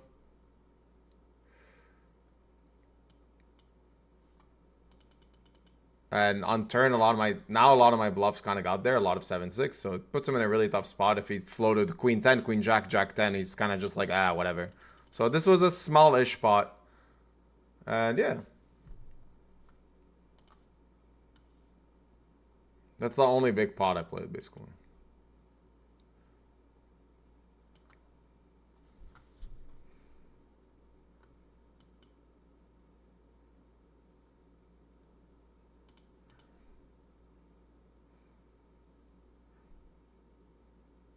Oh, I own myself fair? No. Okay, I have flush.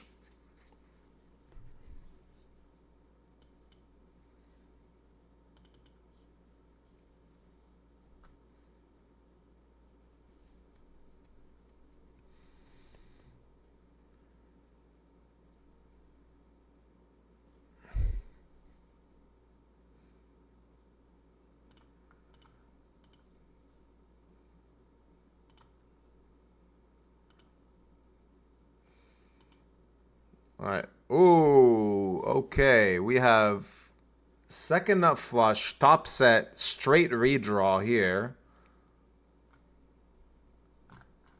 Generally, we have a very good spot.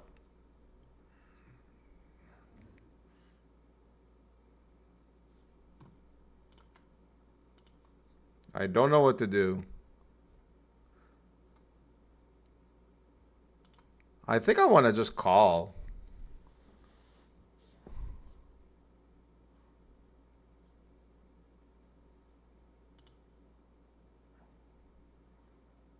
I have the nuts on top and second nuts on the bottom. So this guy might have just 7-6.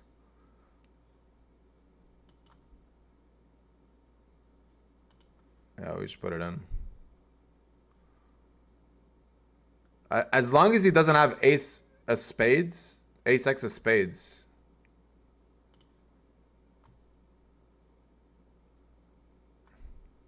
That's a 6 spot actually for him, but like, I have the nuts, top and then second nuts. He's just fucked. That's a pretty sick spot for him. Maybe he was bluffing with just the ace of spades. It's possible he was just bluffing with the ace of spades.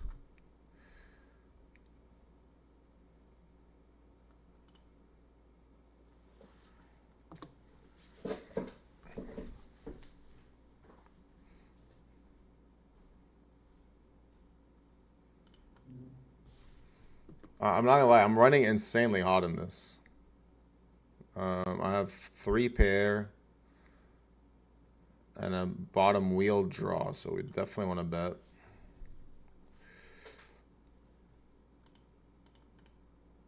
I'm up 4 buy-ins and this is kind of crazy.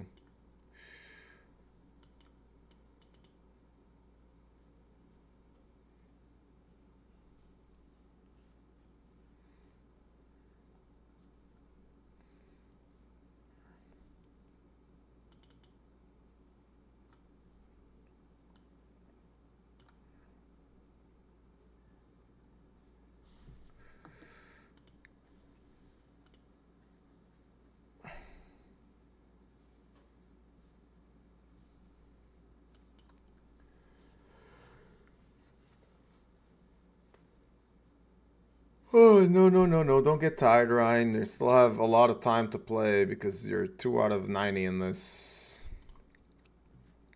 I mean, I might just like lock into this tournament soon because currently it's worth like $20,000. So basically we play until 35 are left, and then when you make day 2, you're playing for a lot of mystery bounties. So having a big stack is very, very, very valuable.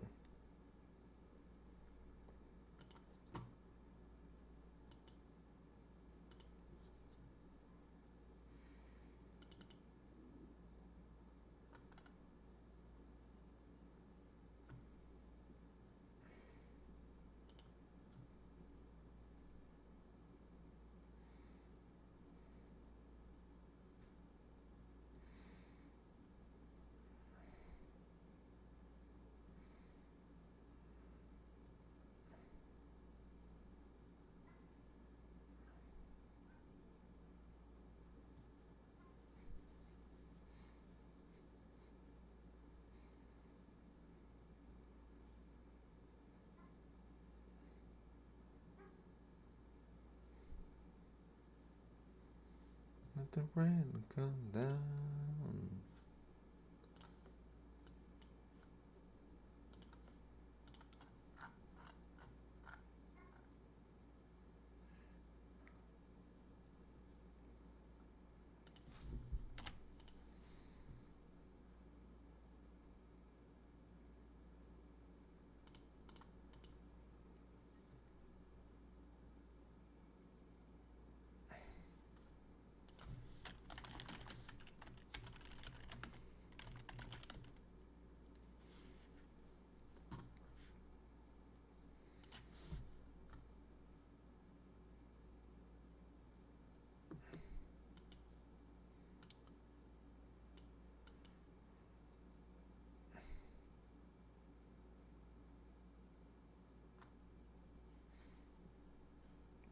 Also, another interesting. I actually, is anyone even watching this bomb pot stuff? Because there's been a lot of interesting hands, and I'm not sure if anyone even cares when I kind of break these down. Like, but maybe they don't make any sense. But let me show you here. Like, this was actually interesting.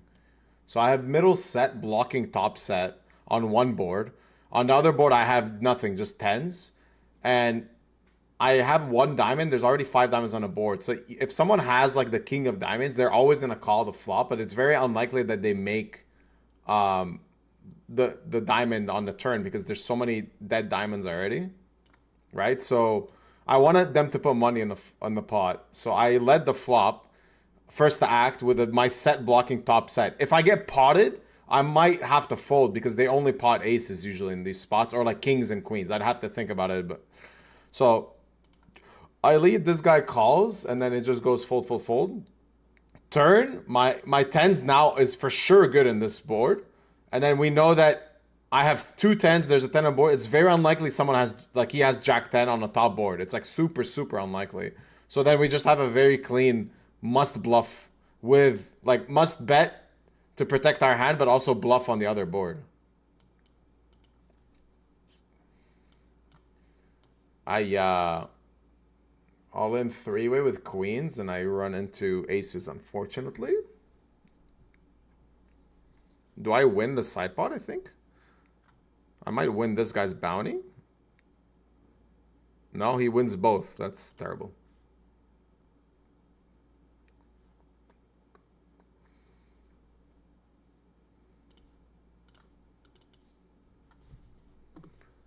Alright.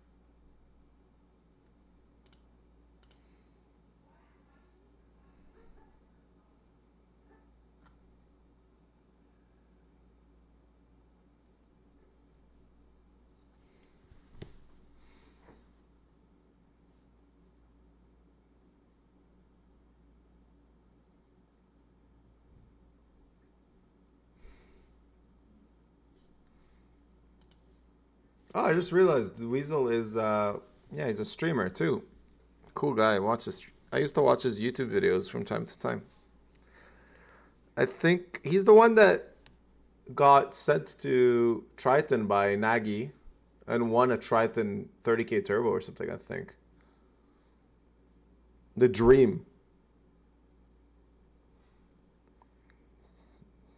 To get free rolled into Triton. I think he got free rolled. I'm not 100% sure.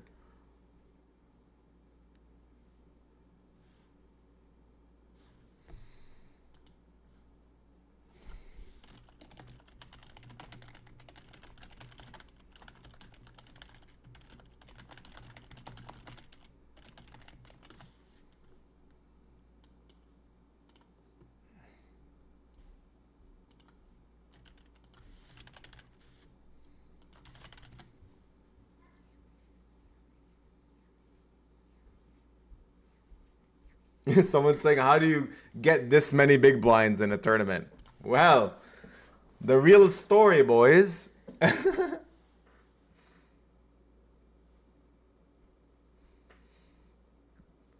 I had to poop, and I had pocket tens where it's very close decision between fold, 4-bet, or all in. And because of my really dire need of pooping, I just said fuck it, all in, and I went to poop. And I came back and I doubled up against Ace King. It was wonderful. Some conspiracy theorist out there could say that's just all planned. You just want to make it seem like you had to go poop, but you actually are part of the ACR rigged crew now, and you knew you were gonna win that all in. Some people might think that. Yes, let's start this conspiracy theory that I am now part of the ACR rigged crew because I've run so bad that they're like, all right, yo, bring him into the fold. He's one of us now.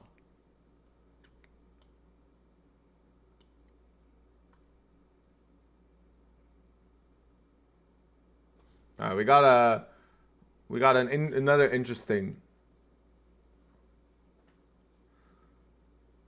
I have nut flush draw and a lot of pairs, and I have missed everything. So we just fold. All right, all right. I start with $200. We have $900 here. This has been, honestly, I'm only playing this bomb pot stuff because I want to show that like it's a really cool format on Coin Poker. Don't forget to sign up using my code where I give you free $50. But also because I really want to practice this game. I think it's kind of like a new format that is rare and will maybe like be quite fun and profitable in the future.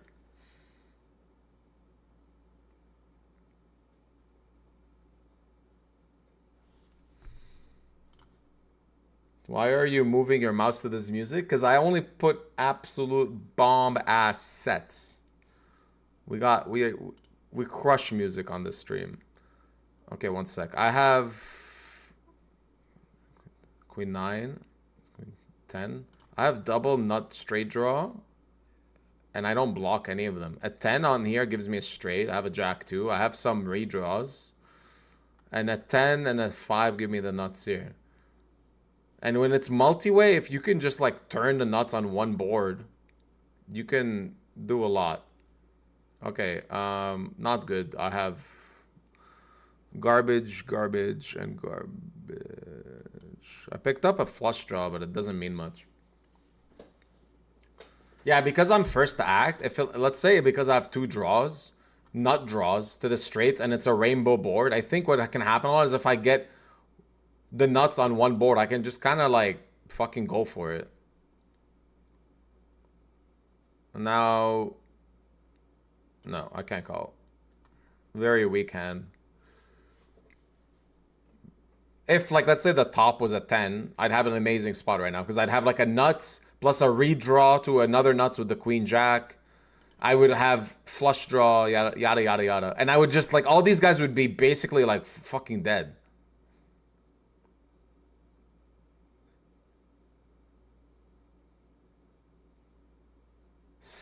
Wait, what? This guy bet twice with just 7, 6, 5, 4? What is he doing?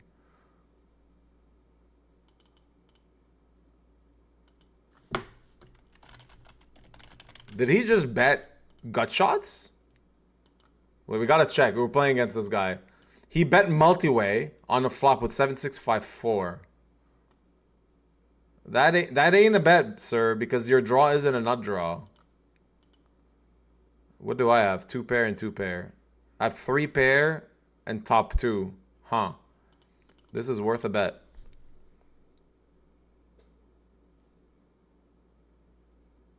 Because if someone has the ace of club, if someone has the ace, the nut flush draw, they would have probably potted it. I have also a nut flush draw on the bottom now. I think we just bet. I mean, I have a lot of boat draws. He cannot have ace high flush draw. That's the thing. Like, people just always bet the ace high flush draw, so they just can't have it. All right, we're on break, so I'm actually going to sit out. Can I? Damn it, I forgot. I want to go get a bit more food. So I'm going to stop the music. I'm going to put a break. I'll be back.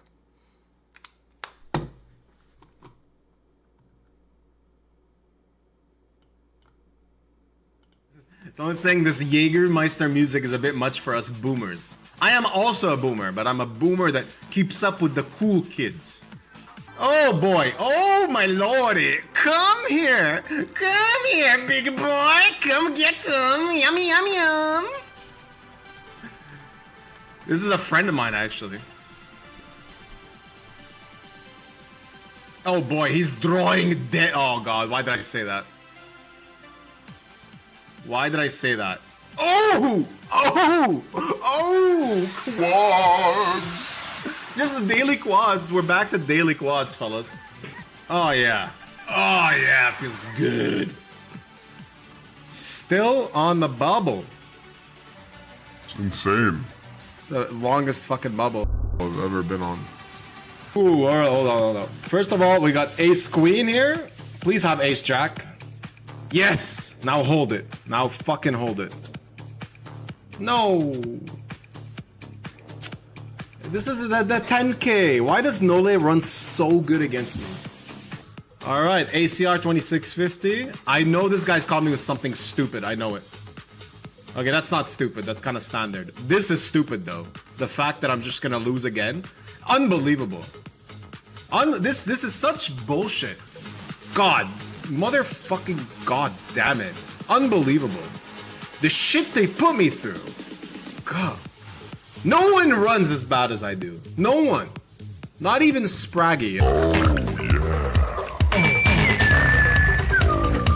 Don't mind me. Okay, you got me. You got the whole squad laughing. Oh shit. I'm happy we'd squeezed that off. And that says a lot. Alright, in the 10K, my fucking ladies are back. And they're not gonna lose this time. They're not losing to pocket 10s. Nah, they're not. Nah, mate. Not on my watch. Not... What the fuck, man? Why is it always in the goddamn 10K that I just can't win any all-in? Like, can't you give your boy Beriuzy a chance in the 10K? Oh, nice, thanks. Thanks, Victor. Thanks, Victor. show the world that I'm destined to just donate my fucking money in the 10K. Literally every time I play it, I just run like shit in this goddamn fucking tournament. It's so annoying. Oh man. I'm so salty about the 10K. Like that tournament just makes me so salty. You can literally package my sweat and sell it as Himalayan salt right now.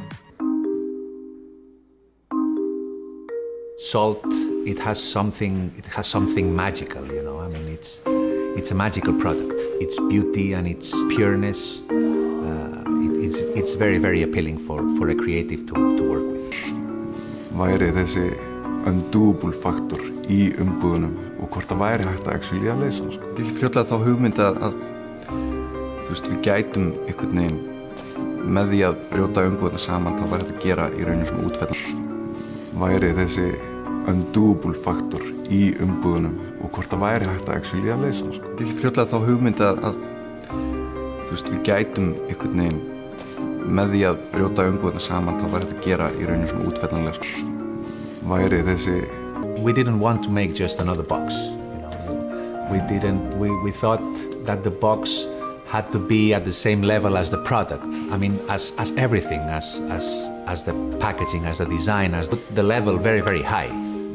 It's an extraordinary salt, so everything that it's close to it, it has to be the same level of greatness.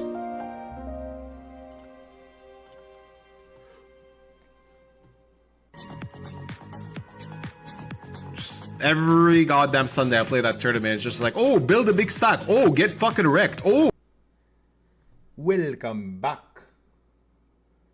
One sec. I'm gonna put some new music.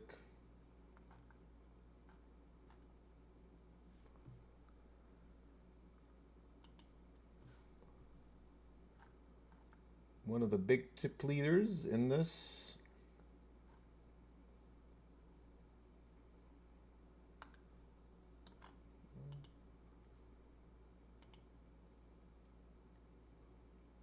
All right, let's go put some Maupi.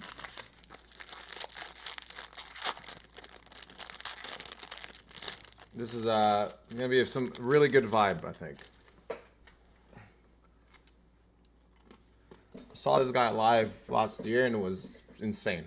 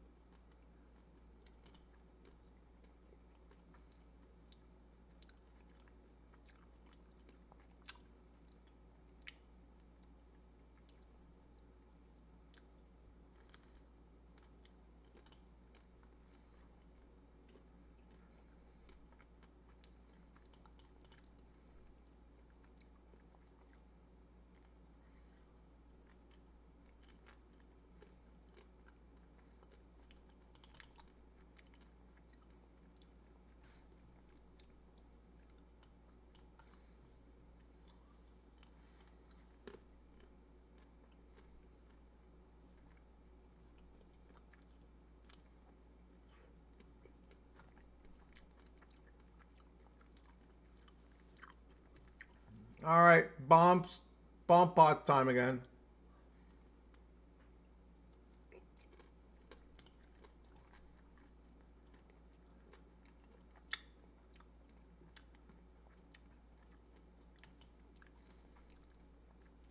I mean, this is really strong on bottom. I have maybe some.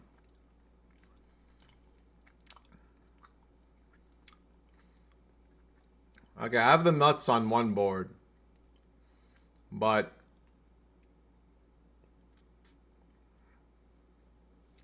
I have nothing on the other one.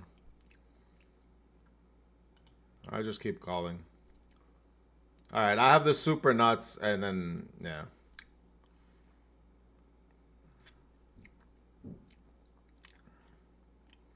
Just a chop pot, it's fine.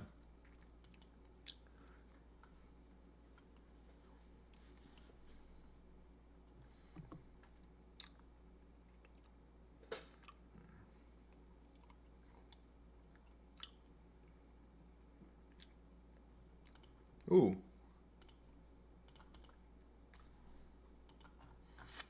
This is a $200 freeze out I entered like basically last second. And it's kind of, I guess I'm in the money, so it's already pretty decent. That's a pretty nice. That is, yeah, I mean, that is quite good. That is quite good.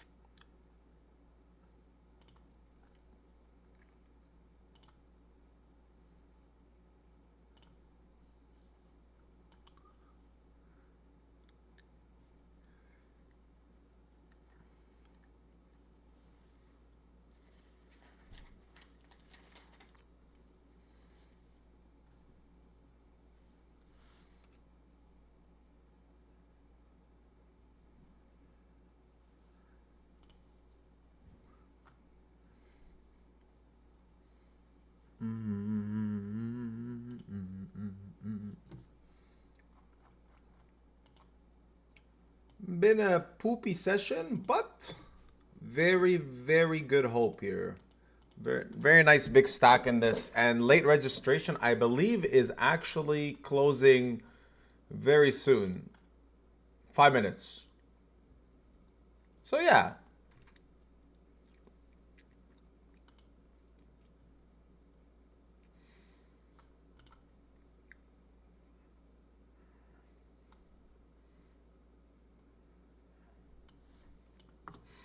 And I guess I'm 7 out of 21 in this, where it like pays like 10K up top somehow. You know, that is something too. There's hope. I only entered this tournament because I was still in the Venom, and I just felt like it makes sense.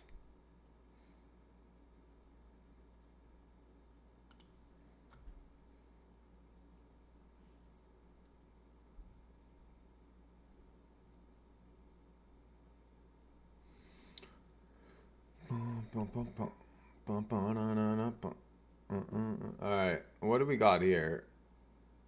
We have nut flush draw. And then bottom, yeah, this is a big boy hand. We got very strong equity on the top, nut flush draw and a straight draw, and maybe some backdoors with the 8-6. And then we have top and bottom.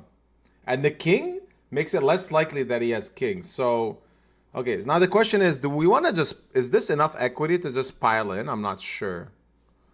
Maybe it is. Fuck it, let's go. We're here to gamble. We're here to gamble, boys. He has aces and a useless flush draw. All right, oh, no, don't do it. Okay. That's fine. I actually had outs on the bottom to win as well with my 6-5. So I could have scooped him there. What's the top bounty in the Venom? The top bounty in the Venom is... Oh, my goodness. We have a... Okay, well... It's not... It is strong, but it's not that strong. But we actually have a draw on top, too. on the bottom. Top bounty in the Venom is usually 500k. Usually it's 500k. Yeah. Okay, so one sec. I would like the jack on the bottom, right? I can call and just donk. Ooh, I have a flush draw too. Should I just donk here? No. This guy's gonna bet again. We can maybe, I don't know actually. Man, what is going on here? Am I supposed to fold? I can river a straight. I can river a flush. Someone is dead somewhere.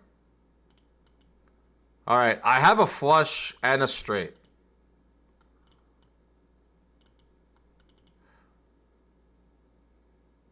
I scooped him. The guy only has 6 deuce. Dude, he just kept putting money in with just 6 deuce. I was just ahead the whole time. He had a 6 high flush draw on the other board. My God, this game is insane. How that can't, like, what he did cannot be the proper play. It's a massive overplay, I think. What do I have here? Not that strong. All right. We just shove ace-9 against the second big stack on the table, opening definitely wide enough.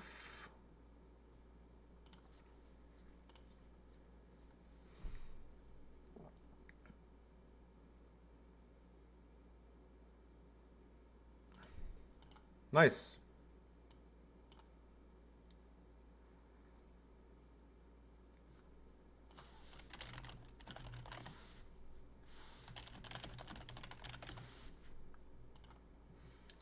I flatted ace jack here and we just checked it down because it was 3-way. I get a bet flop, but protecting with some checkbacks is fine.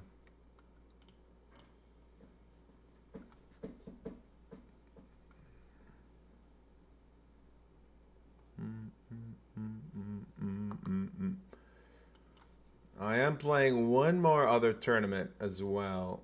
This one, the Hyper.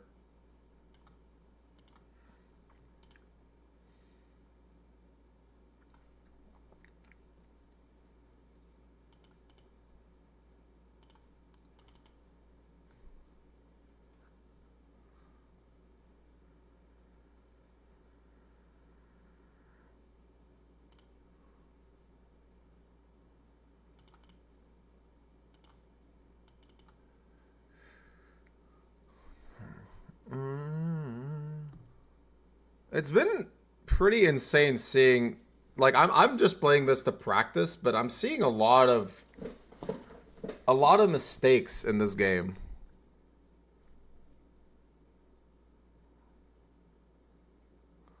I have enough equity to call multi-way for the nuts on the top. Any king, any heart, and the king of spades, I guess.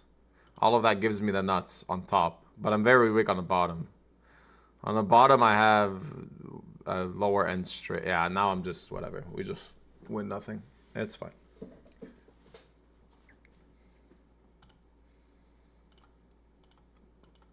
Since it's boring and there's nothing going on in a Venom, I think it's interesting to look at the other hands and just, like, understand what's going on, right? In the bomb pot. So, like, this hand, just to show where I think these games are really soft on coin. This guy has 6 4 deuce 4 deuce on the top. So he has a straight with a redraw to a boat. That's strong. On the turn, he basically just has 6 high flush draw. And he has a 5 gives him a straight, but he still loses to Jack 10. So I really don't think... And there's 4 diamonds on the board, and he has 3 diamonds. So I really don't think he should be betting the turn, because he's not even... He doesn't have a nut on either board. Like, this was a really bad bet by him. In my opinion. I could be very wrong. But to me, it seemed like, because it was three-way, this guy was still in the pot. So when you bet three-way, you need to really make sure you have a lock on at least one board. But in this case, he didn't. That's why, like, I'm calling with 7-6. I have 2 sevens, so like I feel like I probably block enough straights. So I have to call down. I made sure that I make the nuts on one board, and then I rivered the like a weak flush on the other. But it's good enough. Like, I just scooped in a pot I should probably not scoop. But I feel like, I don't know, like, it's really hard to understand what the strategy is in these games. Because it depends how others are playing. But when, like, others are just, like, mashing in really medium strength hands, it seems like it's amazing for you to just, like, kind of slow play these type of hands. Because I had, like, flush draw, I can still make a straight on the top. With a jack, I make nut straight. So there, I had, like, pretty nice equity, I think. Yeah, no, I do. And I have the nuts here. Oh, snap. All right, speaking of fun hands, we have the nuts on one board, and we have a draw to the nuts on the other one. And this is a big bomb pot. So I think in these spots, when you kind of like have the super nuts on one board, you need to fold out everything on the other board. And the nice thing here is that if you have an ace high flush draw, you're not really happy because there's 4 diamonds on the board, and I also have 1 diamond.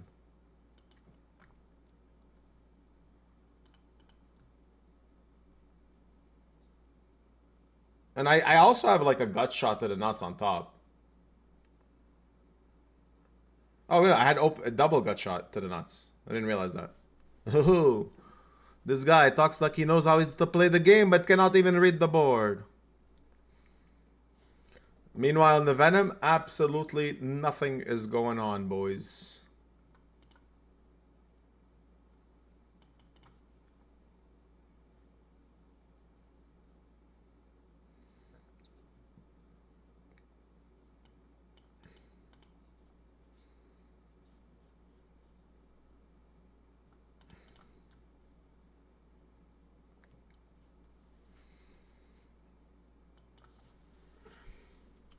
What we do know in this tournament is that the late reg is finally closed. 37 people make day 2. I am 3 out of 95. I have 3 times average stack, so it's a very, very, very good spot.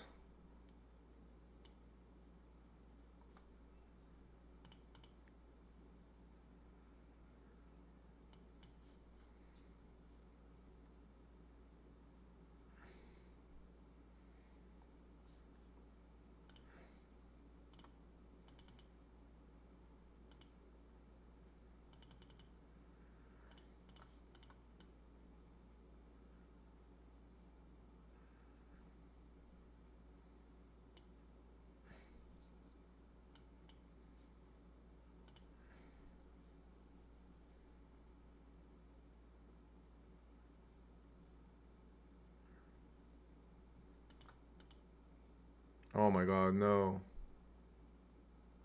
No, I misclicked. I just like accidentally bet called a hand when I went to go all in the other hand. I meant to go all in here. And I accidentally misclicked called all in on the other table with very weak hand. Oh well.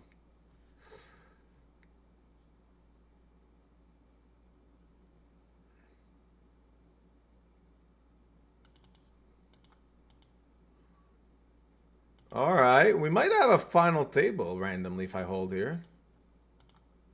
Throw out the just one time for good measure. I have 0 bounties. And somehow we've squeezed ourselves into the small field freeze out tournament. Alright, and we got the vibe kicking out. Because we got good music from Mao P.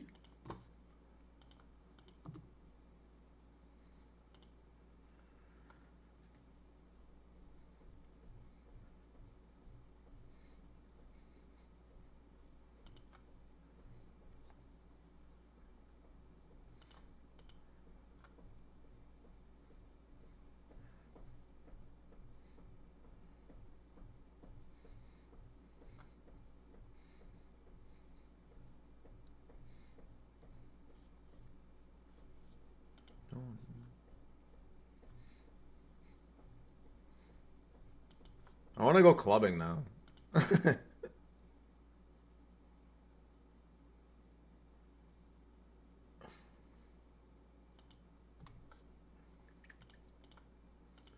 All right, what is the payout on this? I guess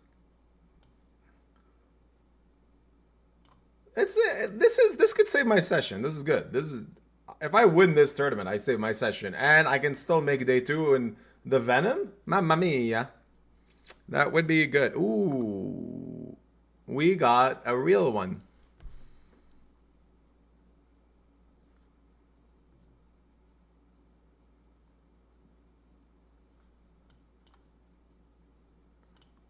I think we want to bet fold this.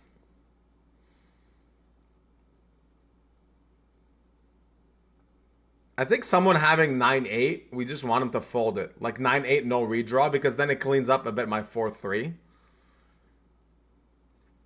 The only problem is that I can't make quads because there's 2 5s. I have set and set and then a redraw. And now I have a very crappy hand. When's the last time you've seen this? 3 of a kind, 3 of a... Oh, wait, you don't see it. Look. 3 of a kind, 3 of a kind. That's the nice thing about this is sometimes it reminds you that you have a big hand. All right, I have... garbage. I have 2 3 of a kinds.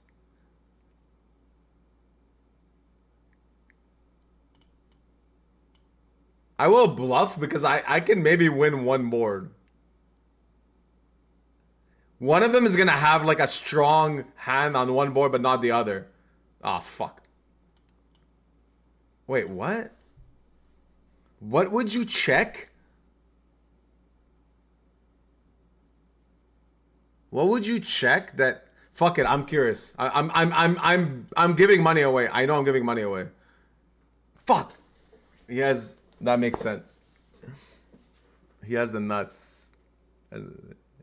This I know I was giving money away, but it's so rare when playing this game to like get these type of spots where people raise the river, and I want to know what he has, right? Like that's literally the only reason I called. I really want to know what people raise the river with. So that guy actually checked back nut flush on one board, river to straight and raised. So he actually played it well.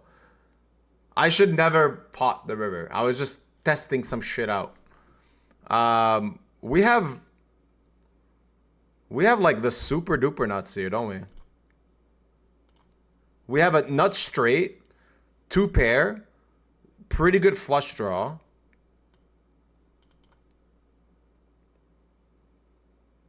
Yeah, we have a very strong hand here. Nice, nice. This guy has the king X of clubs. This guy has the king X of clubs for sure. Nothing else makes sense. He literally has king X of clubs. Shit. Shit. No. Dude, that is the worst double. Oh, man. That's so bad.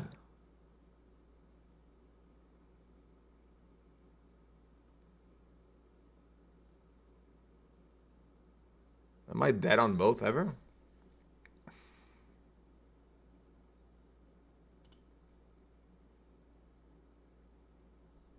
I don't know if I want to bet. I feel like they can both have boats. Yeah, like.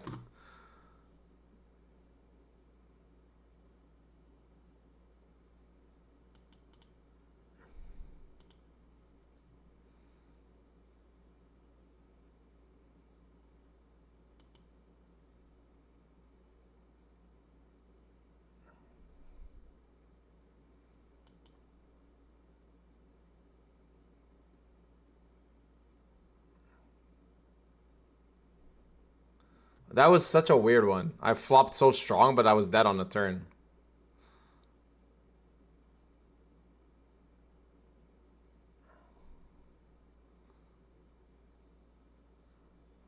And again, we flopped strong on one, but kind of weak on the other. We just call, I think. We need a bit more outs, I think.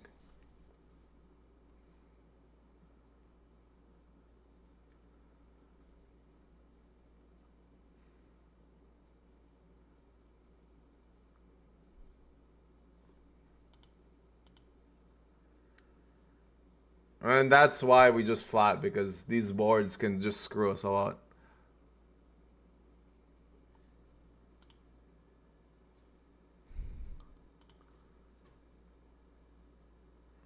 How to act.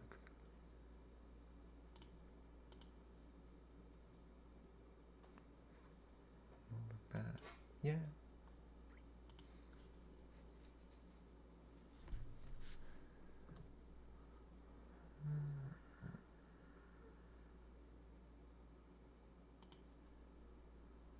This one.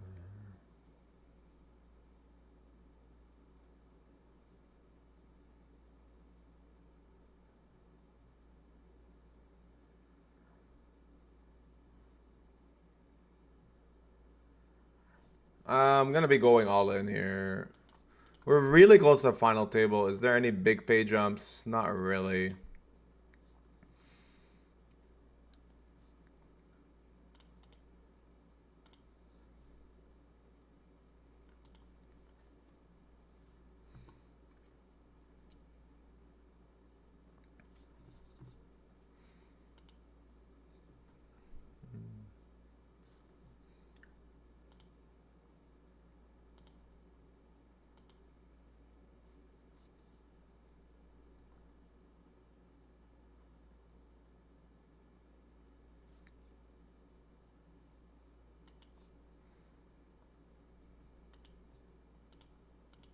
Still 3 out of 90 here. And then 9 out of 13 here.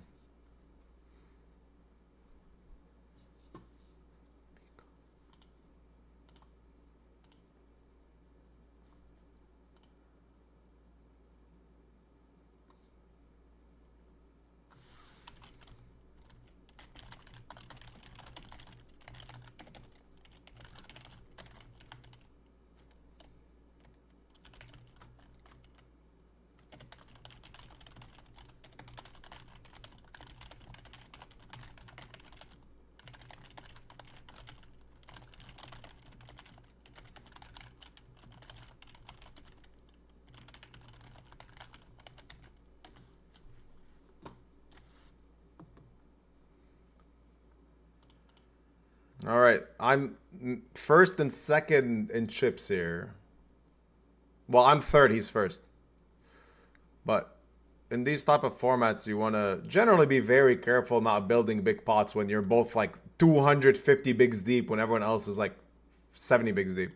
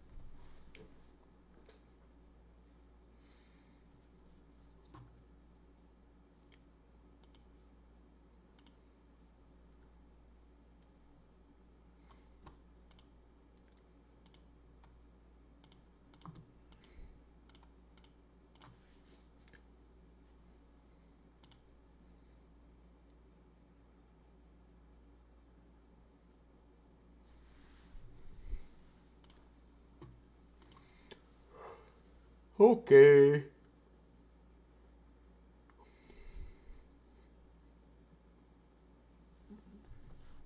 I'm gonna change the set because this one is actually not as good as I thought. What can I put instead? Ooh. Okay. Ah, man. I don't know. I don't know if we're capable to pull this off. Fuck it. Let's go. All right, we're going to put some of you, you know what, guys? It's 8:30 p.m. It's a Thursday. Some of you might be out partying or about to go partying, and you like, for some reason, are watching the stream. And for that case, I'm going to put what I would listen to if I'm either going for a run, if I'm going to do some heavy lifting, or if I'm about to go downtown and get fucking mashed up and destroyed and party all night. So this is the set I would put. For YouTube, sorry, you can't hear the music, but on Twitch you can.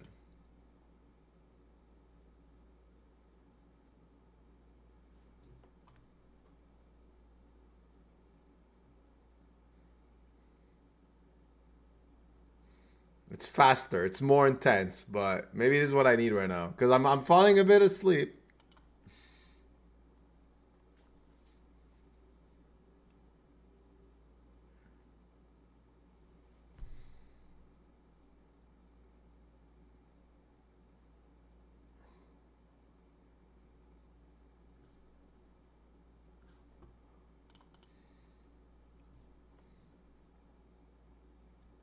Oh wait, let's watch this hand. I want to see what this guy just pot gets in.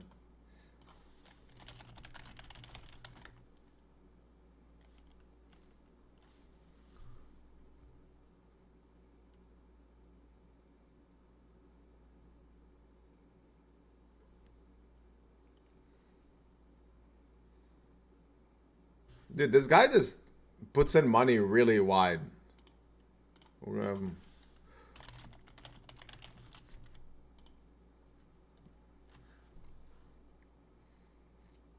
Ooh, we have a very... No, I...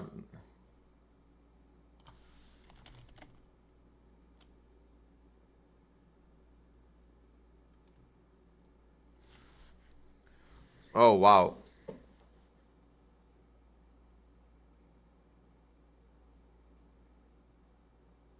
I will just fold. I have nothing for the top board, so chasing bottom makes no sense. I mean, no, it's still... I have a very strong hand for the bottom. Any 5, any diamond is the nuts, but oh well.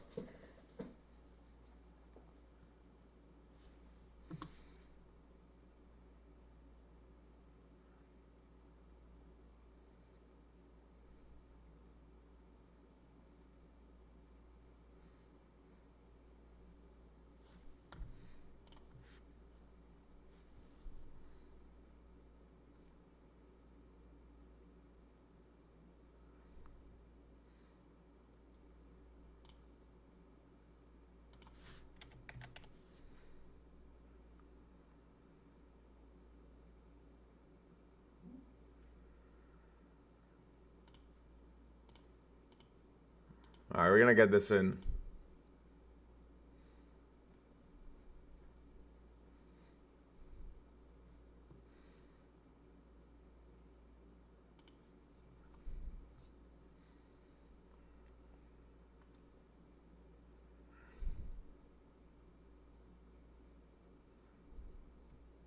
He's gonna get a 9s, 10s, ace queen.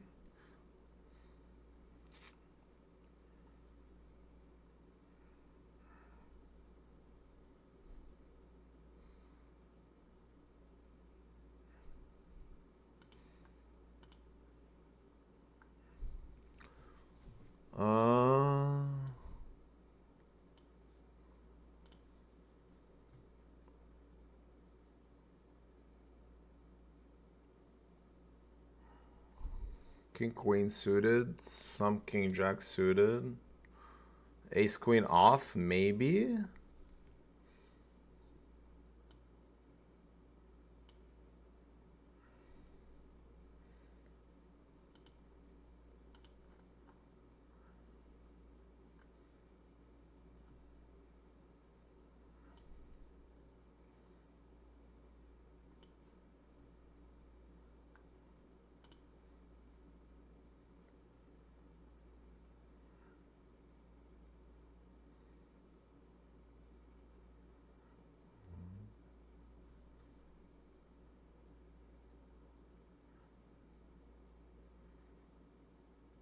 That's a really good river.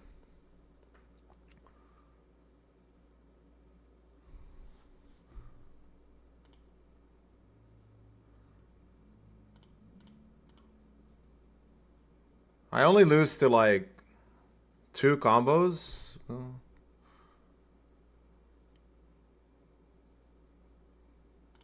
I mean, I have the second nuts. If he has ace 5, no, he shoves ace 5 and ace 4 of diamonds.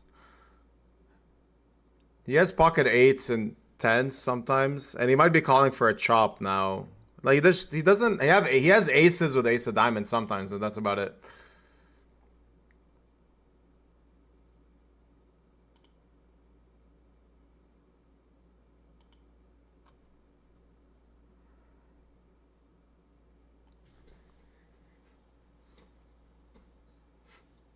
Like it's a good, definitely good spot for me.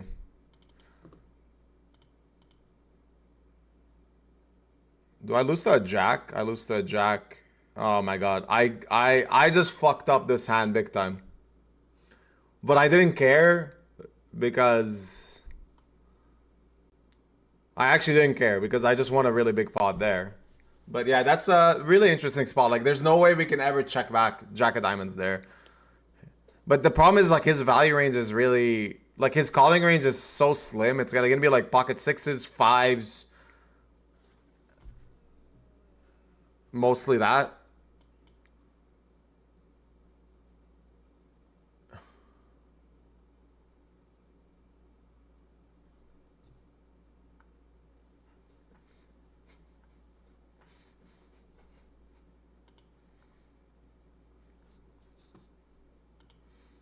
All right, we have officially 10 starting stacks.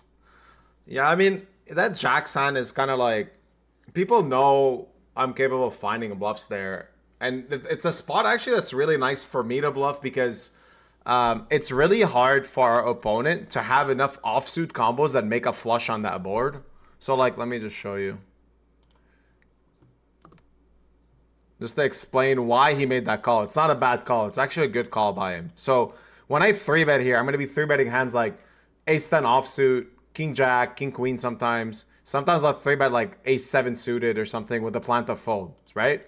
So on this flop, like I have a lot more ace of diamonds than he does. He only has like ace-jack, ace-10, and ace-queen of diamonds. And then sometimes he'll have ace-8 of diamonds. But that's it. Ace-5 diamonds just shove spree. Ace-4 diamonds also shove spree. It doesn't flat. So like he's a bit limited in how many flushes he has on the flop. And he has aces with the ace of diamonds, right?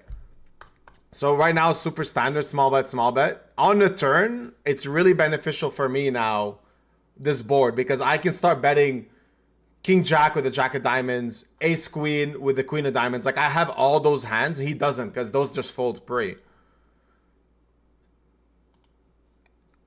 And because I can go that thin for value, it means I can also start bluffing a lot more. And my bluffs are all going to come from like ace-5 of spades, like ace-10, no diamond. Like all these hands are kind of mandatory bluffs all of a sudden because he technically can't call enough. So he has to find some calling combos. And something like this is going to be quite good because it's going to unblock my ace-10 red, no diamond or something like that.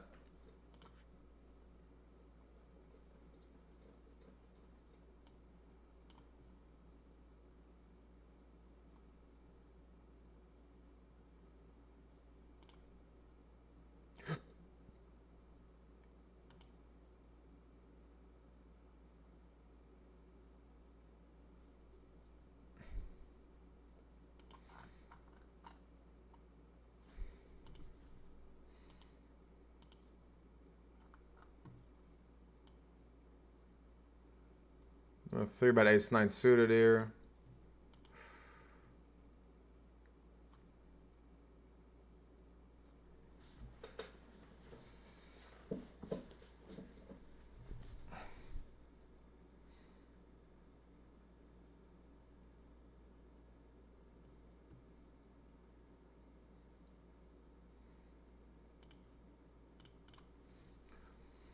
Pretty bad board this deep.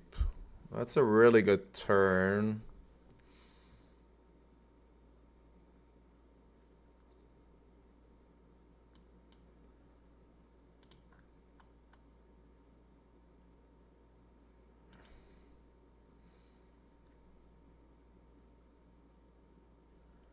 All right, pretty nice run out, obviously.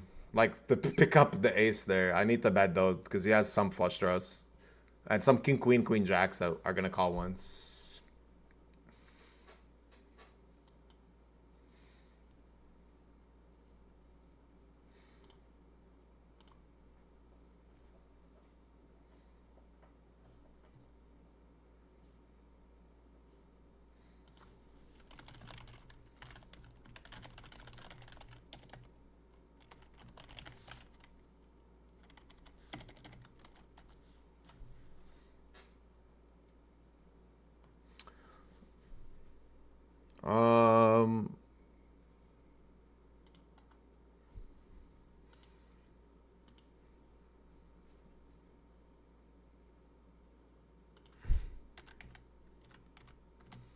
I'm gonna bet 40%. We need to kind of protect our hand a bit. Has some nice backdoor. Well, not backdoor, but like we can runner some clubs. Important to fold out like king 10-0 with one club. Ooh.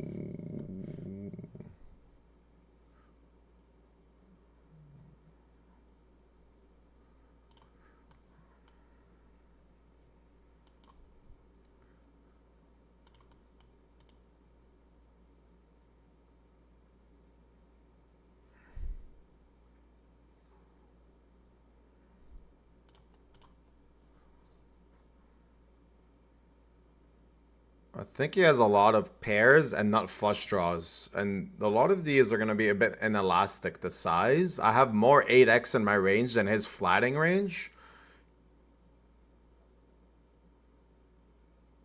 Alright, now this looks like it's always pocket deuces and threes, I would say. Or like a freeze raise with like some pair.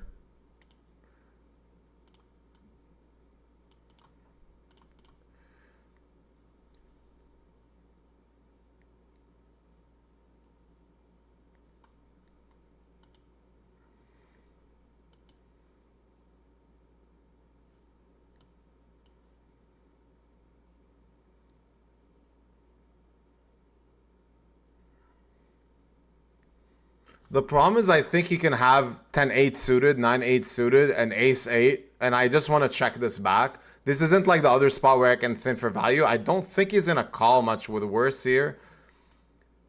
Except maybe... No, he just won't. I think we just check back. He's just doing some weird shit. Yeah, like he has king, queen, check min raise. That's such a weird line by him. But I think he was going to bluff some rivers.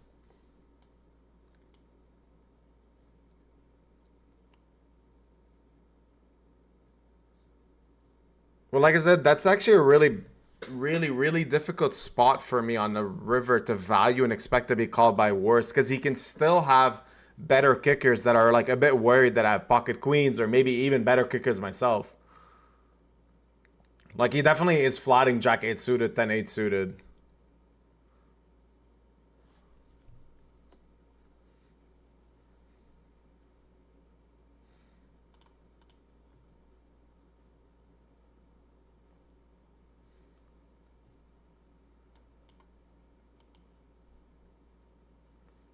I gotta note that it's weird.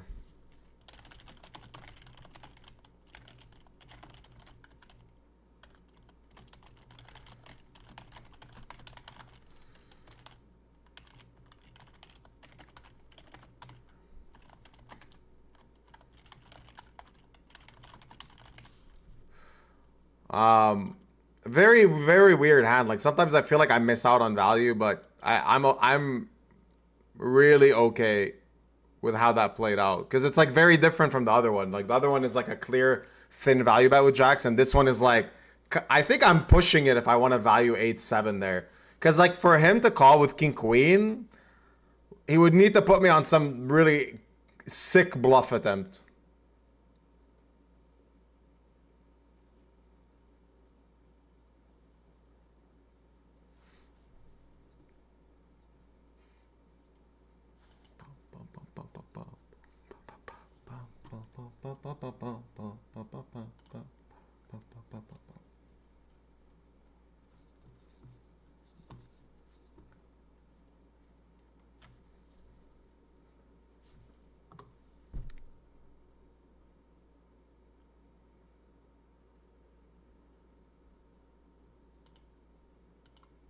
All right, I'm gonna go all in here, but there is a decent pay jump, so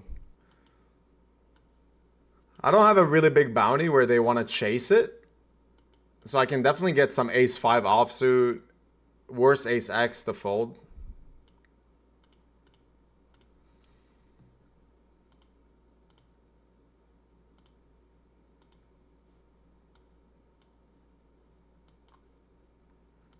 That's not good. Tank get in means it's like ace 10 maybe or something, so that's not great for me.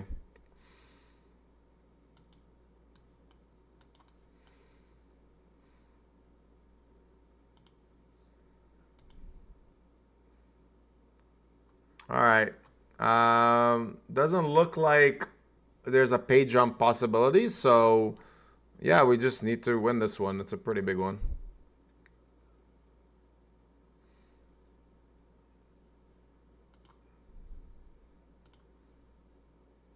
Oh wow, I'm ahead. I don't... Why would you get in King Jack? I think that's... Whatever. I think it's a mistake-ish. Because my bounty is really not worth... And I'm not shoving...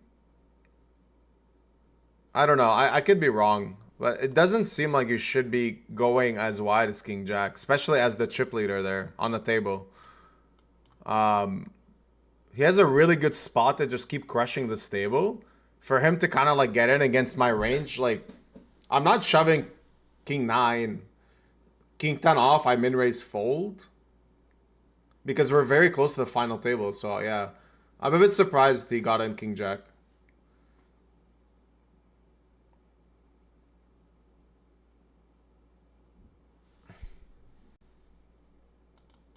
A bit unfortunate. It would have been nice to make a final table. Unless I maybe I miscalculated my bounty. Oh wait, I won a bounty. I forgot I won a bounty. So I actually had 2 starting bounties. Yeah, that's still not enough.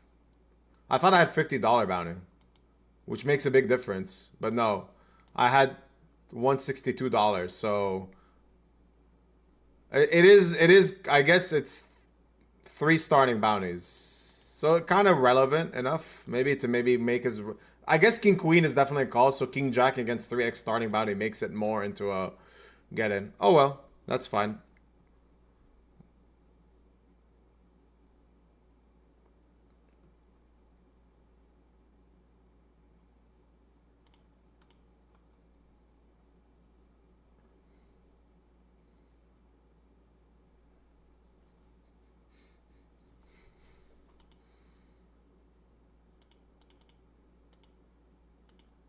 All right, 37, 2 out of 72. So we're getting closer and closer as we keep trying to build a stack in this. Well, I already built a stack. I just donated some more. Oh shit. Oh boys, guys, this is a sick hand. I have middle set in both. The 7's block top set, so I could kind of have the nuts, but I also have redraws to straights and flushes on both. So this is definitely a mumbo jumbo. Smash all the chips in. Let's go. If someone has a straight, they're not really happy about it. But if they have a straight on the top, they have a straight draw on the bottom too. I hate that I have a jack because it does block my outs a bit here. Actually, no, it's fine.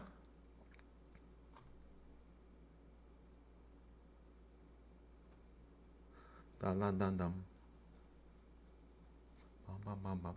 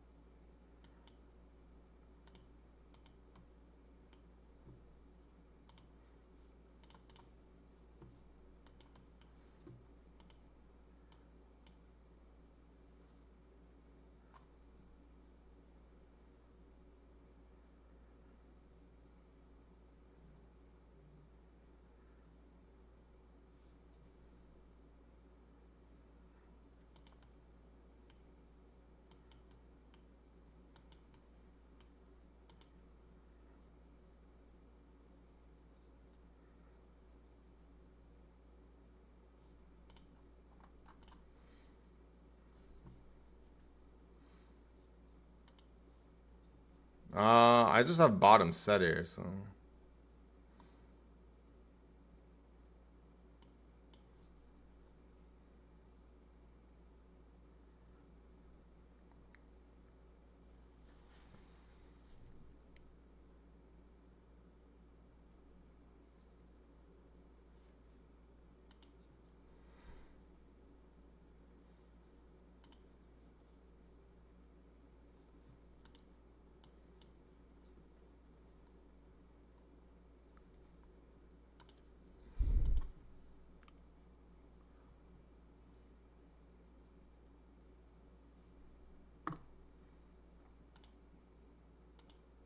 All right, 3.3 million.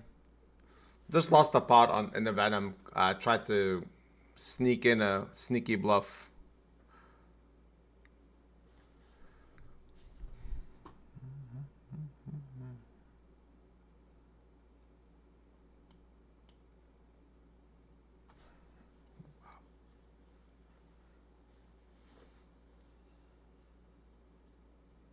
Okay. I have the second nut flush with maybe some redraws on top, so we call. Ace of spade comes, we're happy. And I think I have to just check fold here. I will just check fold.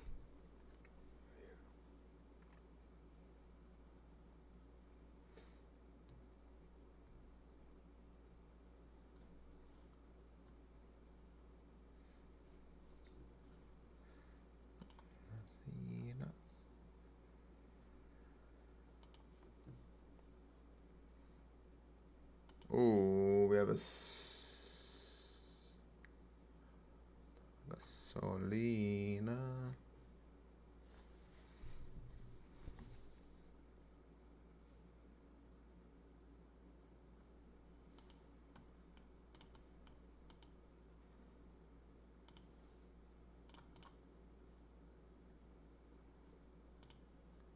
Ooh, okay, wait, not flush draw here. Wait, we got two hands. We got a hand and a Venom against the Weasel, actually.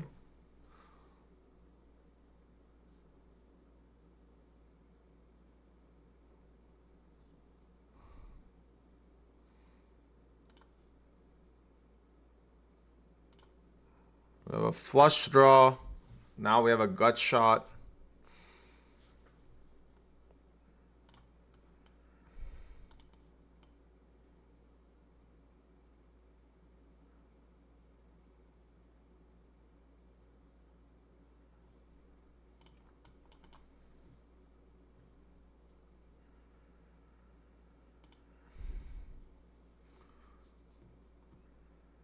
I'm flatting king 10, king 7, queen. All right.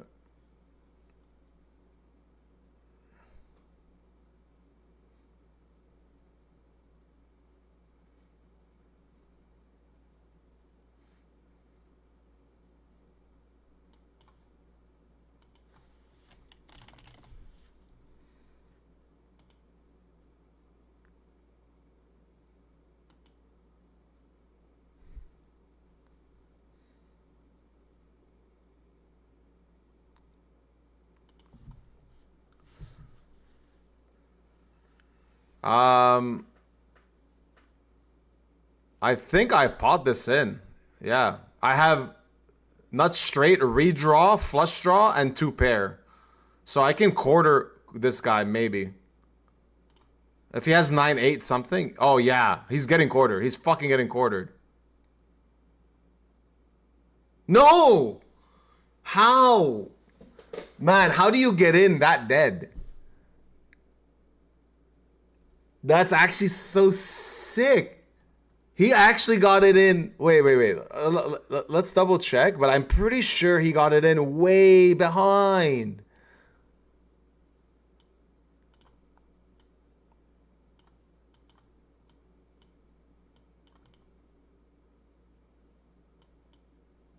Oh my god, he got it in so bad. He has Just 9, 8, 5 deuce on the top. So he just has a 9? Ah, no, he has a gut shot to the nuts, I guess. But so do I. Yeah, actually, I have 9, 8. So no, he actually just has a 4 as an out.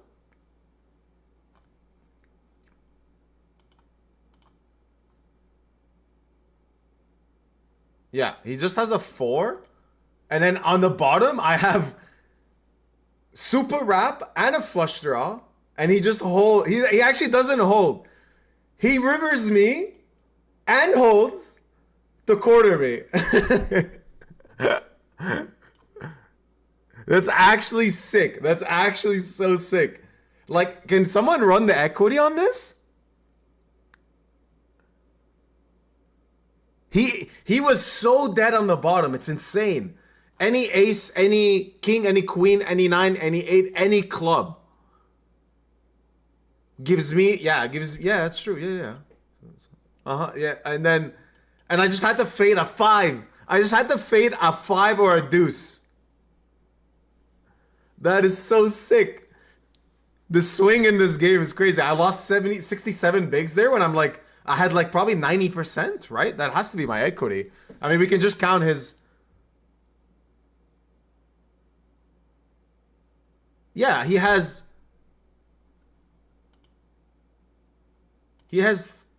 3, 4, 5 outs. So just 10% here. That's all he had. He had 5 outs.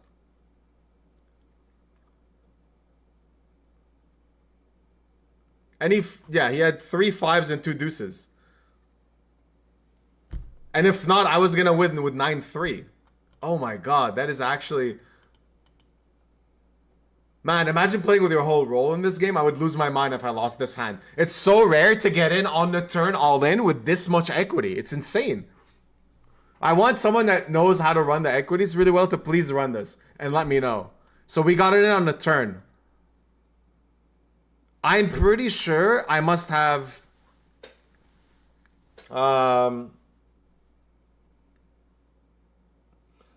yeah, I guess I have like 90% on the top board. And obviously I have 100% on the bottom with a redraw of how many cards? Help me. So an 8, a 9, an ace, a king, or a queen. Oh my god, that's actually insane. So it was 6, 3. 3 times 5, 15 outs. I have like 17 outs on the bottom. I think, right? I have like 17 outs. That's so sick. I actually have 17 outs. No, more. More, because he doesn't have any clubs. This is actually crazy. I'm like, I don't know why this hand fascinating me right now, because I didn't think I had that many outs on the bottom, but I have so many.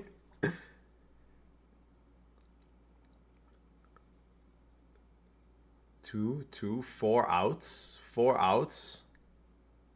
And then 6, 10. 4, 14. And then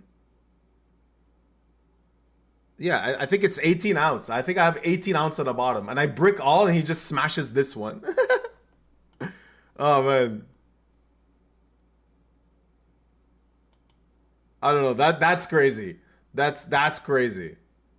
This hand is crazy. All right, let's go back to the Venom where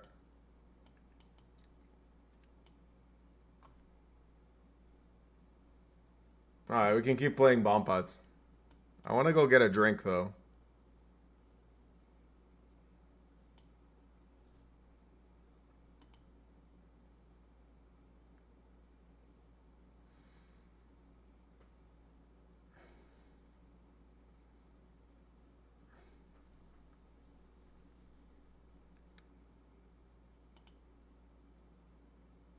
I mean, I have a straight flush draw, but that doesn't matter.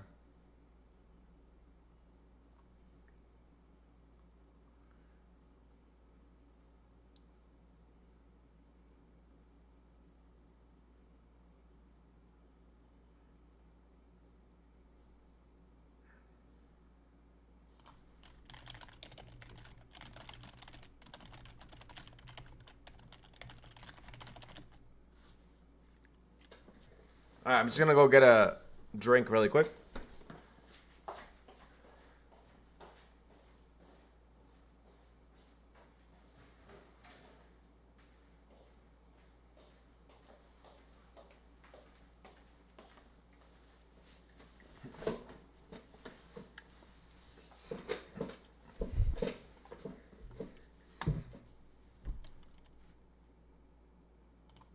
I think I can look up 5-card PLO calculator, right?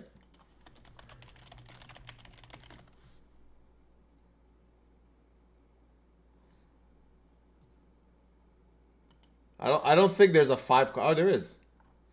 Oh, sweet. I can run that hand. All right, I'm gonna run that hand. Well, not run that hand. I just want to know the equity of that hand.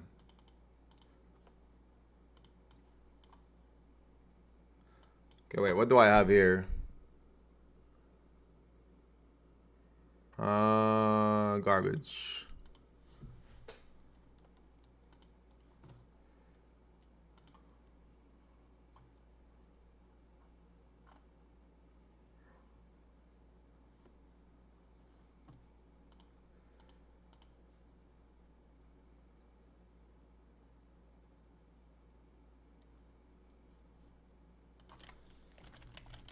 Oh, someone pointed out I don't need to run the hand. You can check the equity on the stream.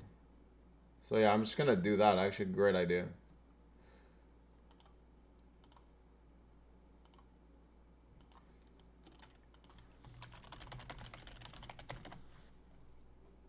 So I'm gonna check on YouTube because it has it live.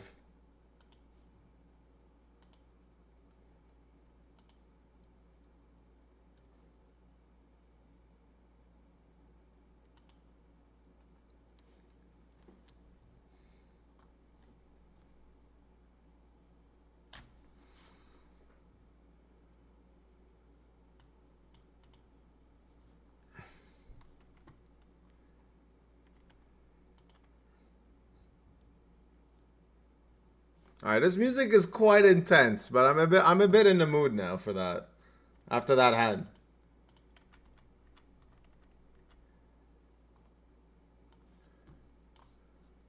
I want to check the equity of that hand.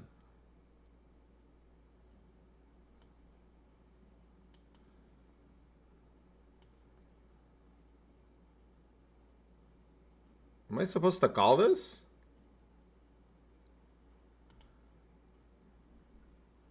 Okay, I can draw to a boat on the bottom, and I can draw to a nut straight. Right? Yeah, I think so. Nut straight, but I can get quartered.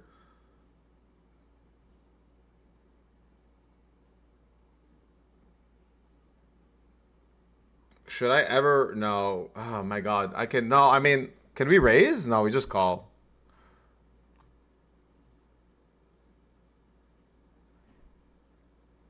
He should not have 9-7. Yeah, I scoop top. Nice. And this guy called with, I'm not sure what. Maybe 5-4? This guy might have had a 5-4. I don't know. My headset died. Shit. I'm gonna switch to the earphones.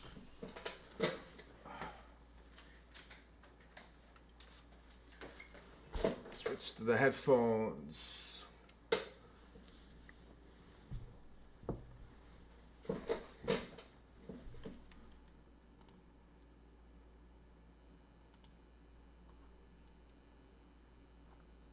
Change the music a bit. That was a bit too intense. Could put something a bit more chill instead.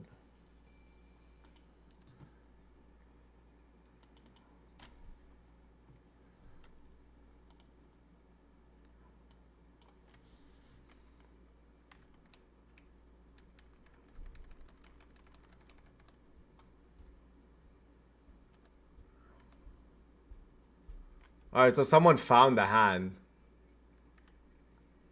for my equities. At least now we know.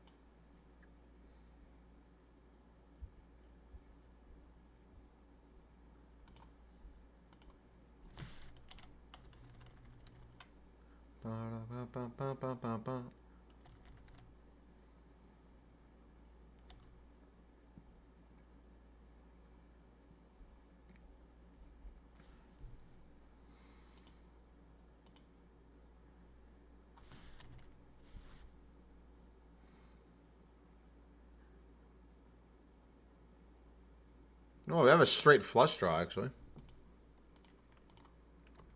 Although very unlikely anything happens there.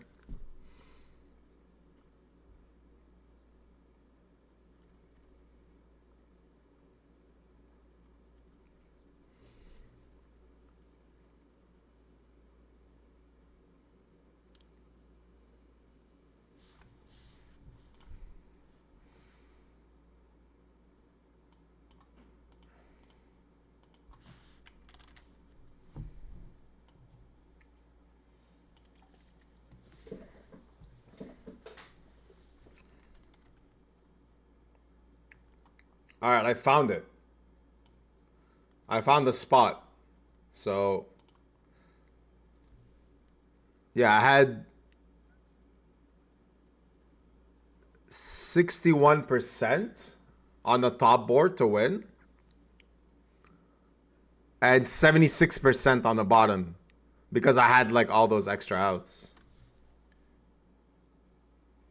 Which is pretty crazy to have. When we have the same hand, for me to have 75% to win the bottom, that's insane.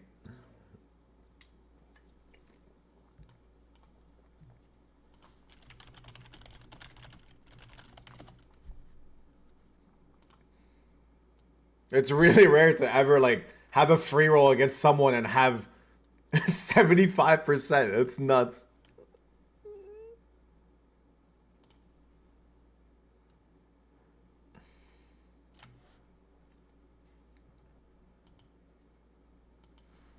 Oh, wait. Wrong button.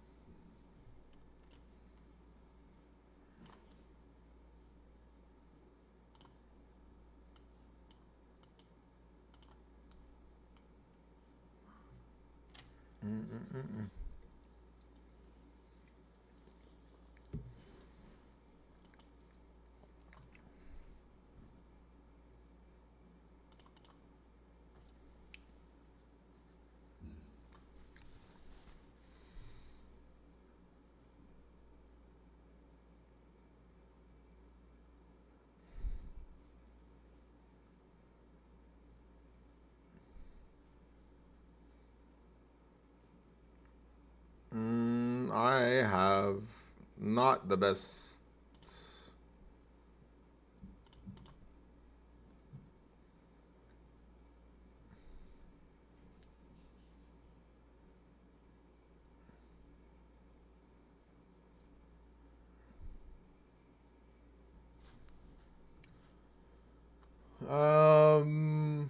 Playing an okay pot here where I have to give up river, I think.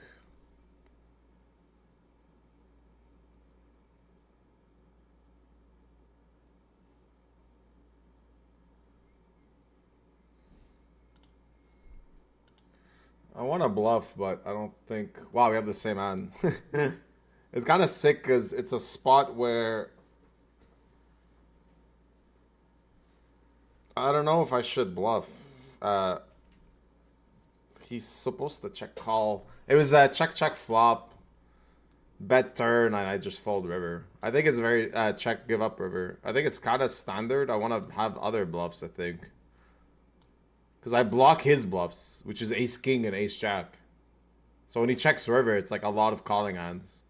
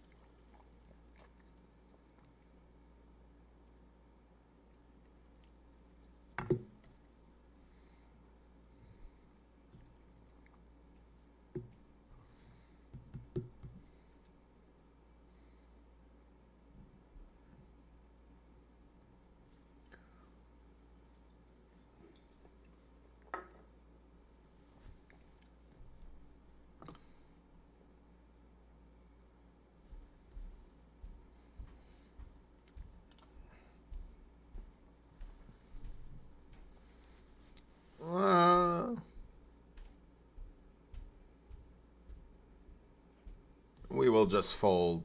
Even though we have like... Nah, we just easy fold. We need more outs and more redraws. Just chasing naked gut shots here is really bad.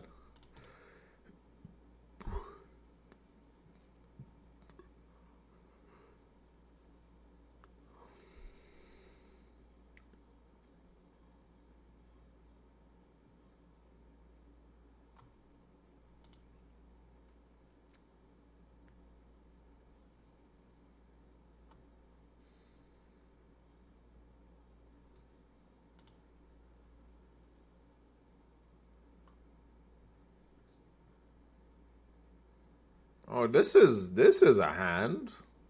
Not really. We kind of have nothing on the bottom, actually. I mean... Yeah, we kind of have nothing on the bottom.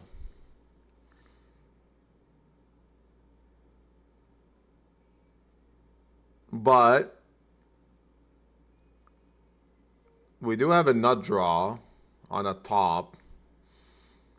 We have a gut shot too. Yeah, no, I don't think I can fold this. Yeah, especially when someone else puts in money. Like, I can just clean up house on some runouts.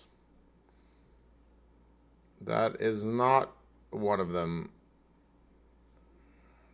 I technically pick up a few more outs, but that's it.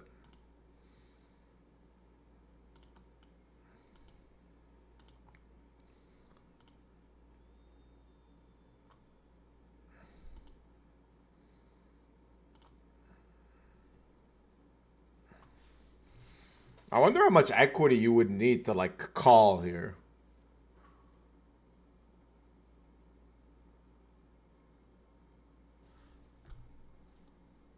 I would have actually made the nuts. Wow, I made it two strong straights, actually.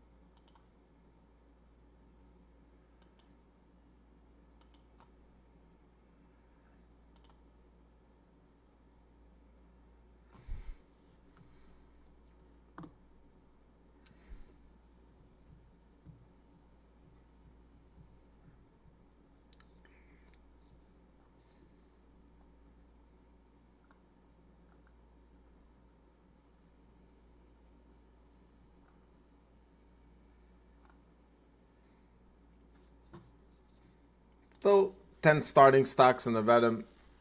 Easy peasy. I had a bit more, but lost a couple of pots. BVB.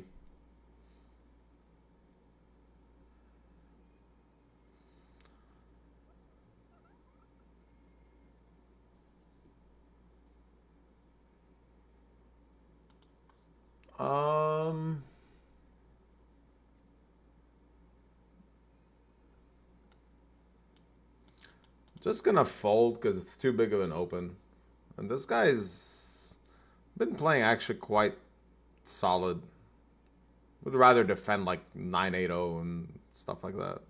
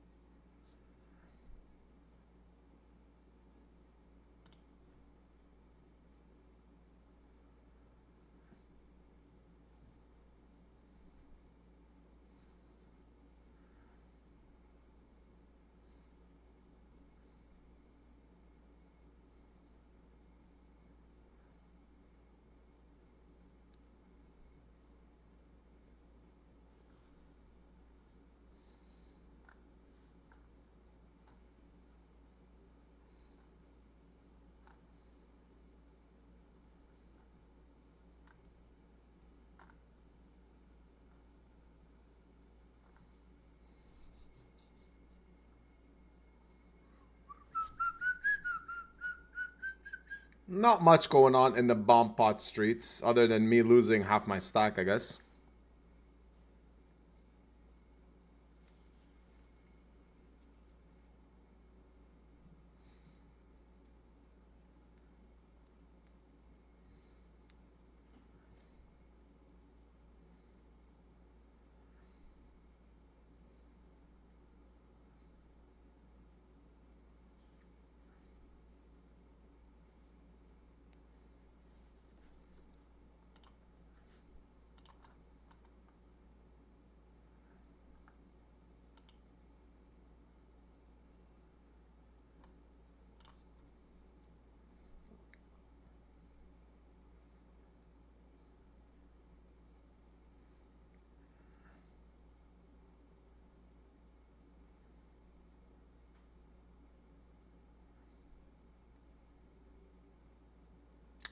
This looks good, but isn't actually that good of a spot.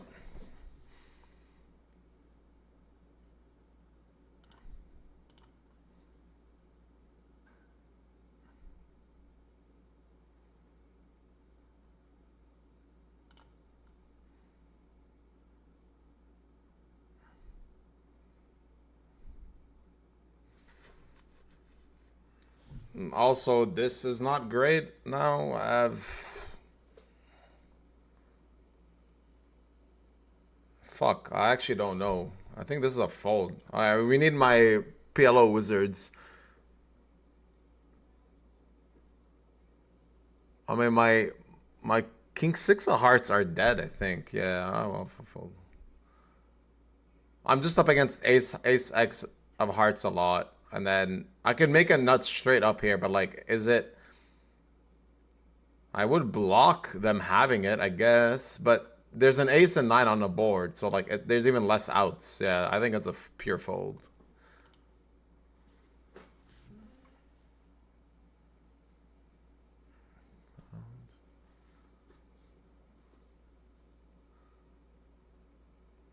Wow, this guy scooped? What the hell? What did this guy call with to lose both? Jacks?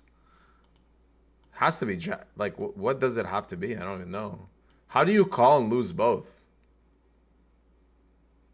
Has to be jacks, I guess.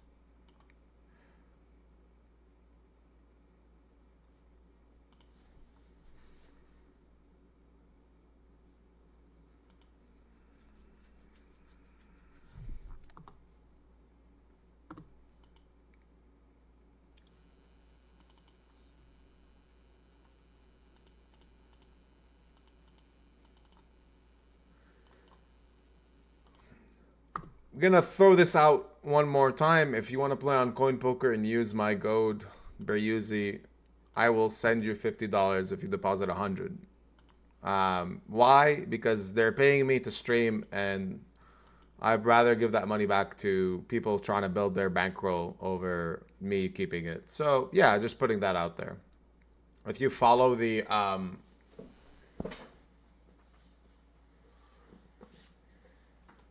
if you follow the steps and the links in the chat, it'll show you what you're supposed to do there. We have a 6-bet pot here. And a guy with considering to fold? What the hell's going on? Oh my god, what? Dude, this guy just 5-bet half his stack and... No, 60% of his stack and folded. The hell is going on? This is the hand. How does a guy win 54 big blind spree? What just happened? Oh my god, dude, this guy just clicked 26 bigs out of his 46 and folded. That is, now that's a player, all right.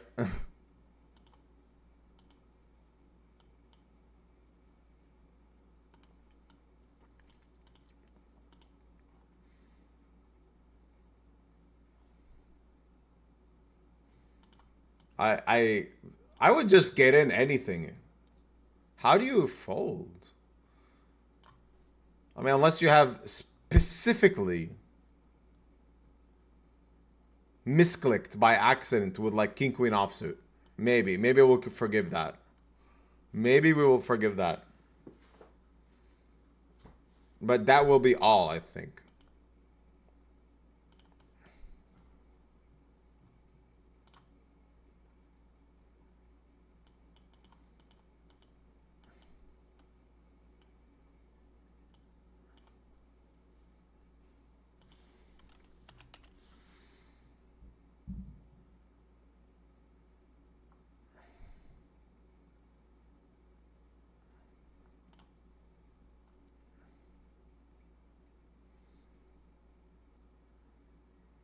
What do I have here? Nothing.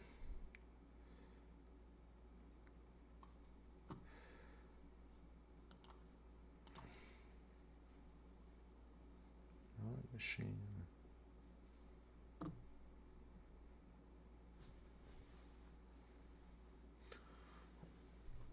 23 away from making day 2 / mini bubble in this.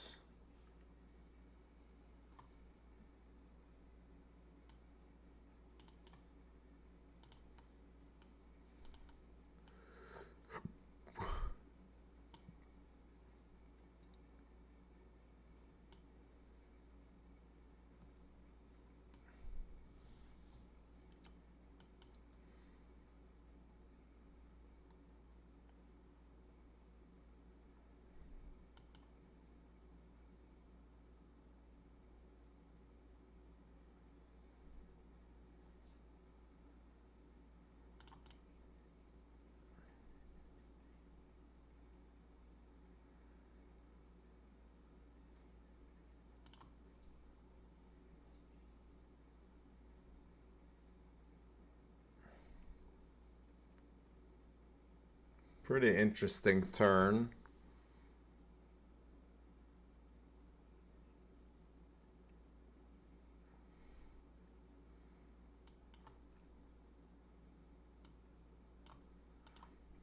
Just gonna fold. Blocking his bluffs. Not having... yeah, that's fine. It's better to continue clubs there. Like ace-5 of clubs than my hand. So I'm very, very okay with that fold.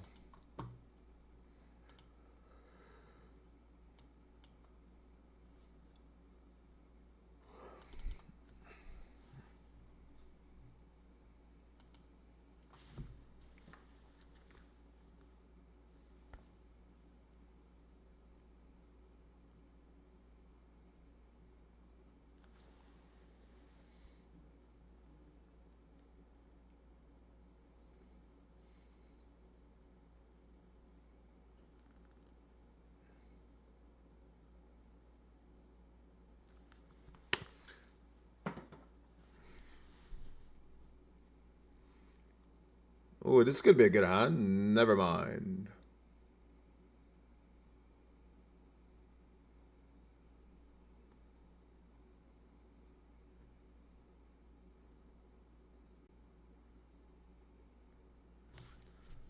Is this worth like a cheap bluff? Like a value bluff?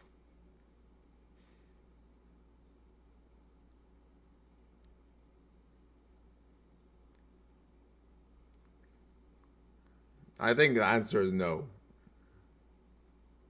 Oh.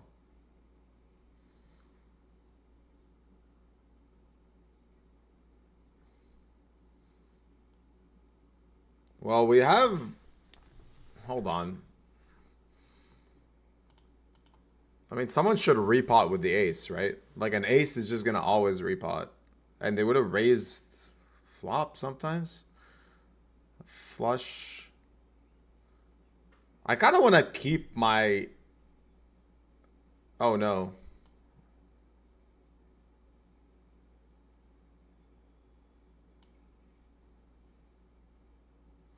Wait, what? It is... I don't know what to do here. I mean, I'm winning. I'm probably winning the bottom board always, right? This guy has quads. He blocks. Oh, interesting. He blocks the straight flush. He was probably gonna go repping it. I'm just clicking buttons in this game because I want to see shit. I want to cause chaos in that game.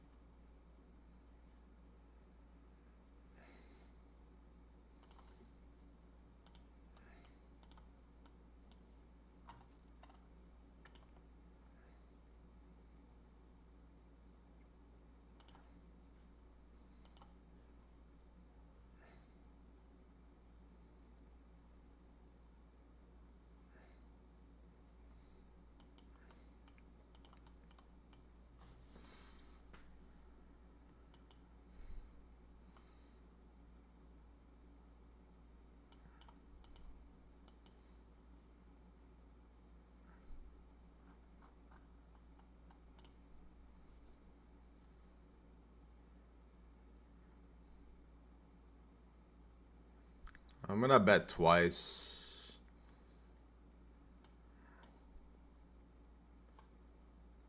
Expecting. I mean, he could have maybe ace king. Can he have ace king?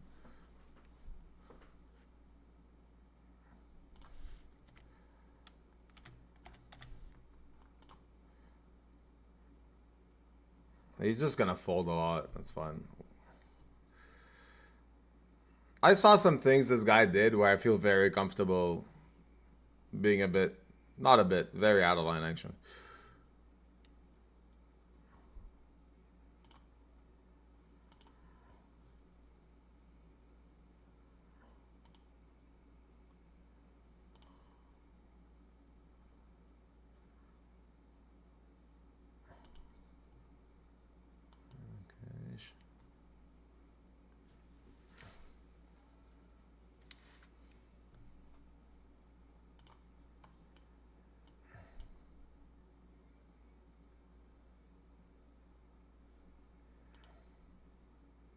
All right, I'm folding obviously, but I really want to see what this guy does, because he 5-bet folded 60% of his stack last time he 3-bet. Let's just see what he has. I think he just has garbage again.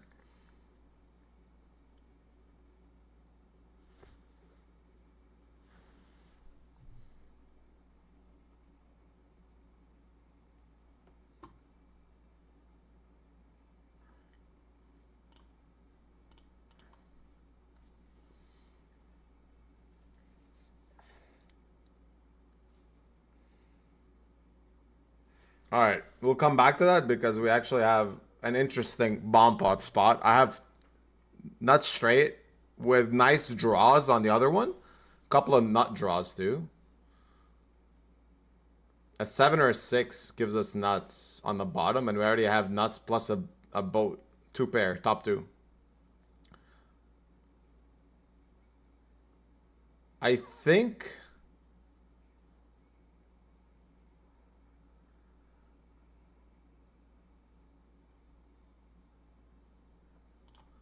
it's very likely someone also has 9-7, and I have nothing on the bottom, so I don't really want to bloat the pot with just a draw.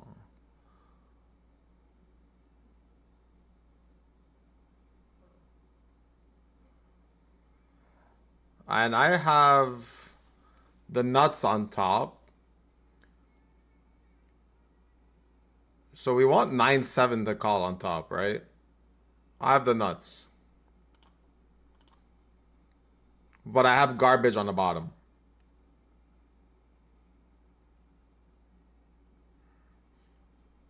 Wow. That's kind of sick, actually. Alright. In the other hand, the guy busted and he had... wow. That guy that 3-bet me had ace-jack and then he decided to bluff the river. Just nonsense. So he small 3-bets, calls a cold 4-bet, checks it down, and then... oh, he called river. He called all in. What? Dude, this guy is donating.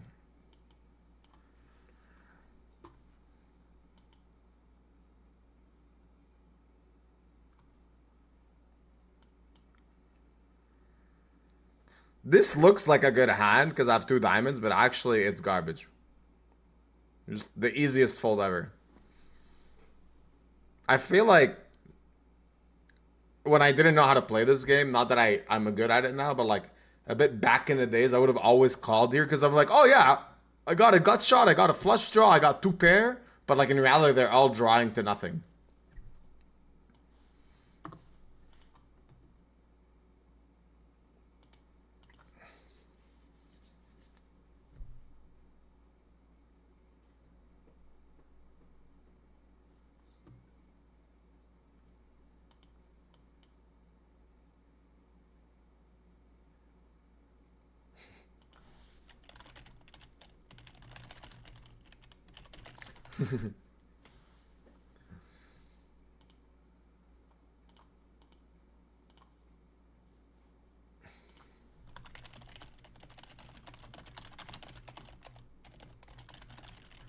Ooh.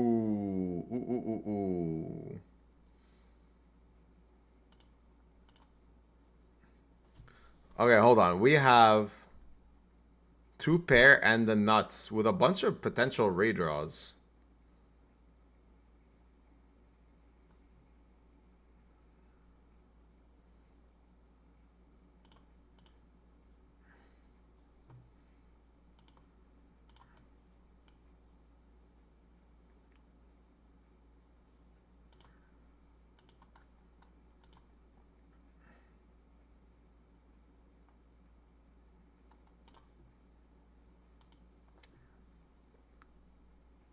Yeah, we have the nuts. And a sick redraw too, not flush draw.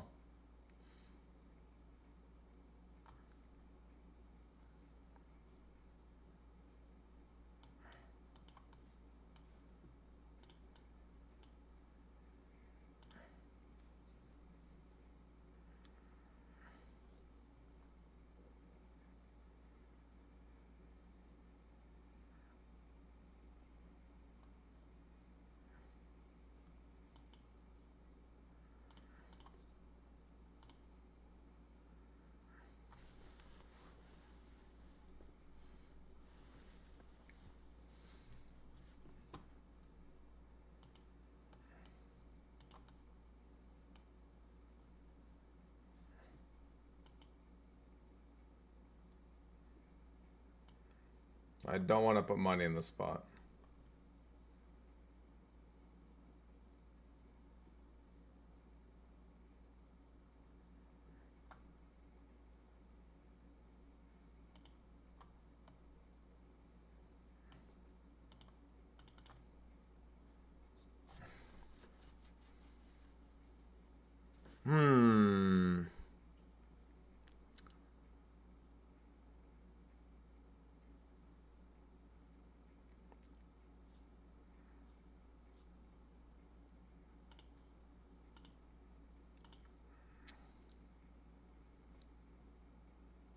Okay, this might slow him down. This might slow him down. I can still improve to a boat, and then I can hit a queen, but now we just muck.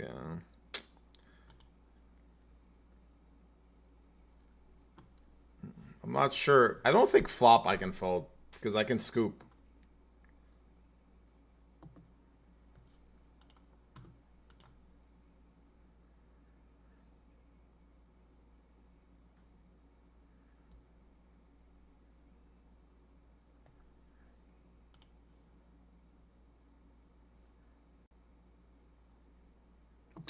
I lost like a small-ish pot in the Venom.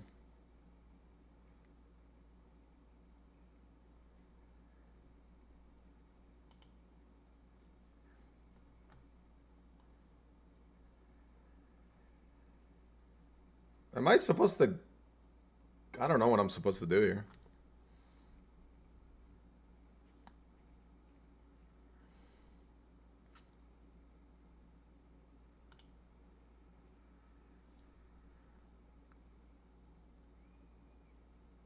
I can scoop. I have a set. Fuck it, let's go. Take all my money. I have a set nut flush draw.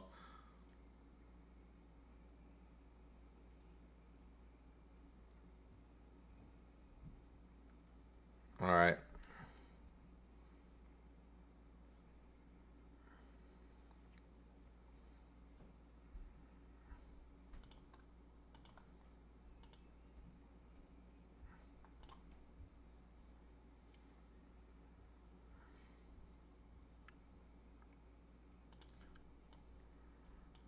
Yeah, I lost the spot.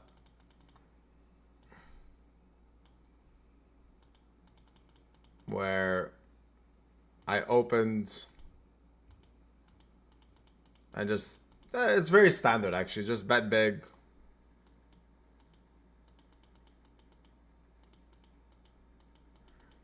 And just check down.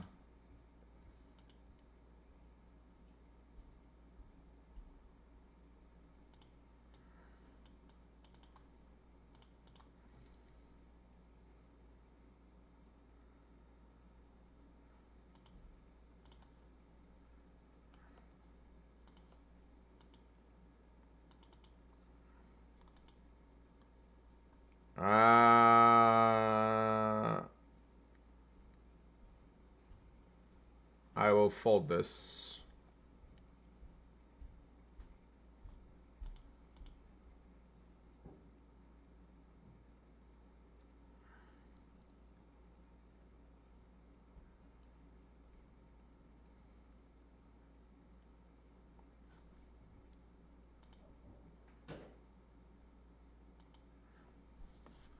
So, I know I'm showcasing a lot of bomb pots, but I just find it's a very new format that I find is really interesting because there's a lot of like puzzle pieces you need to connect, kind of like, oh, what do people do with nuts in these spots? How would they react facing bets multi-way? And I think it just kind of, I don't know, it's a very unique dynamic that I haven't seen much in other situations.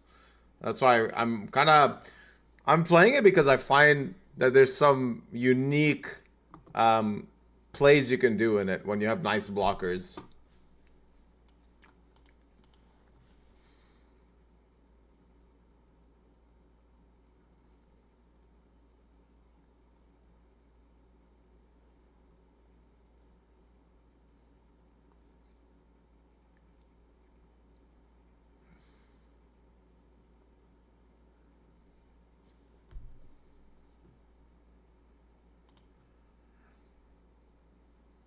Not much going on in the Venom. We're kind of like playing a lot of small pots.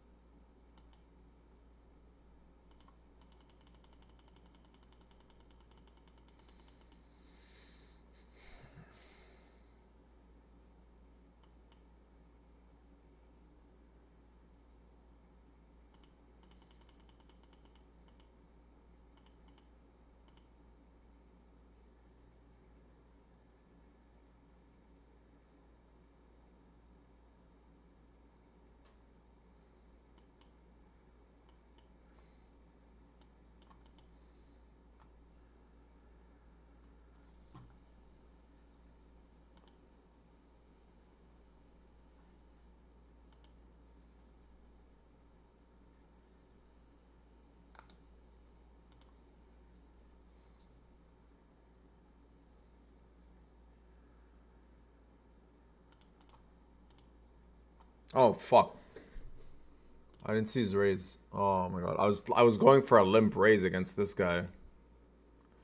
Ay ay ay ay ay ay ay.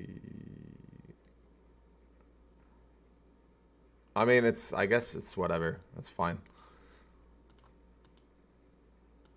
I thought it would fold it to me, so I was just going for a limp raise, blind versus blind, and now I'm in this weird situation. I mean, it's whatever.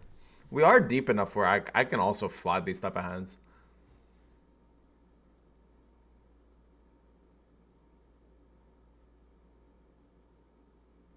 Do I even want to continue? Like, now I feel like...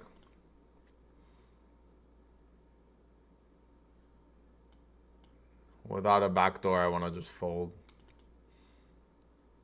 That was weird. Alright, I need to stop looking. I was... I was just checking something with my stream, so I didn't pay attention.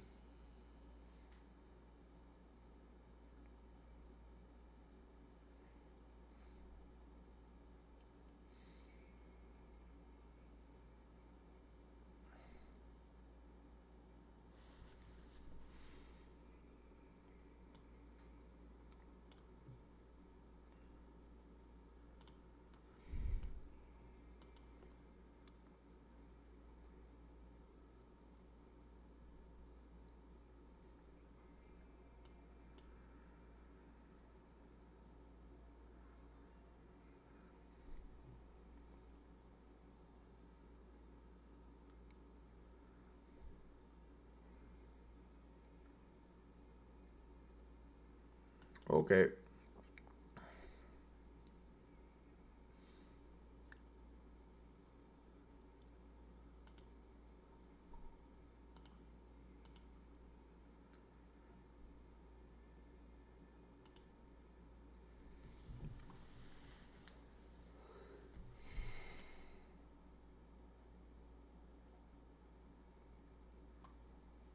This is a long stream. It's been, what, 12 hours? 10 hours? Fuck. Still, I think there's like at least 1 hour, maybe 2. This is a very, very long tournament where we just gotta be smart, we gotta be patient, and we gotta blast in, in this game.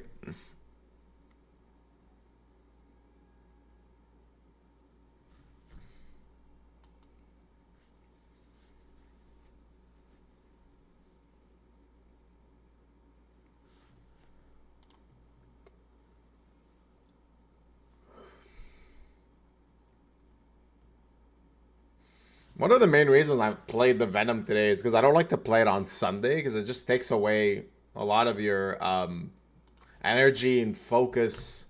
And it could, like, on Sunday already, like, sometimes I play really big sessions. I don't want to play super, super late.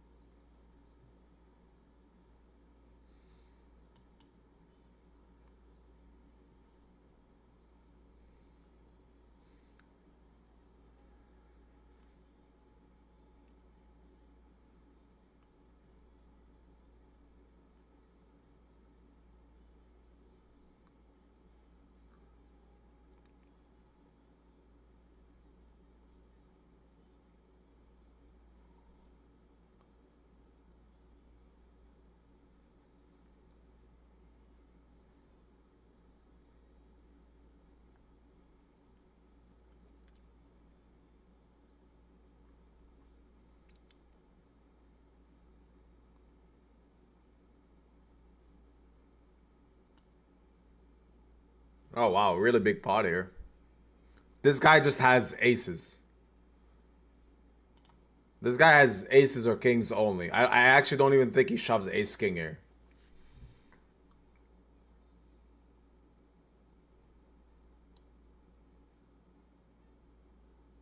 Weasel has a pretty sick spot. I wonder what he folded. I'm not sure if he is streaming. Is he? Oh, he is streaming. I'm like, we can take a sneak peek at him.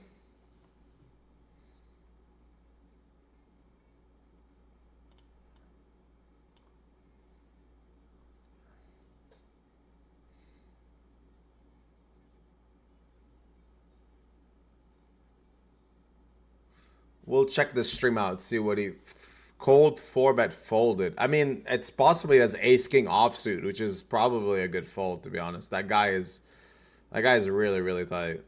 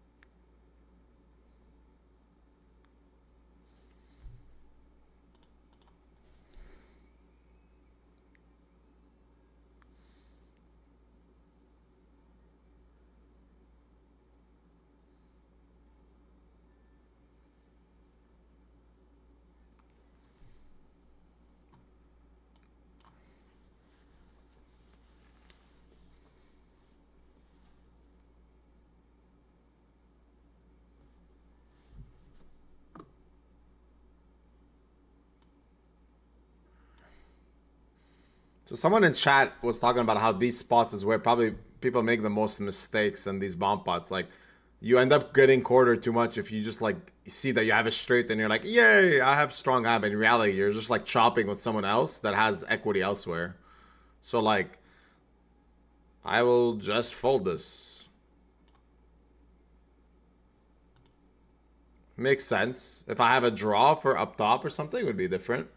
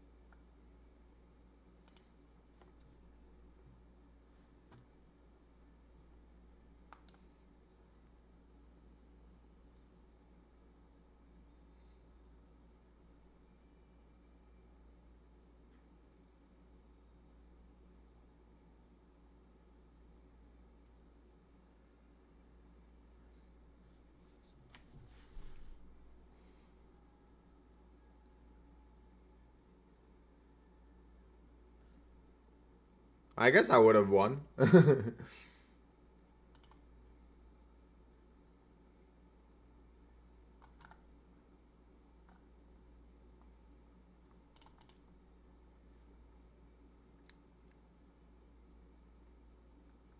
Well, whoever has 9-8 here has the super nuts, don't they?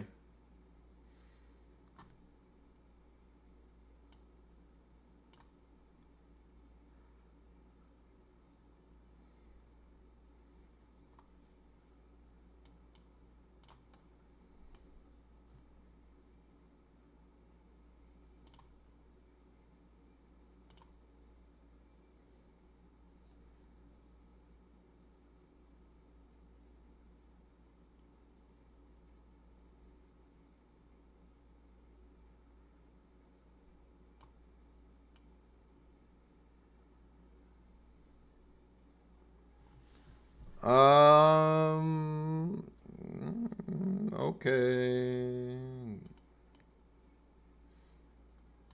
Also a bad hand.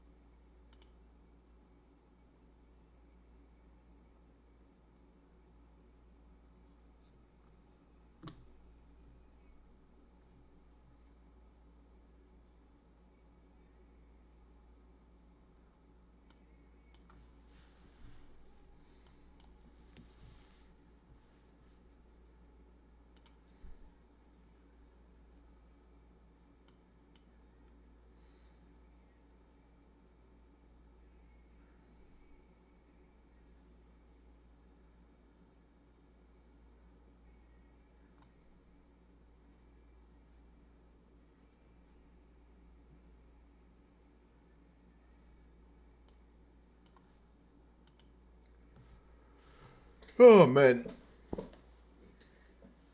This tournament is such a grind. 12 hours. Like, it started at noon, and today we're gonna play until midnight. Full 12 hours, and basically, I don't even know if we make the money. It's so brutal. Alright, I will take a break, because I'm pretty tired. I want to go get some fresh air outside. I guess let me just play this hand. What the hell do I have? Nothing. I will sit out after this. Alright, I'll be back. Let me put a break clip.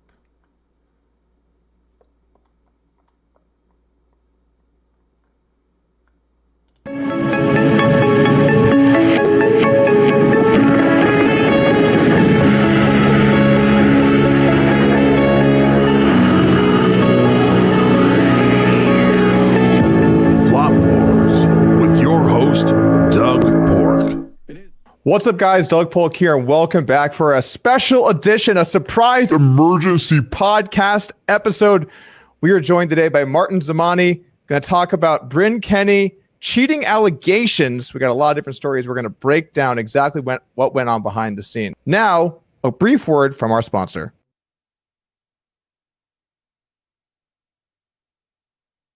Whatever you do in life, don't do it to show off. You can't do things in life just to impress people. If you want a Lamborghini because you just love big, powerful cars, great, do it. But you don't want to do it just to impress the ladies. There's 3 things that go into making a great paper airplane.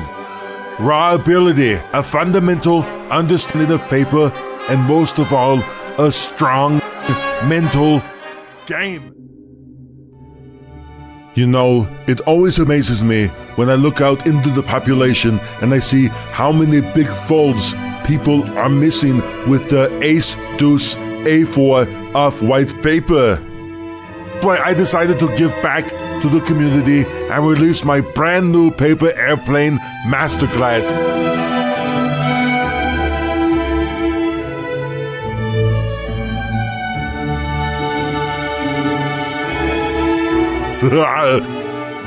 So join me, Ben CB, at Fold Your Edge, and I will teach the skills and mental game you're gonna need to make amazing paper airplanes. Let's grease! Moving on, we introduce today's guest, Martin. Welcome to the podcast. So let's just kind of kick it off. Let's just take it from the top. What's your name? What's your story? I don't know how to answer this question very well. Okay. How did you first meet Bryn Kenny? It was after I had gotten scammed by Dennis Blyden. Damn,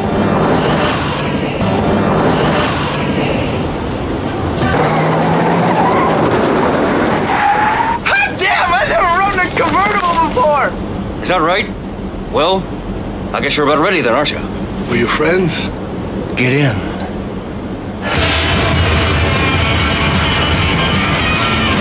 How long can we maintain, I wonder? How long before one of us starts raving and jabbering at this boy? So, like, we gotta get into this shaman stuff, because that struck me as pretty fucking weird. Why would he do this? I don't understand. That makes so little sense to me. He just wants, is this team building exercise?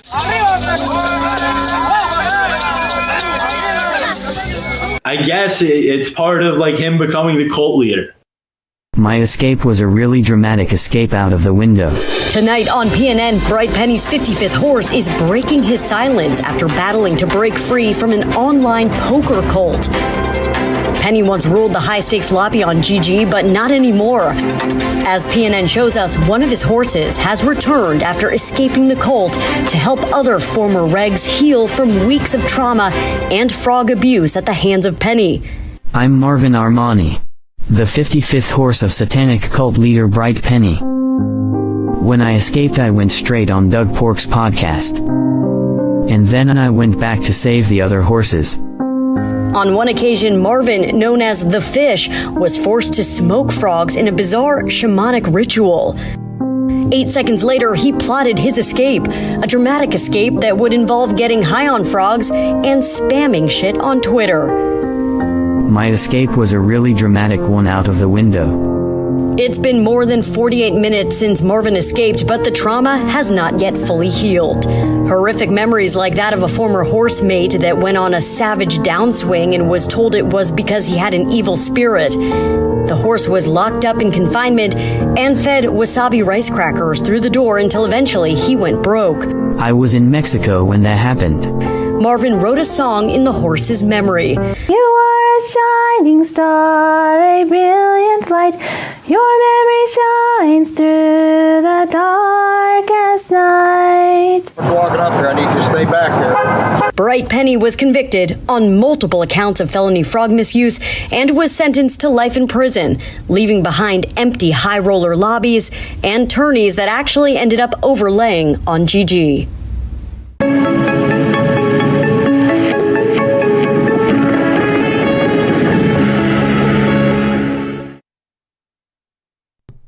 Welcome back. Alright, we are still nursing a pretty nice stack in the Venom. We are, 15, 16 people away from making day 2, which would be quite a great accomplishment. Because then I can rest easy on Sunday and not have to play this dumb tournament. Yeah, it's quite a big tournament actually. Like it gets a 500k mystery bounty up top, so yeah. Let me put some. I want to put like kind of like chill-ish music. I will check my playlists.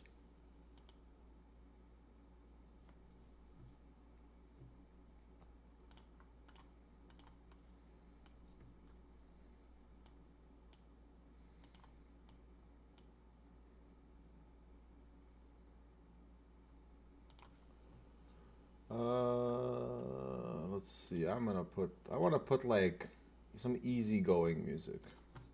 Not like, there we go. It's late night. You know, no one wants to go too crazy. I might, this might be such a late session that I might even play some tournament like this. Because the Venom is still going to go on for another hour, which is long. That would mean I've been playing for like 13 hours if I finish this day, which is way longer than I'd like.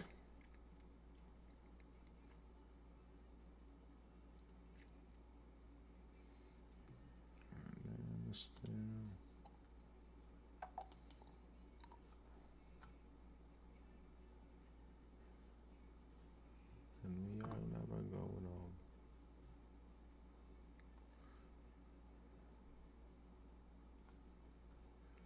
Never going home.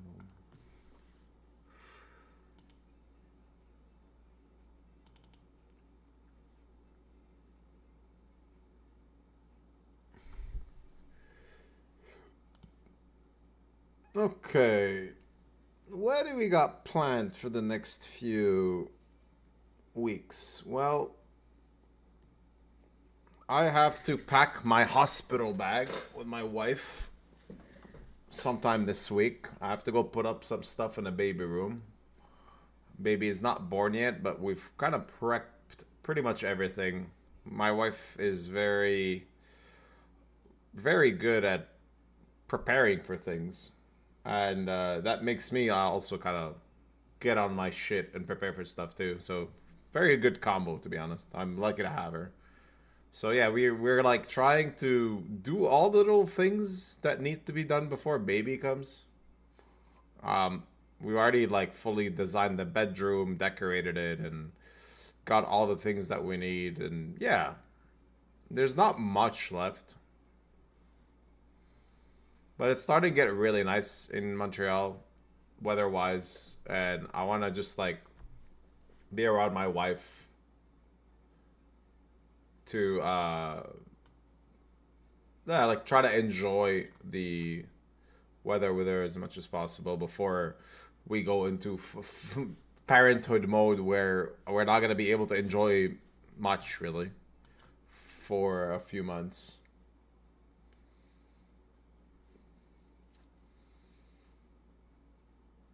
And I'm also, every time I have a bit of time off, well, not time off, let's say like a bit of free day where I'm not doing some stuff related to my properties or playing poker.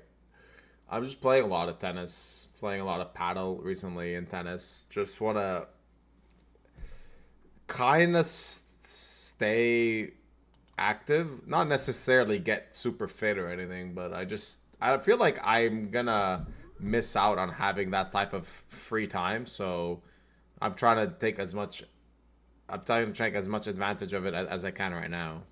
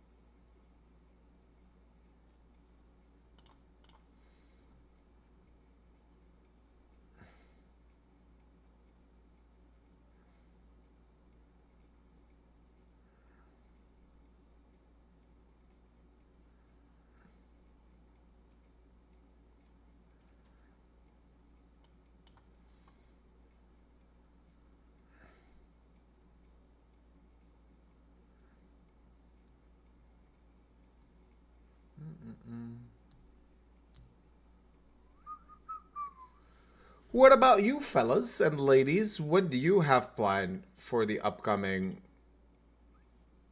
summer? Maybe someone's got some cool plans.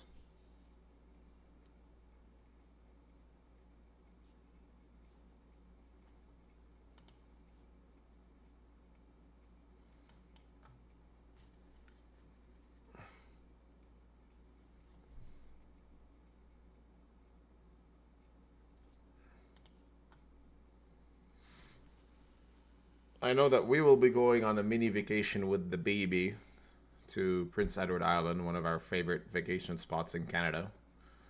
Go there, eat a lot of seafood, spend time on the beach, enjoy like absolute quietness. There's not many people there. It's really, really nice and peaceful. We like that a lot. That's like mostly our plan.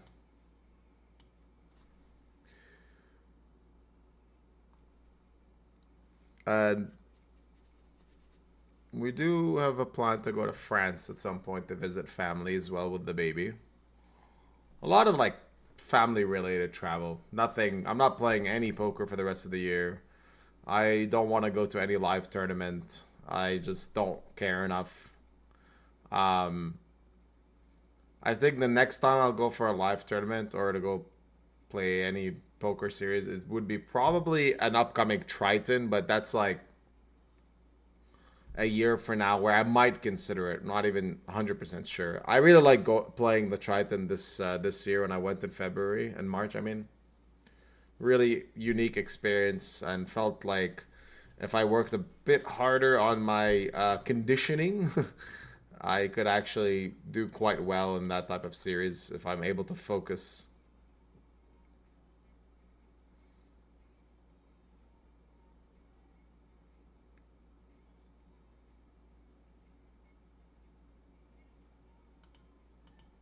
I have 2 full houses, but something tells me there's no way I can win. Yeah.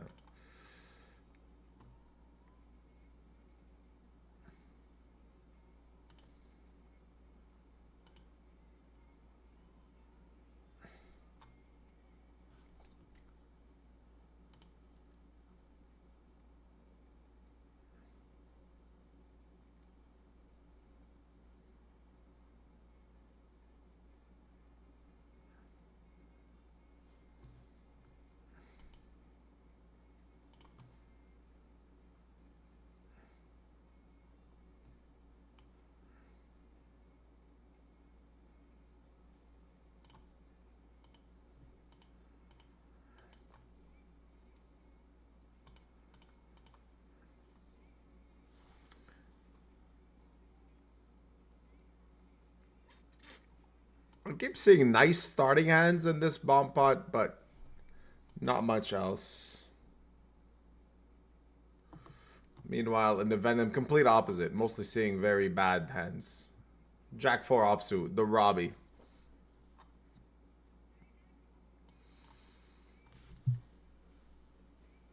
By the way, now I'm actually 98% sure Robbie cheated Garrett. I have like... Now, before I kind of gave the benefit of doubt a bit, but like, as more time goes on, I'm like... nothing makes sense. Now I'm quite convinced that he was cheated.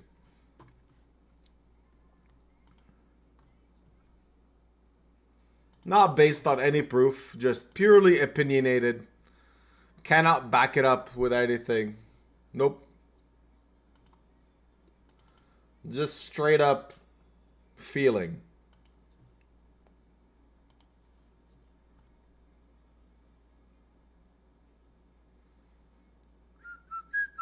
Oh snap. We have a very nice hand. Boat and 2 pair.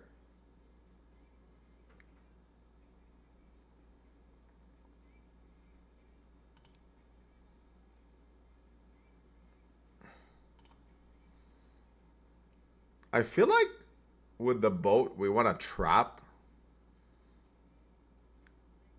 We want like a deuce to improve to like some worse draw.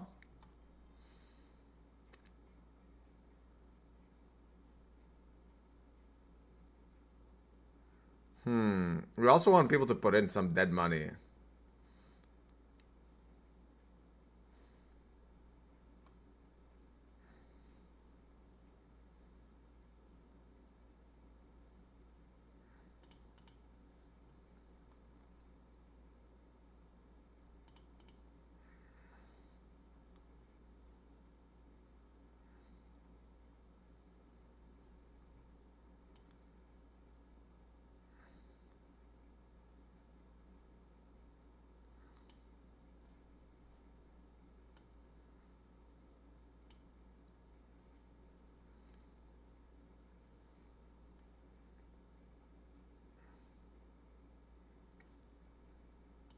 Alright, like, I mean, if I lose the deuces, it's pretty brutal. But I block ace-jack. I think we're just gonna represent that we have... Oh my god, he's dead. He's not dead. He has a straight, but he was dead on a flop.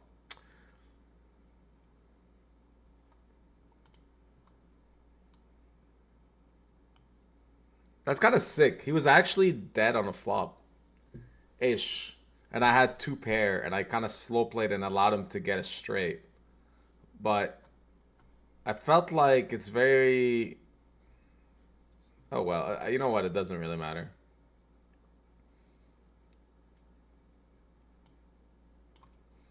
That was, I don't know, that was a very interesting hand, actually. He has jack deuce, so he thinks he has the nuts. I have 2 pair on top, but I blocked ace jack and jack 9. I thought I was gonna get it in against something like queens, and I don't know. That's a very interesting one. All right, let's see what we have now. I have very strong draw for the top, and I can still make a pretty strong hand on the bottom if a 5 or a king shows up. So that's kind of nice, I think. All right, give me a king on the bottom. An 8 also is an added out now.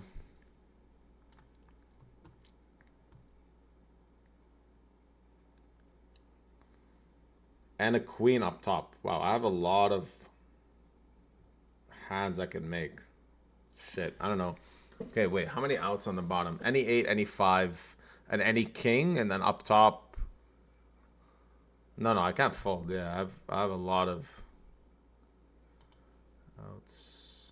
Okay, well, we have the nuts on top and kings on the bottom.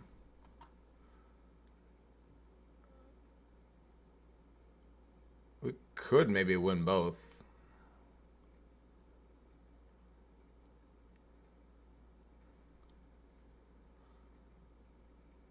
It's less likely he has aces up top now that there's 2 aces. So he might have 6s and he's like, oh shit.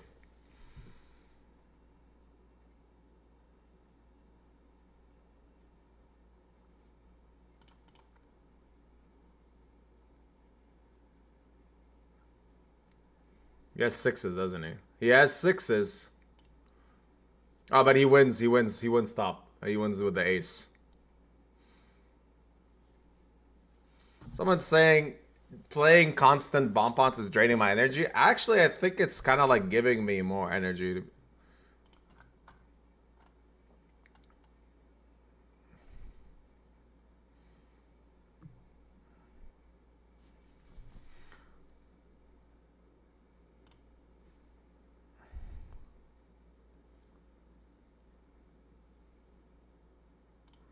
But our opponent opened under the gun and checked back flop.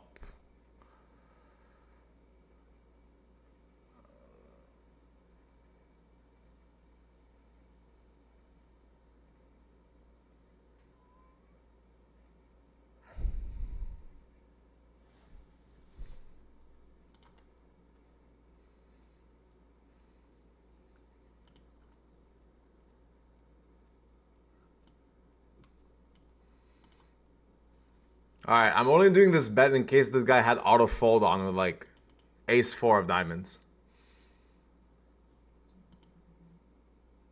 But he did not. So now we lose. Or maybe like ace 7 of clubs. Ace 5 of clubs. Yeah, we got nothing. Sometimes they have an auto fold on and you're just like, alright. Don't know what he shoves on the river. I guess he only has like 2 combos of king jack suited.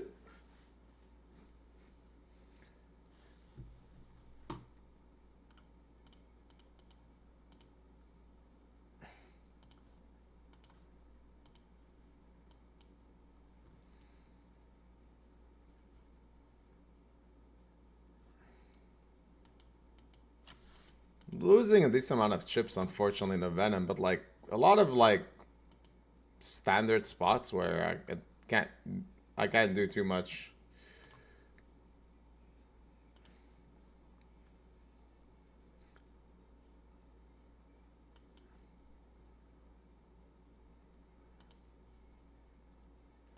Ooh.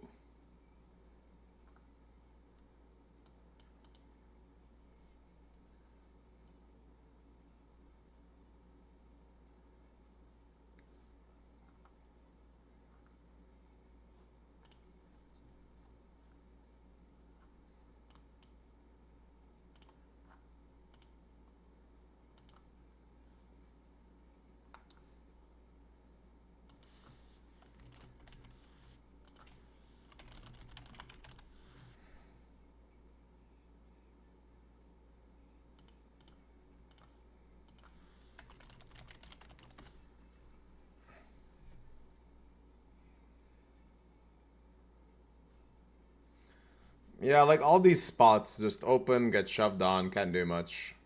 Have decent hands.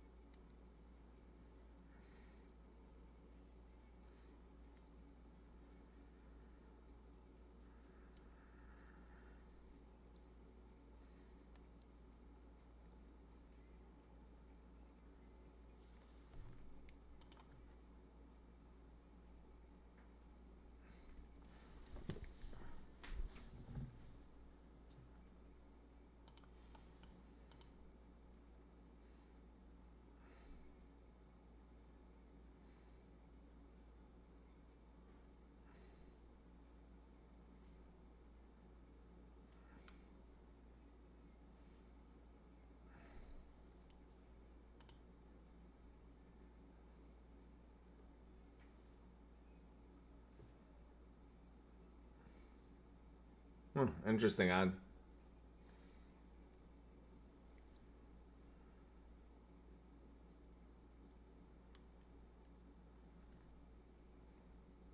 Oh, we changed tables, and there's been a couple of bust outs, so now we're 11 away from day 2, and I've been moved to a table where actually pretty decent table because I cover the big. Well, I'm on the left of the big stacks, so.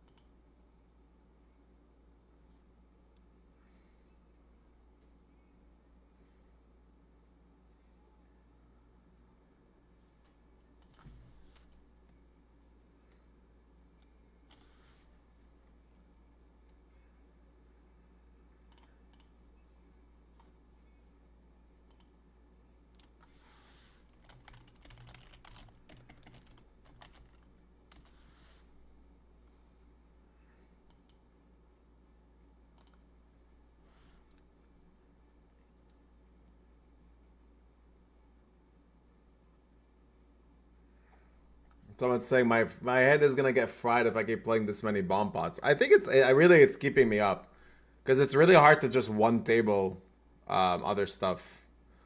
I'll just check fold here.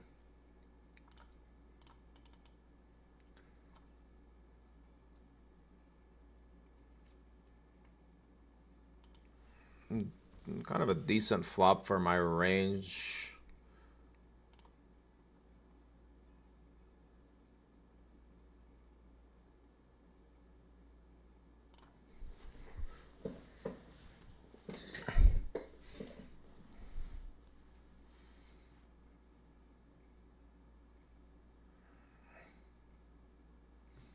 Maybe leading all my sets and straights here is just like a really good spot for it. Because like it's gonna go check check way too much.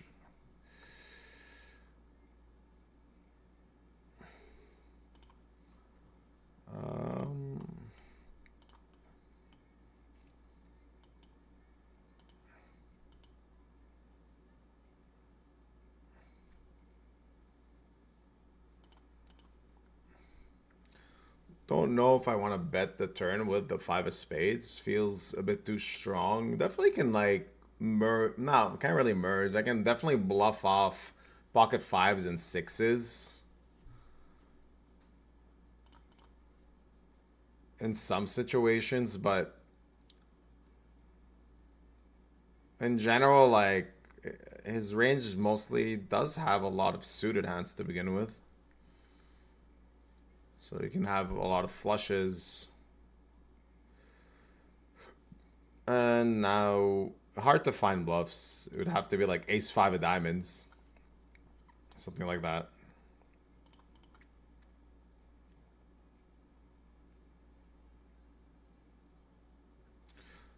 Definitely could bet the turn again, since the spade gives a bit of extra equity against hands like maybe 8-7, ace-7 too. But like he would just fold those on the turn.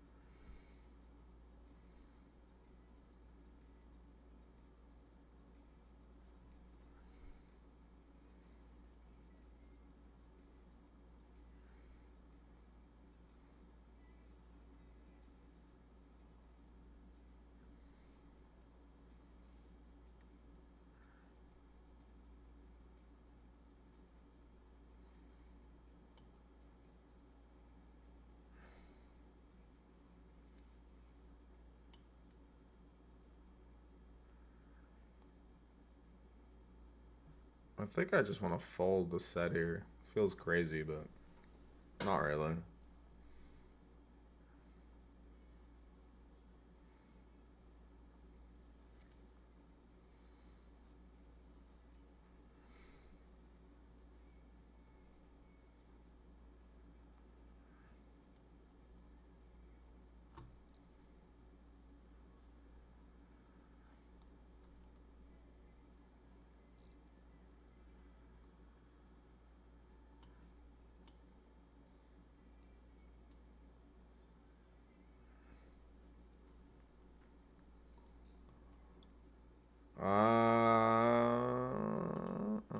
Alright, so Venom 2.2 million, 7 away from the money. So actually kind of like a decent time to start playing slow, because don't really like a lot of the money for me right now in the Venom is actually when I make day 2 and I cover my table and we can get some big bounties. Like, so there's not much reason for us to try and play more hands right now.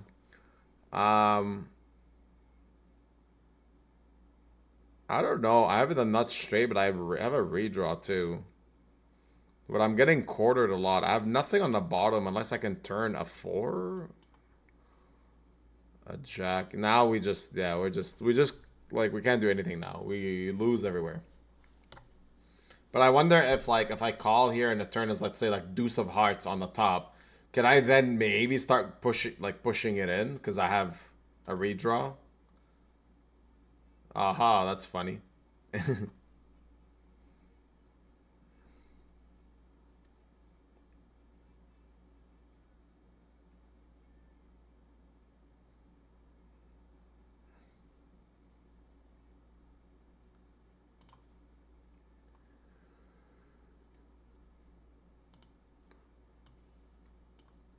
Yeah, so in the Venom, there's like 37 make day 2, and there's 7 stacks.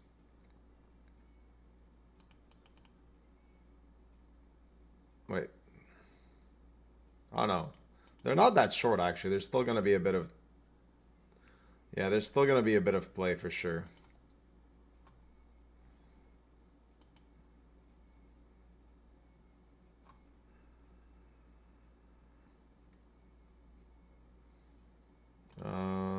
I have 2 straights here.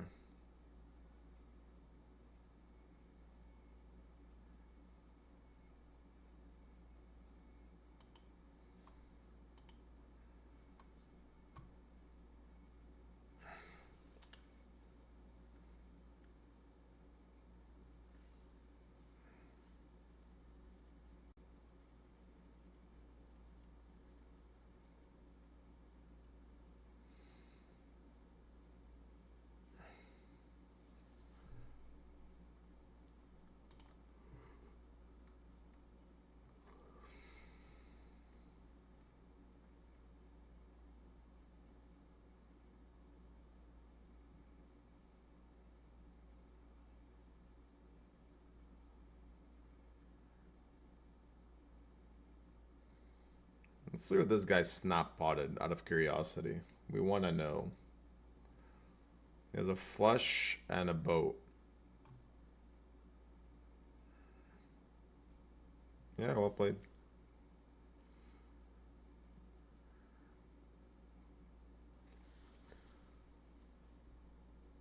In the Venom, we have a limp raise against the 4x and now a click.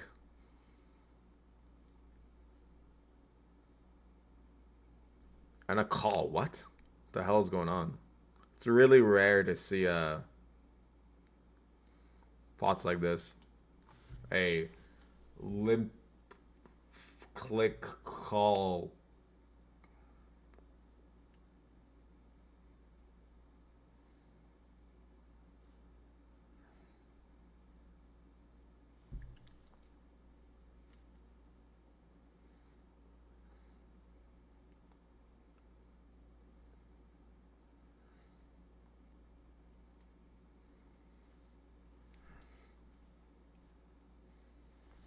He's tanking. What do you limp click and then only call against the reclick? Like ace queen or something? I don't know. And then Tank. Hey, Bobby Dole. Thanks, man. You've gifted a lot of subs on this channel. Jesus. You didn't have to do that. We were gonna do it. It's just they banned my PayPal account. And by they, I mean stupid piece of shit PayPal banned my PayPal account. Why, you might ask? Because some random person sent me like 20 bucks. And they were doing some shady shit and just banned my account.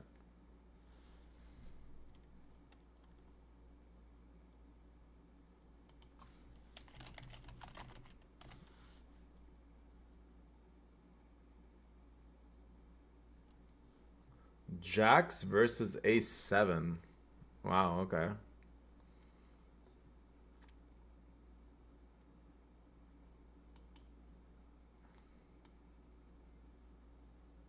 Oh man, Bobby Dole actually just giving infinite gifts again. Jesus, what a legend. Thanks, man. Really, really appreciate it. Now I'm you're guilt tripping me into streaming more because I can't see people gifting me and then me not like firing up more streams.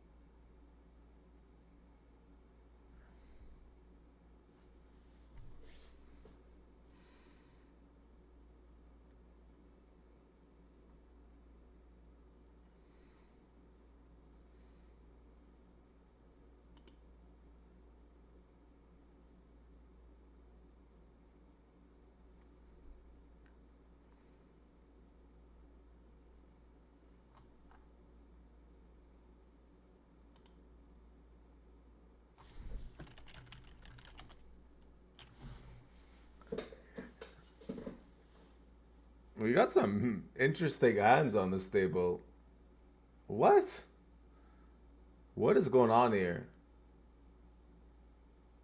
A min reclick, a click, and a min reclick?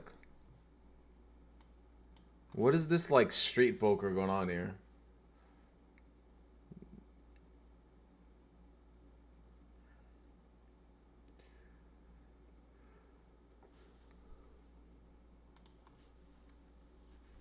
Okay, I think this guy overbet the turn, got min clicked, he min reclicked, and now shoves.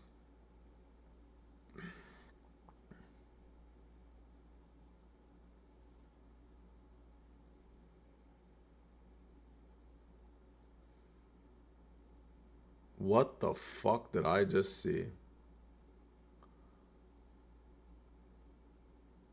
Yo, hold up. How did we just see 100 big blind pot when it went check in a single raised pot on it? What the fuck is this? Is I think the VENOM just makes everyone go crazy. Do you know why?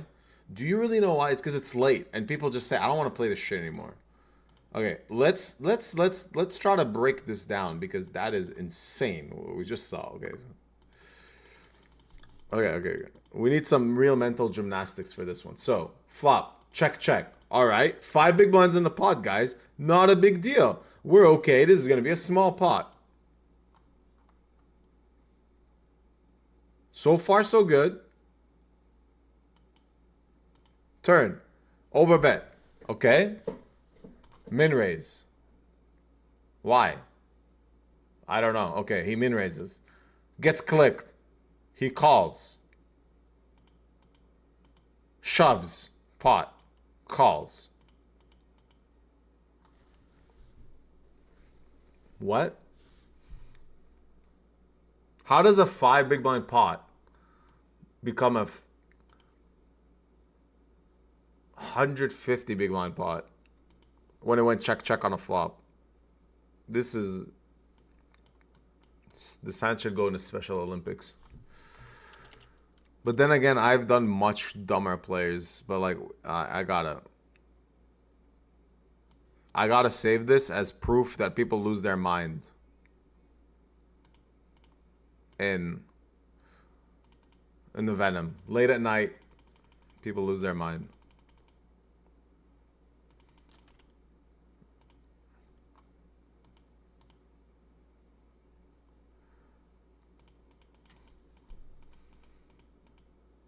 Like, what the fuck am I watching? I like the check by a6 on a flop, but everything else is just like, what are you thinking? Oh my god. Insane.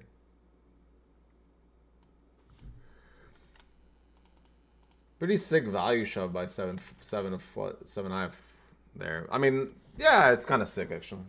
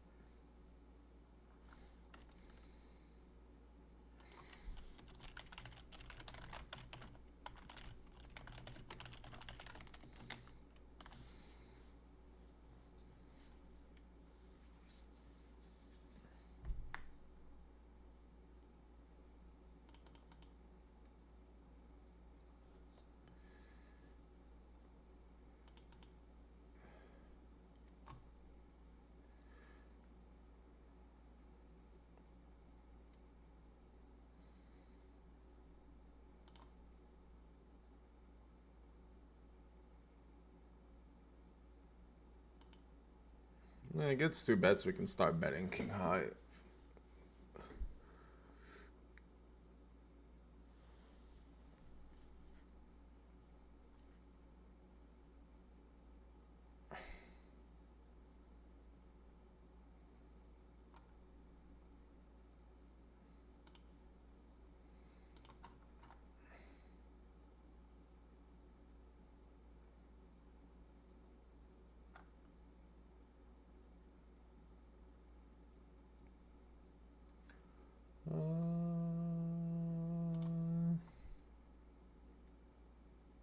Ten, 8, Jack 9, Queen Jack. Actually, no, man, I'm tired too. I'm not really thinking clearly, but I'm gonna, yeah, like 10-8. Every 10-8 is playing this way. Can have King 10. Can have Jack 4. I have a lot of value there.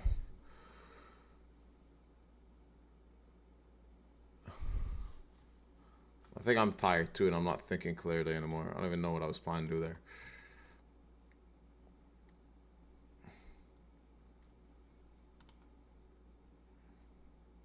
Five away from the money. I'm gonna start straddling in this bomb pot game. I don't know why, but we want to play big pots in that game. We've been grinding this game all day, and I've made one buy-in. I was up to what, 600, I think. Well, I think we did some very strong punts.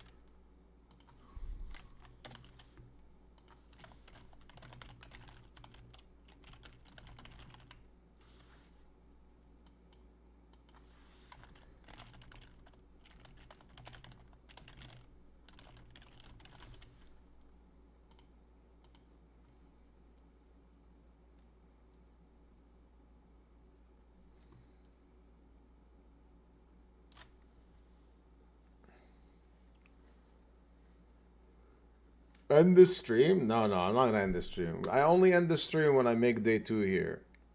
And when I make day 2 here, I'll probably play one game of Dota, because that's gonna just like, I'm gonna melt after one game of Dota. Dota just is like the perfect brain melting experience, if that makes any sense.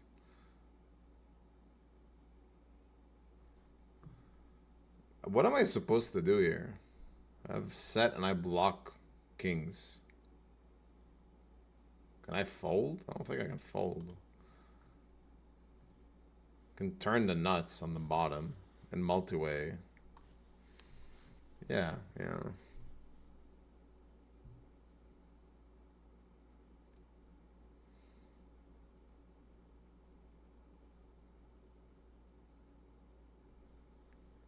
I don't know. What am I supposed to do here? These guys are both not in for full buy-in, so do I just assume they're both like donkeys? I mean, this guy's name is literally donkey style. This guy's carefree. Both of them seem like they don't give a shit. I don't know. What the hell am I supposed to... Okay, the problem is if I shove, they never fold. I don't know what I'm supposed to do. I have no equity whatsoever up top. Okay, this guy took forever. Do I just have a lock? I don't know, man. Do I just have a lock on the bottom board? Unless... Well, I don't have a lock because they can still improve. Okay, honestly, I just want to play big pots on this table, so... I'm making a mistake. It's fine. I'm fine with it. No one has kings. Amazing. Oh, I'm dead. How am I dead?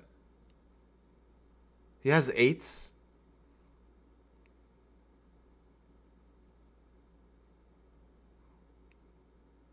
What? Oh my god, he turned set, but there was 2 8s on the board. How the fuck? Wait, what? Oh my god, but it was 8 and 8. Why would I ever think someone could have 8s? Okay, this guy's just betting. Wait, what did he call? He just called ace-7 on a flop. Okay, these guys actually... I mean, I'm brain dead, but there's like a next level brain dead. Because they're both betting like very weak hands. Like I should have just piled it on a flop, I guess, with my king 4. And I just allowed them to get there. But the point was to allow this one of them to put more money in the pot so that when I improve, I just kind of have free. Wait, and this guy put it on a turn with just gut shots and like weak 2 pair. Okay, wow. But I was dead. I was actually dead. I'm worse than them. But it's okay. I'm trying to learn. Not learn. I'm trying to not punt. I don't know. Like, whatever. We're having a bit of fun with this game is the best way to say it.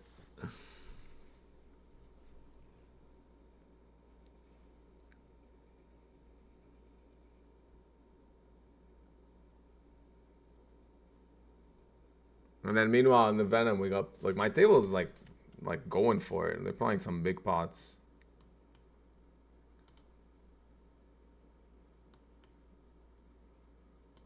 Not a single American. Just all Europeans on my table. Everyone is a European. Oh no. No, everyone is a European on my table. So it's like everyone playing right now, it's 7 a.m. there. That's an advantage for me. Day 2 is on Monday.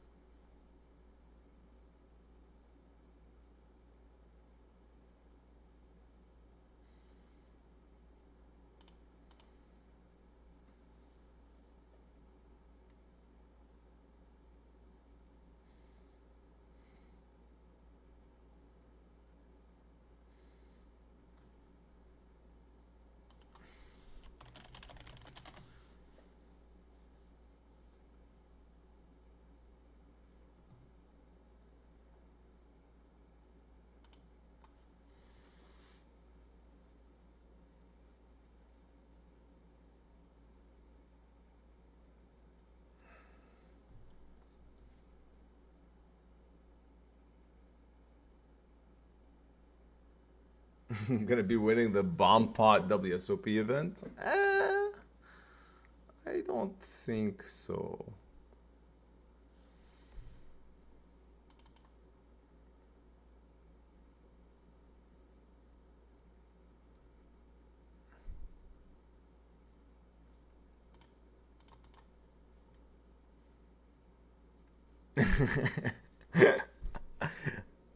You think guys, I'm just gonna be like grinding bomb pots on my phone while my Wife is in labor. Come on, give me a bit more credit than that. I'm not that much. I'm actually. I don't think I haven't played poker on my phone ever. Other like. No, that's a lie. I've played poker on my phone, but it's only when I'm starting a session, an online session.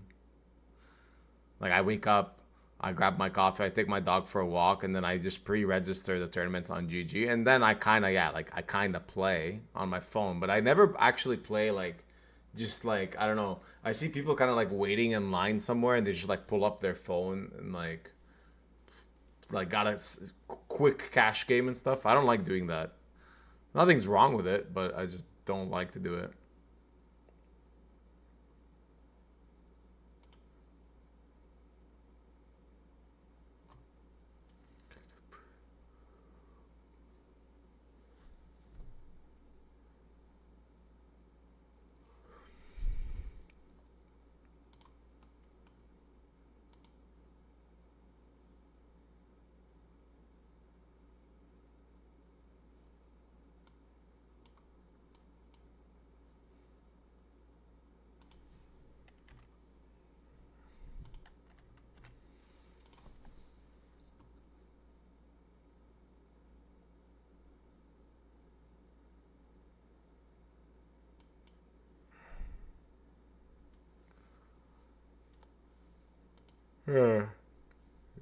Randomly chose violence there and decided to 3-bet. I don't know what else to say.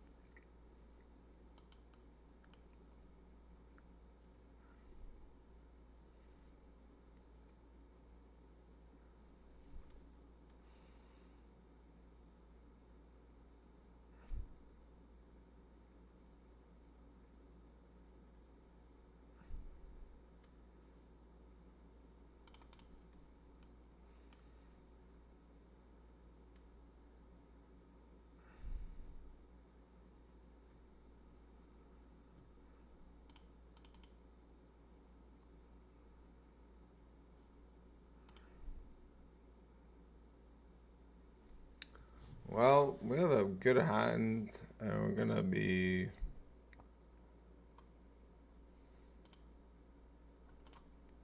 pretty polar here, I guess.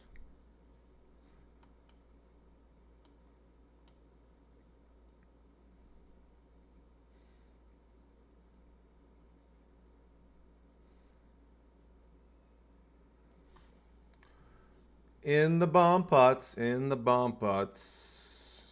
I flopped second flush, and do I need to even say anything? We're playing against donkey style. Let's just put the money in. This guy just doesn't know what he's doing. I have pair of queens and a lot of draws on the bottom, and I have second nuts.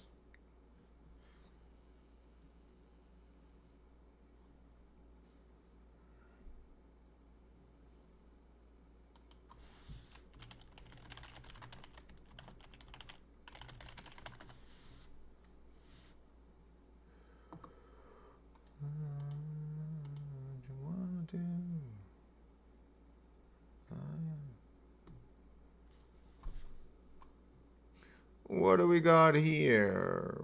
Bottom set on one board.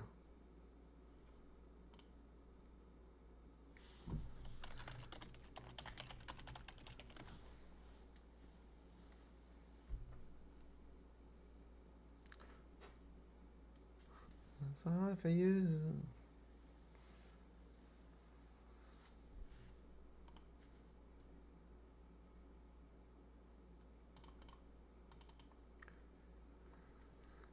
Okay.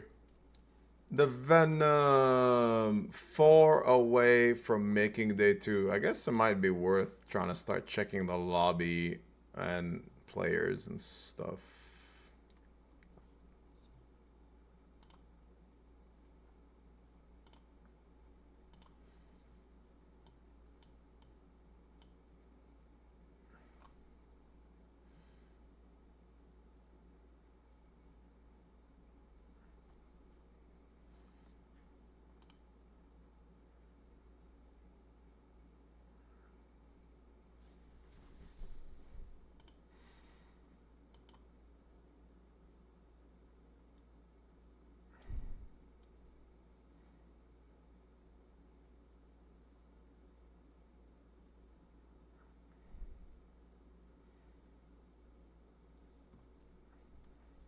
baby.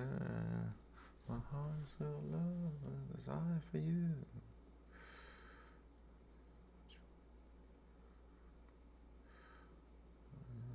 My song. I kind of want a flat, a very strong range in this lineup sometimes when we're near the bubble.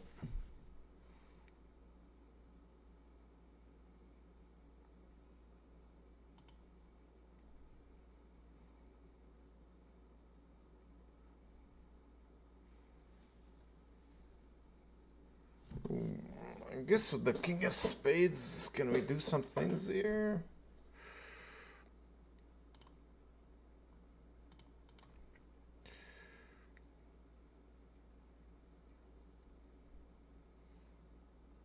Ace of hearts is also nice. Okay.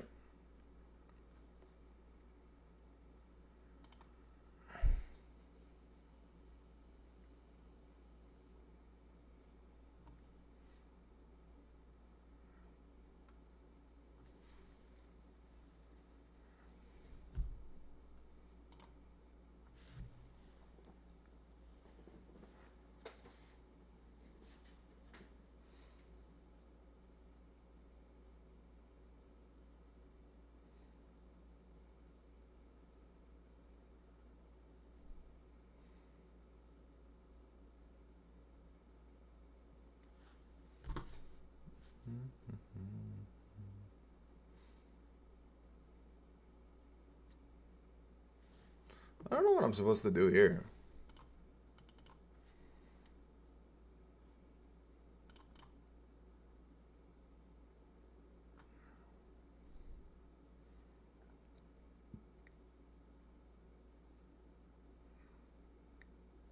Oh my god, I just realized I didn't flop the boat.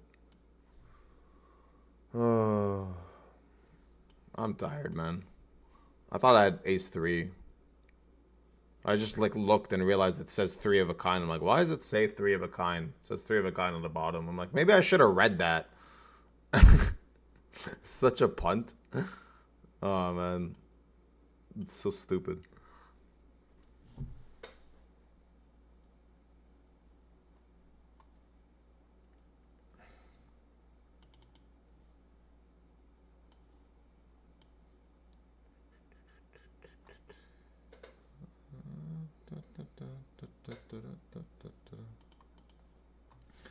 It's 5 a.m. in the UK. No, 4 a.m. in the UK. Yeah, it's kind of what I expect. Everyone to just be like super tired right now.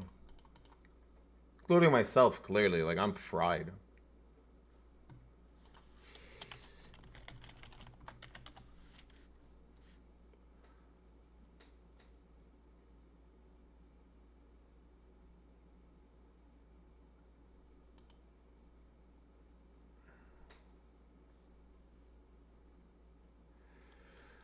Another break in the Venom.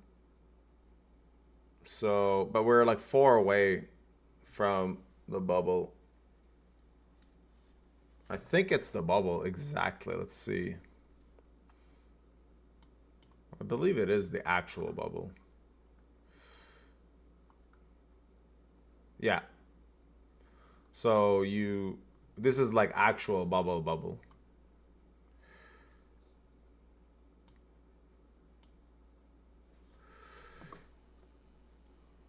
I'm gonna stop the music. I'm gonna put a break clip. I'm gonna go outside a bit, get some fresh air. I'll be back.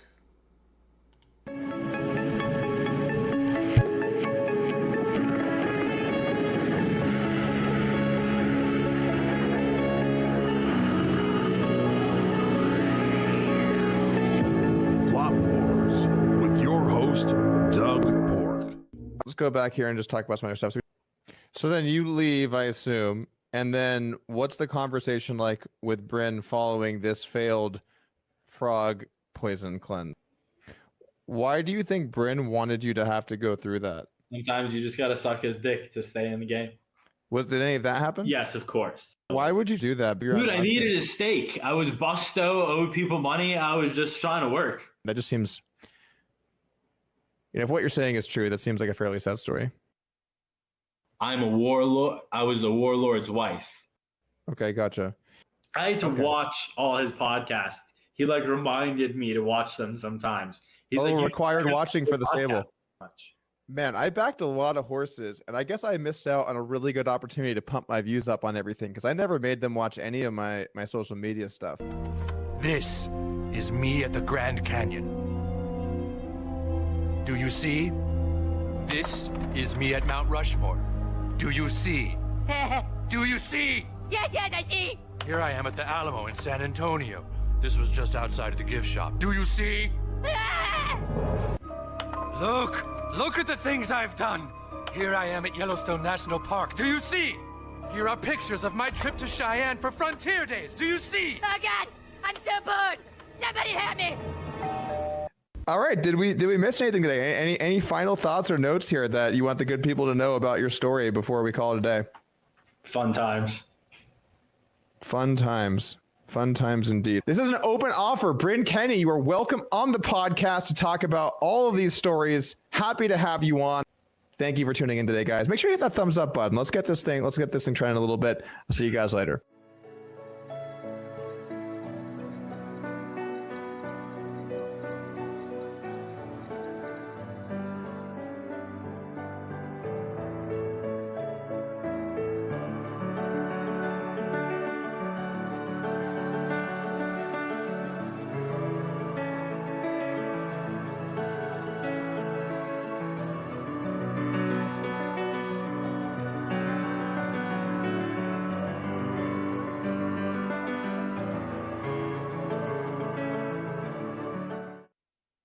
Are you a rooster? Do you have a cock? Then fight for your cock with Rooster God Male Enhancement Shampoo from Beriuzy. Fight for your cock.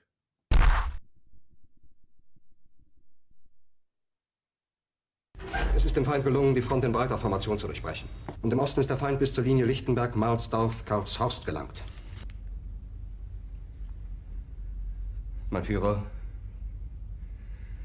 Steiner konnte nicht genügend Kräfte für einen Angriff massieren. Der Angriff Steiner ist nicht erfolgt. Es bleiben im Raum Keitel, Jodl, Krebs und Burgdorf.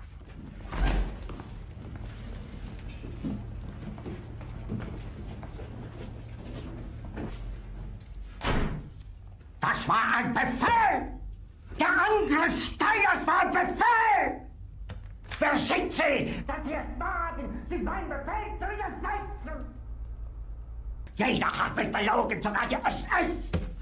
Die gesamte Generalität ist nichts weiter als ein Haufen niederträchtiger, treuloser Feiglinge! Mein Führer, ich kann nicht zulassen, dass die Soldaten, die für Sie verbringen... Ich bin gut daran getan, von Jahren alle höheren Offiziere liquidieren zu lassen, wie Stalin!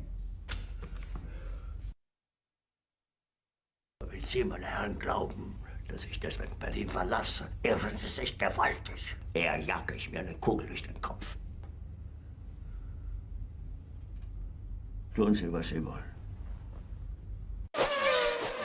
Rooster God shampoo sold over 2 million bottles in Montreal last week alone. Now, also available as a tuning shampoo that will help you maintain rooster power throughout the evening. Rooster God tuning shampoo from Beriuzy. Viagra shampoo for your cock. I think he's considering bet 3 betting, and yep, there's the all-in. There's the all-in. Garrett, like I said, he's just so experienced in bet patterns, bet sizing.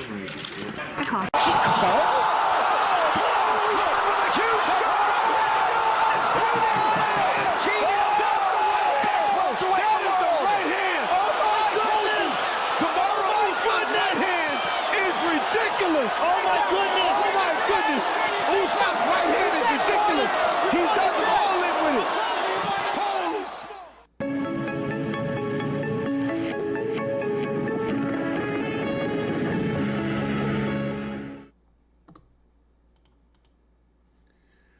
smoke! Okay. Welcome back.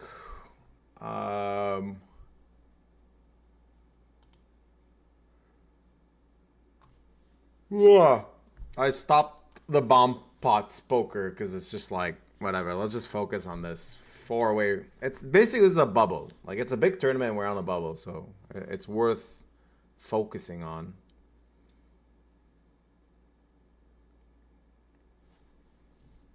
We have a defended ace jack against under the gun open. I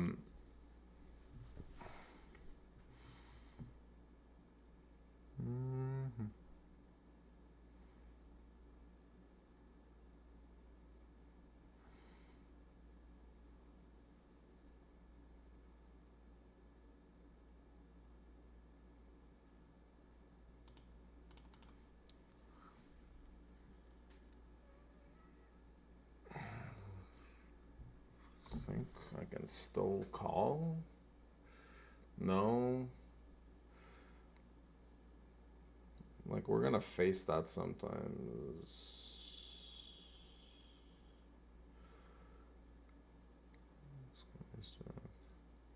I'm not sure if I could even call this. I think multi-way. Now obviously we just easy muck, but like even when it was just against the quarter, I think it's pretty close.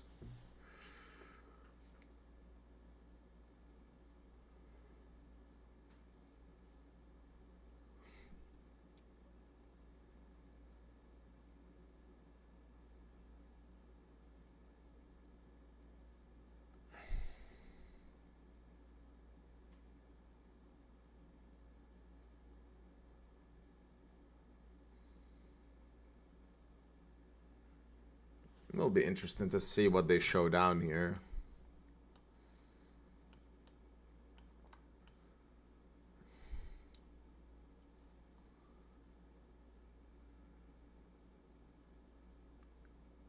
I think button has a set, but might also have a very weak flush. Maybe like something like 10-8 of clubs.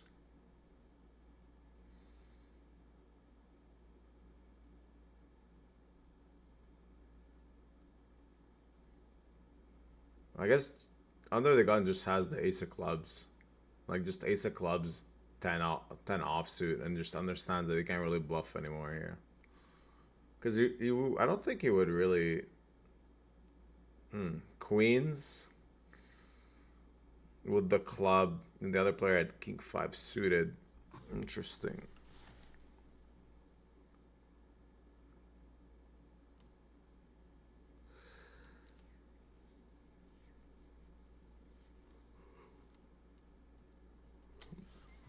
Pretty interesting one. I'm glad I didn't squeeze pre. Would have lost more for sure.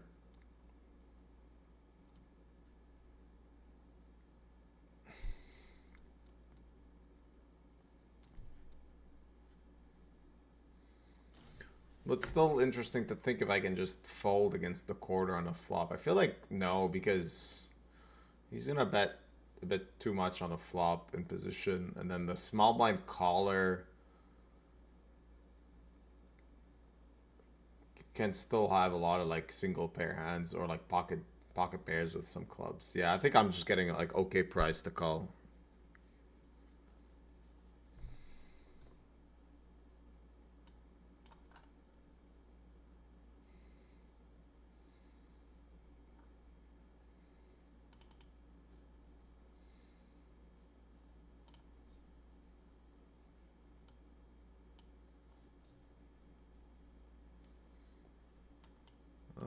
Let's take a look at the price, not the price pool, but the stacks. So 41 left, 37 make it. We got someone with 6 big blinds, and then a couple of stacks with like 25 and under. So still actually like we're not, it's still gonna take a bit of time. The level does go up in 1 minute. I guess it's gonna put a few people in 20 BB situation.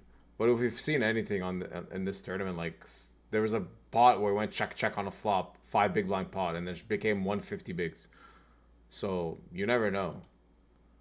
Oh, Slayer with the raid.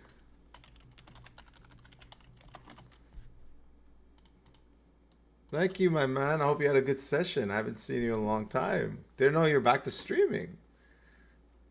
For those of you that don't know, Mr. Slayer One Fan Poker is one of the old school streamers. Actually, one of the reasons I got into streaming was because of him.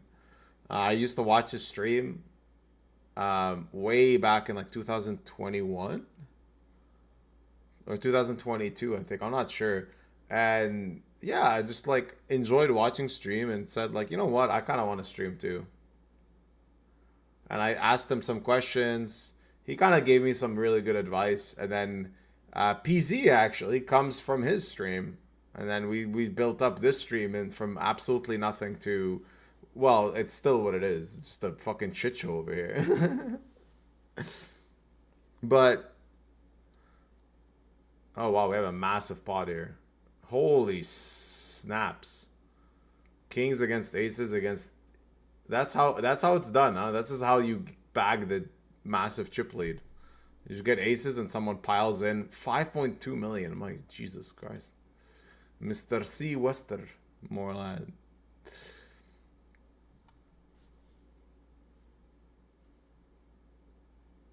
Wow, we have some insanely big stacks on this table. We have this guy, 120 bigs. Big stack. And this guy.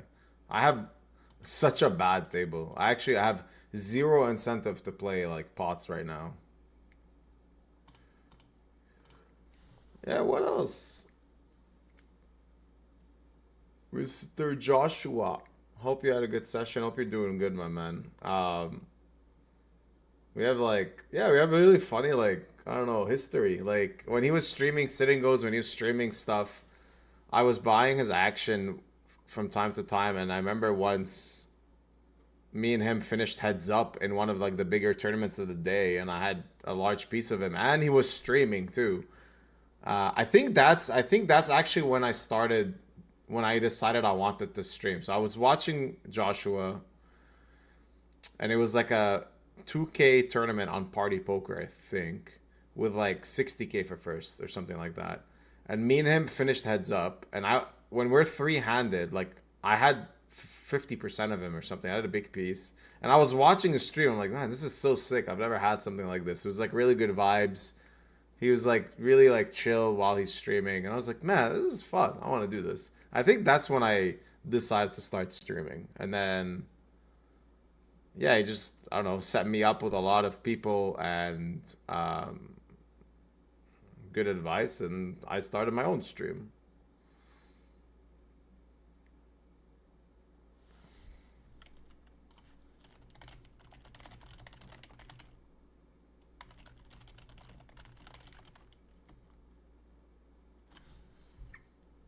Okay, what are we? 3 away from the money here. I'll just keep nursing this medium. I mean, it's not a medium stack. It's an average stack.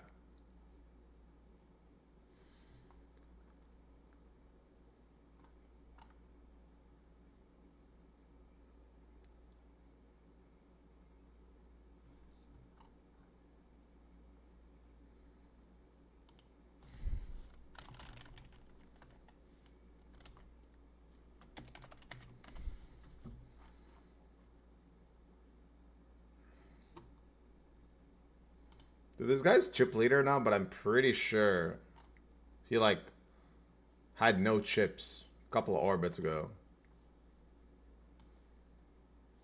So pretty sick how quick you can just like turn shit around in this tournament.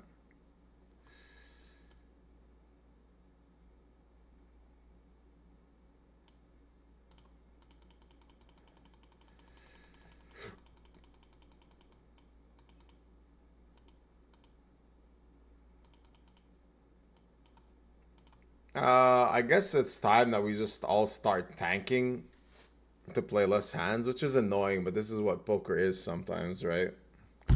Because there's a stack that has 3 big blinds, and like, I mean, I'm just gonna open up all the tables. We're just gonna sweat all the tables remaining. Because if someone busts, then we know for a fact that I'm in the money, so it's very important to make sure that, like, that we are really in the money, you know?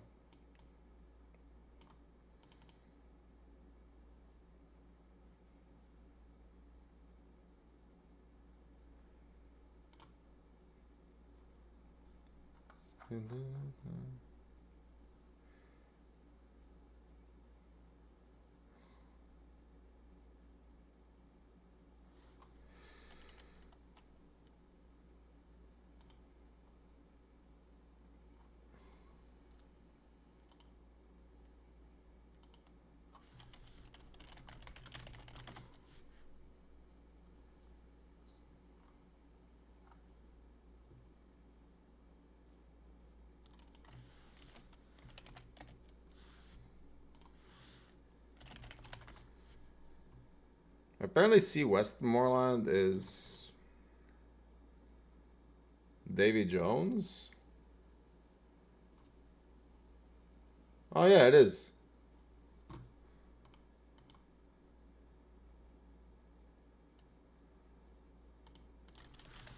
That's actually one of the best poker players in the world right now.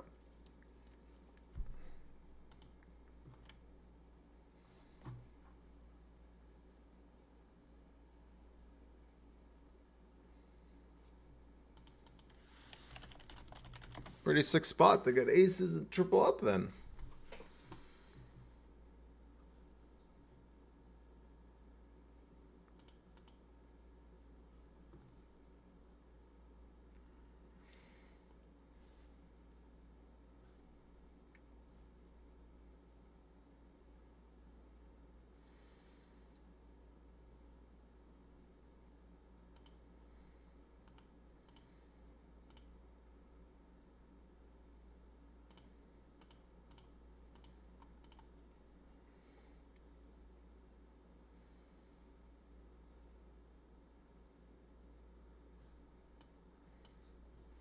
So on the other table, there's someone with 3 big blinds that's going to be posting the big blind soon-ish.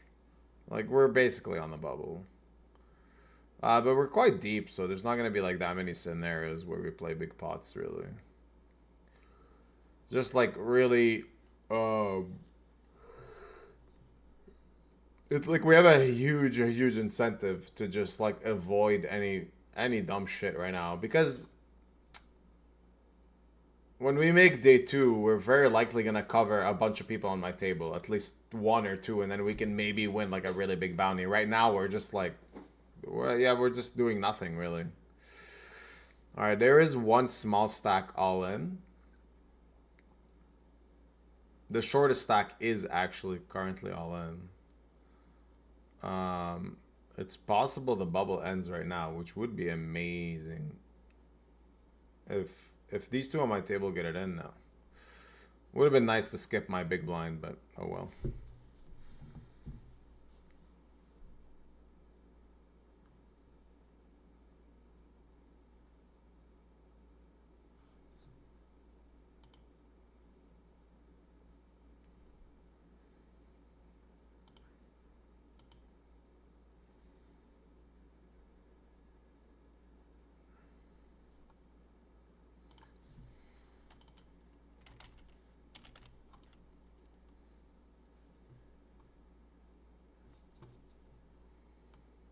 Alright, I think the small stack has busted, so we're actually 1 away from making day 2.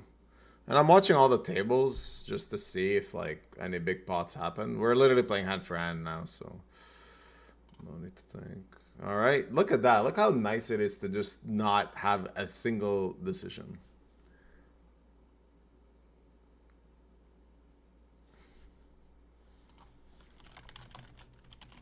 So, I take this moment, I guess, to discuss a bit my plans coming up. As I've mentioned multiple times, my wife is very pregnant and we're expecting a baby late next month, so I will be away for a while, which means not much streaming for the next few months. My next stream will be next Thursday, and will be my last stream most likely. There's a small chance I stream this Sunday.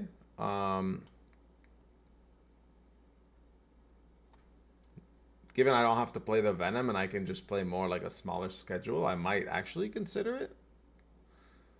But yeah, there's not going to be a lot of streams for a while. I just really want to focus on family time, and I want to read a couple of books. Like I'm reading baby books. Like I told my wife I'm gonna read some books about labor and some books about parenthood and stuff, and I just want to be prepared for that.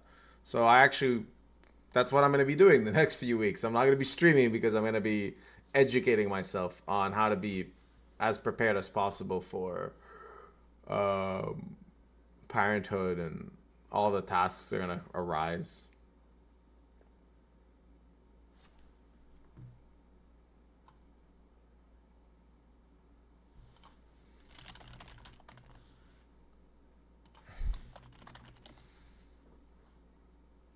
Not even gonna flat this against two big stacks with kind of like really shitty implied odds as well. Against like wide ranges and a lot of ICM pressure and stuff. Rather like flat ace deuce of hearts.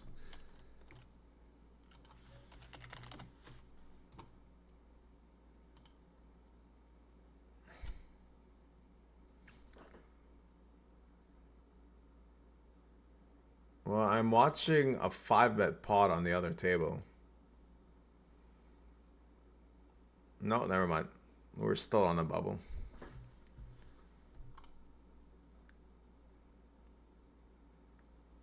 Well, that would have been a fun hand to play if I somehow got to the river, but very unlikely.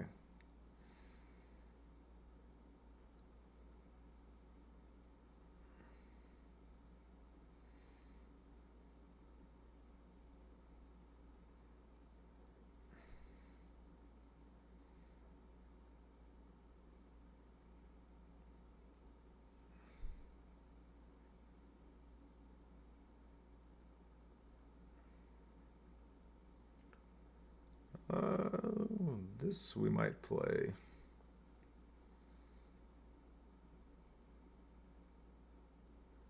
Yeah, this one we will call in position. A bit of a different situation.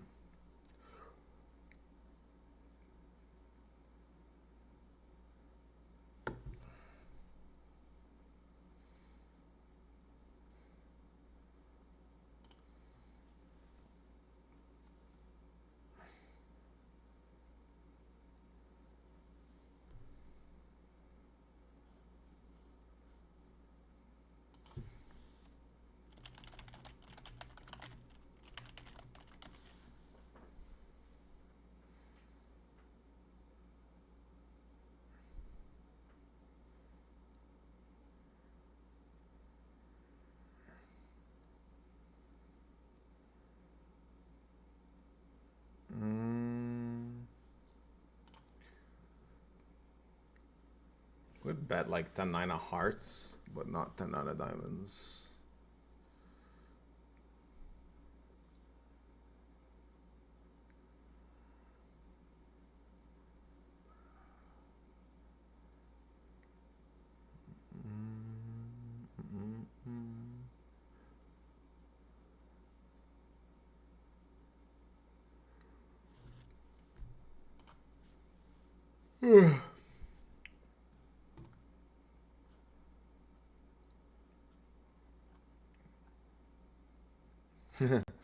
Thanks, Craig Leonard Poker.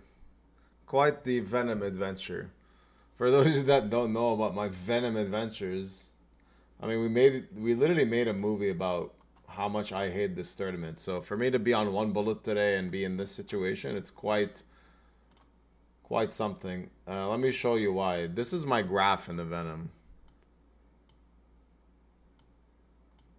It's like one of these tournaments that just like has beaten the absolute crap out of me. I'm just straight down 215,000 in this tournament since 2000, the year 2000 or something. So it's kind of insane. Oh, we made it. I actually made day 2. I just saw the hand too. Pretty massive pot. Actually, like the biggest chip leader. He had 300 big blinds. How much is that? What was the last level? Oh my god, he has 10 million chips. I just saw the guy that won the 300 big blind pot. He has 10 million chips. He has 33 starting stacks. My god. Well, we're really happy to have made day 2. It's pretty sick. I have average stack, 7 starting stacks, very, very good. Because we're playing for bounties mostly, so you just want to cover most of the field. So wait, let me see. We can already see day 2, I believe.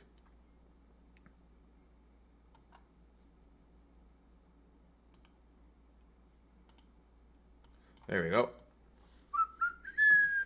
So this is day 2. It has 1 million up top, apparently. I'm not sure if this includes the bounties or not. I'm guessing... No, actually, yeah, that's right. Yeah, that... Something doesn't make sense here, but I don't know. I'm going to figure this out another day. I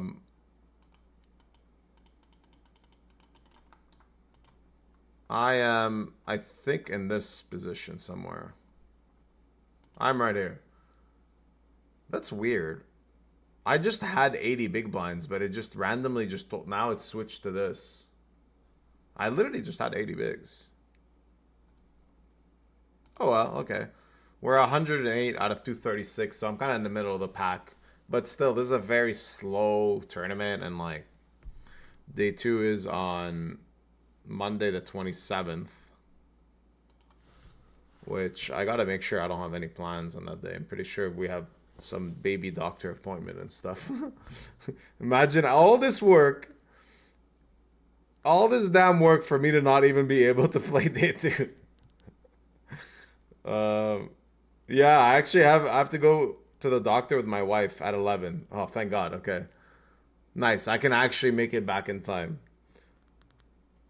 So look at me. I'm still gonna be a good husband and go to the doctor with my wife, and then come back and hopefully win $1.5 million so that I can just disappear and retire and raise my daughter until the age of 18 without ever worrying about money. That'd be nice. Thanks for joining on the stream, guys. It's been 12 hours. My God.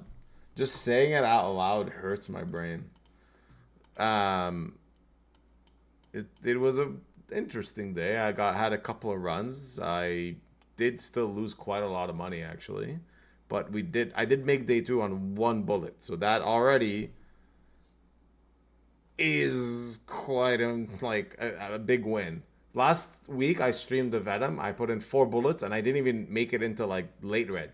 So imagine like the feeling I must have right now for making it off 1 bullet. I did also put 2 entries in a PLO Venom where I was chip leader for a while and just got super unlucky in a bunch of big pots.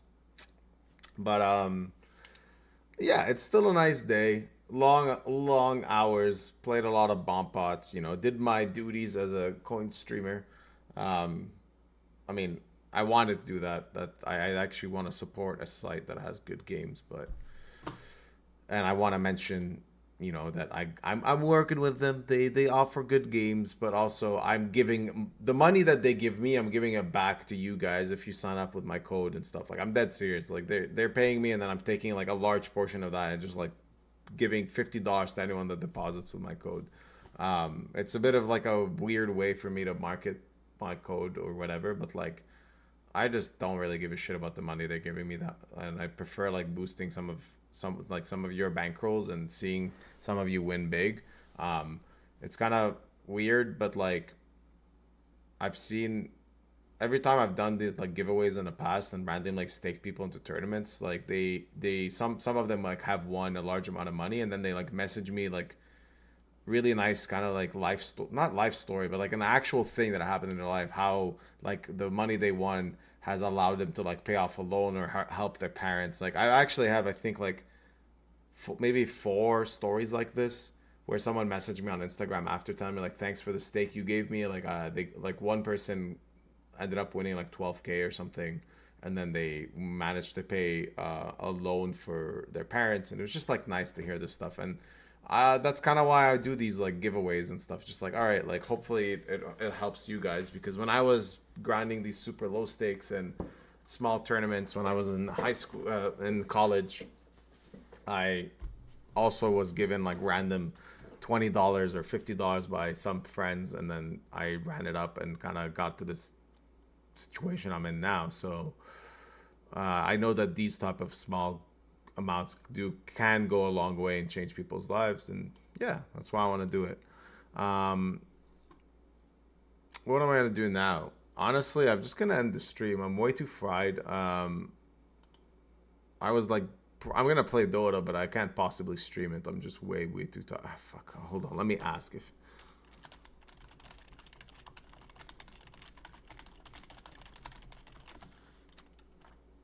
I'm going to ask. We're going to... you know, we're going to see. If people actually want to watch a Dota game, I might do it. Because... at this point, when you stream for 12 hours, what's another 40 minutes? Like... I think it's not much. In any case, I appreciate all you guys for tuning in for so long. Wish you a wonderful weekend. Small chance I stream on Sunday, especially if I make like a deep run early on into something that isn't too big. I will be playing the 10K as well on Sunday, so usually I don't stream, but who knows? Maybe. Love you all, and I'm just gonna wait out a bit to see if people want to actually watch Dota, because that's what I'm gonna do. I'm 100% playing Dota right now because it's the only thing that would shut off my brain.